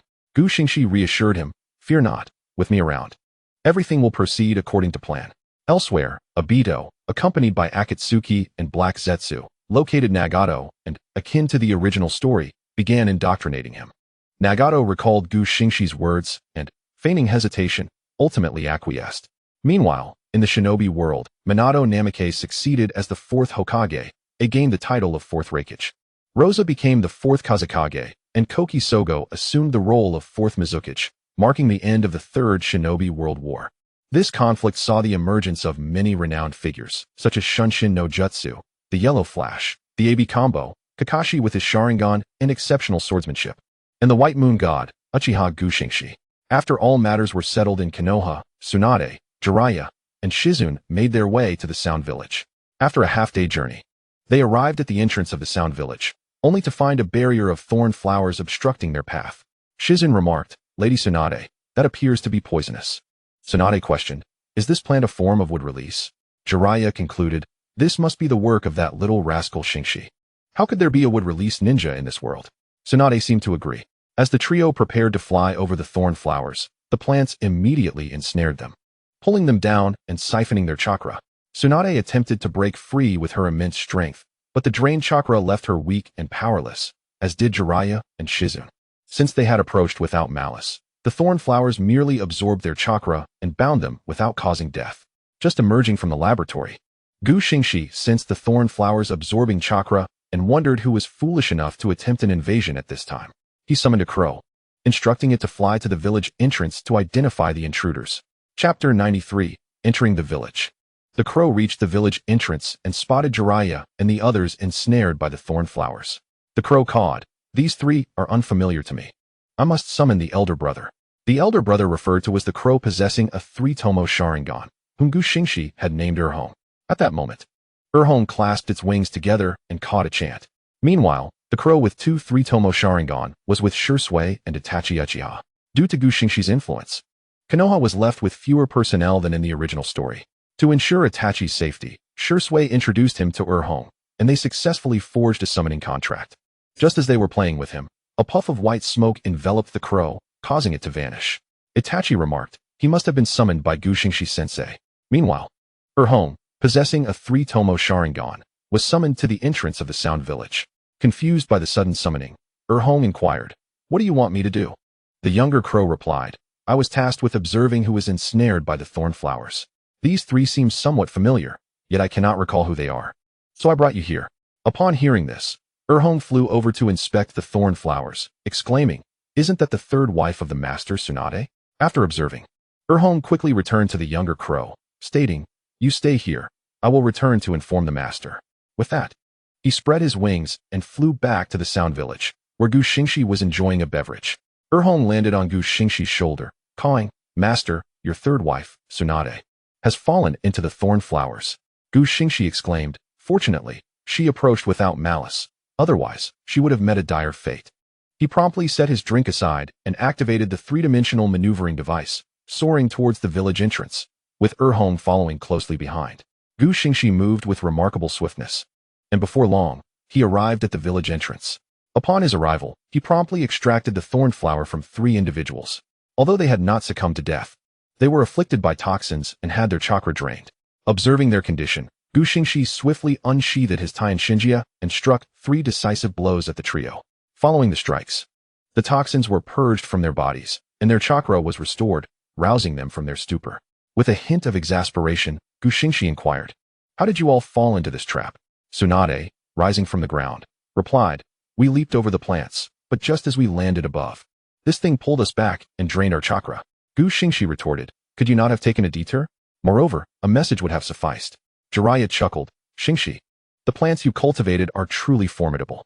Xingxi replied, "Had I arrived any later, you would have been completely drained by the thorn flower."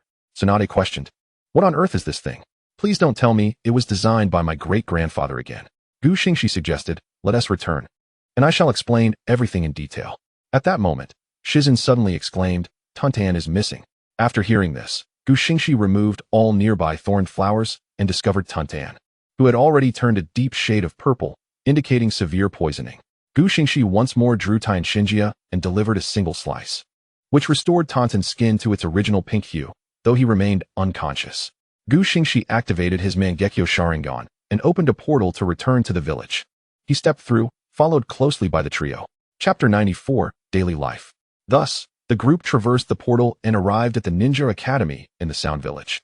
Sensing Tsunade's chakra, Senju Tobarama, accompanied by Senju Rope Tree, approached the entrance of the academy. Upon spotting Tsunade, Rope Tree dashed towards her, exclaiming, "Sister, what brings you here?" Tsunade replied, "I came to see you and great-grandfather, and to ask Xingxi for some funds." Xingxi quipped, "So you only thought of me because you're short on money, huh?" Senju Tobarama gently ruffled Tsunade's hair and said, "Little Tsunade, if you've come, why not stay here? Life is quite pleasant." Tsunade inquired, "Is there a casino here?" Xingxi responded, "The village is currently constructing recreational facilities. We could certainly add a casino as well." Jiraiya interjected, "Second Hokage, I have another matter to discuss with Tsunade." Senju Tobarama asked curiously, "What matter? It's not about a monkey, is it?" Jiraiya, caught off guard, awkwardly chuckled, "Indeed, the old man wishes for me to convey a few words." Senju Tobarama scoffed, "It's a miracle I haven't killed him yet. Speak, what is it?" Jiraiya replied, "The old man wants you to return and lead Konoha." Xingxi interjected, "Huh? Isn't Minato the fourth Hokage now?" Jiraiya confirmed, "Yes, Minato is the fourth Hokage, but the village has recently endured the Third Shinobi World War and is rather depleted." Senju Tobarama firmly stated, "I refuse to go. If I do, I want to be able to see Uchiha Azuna." Jiraiya responded, "I suspected as much. I will inform the old man tomorrow." Tsunade, in shock, exclaimed, "Great-grandfather, you're truly with Uchiha Azuna?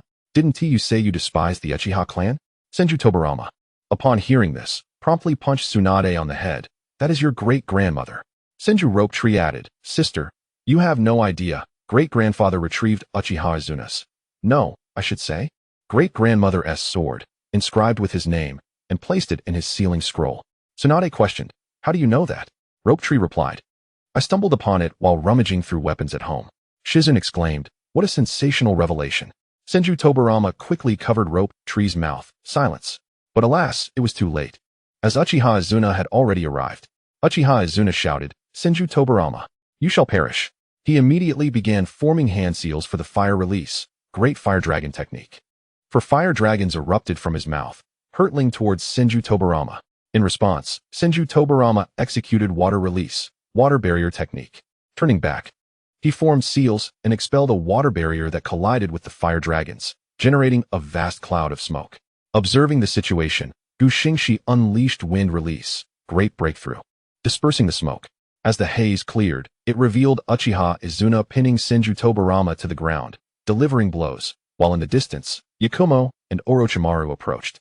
Jiraiya, spotting Orochimaru, ambled over, saying, "It's been a while, Orochimaru. You look even more feminine than before." Orochimaru replied, "Is it possible that I am indeed a woman now?" Jiraiya, momentarily stunned, asked, "What are you saying?" Orochimaru asserted, "I have been reincarnated as a woman." Tsunade observed, "You now resemble a woman more than I do." Jiraiya remarked, "For the sake of immortality, you even changed your gender." Orochimaru mused, "For the truth of life, what is a mere gender change?" Meanwhile, Xingxi paid no heed to the duo and approached Yakumo, lifting her into his arms. Yakumo blushed instantly at his gesture and exclaimed, "What are you doing?" Xingxi replied, "We're leaving. Enjoy yourselves." He then cradled Yakumo and activated the three-dimensional maneuver gear, soaring away. Orochimaru asked Jiraiya, "Shall we go for a drink?" Jiraiya, still processing Orochimaru's transformation, replied, "Sure, but you're treating." Orochimaru agreed. Let us head to my lab. With that, the two departed together. Tsunade called out, great-grandfather, great-grandmother. Enjoy your time. Shizune and I are going to explore the village. She then took Shizune's hand and dashed away. Senju Rope Tree shouted, wait, sister. I haven't even gotten on the cart. The unfortunate Senju Rope Tree could only attempt to separate Senju Tobarama from Uchiha Izuna, but before he could succeed, he received several punches in return. What a calamity. Chapter 95. Jiraiya, please don't. Xingxi, cradling Yakumo, maneuvered the three-dimensional gear towards the village entrance. Upon arriving, he gently set Yakumo down. She inquired, are you trying to coax me away? Xingxi waved his hands. Not at all. I'm taking you for vengeance. Yakumo questioned, are we going to Sunagake for revenge? Xingxi pressed, do you not wish to go? Do you truly harbor no hatred? Yakumo asserted, of course I hate them. They discarded me, their hero, without a second thought for their own interests. How could I not hate? Xingxi prodded, then why the hesitation? Yakumo replied, after all, it's a place I grew up in. There's some sentimentality attached.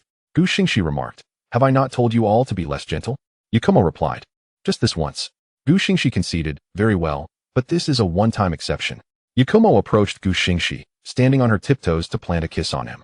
At present, Xingxi stood a tall 185 meters, and with his shoes adding a bit more height, he nearly reached 19 meters. For Yakumo to kiss him, she indeed had to stretch up. Though Xingxi was taken aback, he quickly responded by embracing Yakumo and sharing a passionate kiss, only parting when they were nearly breathless. Yakumo thanked him, Xingxi, thank you. Xingxi replied, no need for thanks. Let us go. He then lifted her once more in a princess carry and activated the three-dimensional maneuver gear to return to the village. Meanwhile, Orochimaru and Jiraiya had become inebriated in the lab, with beer bottles strewn across the floor, their faces flushed from drink. A tipsy Jiraiya lamented to Orochimaru, why is it that after pursuing Tsunade for so long, she still doesn't like me, while that little rascal Xingxi won her over so easily? What is the reason for this? Orochimaru responded, there's no mystery. Tsunade simply doesn't like you. She sees you as a brother. Jiraiya lamented, but I don't want to be just a brother. Orochimaru took a swig of his drink, as if having made a resolution, stated, yet I don't wish to be just your brother either. Jiraiya, confused, asked, if you don't want to be my brother, then what do you want to be? My son? Ha. With that, Jiraiya erupted in laughter. Orochimaru downed the last of his drink and smashed the bottle, shards scattering, and exclaimed, I said I don't want to be your brother, don't you understand? Jiraiya, bewildered by Orochimaru's outburst, asked, what exactly do you want? You've had too much to drink. Orochimaru declared, I'm not drunk, I said I like you. Jiraiya, incredulous, responded, you must be drunk. You're saying things like that. Orochimaru, perceiving Jiraiya's lack of subtlety, rose abruptly from his seat and executed a swift technique, ensnaring Jiraiya in a binding hold. What are you doing? Exclaimed Jiraiya in bewilderment. Orochimaru leaned in closely, planting a kiss upon Jiraiya's lips. Jiraiya, utterly confounded by this unexpected advance, protested. What on earth are you doing? Orochimaru insisted, allow me to see. No, cried Jiraiya. With a decisive motion, Orochimaru forcibly removed Jiraiya's trousers, commanding, obey me. And let me see. Bound and unable to resist, Jiraiya shouted in desperation, let me go. No, Orochimaru replied, why fear? I am a woman now. No. This is unacceptable. You were a man. Jiraiya retorted, but I am not any longer. Orochimaru teased, stop resisting. Jiraiya's protests escalated into frantic cries, no, don't. Thus, the two engaged in a rather scandalous escapade. Meanwhile, Tsunade and Shizune arrived at the medical department to visit Kizashi. Upon entering, they were taken aback by an astonishing sight. You are Rin, Tsunade exclaimed. Rin, equally startled to encounter Tsunade, instinctively turned and fled. Realizing Rin's attempt to escape, Tsunade and Shizune pursued her, quickly catching up. In Chapter 96, daily life resumed. Tsunade seized Rin, demanding, you were saved by Xingxi, correct? If you are alive, why do you not return to the village? Do you have any idea how heartbroken Kakashi is? Rin remained silent. Just then, Xingxi arrived, maneuvering with his three-dimensional maneuvering equipment. Upon seeing Tsunade grasping Rin, he understood that the truth could no longer be concealed. Yetsong, take Rin away from here, he instructed. Yetsong nodded and began to escort Rin away, but Tsunade objected. What do you mean, Xingxi? She queried. He was compelled to explain, I revived her. The body in the Konoha cemetery was merely a decoy. Why? If you have revived her, do you not allow her to return? Do you wish for Kakashi to continue suffering? He has endured enough pain. having lost both his father and friends. Yet, you revive his friend and deny him the chance to reunite. Taking advantage of the confrontation between Tsunade and Gu Xingxi, Yetsong swiftly led Rin away. Gu Xingxi remarked, "You will understand in due time. So, will you remain in Odogakure or return to Konoha?" "I must return to Konoha," Tsunade replied. "Kushina is pregnant, and the time of her delivery approaches. As she bears the 9 tails, the seal will weaken, requiring my supervision. Is it imminent? How long do we have?" Gu Xingxi inquired. "Not long, perhaps a few weeks," Tsunade responded. Suddenly, Gu Xingxi recalled something and asked if Uchiha Fugaka's second son had already been born. "Yes, roughly 3 to 4 weeks ago," Tsunade confirmed. "Why was I not informed of such a significant development?" Gu Xingxi questioned. "Why would I inform you? Do not forget that you are now a rogue ninja," Tsunade retorted. Gu Xingxi replied, "I am aware, so do not concern yourself with that. When do you plan to return?" "I will visit my great-grandfather and check on Kizashi before heading back," Tsunade stated. "By the way, you seem to have grown." Gu Xingxi noted with a mischievous grin. "Really? I feel quite normal," Tsunade replied. "Boring," Gu Xingxi scoffed, before approaching Shizune and complimenting her long, fair legs. "Such a lovely shade, so soft and lengthy," he teased. Shizune blushed at his touch, exclaiming, "What are you doing?" Gu Xingxi playfully tucked a strand of her hair behind her ear. "You are my wife. What's wrong with a little affection?" Tsunade suddenly interjected. "Are you telling me you've taken another wife from Kakashi's generation?" Gu Xingxi nodded. "Indeed, her name is Yuhi Kurenai, a beauty in her own right." "You scoundrel. I can no longer tolerate your presence. Hurry and tell me where Kizashi is. I've missed him dearly," Tsunade demanded. "He is in the hospital, serving as the director of the medical department in Odogakure," Gu Xingxi replied. "Ah, I see. By the way, do you have any funds?" "I'm running low," Tsunade inquired. "Didn't I just give you 10 billion? How could you spend it all so quickly?" Gu Xingxi exclaimed. Shizune interjected, "Tsunade-sama, he loses every bet he makes. That 10 billion vanished in a day. Had it not been for the war, I might have sought you for funds years ago." Gu Xingxi, in resignation, produced 2 scrolls from his dimensional pocket and tossed them to Tsunade. "These contain 12 billion. Spend wisely. Also, keep Rin's survival a secret." Tsunade accepted the scrolls. Tucking them away, understood, "Stop being so tedious." With that, she and Shizune proceeded to the ninja hospital to visit Kizashi. Gu Xingxi, shaking his head in exasperation, departed to search for Rin and Yetsong. After a brief search, he found them at a dumpling shop. Approaching Rin, he gently patted her head, asking, "Are you all right?" Rin nodded, indicating she was fine. After exchanging a few more words, Gu Xingxi prepared to leave and inquire with Orochimaru regarding the progress of his Sage Cell research. Utilizing the 3-dimensional maneuvering equipment, he soon arrived at Orochimaru's laboratory. Upon pushing the door open, he was met with a strong scent of alcohol and a cluttered floor strewn with bottles and tissues. "Wait, tissues. What on earth have they been up to?" Gu Xingxi thought, hastily maneuvering through the lab in search of the 2. Ultimately, he found them in a bedroom, only to be confronted with a most shocking scene. Chapter 97, Conspiracy. Upon entering, he discovered a floor littered with beer bottles and disheveled experimental materials.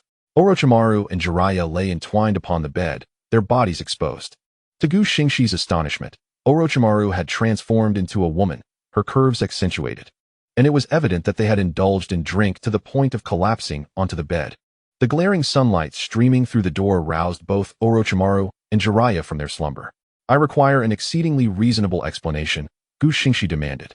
As Orochimaru began dressing, she replied, "Jiraiya and I are together now.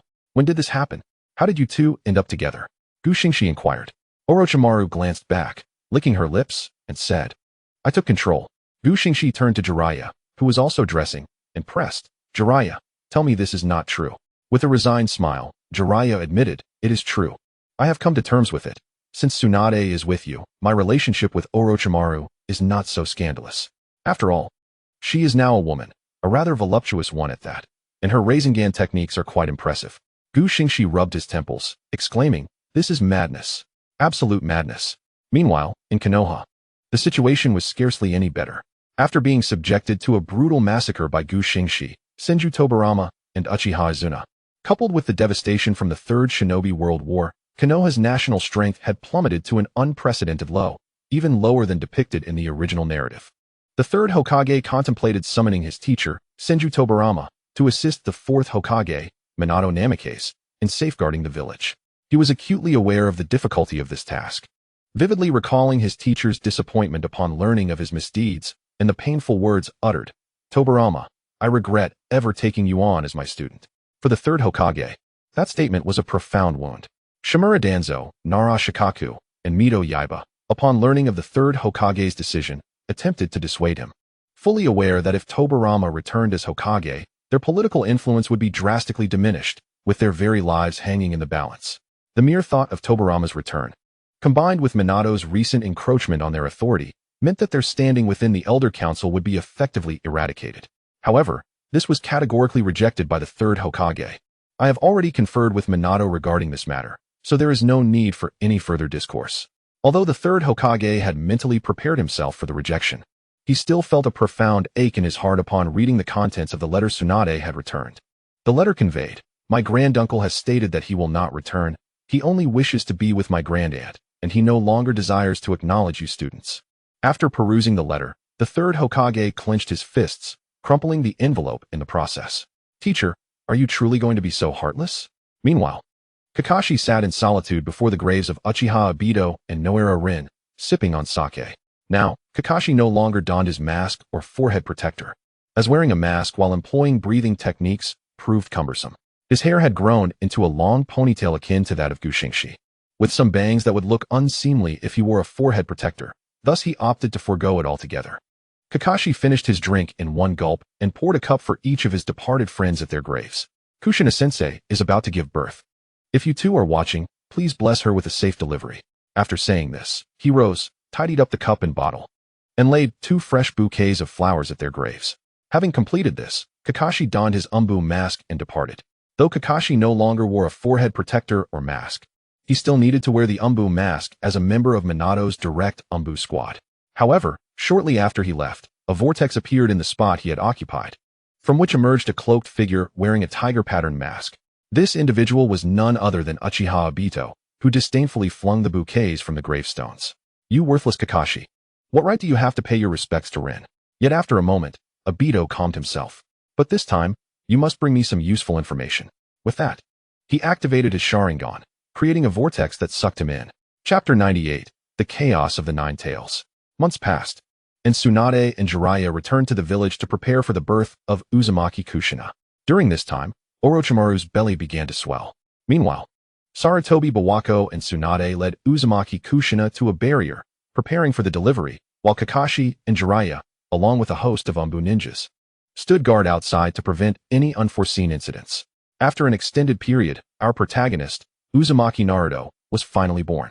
Upon seeing her child, Uzumaki Kushina immediately took him from Bawako's hands, cradling him to witness her newborn. "Tsunade, the boy from the Uzumaki clan has golden hair. Minato's genes are quite formidable," Tsunade remarked. Kushina, unfazed, replied, "The hair color is inconsequential. As long as he grows up happy, that is what matters." At that moment, Sarutobi Bawako stated, "All right, let's begin to strengthen the seal on the Nine Tails." He took Naruto from Kushina's side, allowing Tsunade to commence reinforcing the seal. Tsunade nodded in acknowledgement and prepared to begin. But before she could act, a vortex appeared in the space around them, and Obito, cloaked and masked, leaped out. With a swift motion, Obito struck down Sarutobi Bawako, seizing Naruto into his arms. "What a delightful child," Obito remarked. Seeing her child in the hands of this mysterious figure, Kushina cried out, "Aunt Tsunade, save my son." Without hesitation, Tsunade lunged forward, delivering a powerful punch at the mysterious man. The force of her blow created a deep crater in the floor, yet she soon became perplexed. The sensation of impact was absent. Turning her gaze, she found the masked figure holding Naruto, looking back at her. Tsunade kicked again, aiming for the top of the mysterious man's head. This strike also created a hole in the floor, yet it did not connect. Tsunade, now realizing the impossibility of her situation, uttered in disbelief, it passed through. She then demanded of the masked figure, "Who are you?" The mysterious figure, unfazed, activated his Mangekyo Sharingan and ensnared Tsunade in a Genjutsu. Caught off guard by the realization that the masked man belonged to the Uchiha clan, Tsunade fell into the illusion. Observing his success, the masked man kicked Tsunade away, sending her crashing into the wall, creating a cloud of dust. As the mist settled, Tsunade was embedded in the wall. Kushina, witnessing the scene, cried out, "Aunt." Although she longed to assist, having just given birth and while reinforcing the seal, she lacked the strength to rise. Forced to watch helplessly as Tsunade became trapped, the masked man approached Kushina, cradling Naruto. "Who are you?" Kushina inquired. I am Uchiha Madara, he replied, extending his hand towards Kushina's abdomen, murmuring, come forth, Nine Tails. Just as his hand was about to touch her, a kunai was thrown towards the masked man's head. Yet it passed harmlessly through him. Minato, utilizing the kunai he had thrown earlier, teleported behind the masked man and snatched Naruto from his grasp, retreating to the wall. However, upon reaching the wall, he discovered that the blanket swaddling Naruto was covered in explosive tags. Realizing the danger, Minato immediately discarded the blanket, triggering a massive explosion that filled the area with smoke. When the dust cleared, the masked man had already vanished with Kushina from Minato's sight.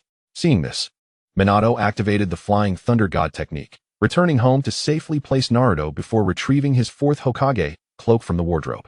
He then reactivated the Flying Thunder God technique to return to the battlefield. The explosion from the earlier explosive tags had already drawn Jiraiya, Kakashi, and others to the scene. Upon discovering the deceased Buwako and the severely injured Tsunade, Jiraiya rushed to Minato, asking, Minato, what has happened? Someone attacked and abducted Uzumaki Kushina. Minato responded. Just then, a tremendous roar erupted outside, prompting everyone to rush out and witness a colossal orange fox with 9 tails wreaking havoc. Jiraiya, the 9 tails has been unleashed.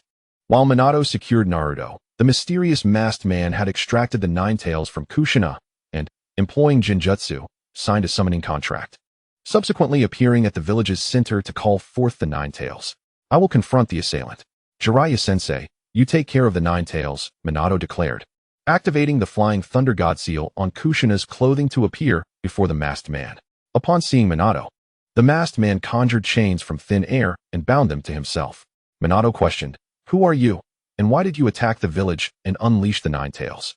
The masked man replied, you need not know. Only understand that you will die here, Yellow Flash.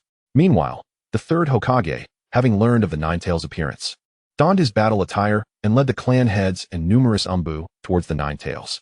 However, the Uchiha clan received orders from the root to refrain from proceeding to the battlefield and were assigned the task of evacuating civilians. Chapter 99. The Chaos of the 9 Tails, 2. On Minato's side, he began to fully engage the mysterious masked man. The two accelerated towards each other, during which Minato hurled a kunai, only for it to pass straight through the masked man, as did Minato himself, yet the chains ensnared him. You have nowhere to escape. Fallen Light, the masked man taunted. Immediately, Minato activated the Flying Thunder God technique to break free from the chains and created distance between himself and the masked man. If I don't attack, I pass through. If I do, I become corporeal. What a troublesome ability. You see through it so quickly? Truly, you are the Yellow Flash. The masked man acknowledged. Minato began to form a Rinnegan while combining it with his kunai, preparing for a spiraling attack. The whirlwind of Little Maruko was hurled directly towards the enigmatic masked man, yet it passed through him without inflicting any harm. The mysterious masked man began to weave hand signs for the fire release, Great Fireball technique. A colossal fireball surged towards Minato, who adeptly utilized the kunai imbued with the Flying Thunder God technique from earlier, evading the oncoming assault by teleporting to safety. He then conjured a standard Rinnegan and aimed it at the masked man's back. However, this attack also passed through him, and he was ensnared once again by the chains that bound him. Minato, harnessing the Sage Chakra accumulated by his shadow clones, swiftly entered Sage mode and formed a massive, blue-spinning Rinnegan with his left hand. He directed this formidable sphere towards the chains that restrained him, yet the attack merely sailed through the links. The masked man and Minato maintained their distance, both preparing to strike fiercely. Meanwhile, on another battlefield, Kakashi was employing the breath of the sun to restrain the 9 tails rampage. The intense heat from his attacks singed the 9 tails fur, further inciting its fury. Jiraiya had also activated Sage mode, launching various Sage techniques at the 9 tails. However, in the face of the enraged beast, these efforts seemed as insignificant as mere tickling. At that moment, the third Hokage made his entrance, performing the summoning technique to call forth the Monkey King, transforming into the Rui Jingu Bang, which he skillfully extended to push the 9 tails away. The third Hokage concentrated his chakra and bellowed to intercept the 9 tails outside the village, while the Umbu swiftly evacuated the civilians. Meanwhile, Uchiha Shursui, who was assisting in the evacuation, promptly initiated the summoning technique, calling forth the crow, Erhong. He informed Erhong that the 9 tails had been successfully released and instructed him to return and inform his teacher to come and collect the bodies. Nodding in understanding, Erhong dispelled the summoning and returned to Xingxi, who who was peacefully slumbering amidst a pile of wives. Erhong gently nudged his head with a wing, helplessly approaching Gu Xingxi, and poked his head with his beak. The sudden sharp pain jolted Gu Xingxi awake, and instinctively, he grasped the creature that had disturbed him. Erhong immediately shouted, "It's me." Gu Xingxi shook his head, trying to clear his mind, and asked what was happening at such a late hour. "The Nine Tails have been released." Upon hearing this, Gu Xingxi sprang into action, releasing Erhong and preparing to don his attire to head to Konoha, but upon feeling with his hands, he noticed something was amiss. Erhong, now freed, departed from Gu Xingxi's side. In the dimly lit room, Gu Xingxi struggled to discern who was beside him. The sensation on his left felt like Kaizuna, while the one on his right resembled Shoko. "Where's Yazong?" he pondered, stretching out his arm to the right and accidentally touching a sizable object. "Ah, here you are." Carefully rising, he made his way to the living room, tying his ponytail, donning his samurai attire, equipping his three-dimensional maneuvering gear, and arming himself with the Nichiren blade and Tungan's Fong before leaving his home, maneuvering towards Konoha. He aimed to manage his speed, ensuring he arrived just after Minato had defeated Tobi. Meanwhile, Minato was resolved to swiftly deal with the masked man before addressing the Nine Tails. With determination, he charged at the masked man, who reciprocated the advance. Chapter 100, The Chaos of the Nine Tails, 3. Minato once again hurled a kunai, which, like before, passed through the masked man's body. Observing this, the masked man began to taunt, "It's over for you now." He prepared to ensnare Minato with his chains, intending to deliver a fatal blow. However, Minato activated the second stage of the Flying Thunder God technique, arriving at the kunai's location. He gathered Sage Chakra into a Rinnegan with his right hand and struck the masked man's back unexpectedly, shattering his cloak and leaving a Flying Thunder God mark. The masked man quickly utilized the body flicker technique to distance himself from Minato. Grasping his arm, he realized it had been severely injured by the earlier Rinnegan. Minato, noticing the fluid seeping from the white arm, questioned, "Who are you?" The recent blow had left the masked man grievously wounded, prompting him to consider fleeing. However, a whirlpool appeared before him. Yet, Minato was swifter, teleporting directly in front of him using the Flying Thunder God mark and delivering a powerful palm strike to his chest. Instantly, sealing techniques manifested on the masked man's chest as Minato severed his connection to the Nine Tails. After severing the link, Minato seized a kunai with his left hand, aiming to slash at the masked man's neck. Yet, the masked man's body began to phase through once more, successfully avoiding the attack and creating distance. "Farewell, Yellow Flash," he uttered, and a whirlpool materialized, causing the masked man to vanish. Minato, witnessing this, intended to pursue but was interrupted by a roar from the Nine Tails. After a moment of contemplation, he abandoned the chase, opting to return to the village to confront the rampaging Nine Tails alongside his allies. On the other side, the masked man leaned against a tree, nursing his injuries. "I never expected you to remain so swift, teacher," he mused. At that moment, a voice emerged from behind, "Abito, do you really believe the Yellow Flash can be outpaced?" The voice belonged to Gu Xingxi, who had arrived using the three-dimensional maneuvering gear. Coincidentally, Gu Xingxi had intended to take a sip of water from the tree while surveying the situation, only to spot a figure clad in a black cloak in the distance. Upon closer inspection, he recognized it as Tobi, who had just battled Minato. The masked man turned in astonishment, "Gu Xingxi." Yet, he quickly regained his composure. "I am not the Abito you speak of. I am Uchiha Madara." Gu Xingxi retorted, "Uchiha Madara cannot overcome the Yellow Flash. Madara's invasion of Konoha requires the Nine Tails' assistance, particularly when the Jinchuriki is weakened." The masked man found himself at a loss for words, raising his hand to unleash a fire release, Firestorm. A massive conflagration aimed at Gu Xingxi. Unfazed, Gu Xingxi deftly maneuvered to evade the attack and summoned two lightning spears, hurling them towards the masked man. The explosion of the lightning spears enveloped the area in smoke. According to the anime world's principle of smoke equals safety, Tobi emerged relatively unscathed. As the smoke dissipated, the mysterious masked man had already vanished. Gu Xingxi, not expecting to eliminate Tobi with just two lightning spears, given the presence of Kamui, sought merely to drive him away. Observing the masked man's disappearance, Gu Xingxi activated his three-dimensional maneuvering gear once more, heading back to Konoha. Meanwhile, the departing masked man returned to the realm of Kamui, reimplanting a white Zetsu arm and muttering to himself, "Teacher, how pitiful you are. Gu Xingxi recognized me, yet you did not." Black Zetsu, observing from the sidelines, pondered Tobi's musings, questioning how Gu Xingxi had deduced his identity. Was it merely by reasoning? That seemed implausible. Back in Konoha, Jiraiya, Kakashi, and others found themselves cornered by the Nine Tails. Just as the Nine Tails prepared to unleash a tailed beast bomb to annihilate them, Minato descended from the sky, employing wind release, spiraling shuriken to interrupt the Nine Tails technique. He then executed the Flying Thunder God technique, summoning the beast away. Turning to Jiraiya, he declared, "Jiraiya-sensei, I will seal the Nine Tails. The village is in your hands." With that, he activated the Flying Thunder God technique once more, returning home to embrace Naruto, and then utilizing it again to reach Kushina, cradling her as he activated the Flying Thunder God technique yet again, preparing to seal the Nine Tails. Chapter 101. The Chaos of the Nine Tails 4. The intense usage of the Flying Thunder God technique, Sage Arts, and Rinnegan had nearly depleted Minato's chakra. Kushina, having been separated from the tailed beast, barely clung to consciousness. However, she successfully summoned the adamantine chains, binding the Nine Tails. In the midst of turmoil, Uzumaki, Kushina, and Minato found themselves at a critical juncture. "I have exhausted my chakra," Kushina declared. "While I still have the capacity to restrain the Nine Tails, you must eliminate it swiftly. Once it revives, we can seal it again." However, Minato shook his head resolutely. "No, the Nine Tails is a treasure of the village.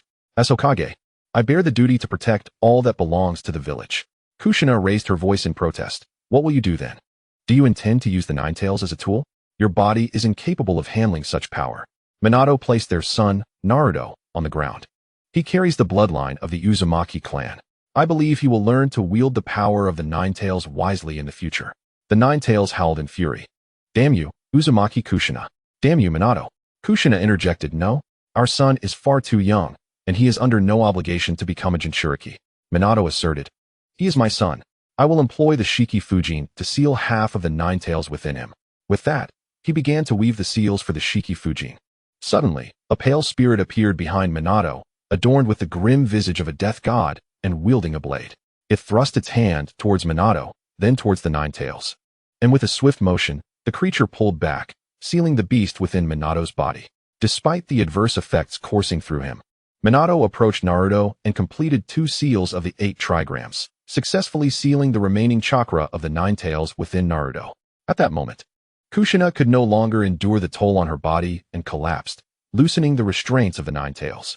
Minato rushed to her side, inquiring about her condition. Meanwhile, the Nine Tails contemplated, "If I eliminate this child, they will be unable to seal me again." With that thought, it extended a claw towards the prone Naruto. In a critical moment, Minato and Kushina shielded Naruto, successfully thwarting the Nine Tails' assault, but they were both grievously injured in the process. At that instant, Xingxi, wielding a 3-dimensional maneuvering device, arrived at the scene, albeit in a disheveled state. "Minato!" he exclaimed. Minato, upon spotting Xingxi, bellowed, "Uchiha Xingxi, you traitor! What brings you here? Are you the one behind the release of the Nine Tails?" Kushina interjected, "Minato, Xingxi is a good person." She was baffled.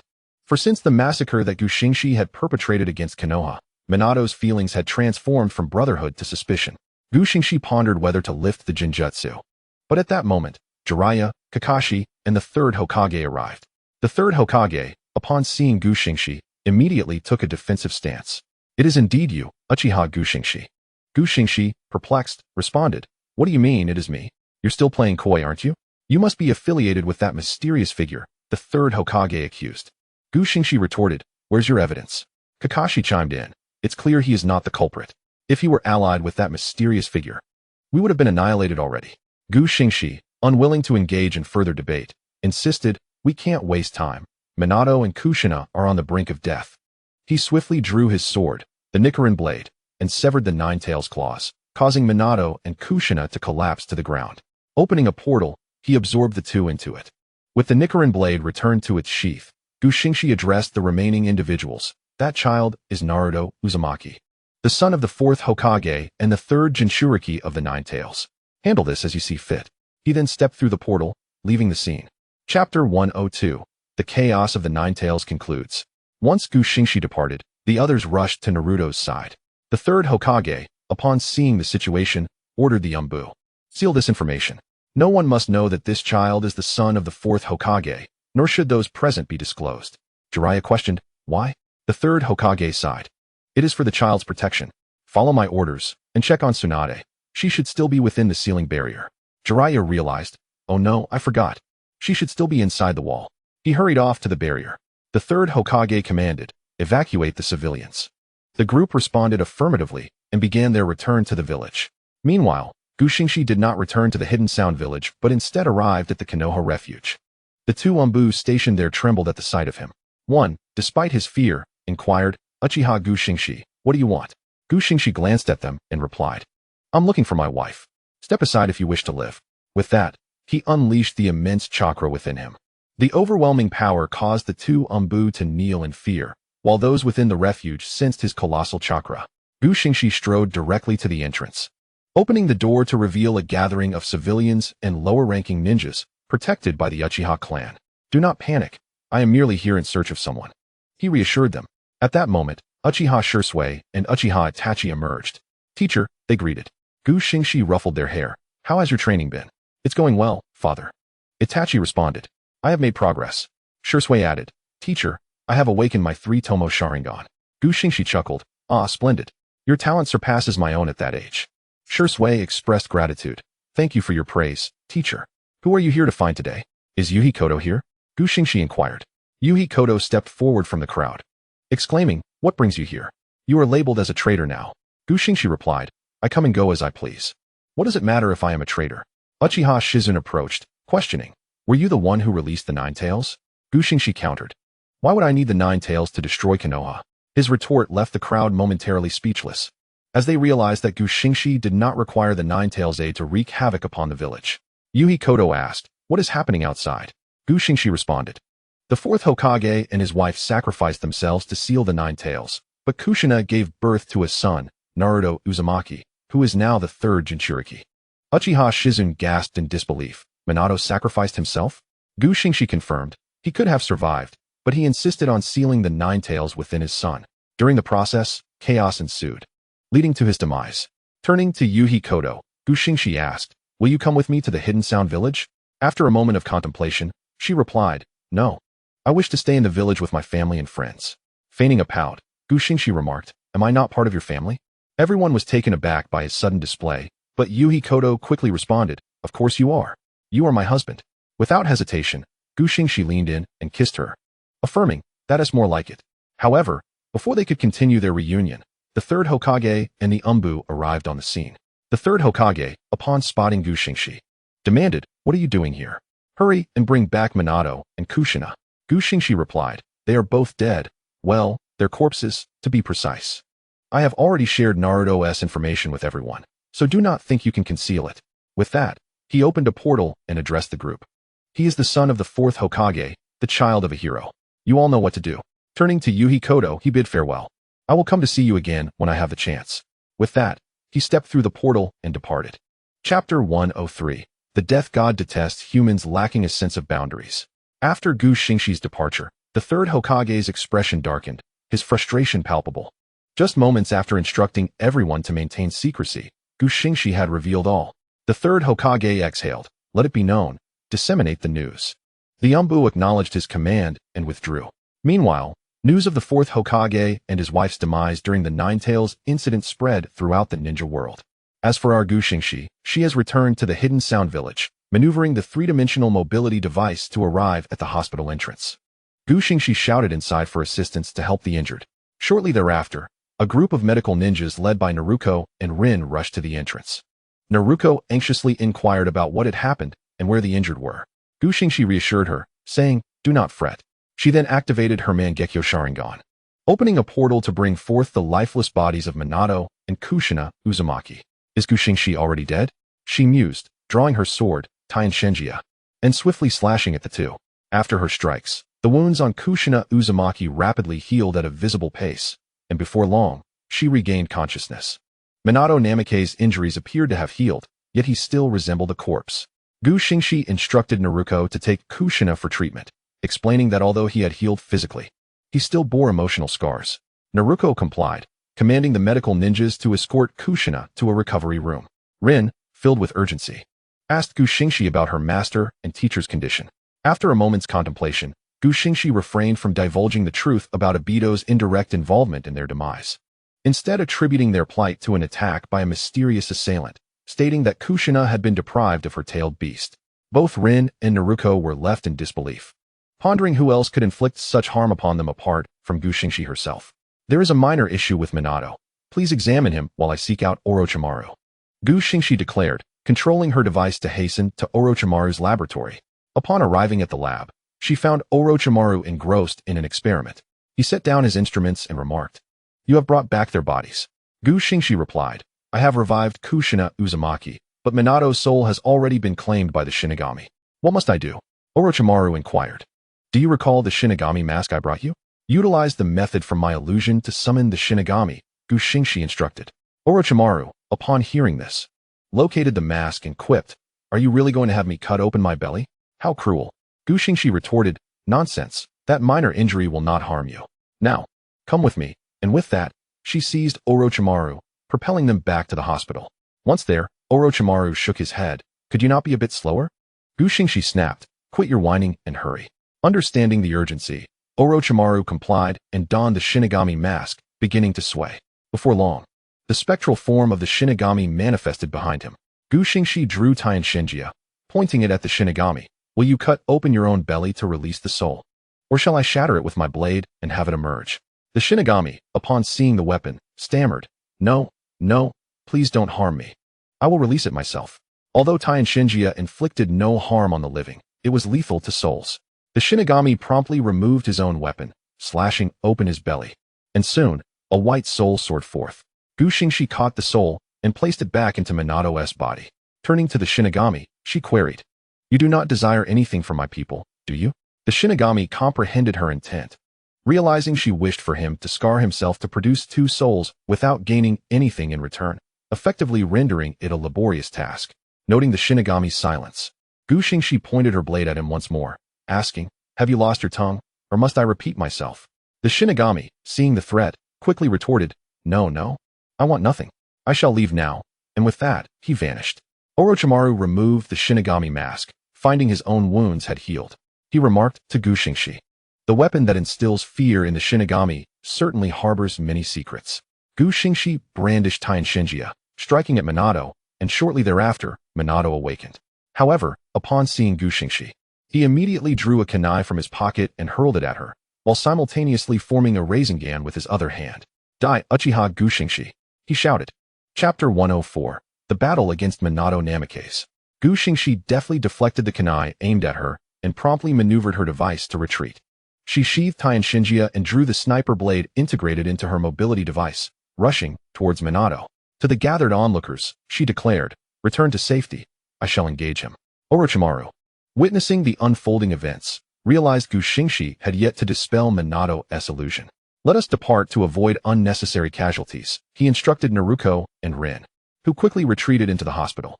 On the opposite side, Xingxi infused her blade with lightning chakra, preparing to strike at the approaching kunai. Just as her blade was about to connect, Minato vanished, reappearing where the kunai had been deflected. Just as I had anticipated, Xingxi thought.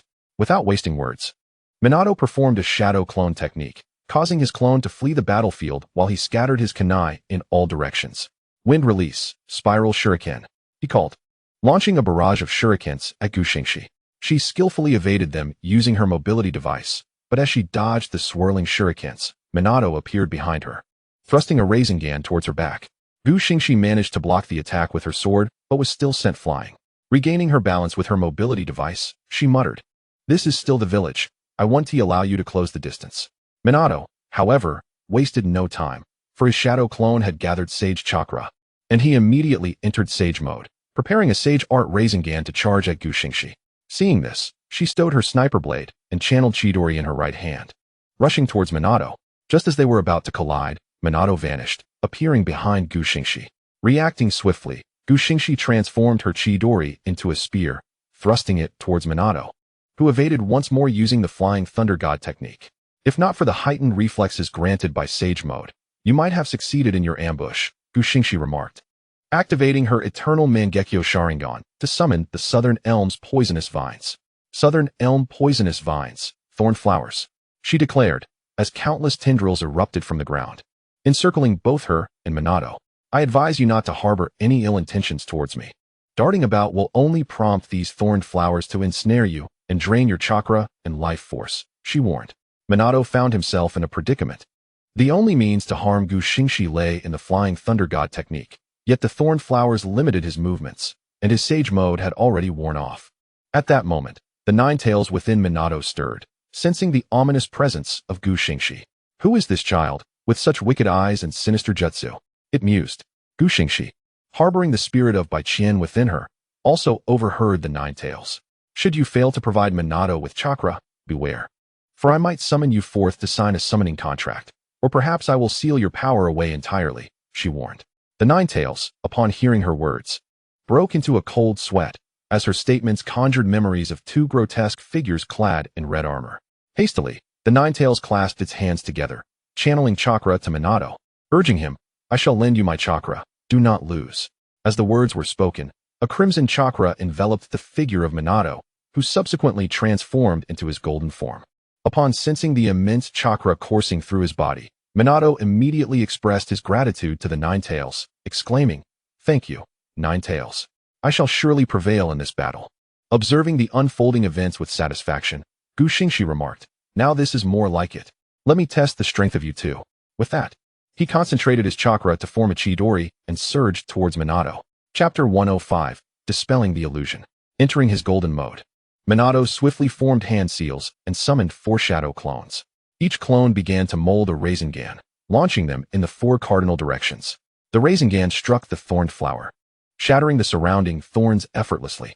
The thorn flower summoned by Gu Xingxi was not in its complete form. Had it been, it could have easily defeated Minato, which is why he managed to dismantle it with such ease.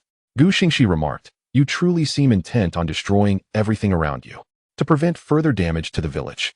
He too summoned 4 shadow clones, which operated the 3-dimensional maneuvering equipment. They began forming seals in the 4 cardinal directions, creating the 4 red suns formation. A crimson barrier immediately encircled Gu Xingxi and Minato. Driven by a fierce instinct for survival, the Nine Tails instinctively gathered Sage Chakra for Minato, enabling him to enter Sage Fox mode.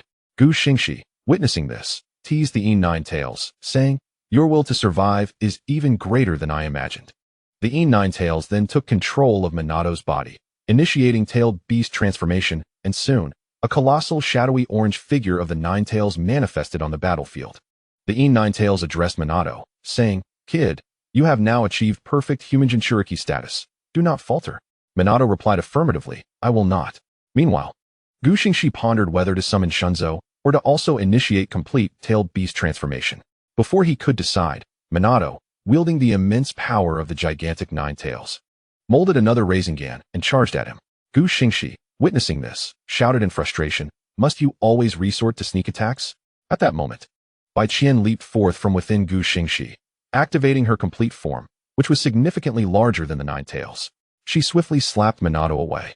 Bai Qian then turned to Gu Xingxi and said, Why are you being chased by an impostor? Gu Xingxi retorted, Which eye of yours saw me being chased? Regaining his footing, Minato gathered his Tailed Beast transformation again, successfully consolidating it shortly after. He commanded the immense shadowy orange Nine Tails to mold a Sage Rinnegan with his left hand. However, the Nine Tails recognized the white fox before him. It was the very fox he had seen within Kushina Uzumaki, possessing Tailed Beast Chakra. Gu Xingxi summoned Bai Qian back, forming hand seals to enter the Xingqiu Spirit Fox mode. Instantly, 9 white tails manifested behind him, and 2 small white ears appeared upon his forehead. Gu Xingxi concentrated his chakra once more, achieving complete Tailed Beast transformation. If one were to draw a comparison with Minato, his form was shadowy orange, whereas Gu Xingxi's was a pure white, with a hint of red at the tips of his tails. The Nine Tails, in disbelief, shouted, Impossible. How can you possess Tailed Beast Chakra? Bai Qian mockingly replied, What a narrow-minded fool you are. Gu Xingxi commanded the massive Bai Qian to mold a Sage Rinnegan in her left hand, addressing Minato, Come, let us compare our strengths. With that, he charged at Minato. Their Sage Rinnegans collided in midair, unleashing a torrent of energy and a fierce whirlwind. However, Minato only possessed half of the Nine Tails. And given that Bai Qian's chakra was inherently superior, Gu Xingxi emerged victorious. The force of the collision sent Minato hurtling backwards, dispelling his Nine Tails chakra mode. And the immense impact shattered the 4 red suns formation, obliterating the 4 shadow clones maintaining it. Such overwhelming power. Gu Xingxi exclaimed. Bai Qian interjected, Did you think otherwise? Observing the aftermath, Xingxi relinquished his Xingqiu Spirit Fox mode and utilized the three-dimensional maneuvering equipment to approach Minato, who was now too fatigued to continue fighting.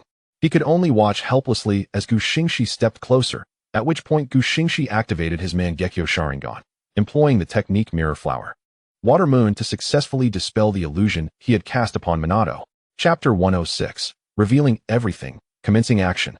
At this moment, Orochimaru, Senju Tobirama, Uchiha Izuna, and the formidable representatives of the Uchiha clan arrived, having sensed the colossal energy fluctuation moments ago. With the illusion lifted, Minato appeared dazed, seemingly struggling to comprehend the events that had transpired. Wiping away the blood tears from his eyes, Xingxi addressed Minato. "Why are you still sitting there? Aren't you cold? Get up." He then extended his hand, preparing to assist Minato to his feet. However, Minato swatted his hand away and retaliated with a punch to Xingxi's face. Xingxi, caught off guard, did not defend himself and was sent flying. In a fit of despair, Minato bellowed, "Why? Why, Xingxi? Tell me why?" Xingxi, rising from the ground, intercepted Uchiha Izuna, who seemed ready to intervene. "What madness is this?" Uchiha Izuna questioned. Xingxi mused that Minato must have been severely impacted by the ordeal. Minato approached, gripping Xingxi by the collar and lifting him off the ground. "Why did you cast an illusion on me? Why turn me and my family into pawns? That is my son. Why? Tell me." Xingxi replied. "But you are still alive, are you not? My original plan was to have you perish." Minato, distraught, cried, "Aren't we friends?" Xingxi countered. "You two have witnessed the future of the shinobi world, the devastation that awaits." Minato protested. "But that is not reason enough for you to eradicate the Uchiha clan and incite Obito to start the Fourth Shinobi World War." It was true that Xingxi's revelations diverged from the original narrative. Xingxi maintained, "This is all part of the plan. See, you have also grown stronger. Have you not?" Minato, bewildered, questioned why. "What is the purpose of all this?" Xingxi explained. "To ensure the future of the shinobi world can protect itself against the extraterrestrial clan." Apart from Orochimaru, the others were left in confusion, pondering the nature of this extraterrestrial clan and the annihilation of the Uchiha clan. Orochimaru remarked, "It seems you showed him a different vision." Xingxi affirmed, "Indeed. Had I shown him the same vision, he might have already returned to Konoha in fury." Turning to Minato, Xingxi added, "My plan requires your cooperation. If you do not vanish from the public eye, my endeavors will be exceedingly difficult." Minato inquired, "Then why can't my son come along?" Xingxi replied, "You saw that he will become a hero in the shinobi world. He needs to endure trials and face a dark childhood." Minato protested, "He is but a child. Why must he suffer a dark childhood?" Xingxi reassured him, "You are alive now, are you not? I permit you to protect him from the shadows, allowing you to witness the darkness of Konoha. Minato, you are suited to be a leading jonin, a blade to cut through all obstacles in the village's progress. But you are ill-fitted for leadership. Your political acumen is too feeble." After hearing this, Minato released Xingxi, stating, "I understand." Xingxi smoothed out his wrinkled samurai attire and suggested, "You should go see Rin and Kushina at the ninja hospital. Also, the three of you now belong to the dead. I allow you both to visit Naruto, but you must not reveal yourselves." Minato nodded and headed towards the ninja hospital. Uchiha Izuna remarked, "It seems you are harboring secrets from me." Xingxi laughed. "Oh, Izuna, how could I possibly keep anything from you?" Uchiha Izuna pressed. "Then what was all that he just said?" Xingxi hesitated. Secrets. Uchiha Izuna, are you seeking your demise?" Xingxi hastily waved his hands, exclaiming, No. Ancestor Izuna, could you please locate Lord Madara's corpse first?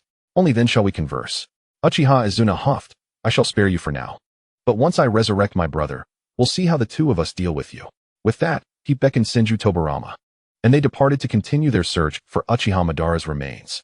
During this time, Uchiha Izuna had been tirelessly scouring for Madara's body alongside Tobirama. Yet it seemed as though Madara's corpse had evaporated into thin air, eluding their every effort. Xingxi then waved dismissively at the remaining individuals, suggesting they return to their respective tasks. Elsewhere, Obito had arrived at Nagato's location to seek out his team and commence their plans.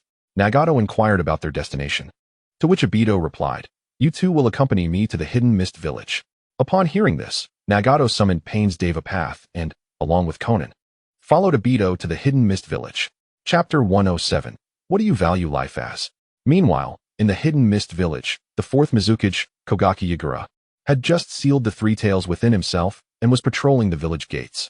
As he conducted his patrol, a swirling vortex suddenly appeared before him, from which emerged two men and a woman.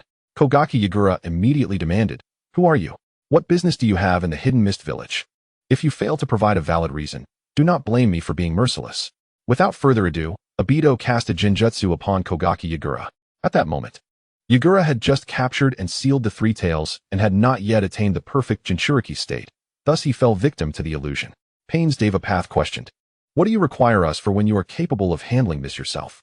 Obito replied, "In the future, I shall take control of the Hidden Mist Village. There is an individual named Kisame Hashigaki, and shortly, I will have him report to the organization." He then instructed Konan, "Konan, go to the Wind Country and recruit Sasori of the Red Sand." At that moment, a figure emerged from the ground, black and white Zetsu. Obito pointed to Zetsu, stating, "He will also be our comrade. His name is Zetsu, and he will handle reconnaissance and intelligence gathering." Pain's Devapath acknowledged this, and with that, he utilized the summoning technique of the animal path to transport himself and Konan back. Obito commanded Kogaki Yagura to initiate the blood mist. The Mizukage, like a machine, nodded in understanding and returned to the village. Obito then returned to the Kimui dimension, changed into a new outfit and mask, and prepared to enact his plan in Konoha. Meanwhile, back in the Rain Village, Konan complained to Nagato, "Why must we heed his commands? It feels as though the organization belongs to him alone." Nagato replied, "This is what our sensei has instructed. There must be a reason behind it." Reluctantly, Konan responded with a dismissive humph, before transforming into a swarm of paper and heading to the Wind Country to find Sasori of the Red Sand. In Konoha, the higher-ups had begun to suspect that the Uchiha clan was the instigator of the Nine Tails incident. Shimura Danzo asserted, "It must be the Uchiha clan. What else could control the Nine Tails apart from the Sharingan?" The third Hokage responded, "I understand. Let us relocate the Uchiha clan to the outskirts of the village." Thus, much like in the original narrative, the Uchiha were marginalized to the village's periphery. Due to the Nine Tails incident, they were not allowed to participate on the front lines, incurring the resentment and condemnation of the populace, which led to a steady decline in the Uchiha clan's reputation. On that very day, Uchiha Itachi was out on a mission with his sensei and classmates when a swirling vortex appeared before them. A man leaped forth from the vortex, Obito, now clad in new attire and a mask. Without uttering a word, Obito swiftly dispatched the leading Jonin with a single strike. Itachi, realizing the peril, immediately threw shuriken, only to find them passing harmlessly through Obito. Itachi then performed the hand seals for fire release, great fireball technique. A massive fireball surged towards the enigmatic masked man. Yet this attack too passed through him without effect. The masked man swiftly approached the two remaining Chunin, striking them down with brutal efficiency. Itachi cried out in horror, "No?" as his eyes transformed from their original color to the shape of the Tomo. Seeing his objective accomplished, the masked man prepared to retreat. But Itachi surged forward with a kunai, only to be repelled by a swift strike. Unbeknownst to him, Itachi had already set up steel wires around the masked man. With a powerful tug, Itachi ensnared the masked man and executed another hand seal for fire release, great fire dragon technique. A colossal fire dragon surged forth along the wires towards the masked man, yet he effortlessly traversed through the flames, the wires falling to the ground as he escaped. In disbelief, Itachi murmured, "This cannot be. I had you under control." The masked man replied, "We shall meet again, Uchiha Itachi." With that, he began his retreat. Just as a handsome figure with a long white ponytail and a katana dashed towards them. It was none other than the dashing Hatake Kakashi, who swung his sword, the Raikiri, in a sweeping arc towards the masked man. In an attempt to evade this assault, the masked man abandoned his phasing, utilizing the body flicker technique to leap back. Upon recognizing Kakashi, the masked man seethed, "Hatake Kakashi." Kakashi, now aware of the dire situation, quickly adopted a serious demeanor as he surveyed the carnage wrought upon the Jonin and Chunin. "What do you value life as?" he demanded, his voice grave. Uchiha Itachi watched, while the masked man retorted, "What the hell is wrong with you?" Chapter 108, The Clash. Kakashi, maintaining his intense gaze upon the masked man, posed once more. "What do you truly value life as?" The masked man snapped back, "WCNM. Fire release, great fireball technique." Following his exclamation, he unleashed a massive fireball towards Kakashi. Unperturbed, Kakashi swiftly formed hand seals for earth release, earth flow wall, raising a solid earthen barrier that successfully intercepted the fireball. In that moment, the masked man unsheathed his katana, preparing to attack Kakashi, who remained hidden behind the earthen wall. Yet, Kakashi gathered lightning chakra into his left hand, shattering the wall and charging toward the masked man. Taken by surprise, the masked man suffered a gash to his left shoulder from the sudden assault. With a stern expression, Kakashi addressed the masked man. Individuals like you, who show no respect for life, do not deserve to exist in this world. With that, he drew his Raikiri and unleashed the 11th form of the sun-breathing, Sun Halo Dragon Dance. A gigantic fire dragon surged towards the masked man, but once again, the attack passed harmlessly through him. The masked man retaliated with a swift downward slash, forcing Kakashi to block the blow with his sword. Without hesitation, Kakashi countered with the 9th form of the sun-breathing, setting Sun Turn, aiming a precise strike at the masked man's neck. Yet once more, the attack merely passed through. As Kakashi maneuvered behind the masked man, he unleashed the 10th form of the sun-breathing, radiant light of the sun, striking down from above. Yet, the masked man evaded once again, launching a chain towards Kakashi. Reacting swiftly, Kakashi attempted to slice through the incoming chain, but his blade passed through it as if it were a mere illusion, ensnaring him instead. With a single tug, the masked man bound Kakashi, taunting, "What a pitiful display." Kakashi. In desperation, Kakashi activated his Sharingan to cast a Genjutsu. Yet despite his efforts, the masked man showed no signs of being ensnared by the illusion. Observing this, the masked man sheathed his katana and struck Kakashi with a palm. "Is this how you utilize the Sharingan?" Kakashi felt a rush of blood surging from his mouth as he staggered, realizing the peculiar nature of their confrontation. While his attacks passed through, the masked man did not. Finally, the masked man unleashed a fire release, Great Fire Dragon technique, sending a colossal fire dragon hurtling towards Kakashi. The enigmatic masked man, in a bid to evade an attack, unleashed a colossal fire dragon that soared towards the woods behind him, simultaneously freeing the chains that bound Kakashi. This formidable jutsu, the Great Fire Dragon technique, was executed by the ever-watchful Itachi Uchiha at his side.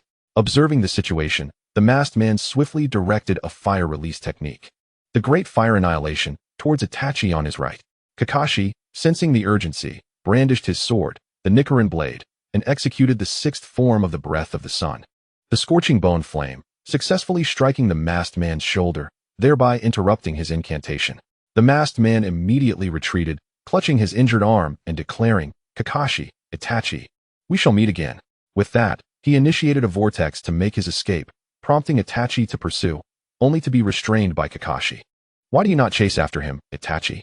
Kakashi sheathed his sword. "His abilities are quite troublesome. It would be challenging for just the two of us to detain him." He then knelt to secure the 3 corpses into a sealing scroll. "Let us return and report this," he stated, heading back towards the village. Itachi, recognizing the gravity of the situation, followed suit. Chapter 109, The Heavenly Deity. Back in the Kamui space, the masked man healed his arm and prepared to return to the hidden mist village to exert control over the blood mist. Meanwhile, Kakashi and Itachi returned to the village, buried the 3 corpses, and reported the masked man's information to the 3rd Hokage before parting ways. As Itachi walked along the path leading to his clan's territory, he acutely sensed the villagers' disdain for the Uchiha clan. This left him perplexed, questioning the source of such animosity. Was it due to the destruction caused by Uchiha Koko in the village, or the suspicions stemming from the Ninetales incident? These thoughts weighed heavily on his mind. Similarly, upon returning home, Kakashi lamented his lack of strength, wishing he possessed the formidable power of his mentor, Koko. With such strength, he believed he could safeguard all those he cherished. In the Hokage's office, the 3rd Hokage listened intently to the report from Uchiha Shursui. "The resentment within the Uchiha clan is quite pronounced," he remarked, exhaling a puff of smoke. Shursui nodded in agreement, stating, "Indeed, Hokage-sama. The clan's emotions are currently unstable. A faction may attempt a coup." The Hokage inquired, "Shursui, will you stand with the village or your clan?" Shursui replied, "If a conflict arises between the village and the clan, it will result in mutual destruction. Should other villages invade Konoha during this turmoil, the consequences would be dire." The 3rd Hokage then asked, "What course of action do you propose, Shursui? You are one of the few in the Uchiha clan who embodies the will of fire. I value your perspective." Shursui suggested, "I recommend that Uchiha Fugaku's son, Itachi, be inducted into the Umbu. This could help mend the relationship between the village and the Uchiha clan." The Hokage acknowledged the merit of the suggestion but cautioned, while Itachi is indeed a commendable choice, this approach merely addresses the symptoms, not the root cause. Shursui continued, "If this does not suffice and the clan insists on a coup, I will utilize my newfound power to prevent it." With that, he activated his Mangekyo Sharingan, fixing his gaze on the 3rd Hokage. Startled, the Hokage dropped his pipe. When did you awaken such power? He queried. Shui replied. Not long ago. My emotions were excessively heightened at the time. The Hokage released a sigh of relief. So, you intend to rely on yourself to eliminate Uchiha Fugaku? Shui clarified. No, I will employ my ocular abilities to alter the clan leader's will. Is your awakened power akin to the Jinjutsu of Uchiha Koko? The Hokage inquired. Shui nodded, explaining, yes, the name of my ocular technique is Kotoamatsukami. It can permanently alter a person's will silently, and even temporarily change their intent without their awareness, as long as no one alerts them to the Jinjutsu. The Hokage mused. Altering one's will? That is indeed a remarkable ability. I shall rely on you, Shui. Understood, Hokage-sama, Shui responded, then utilized the body flicker technique to depart. At that moment, Danzo Shimura emerged from the shadows, addressing the third Hokage. We should eliminate the Uchiha clan. Shui cannot be trusted. The Hokage, taken aback, retorted. What nonsense are you spouting? Our village is already lacking in manpower, resources, and finances. Do you truly wish to eradicate the Uchiha clan? Danzo, remaining calm, replied. You cannot guarantee that Shusui's abilities will be effective against both of us. The village's demise would be inevitable. I place my trust in him. After all, he is a descendant of Uchiha Kagami, the Hokage asserted. Danzo, upon hearing this, slammed his cane down, exclaiming, the Uchiha are all madmen. Uchiha Obito, Uchiha Koko, none of them are stable. Once the Uchiha awaken their Mangekyo, their emotions are irrevocably altered. The third Hokage pounded his fist on the table, declaring, I am the Hokage. This matter is settled. Should I find out that you have secretly dispatched people to massacre the Uchiha clan, you will regret it. Danzo turned to leave. Glancing back at the Hokage, you will come to regret this decision. Chapter 110. Hello, Takeout. Meanwhile, Konan successfully located the red sand scorpion, Sasori, wandering amidst the sands of the wind country. Upon spotting her target, she adopted a cool demeanor, stating, Sasori of the red sand, the Akatsuki requires your strength. Join us. Recognizing the red cloud attire adorning Konan, Sasori recalled Koko's earlier words and, after a brief moment of hesitation, agreed to join. However, Konan was taken aback by the ease of her success. She had anticipated a fierce battle, but ultimately, her mission was accomplished without incident. After securing Sasori, the two returned to the Hidden Rain village. Meanwhile, Koko, idly wandering the village, suddenly realized, there are no restaurants in this village. How absurd. The streets of Sound Ninja Village were dotted only with vendors selling snacks and produce, with no proper dining establishments. If one wished to eat, they would have to return home to cook for themselves. Contemplating this, Koko activated his three-dimensional maneuvering device and proceeded to Business Street, where he found Kakuzu overseeing the accounts, collecting this month's shop fees. Observing Kakuzu's diligence, Koko teased, Kakuzu, you truly are industrious, coming to collect payments on the very first day of the month. Kakuzu retorted, time is money. Koko responded, fair enough. By the way, can you cook? Kakuzu replied, I can manage a bit, but not particularly well. Koko scoffed, for someone like you. Meals are primarily acquired through theft. Kakuzu defended, that's quite economical. Koko pressed, haven't you noticed something amiss in our village? Kakuzu pondered for a moment before realizing. We lack a place to eat. Koko confirmed, exactly. Therefore, I intend to establish several dining establishments. Kakuzu countered, there's no need to build new ones. That would be a waste of money. There are a few shops at the far end that remain unleased. You could make do with those. Koko lamented. That simply won't suffice. Consider this. If the restaurant is too shabby, how will we attract customers? We need our storefronts to be appealing, beautifully decorated, to entice young couples to dine with us, and we can even promote some delightful trinkets for children. With that, Koko began his persuasive tactics. Kakuzu contemplated this and agreed. You're right, I hadn't thought of that. But who will do the cooking? Koko patted his chest confidently, declaring, I will. My culinary skills are exceptional. Kakuzu replied.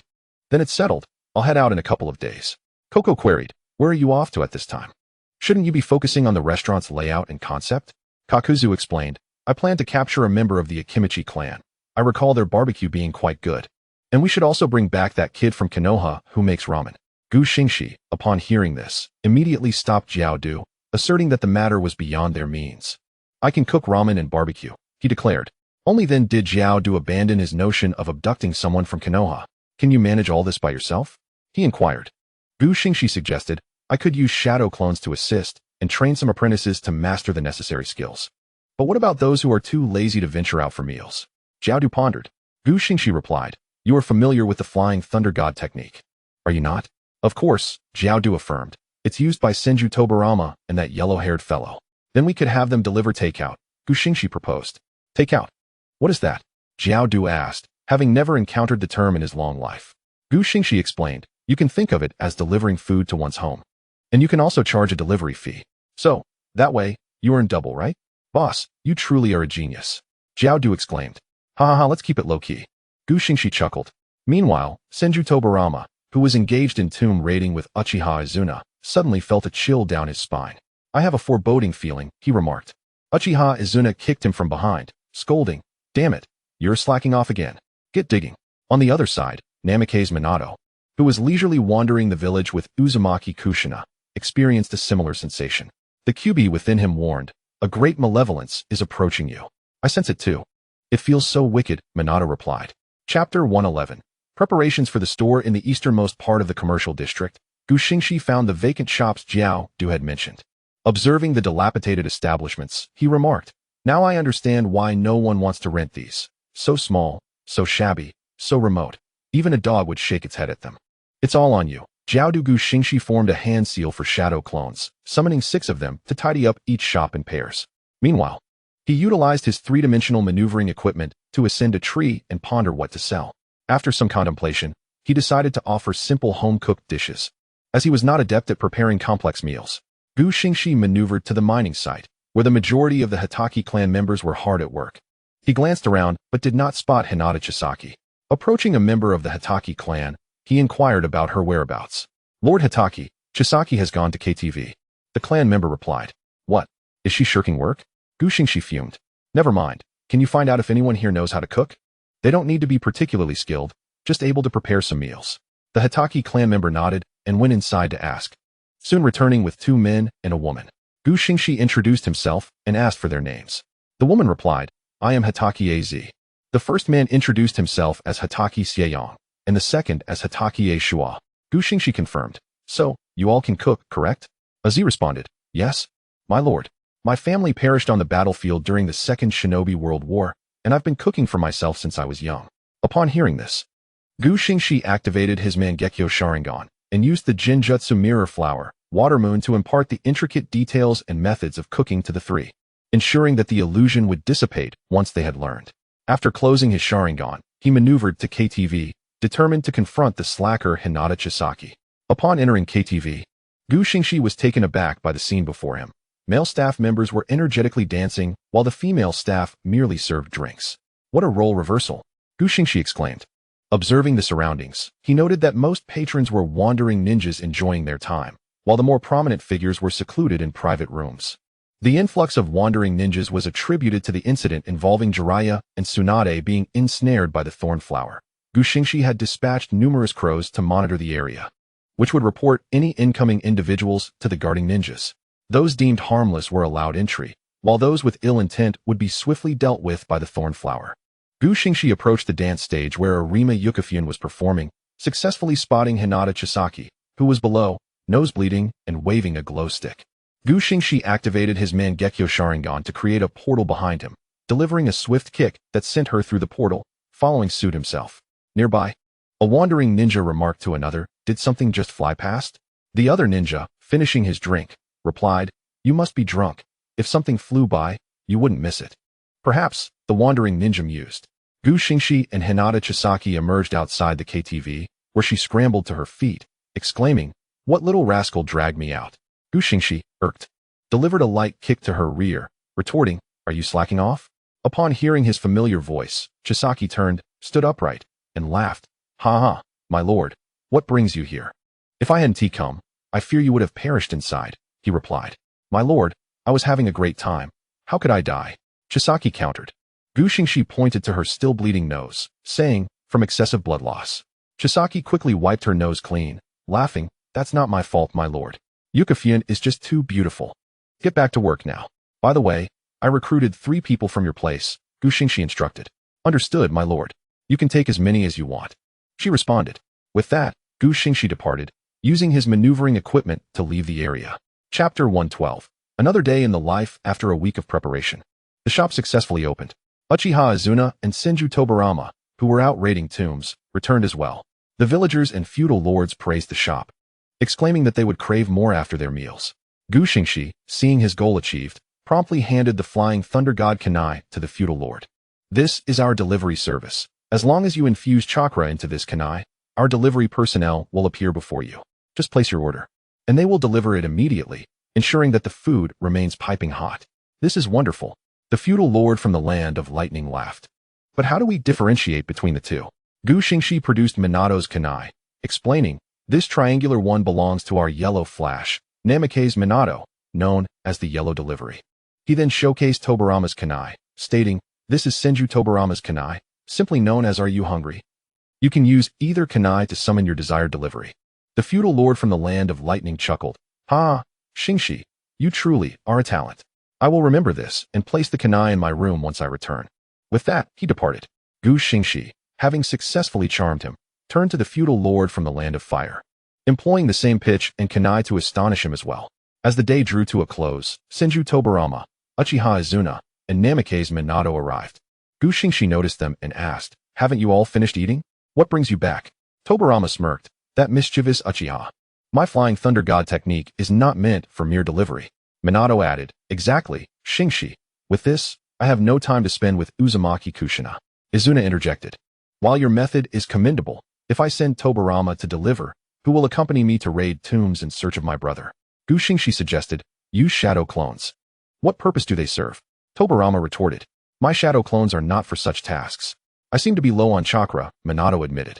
Gu Xingxi, upon hearing their remarks, unsheathed the sun wheel blade and directed it towards them, stating, Senju Tobarama, spare me your incessant prattle.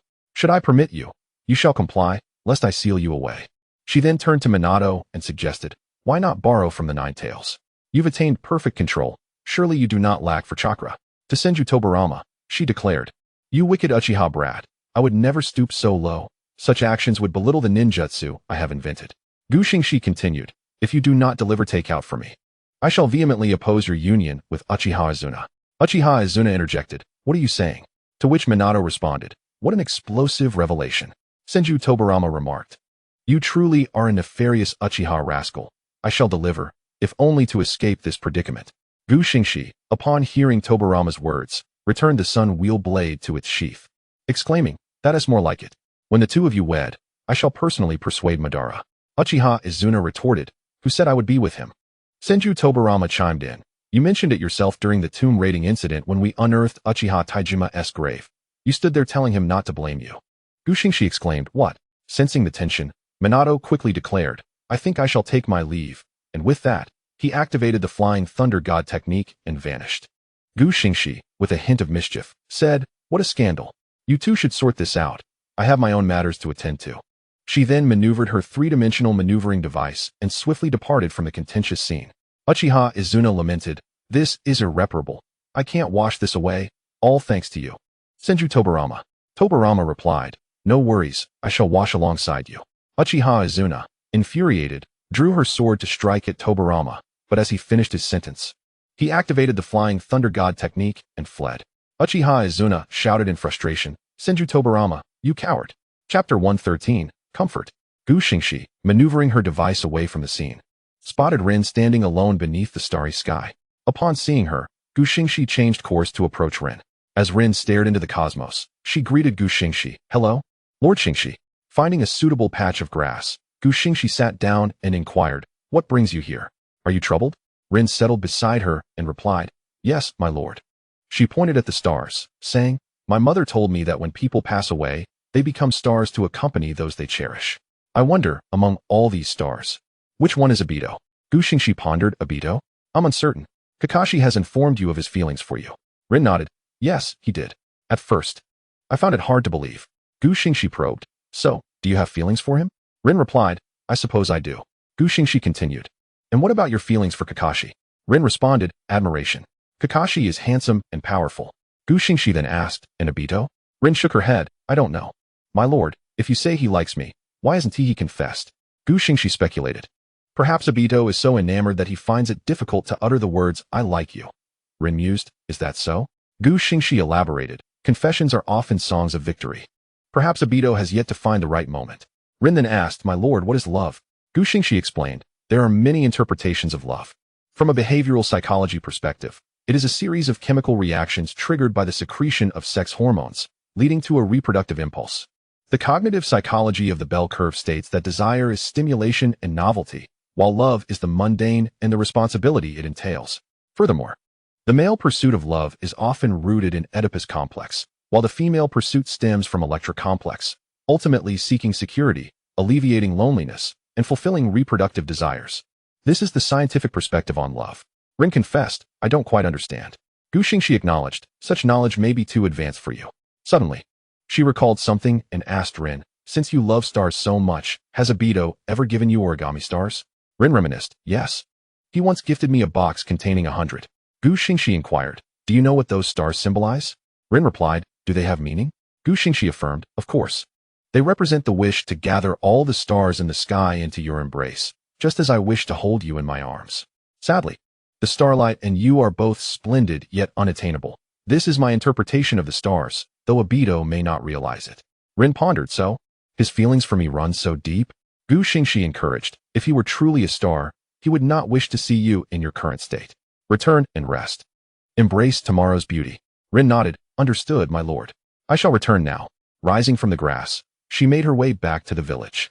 After Rin departed, a melancholic expression settled on Xingxi's face. Suddenly, Bai Qian emerged from within her, transforming into a voluptuous humanoid form. Bai Qian asked, what troubles you? Xingxi, stunned, exclaimed, wait, you can transform into a human form. Chapter 114, Transformation. Bai Qian found a comfortable spot to sit and responded, what is so shocking? As a deity, transforming is quite simple for me. Xingxi questioned, then why didn't you transform before? Bai Qian retorted, I was busy condensing a high-level celestial body for you. If not for that, I would have transformed long ago to have some fun. Xingxi remarked, wait, is the high-level celestial body complete? Bai Qian nodded, indeed it is. However, you still lack a permanent eternal Mangekyo Sharingan, so reincarnation is out of reach. Xingxi noted, I understand. Once the night of the clan's extermination passes, I shall commence my plans. Bai Qian inquired, Orochimaru's child is soon to be born, isn't it? Xingxi calculated, indeed, it seems the time is near. Curse Jiraiya for getting Orochimaru pregnant. Otherwise, our village's technology would be far more advanced. As it stands, the Sound Ninja village's technology is barely on par with Nokia. Bai Qian touched her ear and remarked, while you were comforting that little girl, you became sad yourself. Xingxi reflected on the past. Bai Qian teased, oh, are we delving into human memories? What time period are we discussing? Let me take a look. Xingxi affirmed, you can view my past memories? Bai Qian replied, of course. I possess the entirety of each host's memories. Xingxi added, then I can't tell you. Bai Qian asked in confusion, why not? Xingxi explained, it's too embarrassing. Some matters are best kept to myself. Bai Qian dismissed, boring. Xingxi wondered, will everything I possess vanish after I leave? Bai Qian clarified, when you depart this realm, that is indeed the case. Moreover, Shiruko and Natsuna can accompany you. As for why I don't mention it, you will understand. Xingxi acknowledged, I know. I had considered this issue when they first appeared before me. Xingxi turned to Bai Qian, admiring her stunning visage. You foxes truly do transform into the most beautiful beings. Bai Qian responded, naturally, being from the Ninetales clan, beauty is never in short supply. Xingxi pressed, will you and the system also leave me? Bai Qian replied, by past standards, yes. Xingxi seized the moment, gripping Bai Qian's shoulders. So you mean to say, you want tea, right? Bai Qian affirmed, correct. I shall accompany you to another realm. Xingxi released Bai Qian, sprawled on the grass, and laughed heartily. Ha ha ha. It seems I want to be alone after all.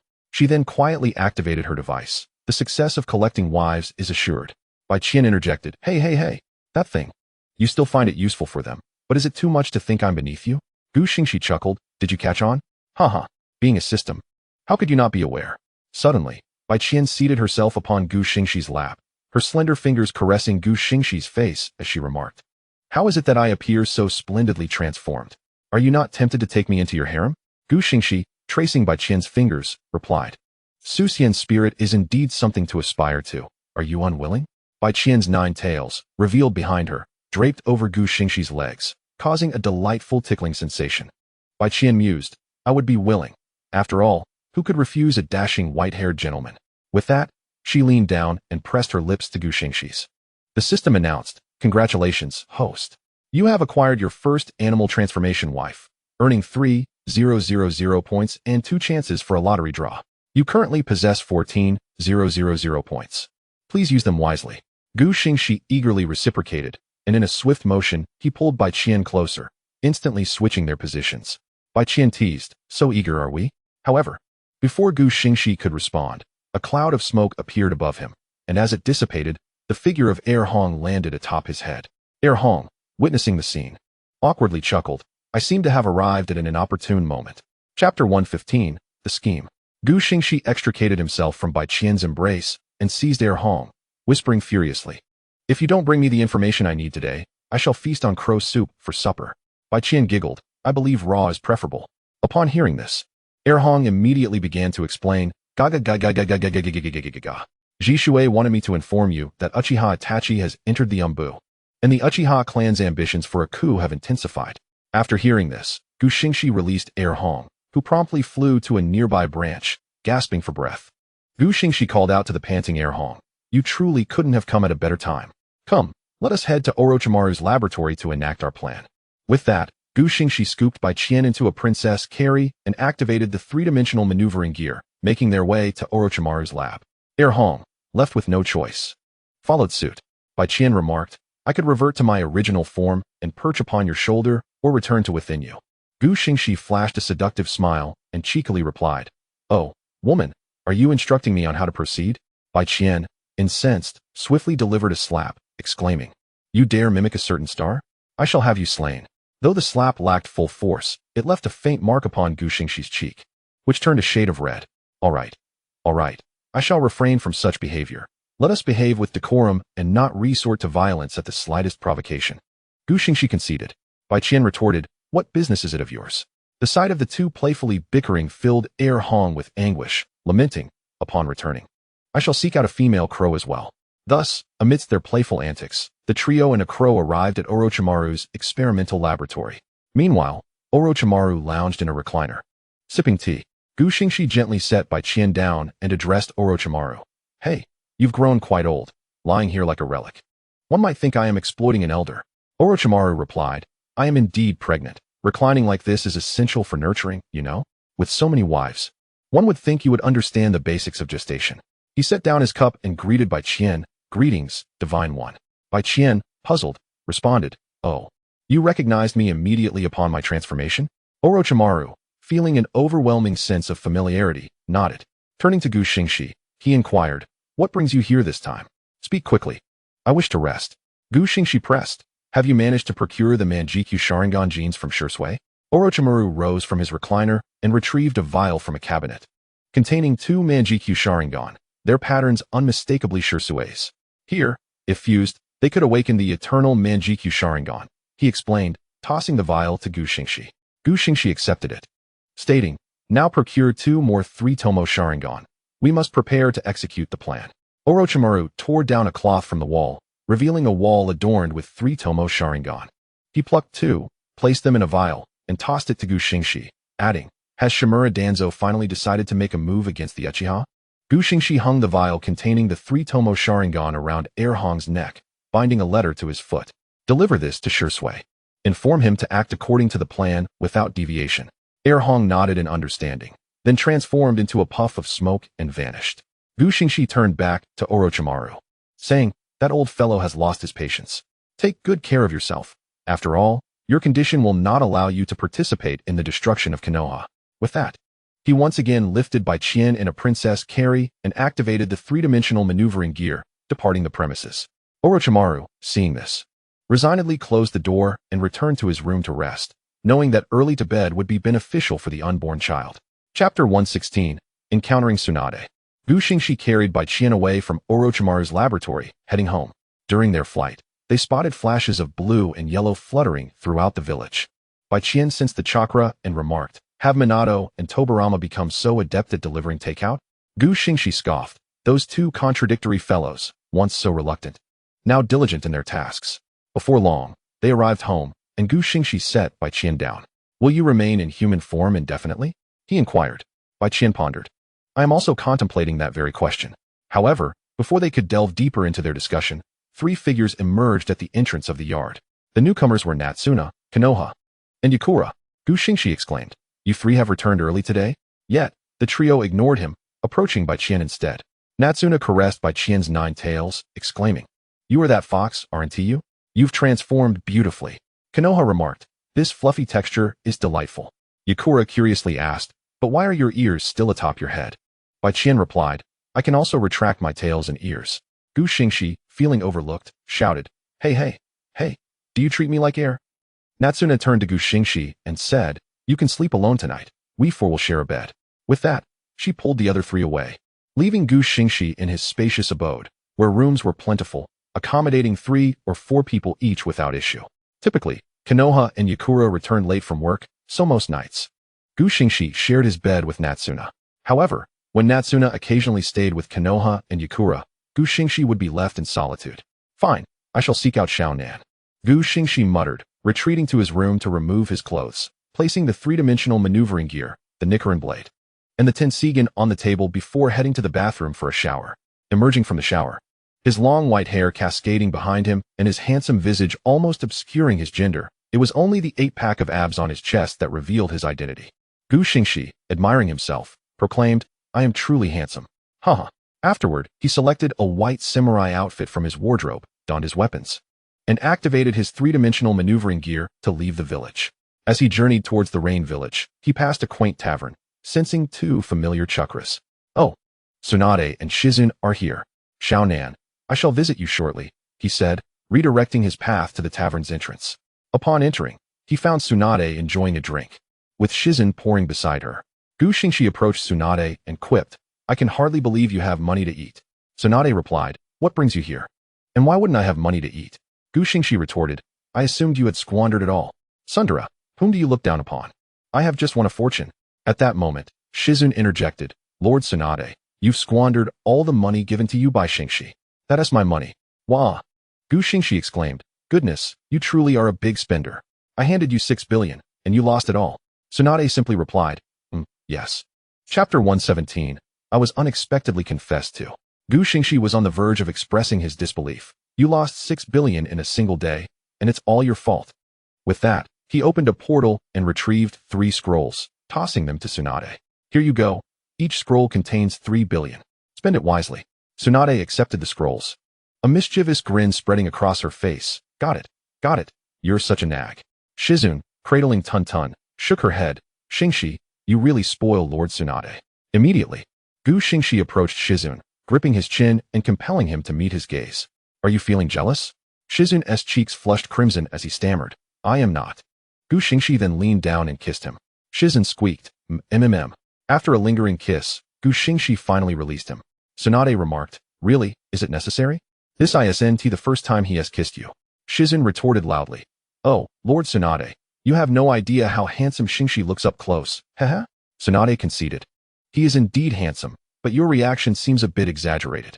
She then turned to Gu Xingxi, "By the way, why haven't you tied up your hair today? If someone didn't know better, they might think you're an elderly woman with white hair." Gu Xingxi replied, "I just finished bathing and was too lazy to tie it up, so I left it down." Tsunade continued, "Why aren't you at the village with Natsuki and the others? Are you here specifically looking for us?" Gu Xingxi explained, "I transformed into my true form. And since Natsuki and the others were all sleeping together, I was left alone in an empty room. I thought I'd visit the Rain Village to find Konan, but sensed your chakras along the way and came here." Tsunade inquired, "He managed to transform? How does he look?" Gu Xingxi drained his cup, pointing at Tsunade's chest. "With hair as white as mine, he is quite striking, and he is even more voluptuous than you." Tsunade, her fists clenched, retorted, "You're pushing it." Meanwhile, Bai Qian and the others were soaking in a hot spring, openly enjoying each other as company. Natsuki observed the differences between herself and the others and asked, "Why are your legs so long, and how can you float?" Natsuki immediately embraced her, "We're all in the mature style, while you, Natsuki, have the lowly vibe. Where do you see a lowly with long legs? Besides, if we're talking about floating, it's really Bai Qian and Yetsong who take the cake." Yetsong laughed. "In front of Bai Qian, I can't even compare. If we're truly talking about comparisons, only Tsunade could match up." Bai Qian added, "Oh, so you all dare to tease me now? It seems I should teach you a lesson." With that, she revealed her 9 tails and wrapped them around the 3. Pulling them closer, Bai Qian playfully began to grow larger. Meanwhile, Gu Xingxi, Tsunade, and Shizun finished their drinks and meals, preparing to find a nearby inn for rest. Just then, a ninja entered, identifiable as one from the Cloud Village by his forehead protector. He approached Xingxi, bowing at a 90-degree angle. "Hello, beautiful lady. Would you go out with me?"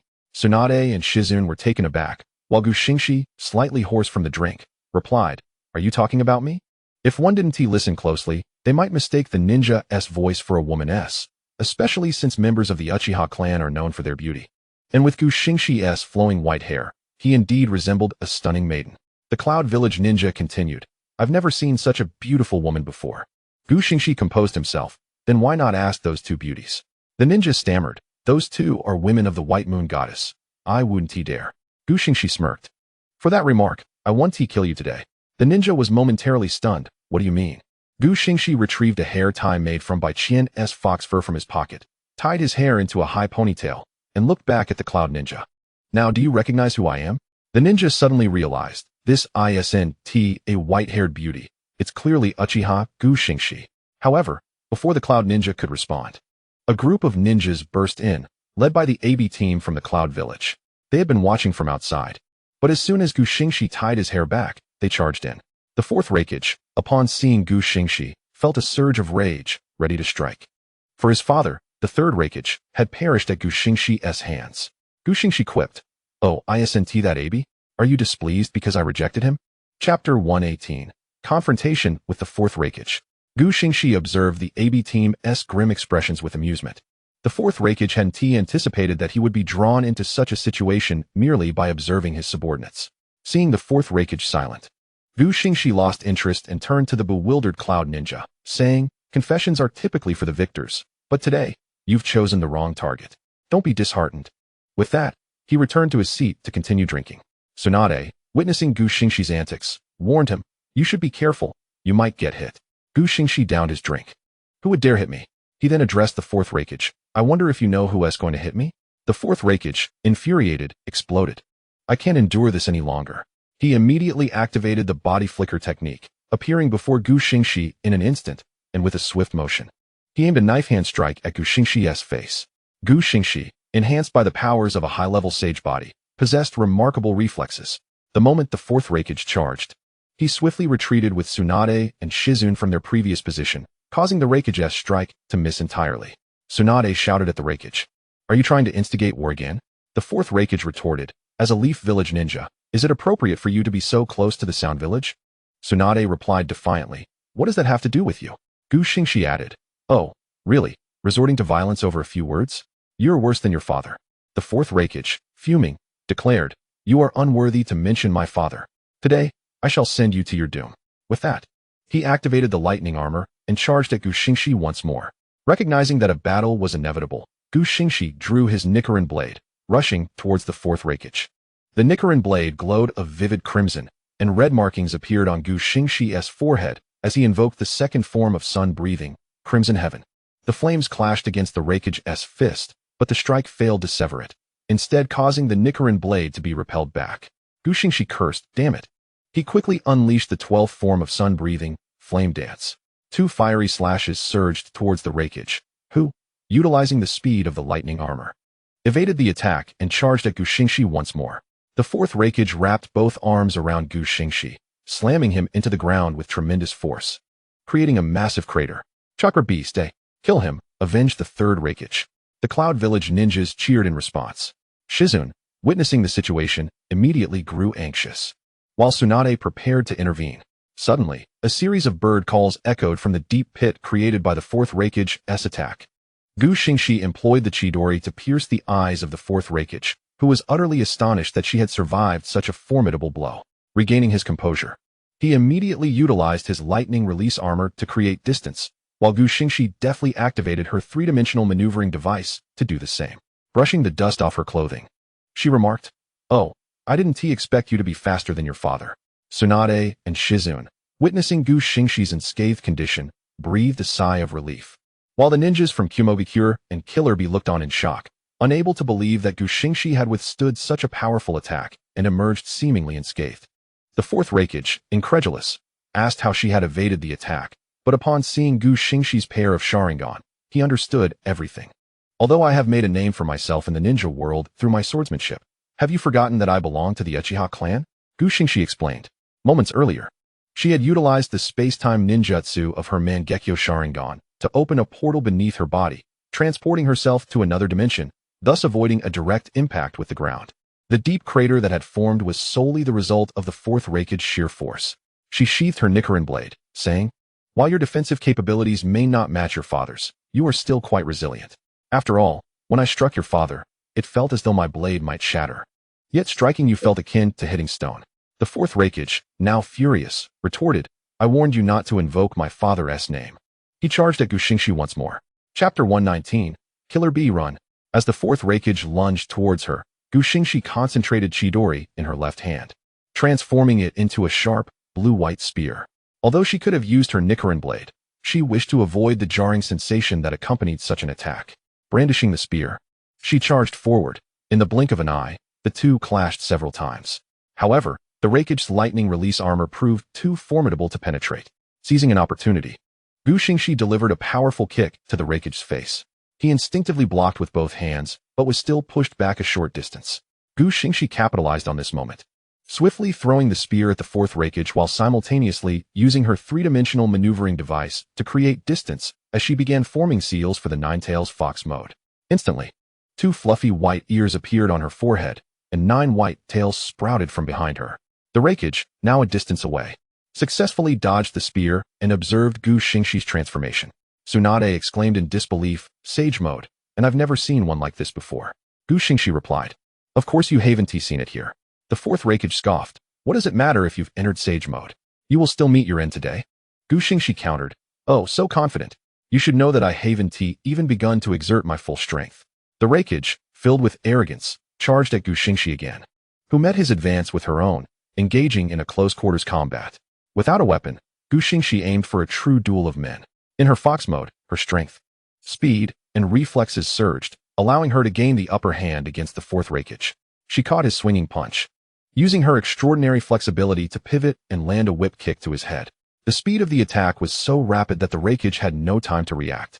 However, just as her kick was about to connect with his head, a tentacle from an octopus suddenly wrapped around the Raikage's waist, pulling him away. Gu Xingxi, lacking a point of support, executed a backflip and landed on the ground, the one responsible being Killer Bee, who was observing from a distance. "What happened to our one-on-one duel?" Gu Xingxi exclaimed. At that moment, a nameless ninja from Kumobikure remarked, "Why bother with a one-on-one when we can all gang up?" Gu Xingxi retorted, "I see you're quite bold." With that, she swiftly formed seals for the Sage Art, Great Fire Annihilation. The flames, imbued with Sage Chakra, surged toward the fourth Raikage and his companions. The intense heat incinerated the surrounding flora. And as some of the Kumobikure ninjas attempted to form seals to conjure a water shield to block the flames, they were consumed before they could complete the jutsu. Observing this, Killer Bee immediately activated his full-tailed beast transformation, using his tentacles to envelop everyone and successfully shielding them from the inferno. Though the tentacles of the 8 tails nearly became charred.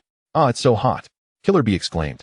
Meanwhile, Bai Qian, at home sleeping soundly between Shuko and Tsuna, sensed Gu Xingxi's activation of Sage mode and the extensive use of Sage Chakra, immediately realizing she was in danger. Breaking free from the embrace of lovely ladies, she remarked, "Wow, why is this little one so heavy?" With that, she donned her clothes and formed seals to activate the reverse summoning technique, appearing beside Gu Xingxi. A cloud of white smoke enveloped the area, and as it dissipated, Bai Qian emerged. Gu Xingxi turned to her and asked, "What brings you here?" "I thought you were at home with them?" Bai Qian replied, "I sensed your Sage Chakra and rushed over." Shizen interjected, "Bai Qian, why do you have so many red marks on your neck?" Pointing at the strawberries adorning Bai Qian's neck. Bai Qian blushed. "Oh, they were just overly affectionate. How about we be a little affectionate tonight too?" Shizen replied, "I'll pass. You should find Tsunade-sama instead." Tsunade approached, wrapping her arms around Bai Qian. "Sure. Sleeping with you would surely be more entertaining than sleeping with Gu Xingxi. Besides, your weight is about the same as mine." Bai Qian glanced down at her 2 celestial bodies and remarked, "I feel just fine." Meanwhile, the fourth Raikage roared in anger. "Am I invisible?" Gu Xingxi, astonished, remarked, "You survived the flames?" Although her fire technique hadn't incinerated the fourth Raikage, it had indeed eliminated a significant portion of the ninjas behind him and roasted one of Killer Bee's octopus tentacles. Bai Qian, intrigued by the fully transformed 8 tails, expressed, "I'm interested in battling that curious octopus." The distant Killer Bee, feeling Bai Qian's gaze upon him, shivered, and said to his inner spirit, I have a bad feeling about this. The spirit, Nyogue, mused, why does this girl possess tailed beast chakra? Can a tailed beast even transform? Wait, there are only 9 tailed beasts total. Where did she come from? But before Killer Bee could respond, Bai Qian transformed into a colossal white 9 tails. Not using her full power, she was only slightly larger than Nyogue. Gu Xingxi remarked, I could handle this myself. Bai Qian replied, I'll take this as practice. Nyogue, seeing Bai Qian's full transformation, shouted to Killer Bee, TMD, run now. Chapter 120, Yellow Mate 1 Delivery. Nyogue's loud roar startled Killer Bee. But he too was taken aback upon witnessing Bai Qian's full transformation. Counting the tails behind her, he exclaimed, 1, 2, 3, 4, 5, 6, 7, 8, 9, white tails. When did the 9 tails turn white? Nyogue shouted, that is not the 9 tails. If she weren't missing a tail, I'd think she was the 10 tails. Run. If we wait any longer, we won't be able to escape. Gu Xingxi mused, it seems Nyogue is quite perceptive. Nyogue questioned, can you hear me? Gu Xingxi replied, of course, I can. I'm in sage mode. Bai Qian interjected, why are you dragging this out? Just kill them already. With that, she charged toward Killer Bee. The 4th Raikage, sensing the overwhelming killing intent, prepared to intercept Bai Qian, urging his subordinates to retreat. He activated his lightning release armor and rushed toward Bai Qian to block her path, but she simply flicked her tail, sending him crashing into a nearby building, which collapsed under the force of the impact. Bai Qian instructed Gu Xingxi, keep that dark creature in check and don't let him cause any trouble. With that, she continued her charge toward the 8 tails. Gu Xingxi affirmed, understood. With no way to escape, Killer Bee turned to counterattack, swinging his octopus tentacle at Bai Qian. With a swift motion, Bai Qian severed the tentacle that reached out towards her eyes. Kairabi, witnessing his tentacles so easily cut, could not help but exclaim in shock. What on earth is that? Yet before he could fully comprehend the situation, Bai Qian was already in front of him, striking down with a claw that instantly severed another horn atop his head. Kairabi quickly spun his tentacles, preparing to blow Bai Qian away. But before he could execute his maneuver, Bai Qian used her tail to slice through all of his tentacles. Enduring the excruciating pain, Kairabi swiftly gathered the tailed beast ball, intending to unleash it upon Bai Qian, but before he could release it, Bai Qian interrupted his incantation with a single blow. She then thrust her tail into Kairabi's abdomen, siphoning away his chakra and transforming him from his complete form to that of a Jinchuriki. At this moment, Bai Qian also reverted from her complete form, reshaping herself. While 3 of her 9 tails enveloped Kairabi's body. Bai Qian, you are such a failure. Gu Xingxi remarked. Could it be that you are simply too powerful? Perhaps. Bai Qian replied. Tsunade and Shizun were utterly astonished. They had not anticipated that Bai Qian could capture Kairabi so effortlessly in just a few exchanges. Gu Xingxi drew her Rinnegan blade, which immediately radiated a purple hue, elongating as blades sprouted from both ends. A purple crescent moon appeared on her forehead. With a flourish, Gu Xingxi swung her Rinnegan blade, invoking the breath of the moon, 7th form. Crescent moon's edge, unleashing countless crescent blades towards the remaining fodder ninjas of the Cloud Village. Bolstered by her technique, the power of the crescent blades was significantly enhanced, and in the blink of an eye, she annihilated all the remaining fodder ninjas, who had no time to flee or even scream. Oops, I accidentally killed one, Gu Xingxi exclaimed, rushing towards the lifeless body of a familiar face. Drawing out her heaven-sent tooth, she struck him, and in no time, the fallen ninja was healed and stood up. I promised I wouldn't kill you. I am a person of my word, Gu Xingxi said, patting him on the shoulder. The Cloud Village ninja gratefully replied, thank you. Because of you, the seasons are warm. Gu Xingxi then activated her 3-dimensional maneuvering equipment, arriving at the site where Bai Qian had battled Kairabi, and directed her Rinnegan blade towards the remaining octopus tentacles. Invoking the breath of the moon, 7th form, eclipsed moon's reflection, she unleashed 5 shockwaves towards the scattered tentacles on the ground. And thanks to the enhancement of her technique, the speed of the shockwaves increased significantly, swiftly shattering the octopus tentacles. However, from the debris emerged a figure, Kairabi, who had hidden within the tentacles to mitigate most of the attack, though he bore the marks of the crescent blades upon his body. Bai Qian, where is he? Then what is wrapped around my tail? Kairabi exclaimed before unwrapping the tail, revealing that his body had transformed into an octopus tentacle. Haha, Bai Qian chuckled. Tsunade remarked. This substitution technique is quite impressive. Shizun added, indeed. Meanwhile, Kairabi hurriedly asked the bull demon, what should we do? What if he discovers us? Just wait to die. There's no way you'll escape, the bull demon replied. Suddenly, A blue flash burst forth from the room, charging towards Xingxi. In response, Xingxi countered with her Rinnegan blade, executing the sword technique, 8th form, Moon Dragon Tail. The massive dragon tail surged towards the blue flash, which attempted to evade but still sustained a wound. It was none other than the 4th Raikage, who landed beside Kairabi with a backflip. Xingxi sheathed her Rinnegan blade, saying, "All right, let him entertain you now."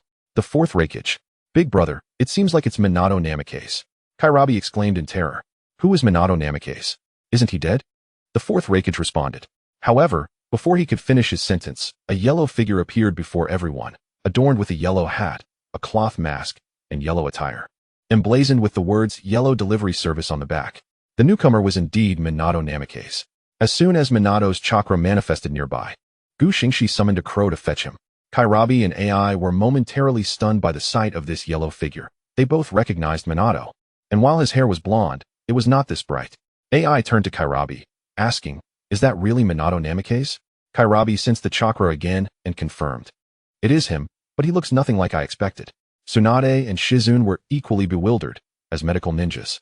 They had a profound sensitivity to chakra and could clearly sense that it belonged to Minato, who also bore the chakra of the 9 tails.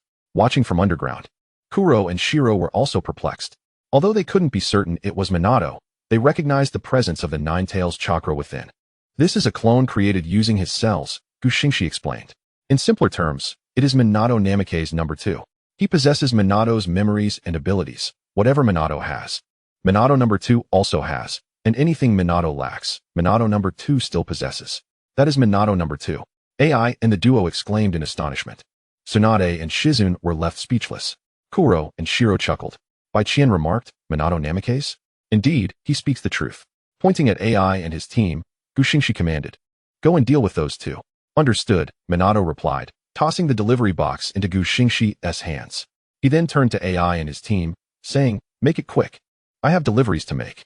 With that, he joined his hands together, activating the technique, and transformed from yellow to orange. Pulling out 10 kunai from his pockets and hurling them towards AI and his team, Minato unleashed a series of attacks, employing his kunai to teleport and execute a rapid barrage of techniques. Caught off guard, AI, already weakened from earlier battles, found himself unable to keep pace with Minato's speed. Kairabi, with all 8 tails severed, could do little more than endure the thrashing. This relentless combo depleted their health significantly. Minato then utilized the kunai to retreat, summoning a shadow clone, and together, they initiated a surprise assault with the technique, Lightning Flash, Thunderous Spiral. While AI and Kairabi were distracted, Minato took advantage of the markers left by his earlier rapid attacks to strike from above, launching spiraling kunai directly at their backs. The impact knocked Kairabi unconscious, while AI, severely injured, clung to life. Minato swiftly retreated, dispelling his golden form and shadow clone, returning to Xingxi's side to reclaim the delivery box. "I'm off to deliver," he announced before activating the Flying Thunder God technique to depart. Tsunade remarked, "It appears the name suits him well." Shizune, recalling the use of Minato's cells, nodded in agreement. Baiqian teased, "Doesn't he tire from all this talk?" Kuro observed, "That is the chakra of the 9 tails." Xingxi, you truly surprise me." Approaching AI and Kairabi, Xingxi activated her Eternal Mangekyo Sharingan and summoned the South Australian poison vine, injecting both of them with a potent dose of toxin. The 4th Raikage was immediately rendered unconscious by the injection. Meanwhile, Kuro, sensing danger, made a hasty retreat, fearing that the South Australian poison vine might ensnare him as well. Xingxi turned to the remaining ninja from Yuin village and said, "I have poisoned the 2 of them. You can take them back, but if you desire the antidote, let your 2 tails Jinchuriki come to see me, otherwise, prepare to watch them succumb to the poison." Upon hearing this, the Yuin ninja immediately dragged the corpses of the AB duo away from this place of chaos. Xingxi closed his Eternal Mangekyo Sharingan, stretched his back, and said to the remaining 3, "Let us go back and get some rest." At that moment, Baiqian directly ensnared Tsunade and Shizune with her tail and declared to Xingxi, "Today, they are all mine, so you can leave." With that, she activated the reverse summoning technique and vanished back to the Sound Ninja village. Xingxi exclaimed, "What the hell?" Upon returning to her village, Baiqian swiftly took both women to the hot springs, saying, "Come on, my darlings, let me cherish you properly. Tsunade, come here, let us see who is bigger." Shizune, "No." Baiqian firmly insisted, "This is non-negotiable." Chapter 122, the demon blade of 1,000 edges. Meanwhile, Xingxi, witnessing the trio disappear before his eyes, felt a surge of rage. By Qianna, it seems I must seek Konan again. After uttering this, he activated his three-dimensional maneuvering equipment and headed toward Yuan village. Xingxi opened his personal profile. System activated, profile opened. Host, Uchiha Xingxi. Physical aptitude, lower than Kage level. Bloodline limit, Eternal Mangekyo Sharingan. 30-minute trial card for Eternal Mangekyo Sharingan, permanent Rinnegan. But due to the host not activating the permanent Eternal Mangekyo Sharingan, the Rinnegan is limited to 3 minutes of use. Chakra attributes, Wind Release, Lightning Release, Fire Release, and Nanan Poison Vine. Weapons, 3-dimensional maneuvering equipment, Xingxi, and the Sunblade. Summoning Beast, the Divine White Qian from Xingxi. Sage Techniques, Xingxi Spirit Fox Mode. Wives, Shozi, Konan, Natsuna, Tsunade, Shizune, Yujito, Yakura, by Qian. The system notes that the host currently possesses 14,000 points and 2 lottery chances. Xingxi, having been busy lately, had almost forgotten about his 2 lottery chances. With trembling hands filled with excitement, he clicked to start the lottery. System, first lottery successful. Congratulations, host, you have drawn 500 points. The host now has 14,500 points and 1 lottery chance remaining. Please use it wisely. Xingxi exclaimed, damn it, I hope for something green. I've been single for 20 years like Uchiha Obito, just to trade for a weapon. Although his current weapons were sufficient, there were times when they fell short, so Xingxi was determined to acquire a new one. With hands still trembling with excitement, he clicked on the final lottery. After a brief moment, the system announced, final lottery successful. Congratulations, host, you have drawn a weapon, the demon blade of 1,000 edges. Xingxi exclaimed, wow, Obito's single life is truly beneficial. I just drew a golden item. Haha. At this moment, the system began to introduce the demon blade of 1,000 edges, a weapon used by the protagonist of the Assassin series, Wu Liuqi. This blade is sealed with malevolent spirits from a millennium and is composed of 1,000 fragments, designed solely for offense with no defense, unparalleled in the world. Xingxi interjected, I don't need your introduction. I already know. With that, he retrieved the newly acquired demon blade of 1,000 edges from the system space. Holding the blade in his hand, he examined it closely, unsure whether the fragments adjusted in length according to his will or required a special method. The system clarified. The host can will it to lengthen or shorten at will. Xingxi remarked, what a marvelous item. He maneuvered his three-dimensional equipment to a larger tree, took out the demon blade of 1,000 edges, and willed it to extend before striking the tree. With a single swing, the tree was severed in half, and the trees behind it followed suit. Impressive. Xingxi laughed. This attack range rivals that of the moon breathing technique. It seems my destiny is to be a mage. He returned the blade to its original length and sheathed it beneath the Xingxi, continuing his journey with the three-dimensional maneuvering equipment. The order of his weapons was Xingxi on top, Sun Blade in the middle, and the Demon Blade of 1,000 edges at the bottom. Meanwhile, Kuroju returned to Yuin village and reported everything he had witnessed to Obito Uchiha. After hearing the account, Obito became enraged, so Xingxi has managed to create a new Minato using cells. Kuroju interjected, this is not the time for anger. Xingxi is already on his way here. Obito, perplexed, turned to ask, what is he coming for? Kuroju replied, he is seeking Konan. Obito snickered coldly, that guy is destined to perish because of women. Chapter 123. Thus, Xingxi skillfully maneuvered his equipment and arrived at Yuin village before 8:30 a.m. He opened his space to retrieve a white rain cloak, draping it over himself as he grumbled, is it too much to ask for just one day without rain? With that, he stepped inside, only to be detected immediately by Nagato's Rain Tiger Freedom Technique.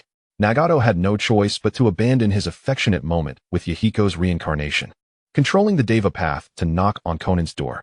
Deva Path, he said while knocking, Konan, Xingxi has come to see you. You should go greet him. Inside the room, Konan, just waking and washing up, opened the door after finishing her face wash. She asked, what's the rush? Why is he looking for me so early? Nagato, is he here to see you? Deva Path responded, he should be looking for you. Go and entertain him. Konan acknowledged. I understand, you can head back now. With that, she donned her three-dimensional maneuvering equipment and transformed into a flurry of paper to search for Xingxi in the village. As Deva Path saw Konan leave, he conveniently closed the door to her room behind her and departed. Meanwhile, Xingxi was sheltering from the rain under an eave. Yet he extended a hand to catch the raindrops. He recognized that this was no ordinary rain. It was Nagato's Rain Tiger Freedom Technique, capable of sensing a person's chakra. Gu Xingxi, growing impatient from the wait, thought, where on earth is Nagato? Damn it, has he gotten lost in affection with pain? I've been standing here in the rain for ages. Just as he finished complaining, a flurry of paper appeared before him, coalescing into Konan. The villagers of Yuan, upon seeing her, immediately knelt on one knee, greeting her. Greetings, Lady Angel. Konan waved her hand, signaling her acknowledgement, and turned to Gu Xingxi, saying, let us go. This isn't a suitable place for conversation. With that, she activated her three-dimensional maneuvering equipment and soared toward the high platform. Gu Xingxi retorted, so cold, and followed suit, arriving at the high platform alongside Konan. Upon entering, he stored his white rain cloak back in his space and noticed several figures approaching. Devapath, Konan, Sasori of the Red Sand, Kuro Ju, and Obito. Gu Xingxi asked, you all aren't holding a meeting, are you?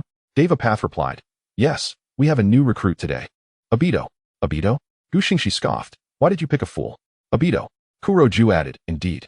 Konan and Devapath immediately stepped in to ease the tension, explaining, we are short on personnel, so we had no choice. Gu Xingxi sighed, have you finished your meeting? Devapath confirmed, yes. It was mainly about how to find more personnel. Is that so? Gu Xingxi replied. At this moment, Konan asked, what brings you here? Gu Xingxi smiled, of course. I came to see you. After all, you are my beloved wife. Konan chuckled, you sweet talker. I thought you would wait until New Year's to visit me. Considering you already have so many wives. Gu Xingxi laughed, how could I wait that long? New Year's is still 2 or 3 months away. Gu Xingxi added. By the way, come visit our village during the new year. Don't stay in this perpetually rainy village. It's damp here, and you might end up with lice. Turning to Sasori, he said, Sasori, you should come along as well. The scorpion of the red sand responded with indifference, sure, I have nothing to do lately anyway. After speaking, he turned and noticed Ah Fei and Ju. Are you two coming along? Ju replied, no, I still need to gather intelligence. Thank you for your kind offer. Although Ju said this, he inwardly cursed Gu Xingxi, thinking, damn it, by the time I reach the village entrance, I might as well be drained dry by the thorns of the flower. What a pity for Gu Xingxi, he thought, then turned with a mischievous smile towards Ah Fei. How about you, Cookie? There are intriguing things and people in our village that might pique your interest. Ah Fei responded, I can't either. Senior Gu Xingxi. I need to follow Senior Ju to gather intelligence and strive to become a formal member. Such diligence from Gu Xingxi. Keep up the good work, he remarked. Before moving to pick up Xiao Nan and a princess carry. What are you doing? Xiao Nan asked. I haven't slept all night. What do you think? Gu Xingxi replied. Seemingly catching the crux of the matter, Xiao Nan asked, where did you go last night? I had a little encounter with the 4th Rakage and the 8 Tails. So I thought I'd invite you to sleep with me, sweetheart, Gu Xingxi quipped. Xiao Nan, just waking up and freshly bathed, refused, no way. Not possible, he said, planting a kiss on her cheek. Seeing this, Xiao Nan swiftly drew her sniper knife and swung it at Gu Xingxi, just as the blade was about to strike him. A flurry of purple shards coalesced into a small circular shield, blocking the attack. It was the shattered blade of 1,000 edges, summoned by Gu Xingxi's will. Although it was an offensive weapon, he felt compelled to defend himself for the sake of his beloved and his master. The sniper knife shattered upon impact with the shield. What is this? Xiao Nan exclaimed, pointing at the purple barrier. My new weapon. Follow me to my room, and I'll show you, Gu Xingxi said. And before Xiao Nan could respond, he activated his body flicker technique and vanished from the spot. Pain, the Devapath, seeing Gu Xingxi's departure, addressed the remaining group, disperse. He then left as well. The scorpion of the red sand returned to his chamber to continue his study of human puppetry. After all, in this life, he had not transformed himself into a puppet, and thus his strength was not on par with the original story. To compensate for this shortcoming, he needed to create more human puppets. Once everyone had departed, Ah Fei's voice reverted back to Uchiha Obito. That new weapon of his seems quite formidable. Who knows? Ju replied. Chapter 124, The Shattered Lies. Meanwhile, Gu Xingxi had directly carried Xiao Nan to the location of Nagato's true body. Although Nagato's legs had not been destroyed by the explosive tags this time, the outer path golem had voraciously drained his chakra, leaving him seated like an elderly man. Even his once vibrant red hair now bore several strands of white. At that moment, Devapath pain returned, and Nagato commanded him to return to the nutrient tank. Gu Xingxi set Xiao Nan down, drew his sword, Tensigen, and approached Nagato, saying, have I not told you to refrain from relying too heavily on that power? If you continue down this path, you will lose your life. With that, he swung his blade at Nagato. As the blade cut through the air, Nagato's body began to recover. The white strands in his hair reverted to red, and he was able to stand once more. Teacher Nagato, I understand everything you say, but for the sake of my dream, I must utilize the power of these eyes, he replied. Do you wish to know the truth? Gu Xingxi inquired. Nagato, taken aback, asked what truth. Gu Xingxi sat on a chair, holding Xiaonan close. The truth about your eyes. At this, Xiaonan curiously interjected. But teacher Jiraiya said Nagato's eyes are the sage eyes. Could they be fake? Gu Xingxi affectionately ruffled Xiaonan's hair. Indeed, these eyes are legendary. Akin to those of the sage of 6 paths, yet they do not belong to Nagato. With that, he unveiled an eternal Mangekyo Sharingan experience card. With a flourish of his hands, he summoned the thorny flower of South Ash. Instantly, countless roots of the thorny flower erupted from the ground, effectively preventing Hei and Baiju from conducting their surveillance. Upon hearing Gu Xingxi's words, Nagato immediately retorted, Impossible. This eye has been with me since birth. How could it not be mine? You must be deceiving me. Xiaonan chimed in. Yes, Xingxi. When I first met Nagato, he had these eyes. How could they not be his? Gu Xingxi countered. Nagato, if these eyes were truly yours, do you think you would suffer such numerous side effects? The impact of Gu Xingxi's words struck Nagato like a thunderbolt. Upon reflection, he realized that every time he used the power of these eyes, his body weakened considerably. It was as if the eyes functioned like a black hole, continuously siphoning his chakra. Summoning the outer path golem exacerbated the side effects, severely affecting his quality of life. Nagato pulled out the black rods connected to the outer path golem that had been embedded in his body and faced Gu Xingxi, asking, Is this a conspiracy? Xiaonan was startled by Nagato's actions, but seemed to grasp the implication that these eyes might indeed not belong to him. Yes, Gu Xingxi confirmed. These eyes grant you power, while simultaneously bringing misfortune upon you. Hearing this, Nagato contemplated removing the Rinnegan from his eye sockets. Observing this, Gu Xingxi swiftly manipulated the shattered blade of 1,000 edges, forming a pair of glasses in front of Nagato to prevent his fingers from reaching the Rinnegan. Calm down, Gu Xingxi urged. While I understand that this revelation is a heavy blow, perhaps you should listen to my plan. Gradually, Nagato regained his composure, taking a seat and abandoning the thought of extracting the Rinnegan. Yet, Gu Xingxi did not remove the magical glasses he had conjured. Gu Xingxi activated the Mangekyo and cast the illusionary technique, Mirror Flower, Water Moon, declaring, Within this illusion, you will uncover all truths. Instantly, Nagato was ensnared within the illusion. Inside the Mirror Flower, Water Moon, Gu Xingxi displayed the tragic and sorrowful life of Nagato as portrayed in the original narrative. Xiaonan, nestled in Gu Xingxi's embrace, expressed concern, will he be alright? In this world, Xiaonan held a pure friendship for both Nagato and Yahiko, and with Gu Xingxi's presence. The dynamics were not as complex as depicted in the original story, especially since in this lifetime, Nagato and Yahiko were a couple.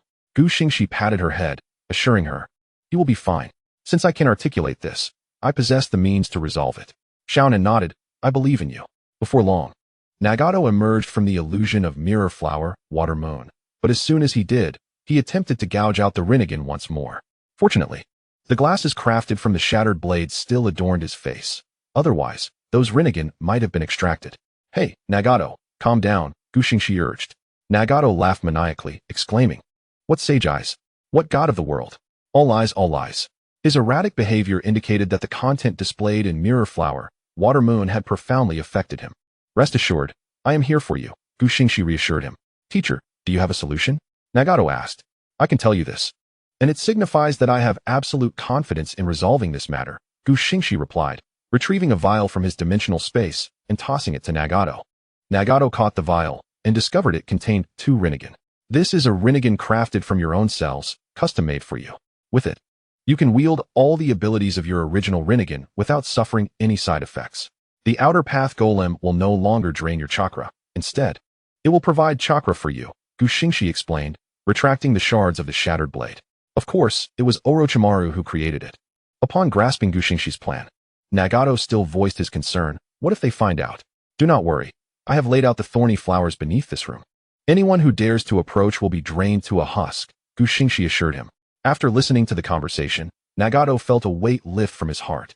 He carefully extracted his 2 Rinnegan from their sockets and replaced them with the ones stored in the bottle, subsequently sealing his original pair back into the container, which he then handed to Gu Xingxi.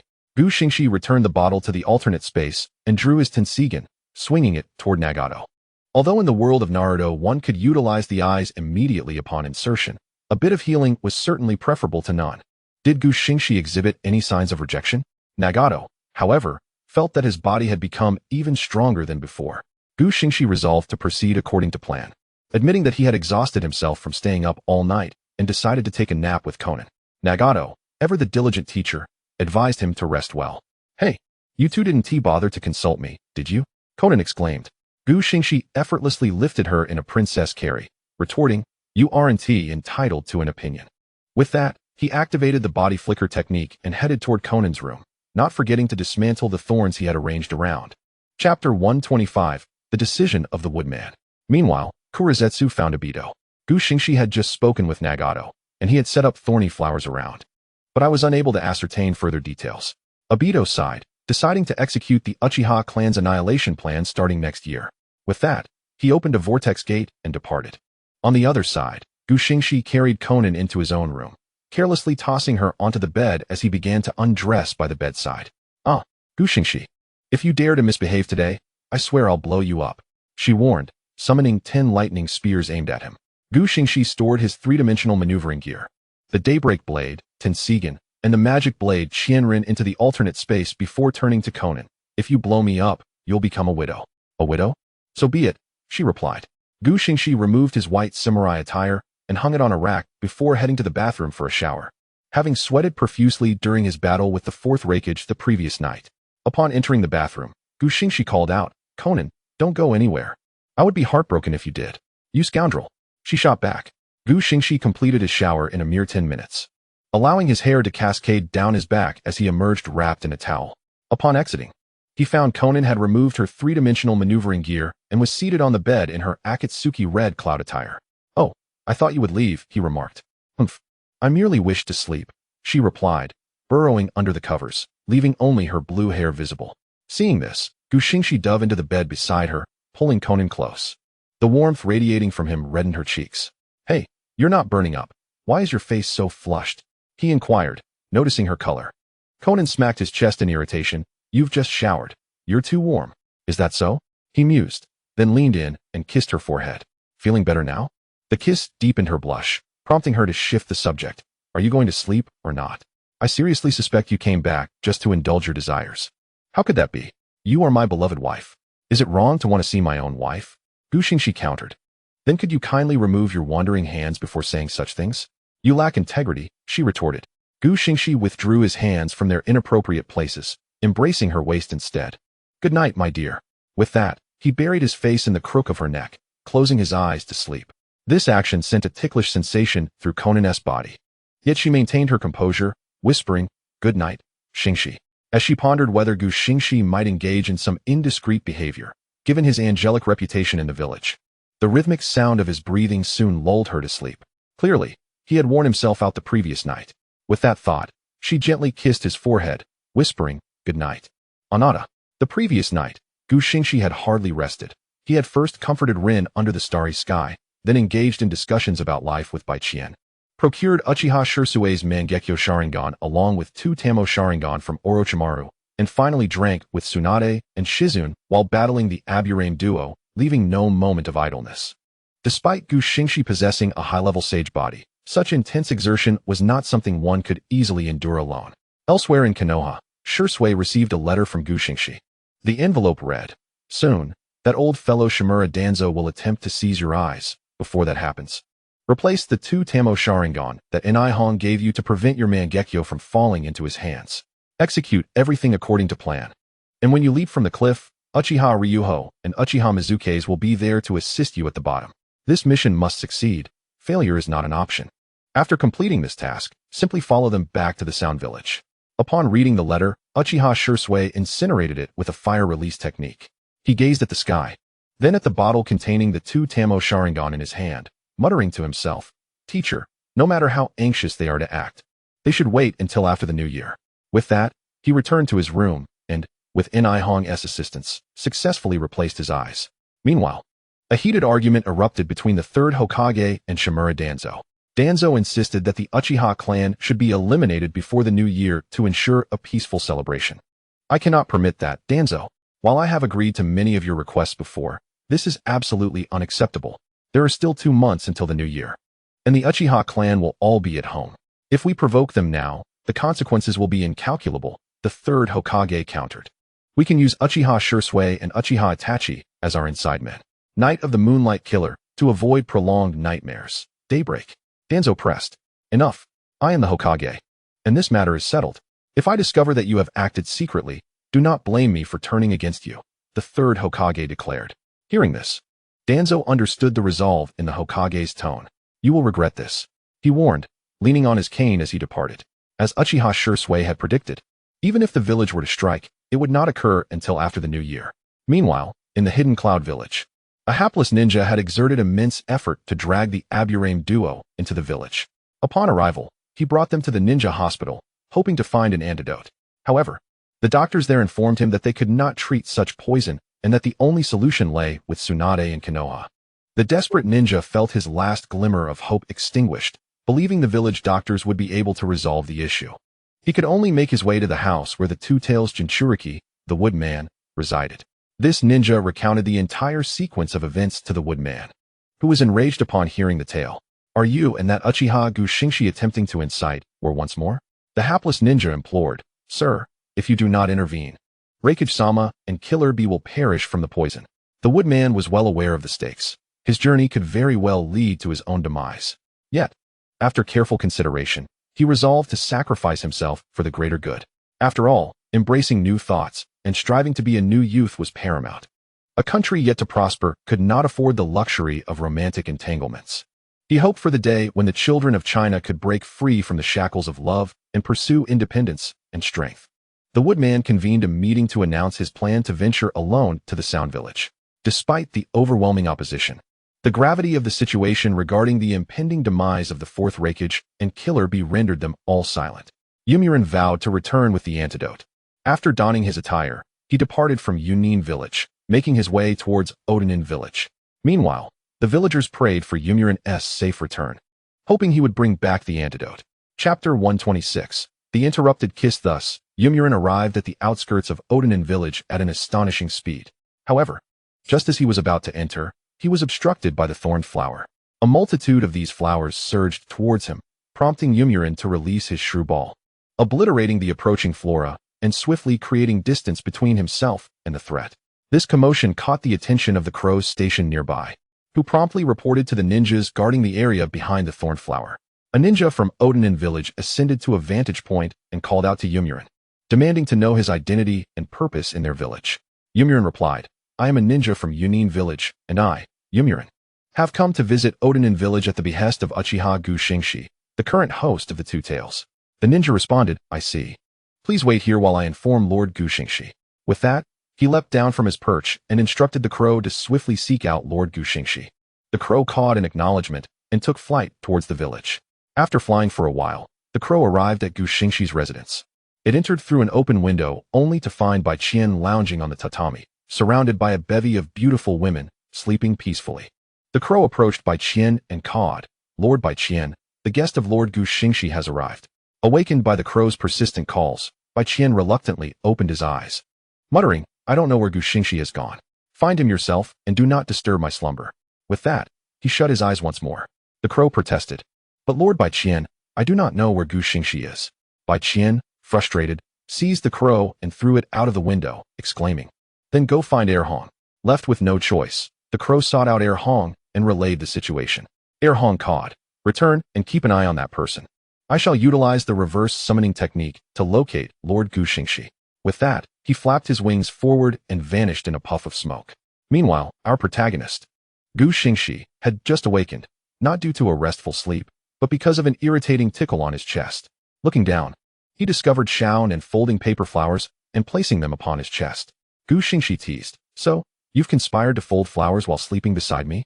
Xiaonan replied, I just woke up, not tired at all. I stayed in your embrace to show you some respect. Xingxi sat up, lifting the covers. How long have I slept? 2.5 hours, Xiaonan answered, placing the folded flowers into his sealing scroll. He then began to tidy his hair, which had become disheveled during sleep as Xingxi had held him close. Xingxi retrieved his comb from another dimension and approached Xiaonan to groom his hair.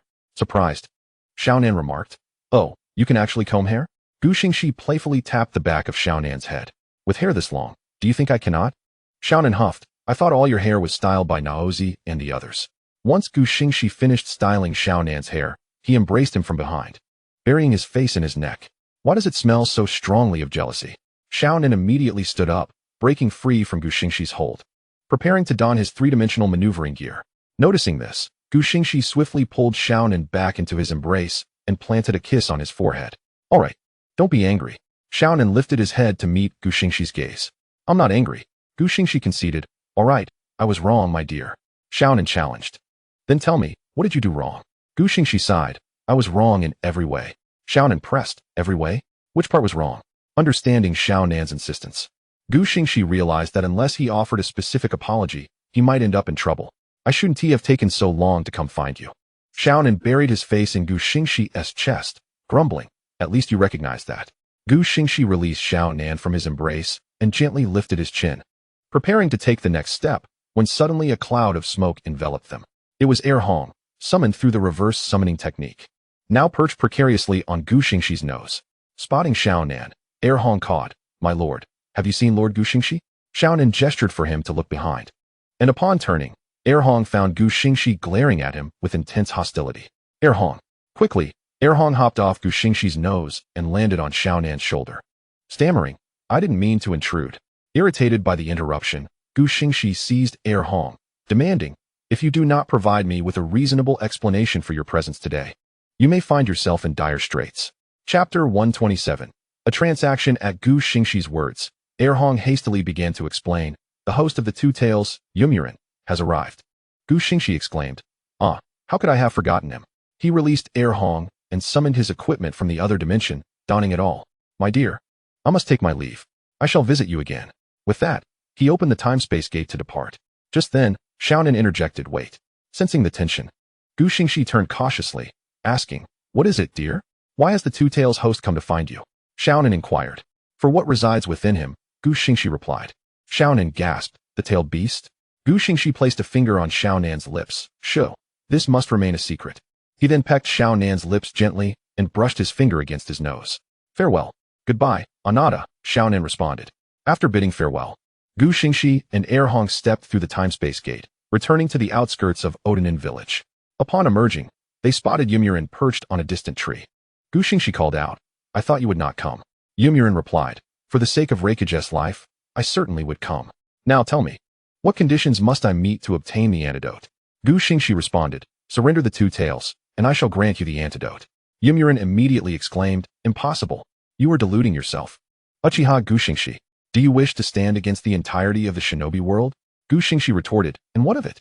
Moreover, your current predicament leaves you no room to negotiate. Yumurin declared, I will never surrender the tailed beast. With that, his chakra surged, and he transformed into his complete tailed beast form. Gu Xingxi smirked, If you wish to resolve this through force, then I shall oblige. The fully transformed Two Tails charged at Gu Xingxi, who deftly maneuvered away using his three-dimensional gear and retaliated with 10 lightning spears aimed at the beast. However, the fully transformed Two Tails exhibited a defense many times stronger than before, resulting in the spears merely grazing its fur. Gu Xingxi drew his enchanted sword, Qianren, pointing it at the Two Tails. I do not wish to kill you. Yumurin scoffed. Are you implying you could easily take my life? He began to form a tailed beast ball in his mouth, and moments later, a dark sphere materialized. With a swift motion, the tailed beast ball was launched towards Gu Xingxi. An explosive detonation ensued, enveloping the area in smoke. As the haze cleared, Gu Xingxi stood unharmed, having conjured a violet barrier from the shards of his enchanted sword, successfully blocking the tailed beast ball's assault. Yumurin, witnessing this spectacle, could hardly believe his eyes. Impossible. How could you withstand a tailed beast ball without sustaining any injuries? Gu Xingxi retracted the shards of the barrier before him, remarking, Have you never heard of the law of no harm with smoke?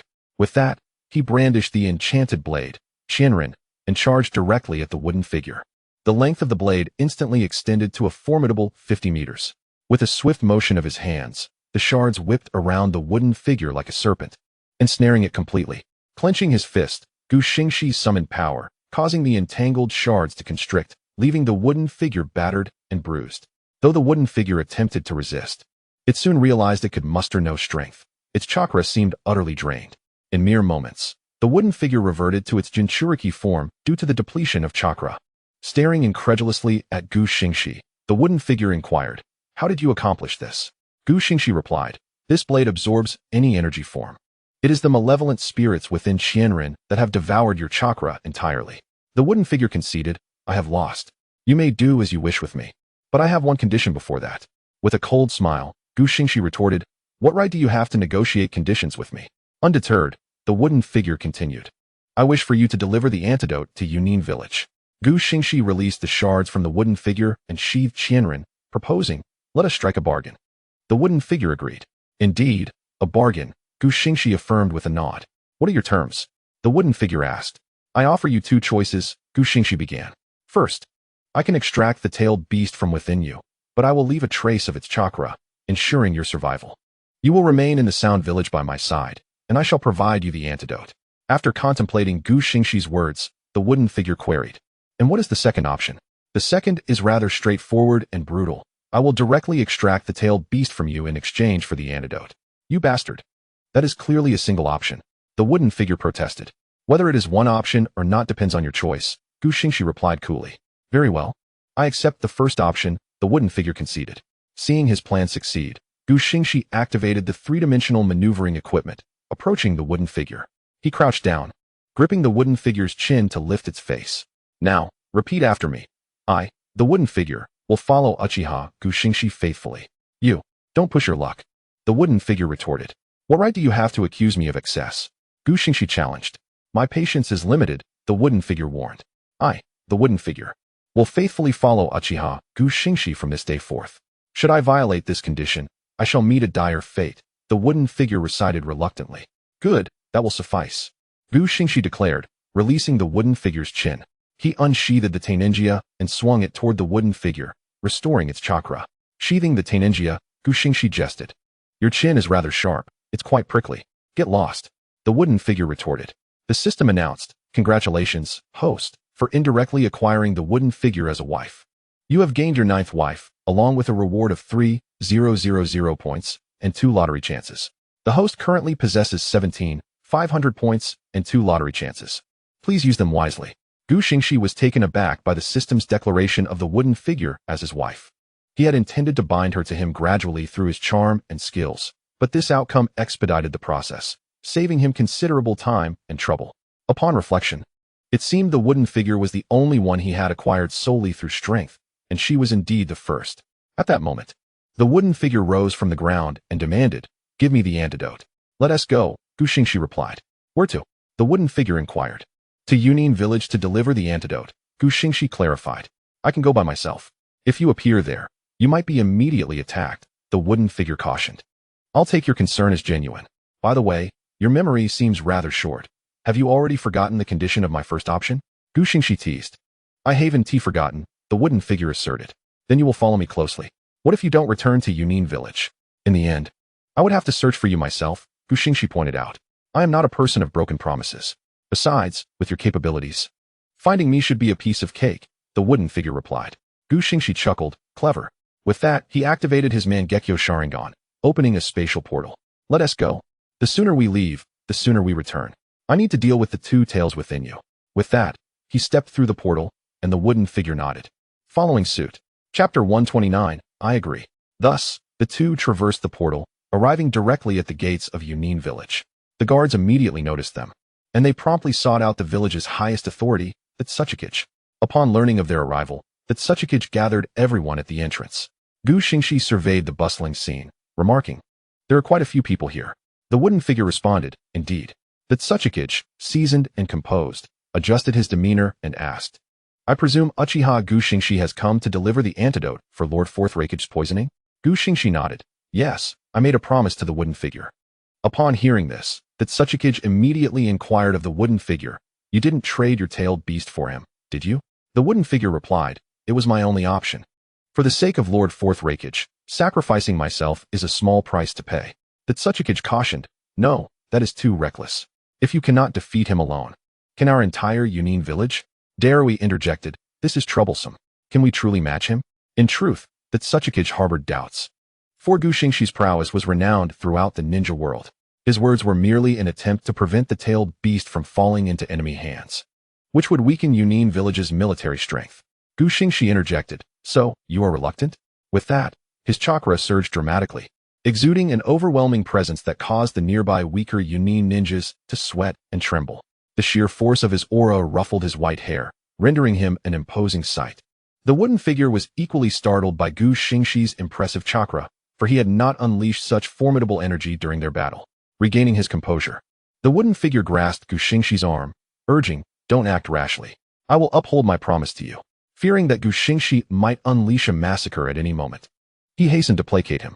Gu Xingxi, upon hearing this, subdued his aura and pointed at the Tsuchikage in the distance, stating, "It seems they are somewhat opposed." "Leave this to me," the wooden figure insisted. "No, you cannot. With the combined strength of our village, we can overcome him," the Tsuchikage argued. "What about the poison affecting Lord Raikage and Killer Bee?" the wooden figure pressed. "We can seek assistance from Tsunade, the princess of snails from the land of fire," the Tsuchikage replied. "You do realize she is his wife, right?" the wooden figure countered. The Tsuchikage was momentarily at a loss. Moreover, only Gu Xingxi can provide the antidote for this specific poison. We have no other choices. This is such a hassle, Gu Xingxi exclaimed, drawing his Rinnegan blade. The blade transformed from black to purple, elongating and sprouting edges, while a purple crescent appeared on his forehead. The Tsuchikage prepared a defensive ninjutsu. Aware that Gu Xingxi was about to unleash a massive wave of crescent blades, he began forming hand seals, summoning a molten wall that manifested a plethora of yellow barriers in front of the Yunin ninjas. The ninjas behind him quickly joined in, forming earthen walls to bolster their defenses. The wooden figure sought to intervene, but Gu Xingxi had already launched his attack. Moon breathing. First form, slice of the crescent moon. The colossal crescent blades surged toward the Yunin ninjas, slicing through the yellow barriers as easily as cutting through paper, obliterating the earthen walls behind them. Countless crescent blades injured the Yunin ninjas in their wake. The wooden figure stood in stunned silence, realizing that Gu Xingxi had not fought at full strength during their previous encounter. As Gu Xingxi contemplated drawing his blade once more, Yumu stood resolutely before him, pleading, "I beseech you, if you are determined to strike, then take my life as well." He was about to kneel in supplication. Upon witnessing this, Gu Xingxi promptly sheathed his Rinnegan blade, extending a hand to assist the kneeling Yumu, for after all, she was his ninth wife. "I promise you, Gu Xingxi." Meanwhile, in the distance, the ninjas of Yunin village suffered grievous losses.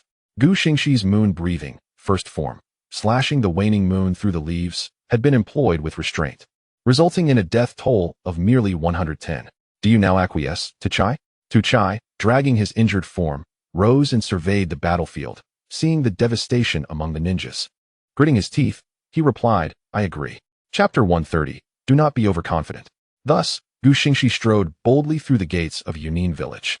Once inside, he drew the demon blade Qianren, which immediately shattered into numerous fragments, scattering throughout the corners of the village.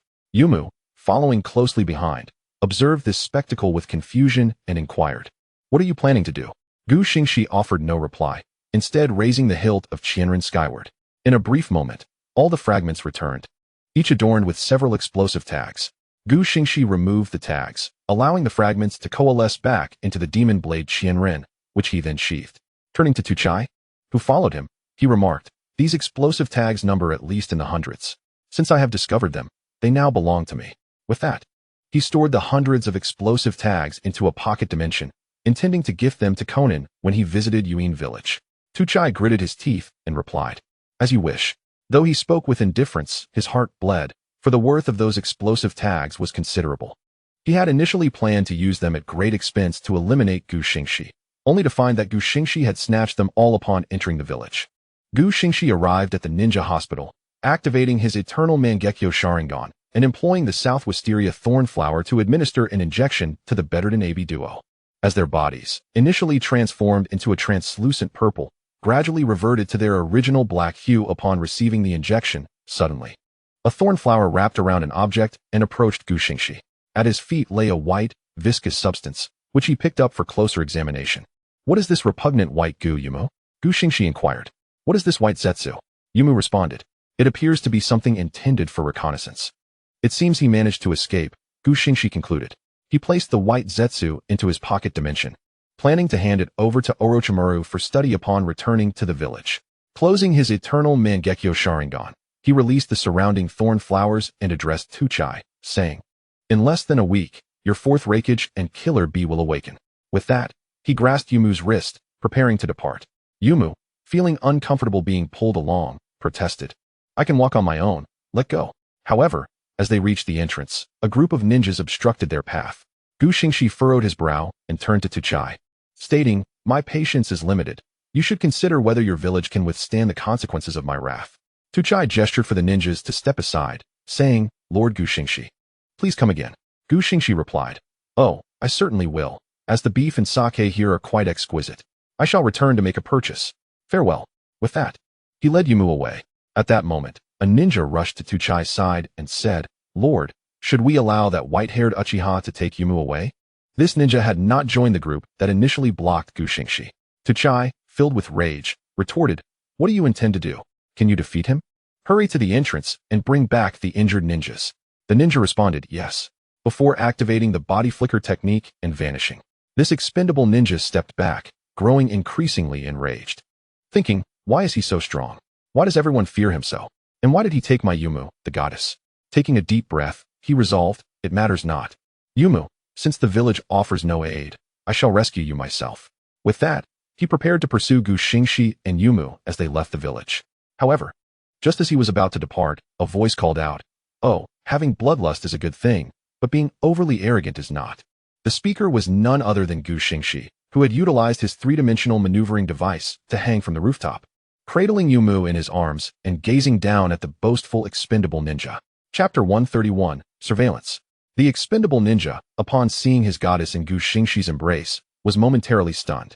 At that moment, music seemed to echo from the heavens. Snowflakes fluttering, the north wind howls, the world is a desolate expanse. Enraged, the expendable ninja brandished a kunai and charged at Xingxi. Xingxi adeptly maneuvered away, taunting the ninja, so slow. Yumu, nestled in Xingxi's arms, inquired, is this your justification for holding me?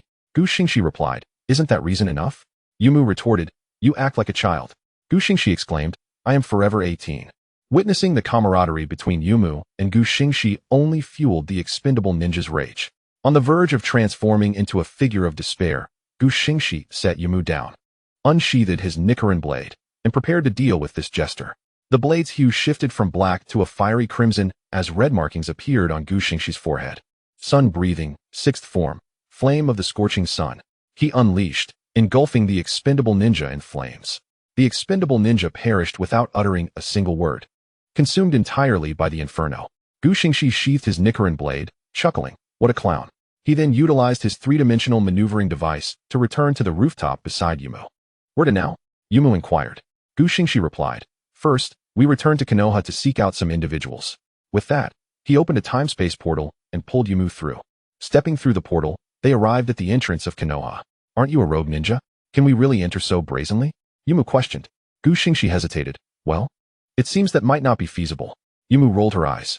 Xingxi continued, but we need not use the front door. We can fly in. Yumu recalled. I believe the village's barrier was set by the Uzumaki clan. Xingxi replied, indeed, what of it? Yumu cautioned, if we fly in, won't the barrier stop us? Xingxi assured her, I know how to bypass it. Do you really think I would foolishly attempt to fly through? Yumu countered, you could have mentioned that sooner. Xingxi retorted, you didn't ask. Yumu sighed.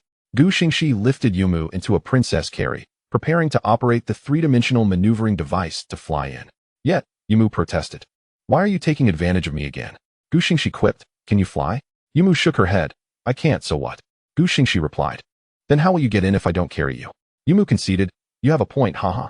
With that, Xingxi skillfully navigated past Konoha's security, disabling the barrier before entering. He then maneuvered directly back to his former residence in the Uchiha compound. Setting Yumu down, he surveyed the surroundings, noting the somber atmosphere. With families draped in white cloth, Xingxi, puzzled, remarked, who has died to warrant such a display? Yumu approached him, speaking in a tone audible only to the two of them. We are being watched, and there are quite a few of them. Xingxi replied, I sensed it too. With that, he summoned a lightning spear, turned, and unleashed it, resulting in a smooth explosion. In the wake of the blast, a charred corpse tumbled to the ground. Xingxi approached the body for examination, discovering it was a root ninja.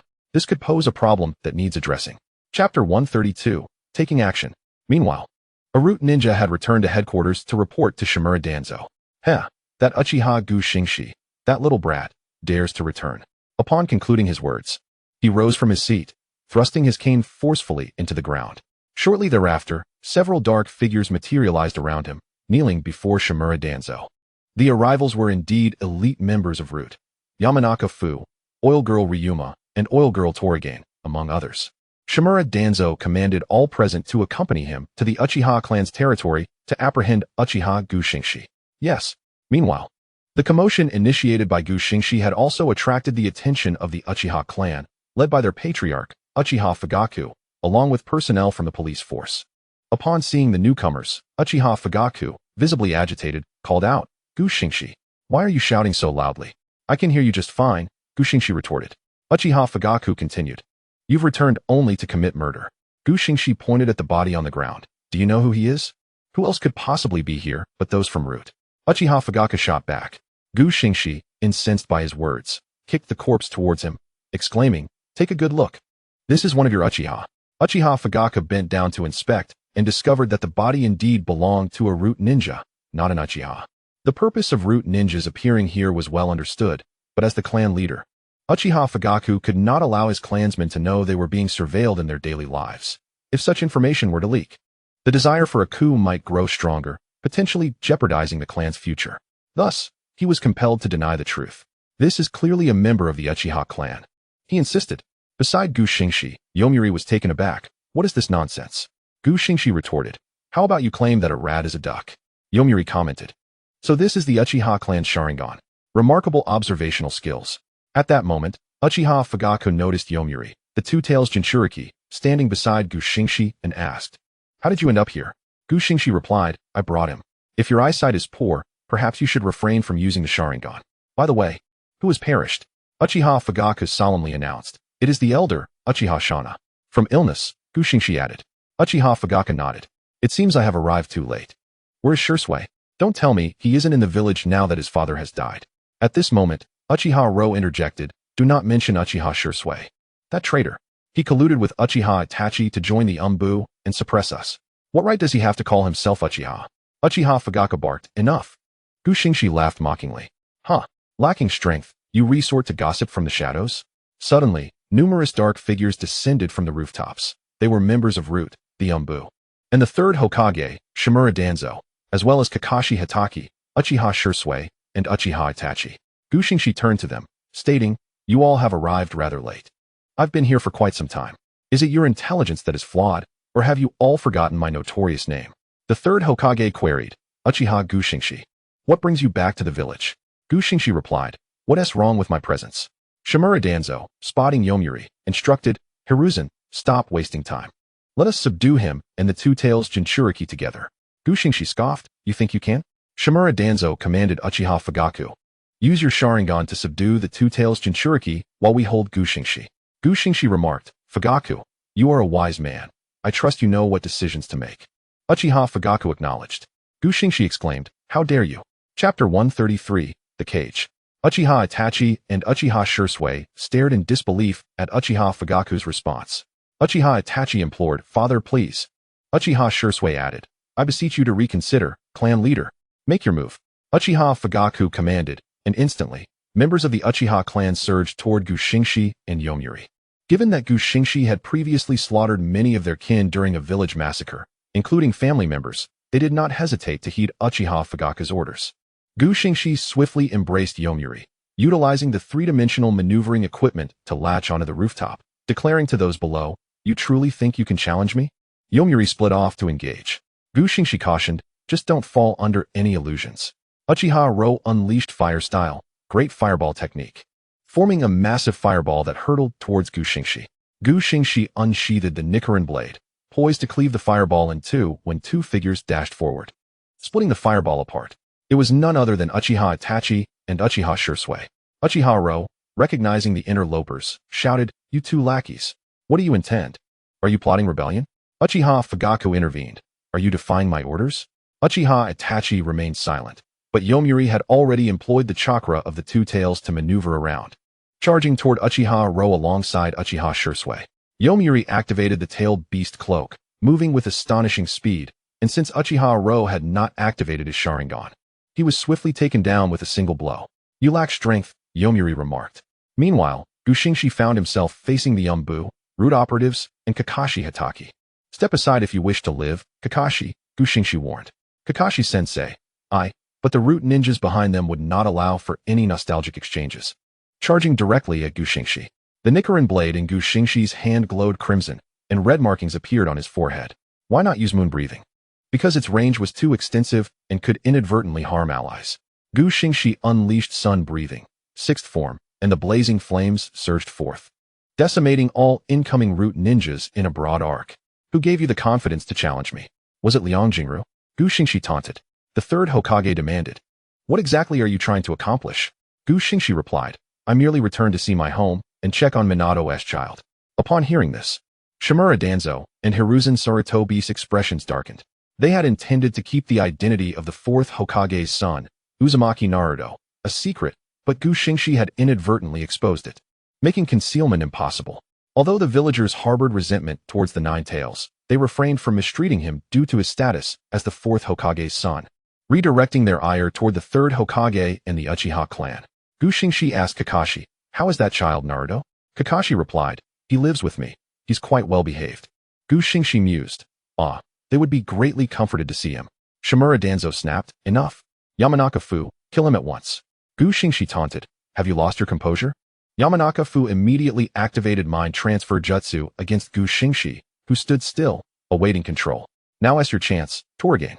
Yamanaka-fu exclaimed, and Toragain rushed forward, her skin becoming infested with parasites as she lunged at Xingxi. Yet, just as Toragain swung a fist that would obliterate Xingxi's head, he finally moved. Xingxi wielded the Rinnegan blade, invoking sun breathing, 10th form, radiant glory. With a downward slash, he incinerated Toragain and her parasitic forms in a searing blaze. Shimura Danzo, witnessing this, turned to Yamanaka-fu in fury. What is happening? Did you not claim to have him under control? How is he still able to attack? But upon looking back, he found Yamanaka-fu sprawled on the ground, unconscious.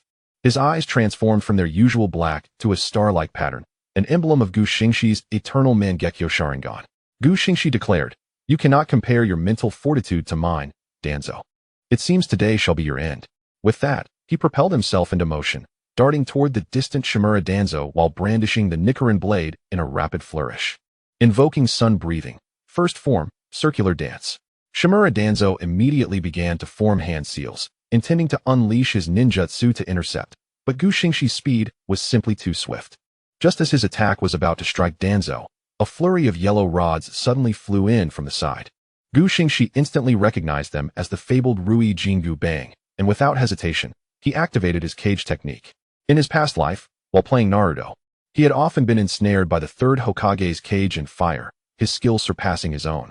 Realizing the imminent danger, Xingxi swiftly abandoned his attack to evade the cage. He dared not gamble, fearing the third Hokage behind him might unleash the Fire Dragon technique. Steadying himself, Xingxi pointed his Rinnegan blade at the third Hokage, warning, old man, don't court death. Your life is meant to be preserved by someone. Chapter 134, Thousand Blades Break. The third Hokage, wielding the Rui Jingu Bang, had reached Danzo's side, accompanied by a host of Umbu. As Hokage, I cannot allow you to act recklessly within the village, he declared. Xingxi burst into laughter. How amusing.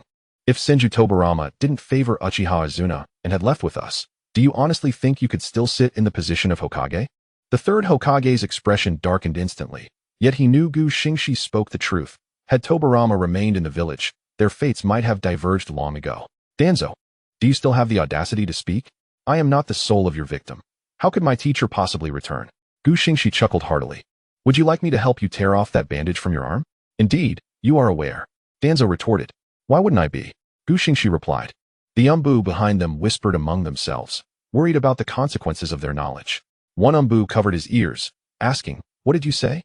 On another front, despite Yamato's perfect wood-release techniques, combating a horde of Sharingan wielders was quite a challenge. After all, controlling tailed beasts with the Sharingan was a simple feat. Though not as infallible as the eternal Mangekyo Sharingan, the three-tomo Sharingan still posed a significant threat, although Uchiha Fugaku was occupied with Itachi and Shursui, preventing him from joining the conflict against Yamato. The latter was already on his last legs. After dispatching another Uchiha clan member with his claws, Yamato was ambushed from behind by a Uchiha, who struck him on the neck with a kunai, causing him to feel dizzy. Seizing this opportunity, the remaining Uchiha activated their Sharingan Jinjutsu, successfully entrapping Yamato. Before his consciousness faded entirely, Yamato called out the name of the man he needed for salvation, despite his reluctance. Uchiha Xingxi. Upon hearing the name, Xingxi turned to see Yamato ensnared. Instantly, he attempted to rush back to save him, but was intercepted by the third Hokage. The Hokage manipulated the Rui Jingu Bang, extending it to block Xingxi's path, and swung it toward him. Xingxi deftly maneuvered with his vertical maneuvering equipment to evade the attack, immediately countering with his Rinnegan blade, preparing to push the Hokage back. Xingxi unleashed the 8th form of sun-breathing, fiery wheel of the sun, swiftly slashing toward the third Hokage's head. His speed was such that the Umbu behind him barely registered the movement, just as it seemed he would sever the third Hokage's head. A crimson blade intercepted his strike, aiming for Xingxi instead. It was none other than Kakashi, who had been observing the skirmish a moment prior. Executing the 12th form of sun-breathing, flame dance. Xingxi, surprised by Kakashi's intervention, evaded using his vertical maneuvering equipment. Kakashi, holding his blade in his right hand and Raikiri in his left, stood between Xingxi and the third Hokage and Danzo, facing him down. What is the meaning of this? Have you chosen to ignore my words, Kakashi? Xingxi demanded. I have not, Kakashi replied. Then what are you doing? Xingxi retorted. I remember your words, teacher. You said I should grow my hair long to look handsome like you. You said I shouldn't wear a mask, lest I frighten the children. You said I shouldn't wear a forehead protector as it would detract from my looks and tarnish your reputation. But protecting the third Hokage is my duty. I'm sorry, Sensen. Xingxi was about to counter Kakashi again when he caught sight of the Uchiha clan members attempting to release the tailed beast from within Yamato. He immediately abandoned his confrontation with Kakashi, drawing the magical blade, 1,000 blades, from its sheath. The blade instantly transformed into countless shards, soaring toward Yamato and slicing through the Uchiha clan members who controlled him, creating a protective barrier around Yamato. With the hilt of the 1,000 blades in his left hand, Xingxi pointed it toward Kakashi's direction, declaring, Since you show no mercy, do not blame me for being ruthless. Chapter 135. You are more composed than I, Shursui. In an instant, all shards, except those encasing Yamato, flew toward the third Hokage, Danzo, and the Umbu. Some Umbu attempted to strike the shards away with their weapons, but the shards nimbly evaded their attacks, piercing through their foreheads. The third Hokage swung his Rui Jingu Bang in an attempt to block the shards and protect the Umbu and Danzo behind him. But the sheer number and agility of the shards were beyond his capacity to intercept alone. Before long, the Umbu behind him were all eliminated. Kakashi, wielding his Rinnegan blade, barely managed to shield the third Hokage and Danzo from harm.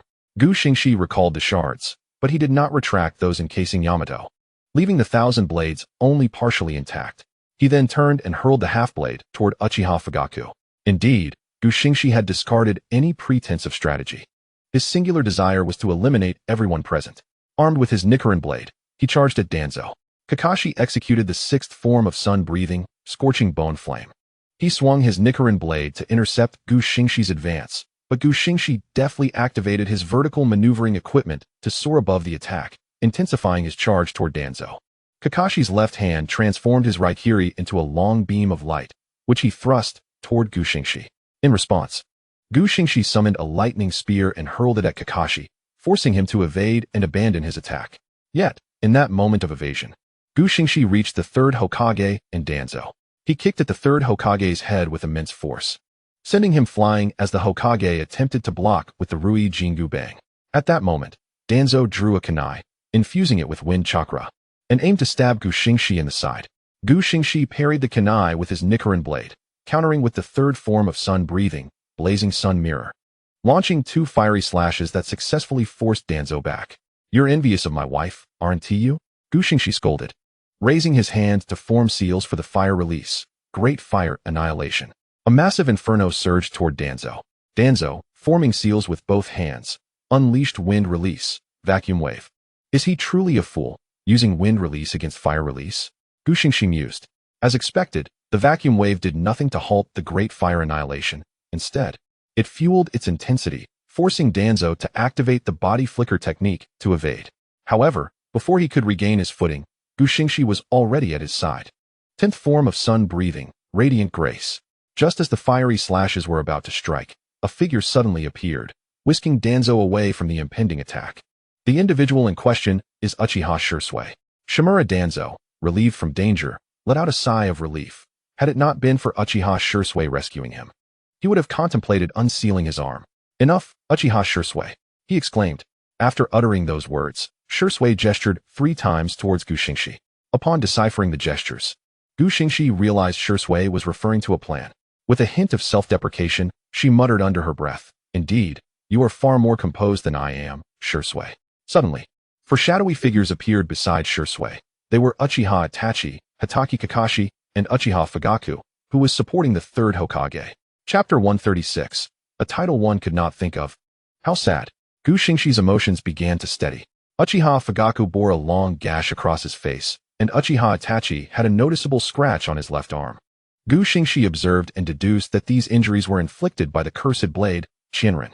She glanced back and saw the cursed blade, half embedded in the wall and sealed by the Uchiha fire formation, with the other half ensnaring a wooden figure. Turning to the gathered individuals, she inquired, "How did you manage this?" "Uchiha Itachi-sensei, I sustained a wound to my arm, which allowed me to successfully alter the trajectory of your weapon, Shinrin, and seal it together with my father. You remain as astute as ever, even in the face of 7 adversaries. Ahaha." Xingxi sheathed the Nichiren blade and extended her right hand towards the distant Shinrin. "But surely you don't believe that a mere Uchiha fire formation could truly contain my weapon?" Uchiha Fugaku questioned. "What do you mean, Xingxi?" She chose not to respond to his query, but instead employed her telekinetic abilities to manipulate the sealed Shinrin. Upon summoning, the cursed blade emerged from the wall, its blade fragmenting into shards that dispersed in all directions, swiftly dismantling the Uchiha fire formation. After breaking the seal, it returned directly to Xingxi's grasp, bringing back the shards that had ensnared the wooden figure, embracing the unconscious wooden figure to prevent its collapse. She watched as the shards released their hold and returned to the blade.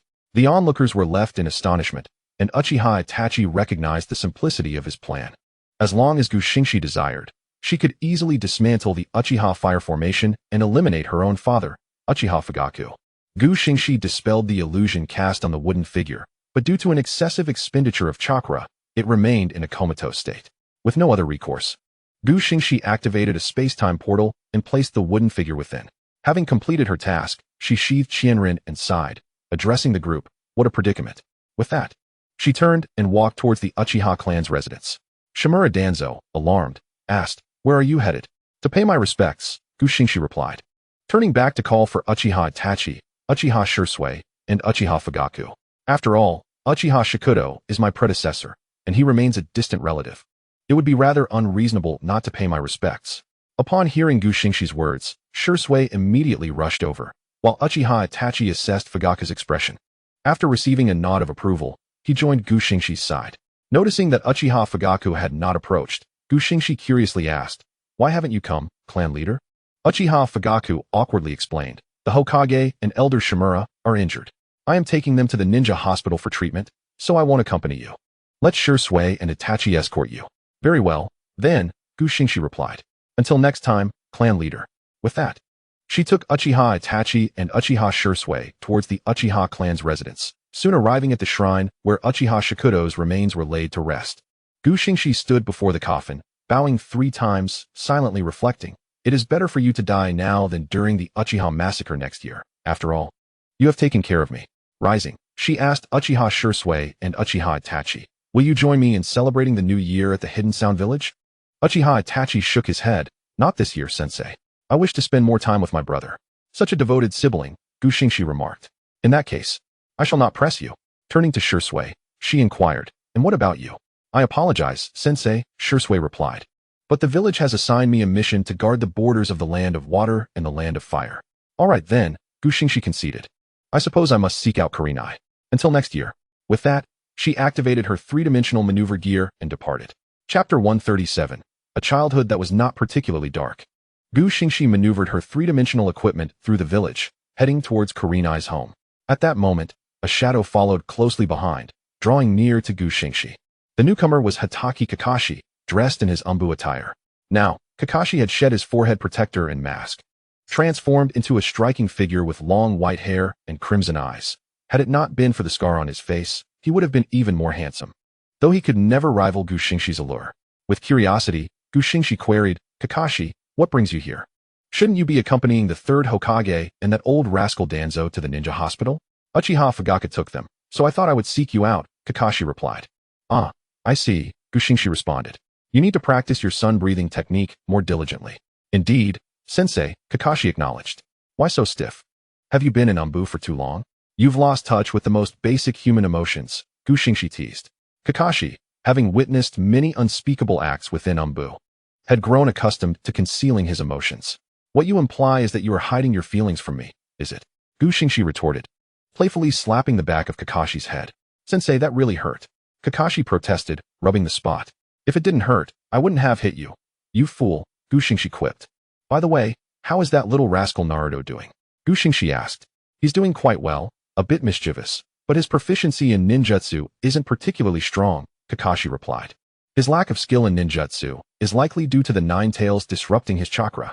However, as a member of the Uzumaki clan, he must possess a vast reserve of chakra, right? Xingxi mused. Indeed, his chakra is so abundant that it makes me feel inadequate, Kakashi admitted. Xingxi patted Kakashi on the shoulder, saying, you can't blame yourself. After all, you are not an Uchiha. And possessing a Sharingan with 3 Tomo constantly activated must surely drain your chakra. Sigh, but this is the only gift left by Obito, Kakashi lamented. Xingxi, unsure of how to respond given that Obito was still alive, suddenly sensed a familiar chakra, namely, that of Minato Namikaze and Kushina Uzumaki. Minato, shouldn't you be busy delivering takeout? Why are you here to see your son? Xingxi thought to herself. Suddenly, she remembered something and asked Kakashi, what do the villagers think of Naruto? They probably harbor some disdain, but considering he's the son of my teacher, they don't openly express it, Kakashi replied. This life is far better than in the original story. After all, Naruto's childhood isn't as bleak as before. Do you live with him? Xingxi inquired. Yes. He is the son of my teacher, and I am the disciple of my teacher. Now that both he and his wife have passed, it is my duty to look after their son, Kakashi replied. Haha, Minato would be so pleased to hear that. By the way, would you like to join me in celebrating the new year in my village? Xingxi proposed. No, I promised Naruto that during the new year, I would grant him the freedom to eat ramen, Kakashi responded. Xingxi burst into laughter. Huh, that cracks me up. How can your salary not cover a child's meals? It's not that my salary can't cover it, sensei. It's just that he eats so much. Over 30 bowls each time. I wonder if he is truly a child, Kakashi replied. Shaking his head. Xingxi, being a growing child, found it entirely natural to consume such a quantity of food. All right, I shall go find Hong, he declared. Once I locate him, I will take my leave. Kakashi nodded in acknowledgement, responding, goodbye, teacher. Xingxi replied, goodbye, and resumed maneuvering his three-dimensional maneuvering device. Soaring towards the residence of Yuhi Kurenai. Chapter 138. Is it too much to ask for a reward? After a considerable journey, Xingxi successfully arrived at the doorstep of Yuhi Kurenai. However, he sensed no trace of her chakra. Puzzled, he mused, she is not home?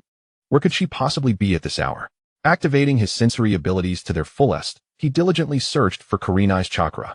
At last, after an extensive search, he detected her presence near Ichiraku Ramen, accompanied by another chakra, none other than Asuma Sarutobi, Kurenai's canon partner.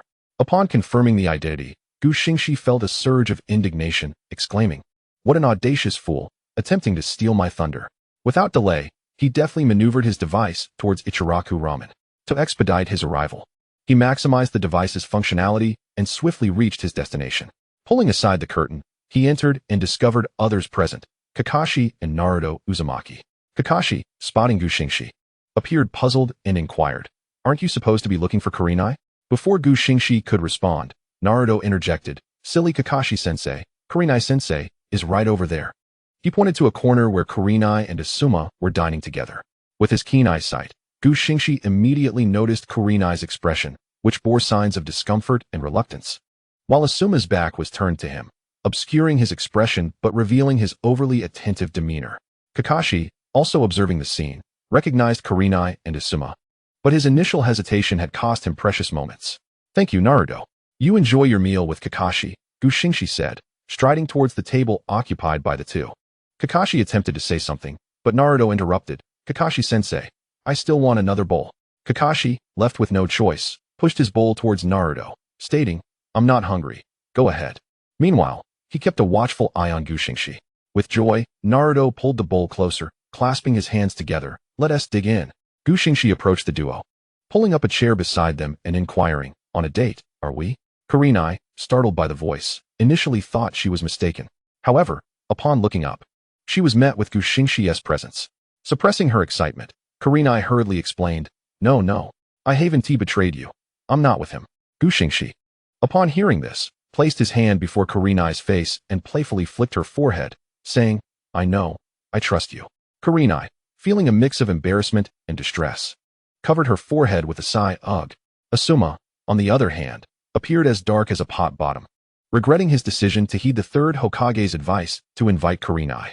The third Hokage had devised a plan for Asuma to approach Kurenai, intending to deliver a heavy blow to Gu Xingxi. However, Kurenai showed no interest in him, leaving Asuma feeling utterly rejected. Realizing he needed to say something to salvage the situation, he nervously stated, Yes, Kurenai is right. We are merely friends." "Oh, is that truly the case?" Gu Xingxi inquired. Asuma quickly nodded. "Yes, if there is nothing more, I shall take my leave." He then promptly activated his body flicker technique to escape the scene. Gu Xingxi recognized this was clearly orchestrated by the third Hokage. "Incredible, he dares to encroach upon my territory," Gu Xingxi remarked, turning to Kurenai. "Will you be returning to the Hidden Leaf Village with me for the new year?" Kurenai replied, "I'm sorry, my grandparents will be visiting this year, so I might not be able to come." Gu Xingxi gently placed his hand on Kurenai's forehead, affectionately ruffling her hair. "No worries, I am quite magnanimous. Since you cannot come, I shall deliver your New Year gift to you." Kurenai nodded in agreement. "All right." Suddenly, Gu Xingxi leaned in closer and whispered, "So, is it unreasonable for me to ask for a little reward now?" Kurenai, perplexed, responded, "What reward are you speaking of?" Chapter 139. Do not even think of stealing my thunder. Without hesitation, Gu Xingxi leaned down and kissed Kurenai softly. She murmured. From a distance, Kakashi quickly shielded Naruto's eyes. "What's going on, Kakashi-sensei?" Naruto exclaimed. "This little one shouldn't be witnessing such things," Kakashi replied. Gu Xingxi, feeling Kurenai's breath hitch, finally released her. Kurenai's face flushed crimson, as if it could drip with water. Amused by her reaction, Gu Xingxi playfully pinched her cheek. "Ouch!" Kurenai protested.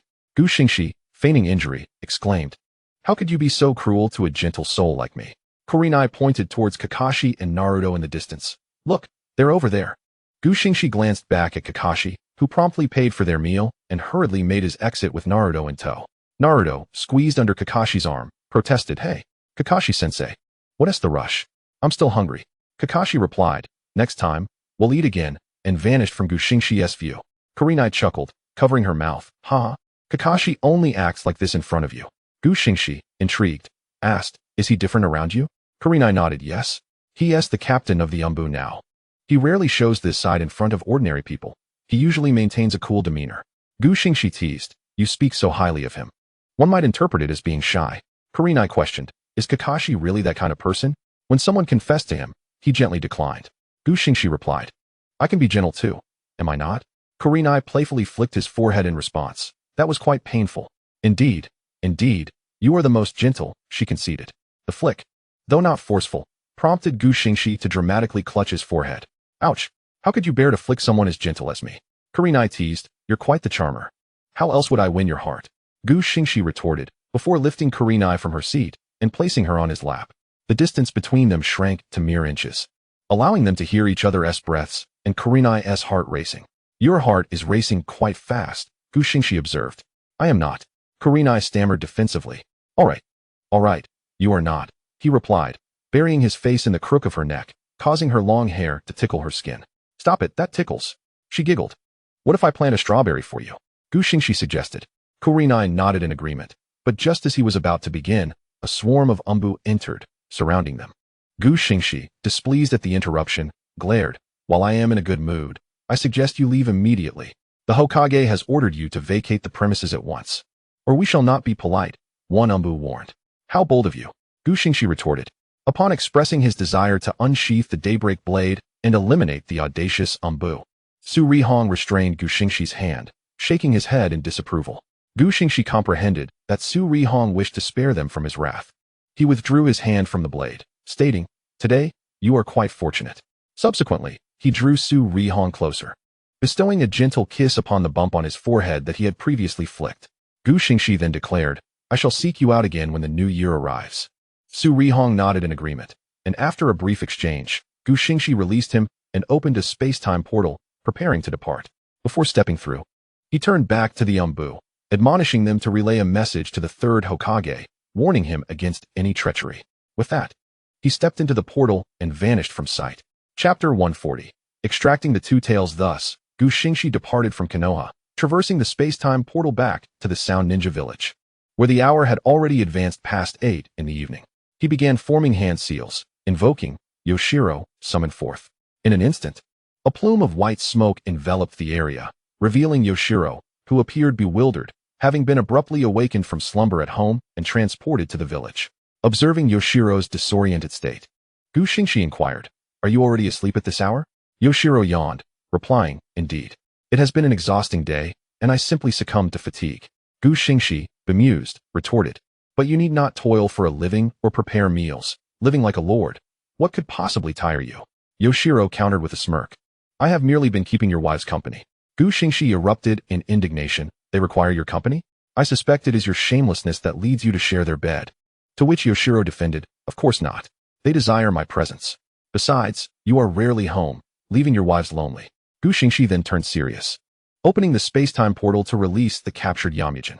At this moment, Yamujin had regained consciousness and emerged from the portal, querying Xingxi, "Are we out of Konoha?" Xingxi affirmed, "Yes, we are in the Sound Ninja Village." Yoshiro jested, "So is she your new wife? If so, that would make her the 10th, wouldn't it?" Xingxi nodded, confirming the count. However, upon seeing Yoshiro, Yamujin felt an overwhelming instinct to distance himself from the enchanting white-haired woman, sensing a formidable chakra emanating from her. The two tails within Yamujin echoed this sentiment, detecting Yoshiro's vast chakra reserves.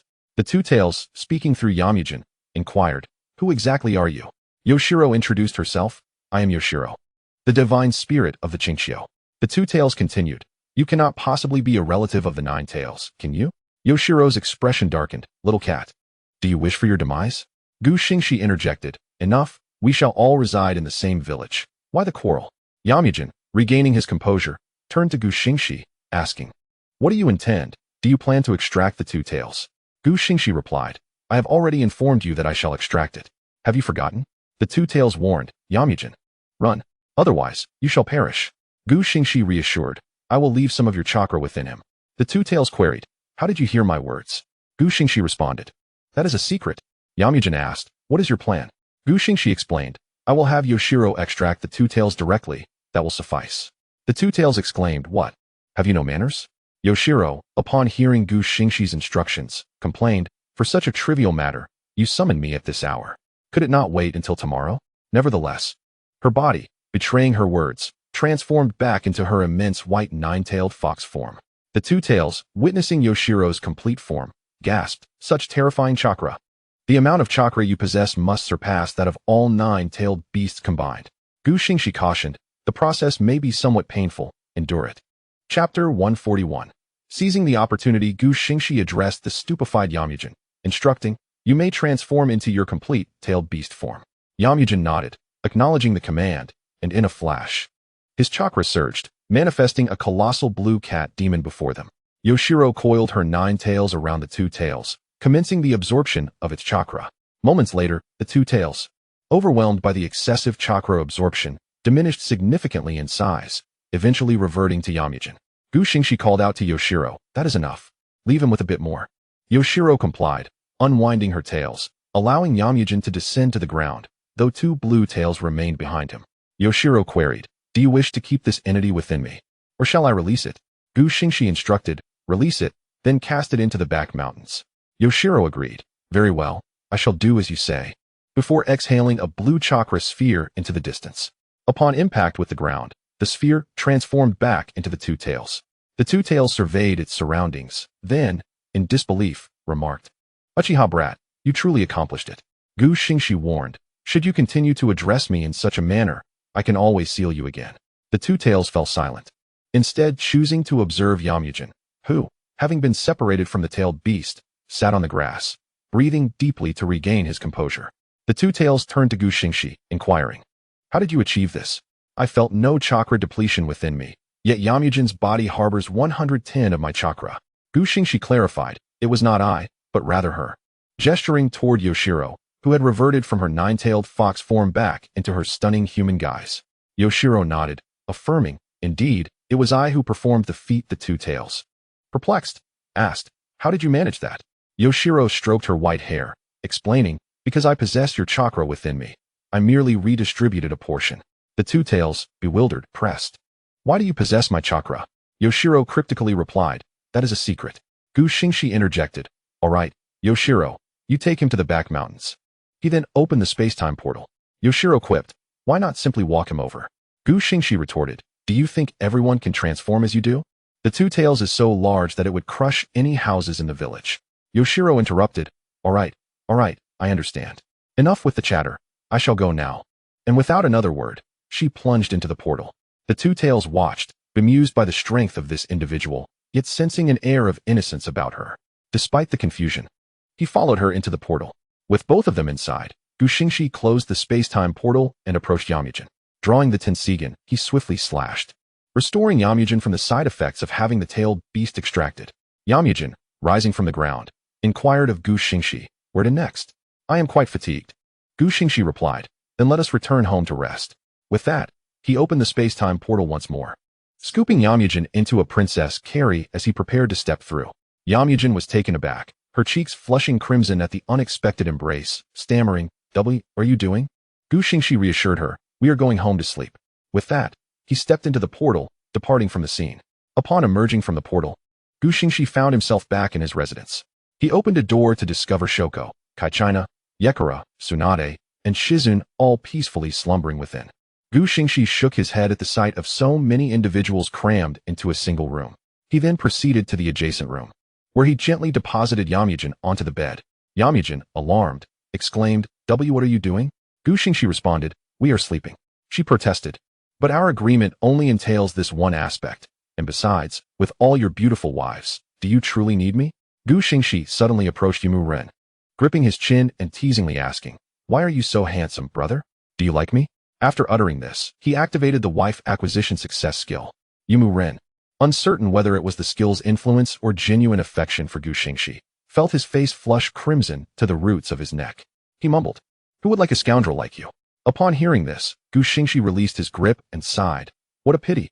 I actually quite like you." He then pretended to stride toward the door, ready to leave. In a state of panic, Ren jumped off the bed and grabbed Xingxi's hand, insisting, "Let's sleep together." Xingxi chuckled inwardly, acknowledging the effectiveness of his tactic of feigned indifference paired with the skill. Outwardly, he replied, "Well, I suppose I can reluctantly agree." Clearly, the Uchiha clan was rife with stubborn Sundaras. Xingxi then pushed Ren onto the bed, questioning, "Who exactly is being stubborn?" With that, he began to remove his samurai attire, revealing his flawless physique and 8-pack abs. Ren was momentarily captivated, and in that daze, Xingxi stripped Ren of his clothing. By the time Ren regained his senses, he found himself completely unclothed. Thus, Xingxi's night was destined to be one of sleeplessness. Chapter 142. As the months passed, a new year arrived. Snow fell gracefully from the heavens, pure and unblemished, resembling beautiful silver butterflies dancing in the air. Everyone gathered together to celebrate the new year, though most were in pairs, leaving a few unfortunate souls single. The same was true in the Sound Ninja village, where Xingxi accompanied his wives, Xiao Nan, Shoko, Naizuna, Yakura, Tsunade, Shizun, Baiqian, and Ren. Regrettably, Tsunade was unable to attend due to unforeseen circumstances. Jiraiya returned from his travels, ready to be by the side of the expectant Orochimaru. Uchiha Azuna and Senju also temporarily paused their quest to locate Uchiha Madara's grave to partake in the festivities. Nara Shikaku and Uchiha Itachi, Uchiha Ryuho and Uchiha Mizuke's, Uchiha Yuru and Uchiha Banri, Uchiha Shiki and Uchiha Ida, Kuruma Yukihira and Hyuga Chikaz, Hyuga Chiyu and Hyuga En, Scorpion and his parents, Namake's Minato and Uzumaki Kushina, and 3 other singles, Hataki Sakomo, Noera Rin, and Senju Rope Tree, all gathered in one room, exchanging laughter and conversation. As the meal neared its conclusion, Xingxi sensed the opportune moment had arrived. He formed the hand seal for the shadow clone technique, and in an instant, a puff of white smoke enveloped the room as 8 clones of Xingxi appeared. The 8 clones swiftly approached their respective wives, lifting them into princess carries and exiting the room in all directions. Uchiha Azuna, witnessing this scene, inquired in confusion, "What are you doing, Xingxi?" Xingxi downed his drink before responding, "Well, of course, I'm preparing gifts, ancestor." A person of my emotional intelligence surely must prepare presents for the new year, unlike certain individuals who seem oblivious to the concept of gift-giving. Senju Tobarama, sensing a hint of jealousy, retorted, "Why does it smell like green tea?" Uchiha Izuna, suddenly enlightened, hoisted Senju Tobarama and exclaimed, "Where's my gift? You profess your fondness for me, yet you haven't prepared a single present for the new year."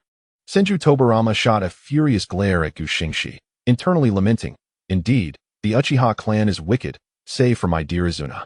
Despite his thoughts, Senju Tobarama feigned calmness, assuring Uchiha Izuna, "Of course, I've prepared a gift for you. Let's go get it." With that, he activated the Flying Thunder God technique, whisking Uchiha Izuna away. In truth, he had not prepared any gift at all. He simply felt embarrassed about being bested by Uchiha Izuna. Jiraiya erupted into laughter, exclaiming, "The second Hokage's demeanor is truly pathetic." At that moment, Orochimaru interjected, "Oh, so you believe yourself superior to him?" Jiraiya patted his chest, proclaiming, "Of course. I'm certainly prepared." "Prepared for what?" "Let us see it," Orochimaru challenged. Jiraiya, with an air of mystery, reached into his clothing and soon produced a book, declaring, "Tada, the latest version of Intimate Paradise." Xingxi laughed heartily. "Are you sure that isn't a gift for Kakashi?" Upon hearing that his son enjoyed such literature, Hatake Tsukumo expressed disbelief, asking, "Wait, Kakashi likes this kind of book?" Xingxi affirmed, "Absolutely. He is quite the shy gentleman now." Hatake Tsukumo, with a glint of determination in his eye, remarked, "Excuse me, I must attend to some family matters." With that, he activated the body flicker technique and vanished. Xingxi, noting the murderous intent in Hatake Tsukumo's eyes, realized Kakashi was in for a long night of trouble. Rin, along with Namikaze Minato and Uzumaki Kushina, could hardly believe that Kakashi had transformed into such a bashful young man.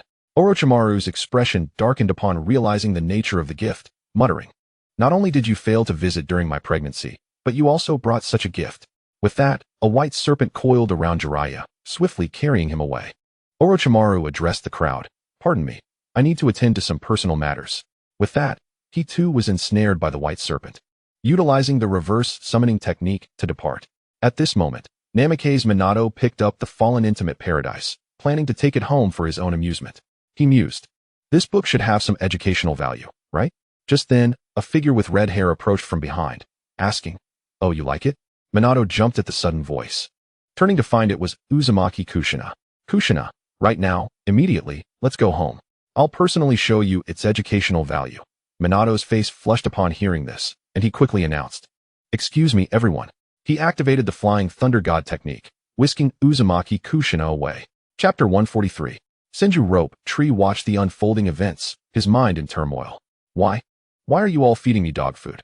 This is so unfair." Xingxi retorted, "You can't find a partner, and you blame me? I did try, but I just couldn't win them over." Senju Rope Tree exclaimed. Xingxi sighed, "In that case, I suggest you leave now." Senju Rope Tree, puzzled, asked why. Xingxi pointed behind him, "There are still plenty of couples here. If you linger, you might find yourself inundated with more dog food." Rope Tree turned to see couples embracing and kissing, exclaiming, "Damn it, I'm leaving now." He quickly activated the body flicker technique to escape that room. Saturated with the scent of love, Rin chuckled for a moment, saying, "I'm off too. I need to pay my respects to Obito." Xingxi felt a tinge of happiness. Rin nodded and departed. At that moment, Scorpion and his parents rose to leave. Scorpion's father addressed Xingxi, "Lord Xingxi, we haven't seen Scorpion for a long time. We're off to catch up. We'll take our leave now." Xingxi waved his hand, saying, "No problem. We're all family." Scorpion's father nodded and led Scorpion and his mother out of the room. Meanwhile, the remaining group of men had already retreated to their rooms. "Forget it. I'm out," proclaimed one. Now, only Xingxi, Nara Shikaku, and Uchiha Itachi remained. Uchiha Itachi inquired, "Star, where's my gift?" Nara Shikaku silently thought. Here comes the trouble. Uchiha Itachi, noticing Nara Shikaku's expression, immediately deduced that he had not prepared anything. "You didn't forget my gift, did you?" Uchiha Itachi questioned. Nara Shikaku replied, "Of course not.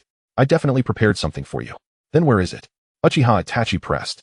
Nara Shikaku cast a desperate glance at Xingxi. Xingxi, fully aware that Nara Shikaku had neglected to prepare a gift for his loyal subordinate, had taken the initiative to create an extra one. After all, Nara Shikaku managed nearly all affairs in the Sound Ninja Village, and his hair was nearly thinning as a result. Xingxi discreetly opened a portal, handing over a box, and placed it inside. After Gu Xingxi completed her task, she signaled Nara Ruxing to look beneath the table. Upon receiving the cue, Nara Ruxing immediately glanced under the table and successfully spotted an object wrapped in a pink box. He promptly retrieved the package and handed it to Uchiha Ing. Upon seeing the package, Uchiha Ing was astonished, never expecting that she had truly prepared something for him. He excitedly took the package and began to unwrap it. Meanwhile, Nara Ruxing cast a grateful glance towards Gu Xingxi. Gu Xingxi shook her head, mouthing that it was nothing, as they were all brothers. At that moment, Uchiha Ing finished unwrapping the package, revealing a beautifully crafted pink katana. It was well known throughout the village that Uchiha Ing had a fondness for pink, especially with his striking pink hairstyle. Additionally, just a few days prior, Uchiha Ing had accidentally broken his original weapon, prompting Gu Xingxi to commission a craftsman from the Land of Iron to create this pink katana. Uchiha Ing, holding the katana, expressed his gratitude, saying, "Thank you. I love it. I shall reward you tonight." Nara Ruxing felt his face flush with embarrassment but did not refuse, following Uchiha Ing out of the room. Once everyone had departed, Gu Xingxi leaned back in her chair and let out a long sigh. She murmured to herself, "I have come to truly regard this place as home." At that moment, the system chimed in, informing Gu Xingxi, "Host, you still have 2 unused lottery chances and 17,500 points remaining." Gu Xingxi exclaimed in disbelief, "I almost forgot. Start the lottery immediately." The system acknowledged her request and initiated the lottery. Chapter 144, Awakening the Eternal Kaleidoscope. Acquiring a new weapon. As the lottery commenced, the wheel spun for a considerable time before finally landing on 1 gold and 1 ordinary prize. Gu Xingxi, witnessing this, shouted in delight, "I've hit the jackpot." Haha. Recently, due to frequent intimacy with his wives, he had overlooked these lottery opportunities. Yet he was pleasantly surprised to win a gold prize this time. The system then announced, "Congratulations, host. You have received a white jade flute as a weapon, along with 500 points. You now possess a total of 18,000 points. Please use them wisely." 18,000 points, Gu Xingxi marveled, realizing he had amassed such a fortune without even noticing. "By the way, system, how many points does the Eternal Kaleidoscope require?" The system replied, "The Eternal Kaleidoscope requires 15,000 points. Would you like to exchange?" "Of course. Exchange it for me right away," Gu Xingxi commanded. The system confirmed, 15,000 points deducted. "The Eternal Kaleidoscope is being exchanged for you. Please wait 2 hours, and you currently have 3,000 points remaining. Use them wisely." 2 hours is quite a while, Gu Xingxi thought. "I might as well take this time to examine my newly acquired item." He retrieved the white jade flute from the system's inventory. The flute shimmered with a translucent white hue, resembling a luminous pearl, and perfectly complemented Gu Xingxi's white hair and attire, creating an ethereal ancient aesthetic. After playing with the flute for a moment, Gu Xingxi suddenly inquired of the system, "Wait a minute, how can you classify the flute as a weapon? Are you suggesting that I should produce sound waves like Moyu?" The system responded, "Host, you are astute. You have guessed correctly." Upon hearing the system's reply, Gu Xingxi erupted in frustration. "What the hell? You consider this a gold item?" The system affirmed, "Indeed, it is a gold item. All items exchanged by this system are of excellent value." Gu Xingxi retorted, "Stop talking nonsense. Show me the full introduction of this weapon." The system complied, stating, "White jade flute, named Yuxing. Function: the host can play the flute to produce notes that inflict physical damage on enemies, and the sound can cast illusions upon them. Additionally, the host can control 3-dimensional maneuvering devices and the magic blade, 1,000 blades, saving substantial mental energy. Most importantly, it can charm and impress others. Playing the flute in the presence of a lady will instantly pique her interest, and with the wife acquisition success feature, all potential wives will be yours." Gu Xingxi, upon reading the weapon's description, exclaimed repeatedly, "What the heck? With my limited education, I can only utter this. What the hell travels the world?" The system thanked Gu Xingxi for the compliment, reiterating that all items sold by this host are of great value. Gu Xingxi conceded, all right, excellent value." He then secured the Yuxing at his waist, remarking, "What a splendid name." Suddenly, Gu Xingxi felt a sharp pain in his eyes, a sensation he had never experienced before. He immediately questioned the system, "What is happening? Why does my eye hurt after upgrading to the Eternal Kaleidoscope?" The system reassured him, "This is a normal occurrence. Please endure it." Gu Xingxi grumbled, "Damn it. By the way, will my Rinnegan also become permanent once I possess the Eternal Kaleidoscope?" The system confirmed, "Yes, host, but it will take 2 days, as your newly awakened Eternal Kaleidoscope requires time to adapt before evolving into Rinnegan." Gu Xingxi performed a series of eye exercises and acknowledged, "Got it. You take your time upgrading. I'm off to celebrate the new year with my wives. You. Being a single dog, wouldn't he understand? With that, he opened a portal and departed. System, you bastard. Chapter 145. Are you falling for someone? Xingxi arrived at a telephone pole in Konoha, the very pole where Uchiha Sasuke had been waiting upon his return to the village. And also the one featured in the Naruto mobile game. Konoha was brightly lit, filled with the festive spirit of the new year. A few Anbu members were sweeping the snow in the streets, laughing and chatting. If it weren't for their masks, one would hardly believe that Anbu members could smile so joyfully. Xingxi concealed his chakra and, utilizing his three-dimensional maneuvering device, bypassed several Anbu. Returning to the Uchiha clan's territory.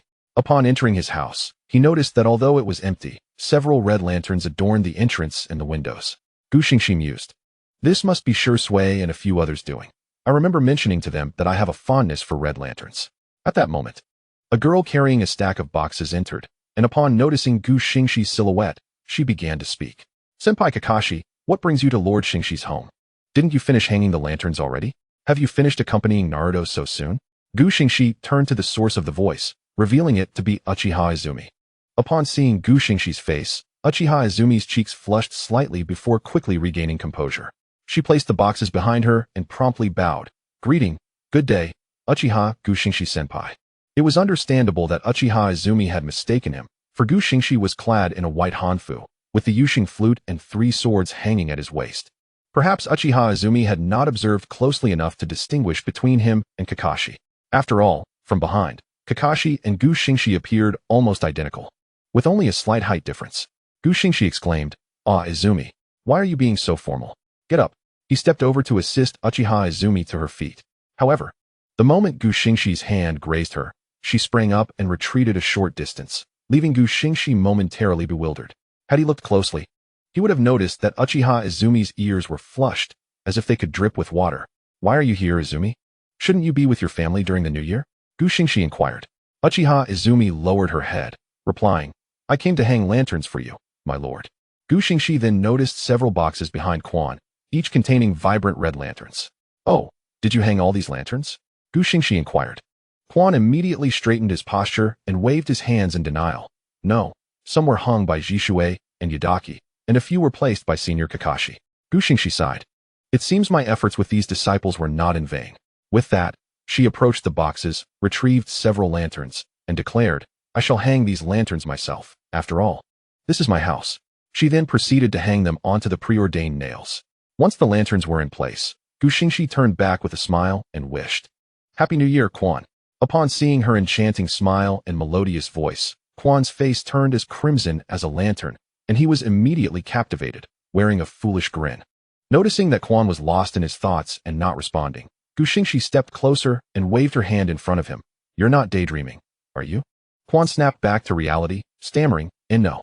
Chapter 146, A Visit. Although Uchiha Quan verbally denied it, his actions and expressions betrayed him, revealing that he was indeed infatuated. Xingxi, fully aware of the truth, feigned ignorance. Is that so? What a pity. Hearing her words, Uchiha Quan felt a sudden pang of regret, but was uncertain of its source. Just as he was about to voice his thoughts, Xingxi interrupted. I'm going to check on Jishui and Yadaki. It's snowing, so be careful on your way back. She then departed without giving Uchiha Quan a chance to respond.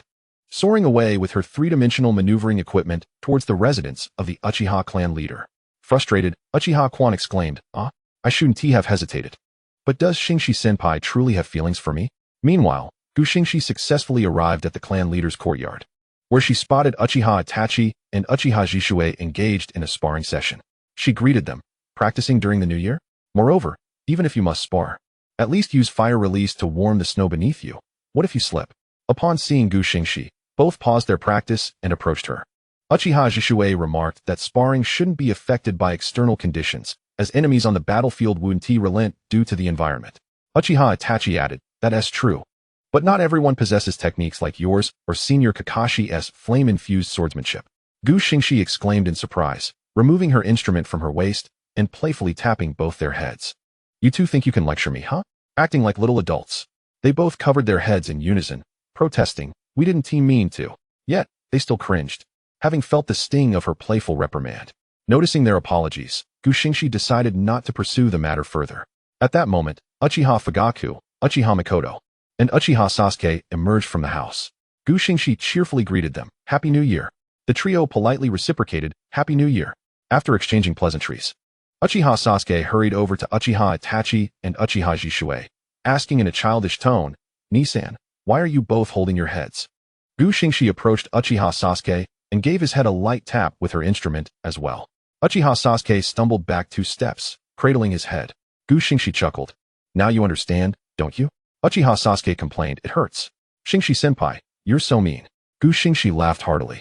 A man must be a little mischievous for a woman to take notice. At that moment, Uchiha Itachi stepped beside Sasuke, ruffling his hair and admonishing Xingxi, Teacher, don't bully Sasuke, he is still young.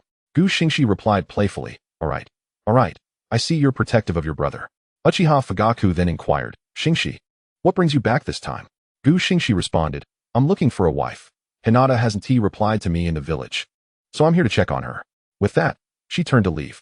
Just then, Uchiha Makoto called out, Please send my regards to Shizen. Without turning back, Xingxi waved her instrument and replied, Understood. She then activated her 3-dimensional maneuvering apparatus and departed. Xingxi arrived at Hinata's home, where she found Hinata in the yard, building a snowman, her hair dusted with snow. Upon hearing a noise, Hinata looked up, saw Xingxi, and immediately dropped the snowball she was holding, rushing over to embrace him. The speed and force of her hug caught Xingxi off guard, and with the icy ground beneath them, they both tumbled backwards, landing in the snow. Hinata, surprised by her own actions, quickly apologized. I'm so sorry. Are you alright? I didn't gauge my strength properly. Xingxi felt a sharp pain in his backside, but replied, Were you really that eager to see me? Hinata's already rosy cheeks flushed deeper, and she nodded shyly in response.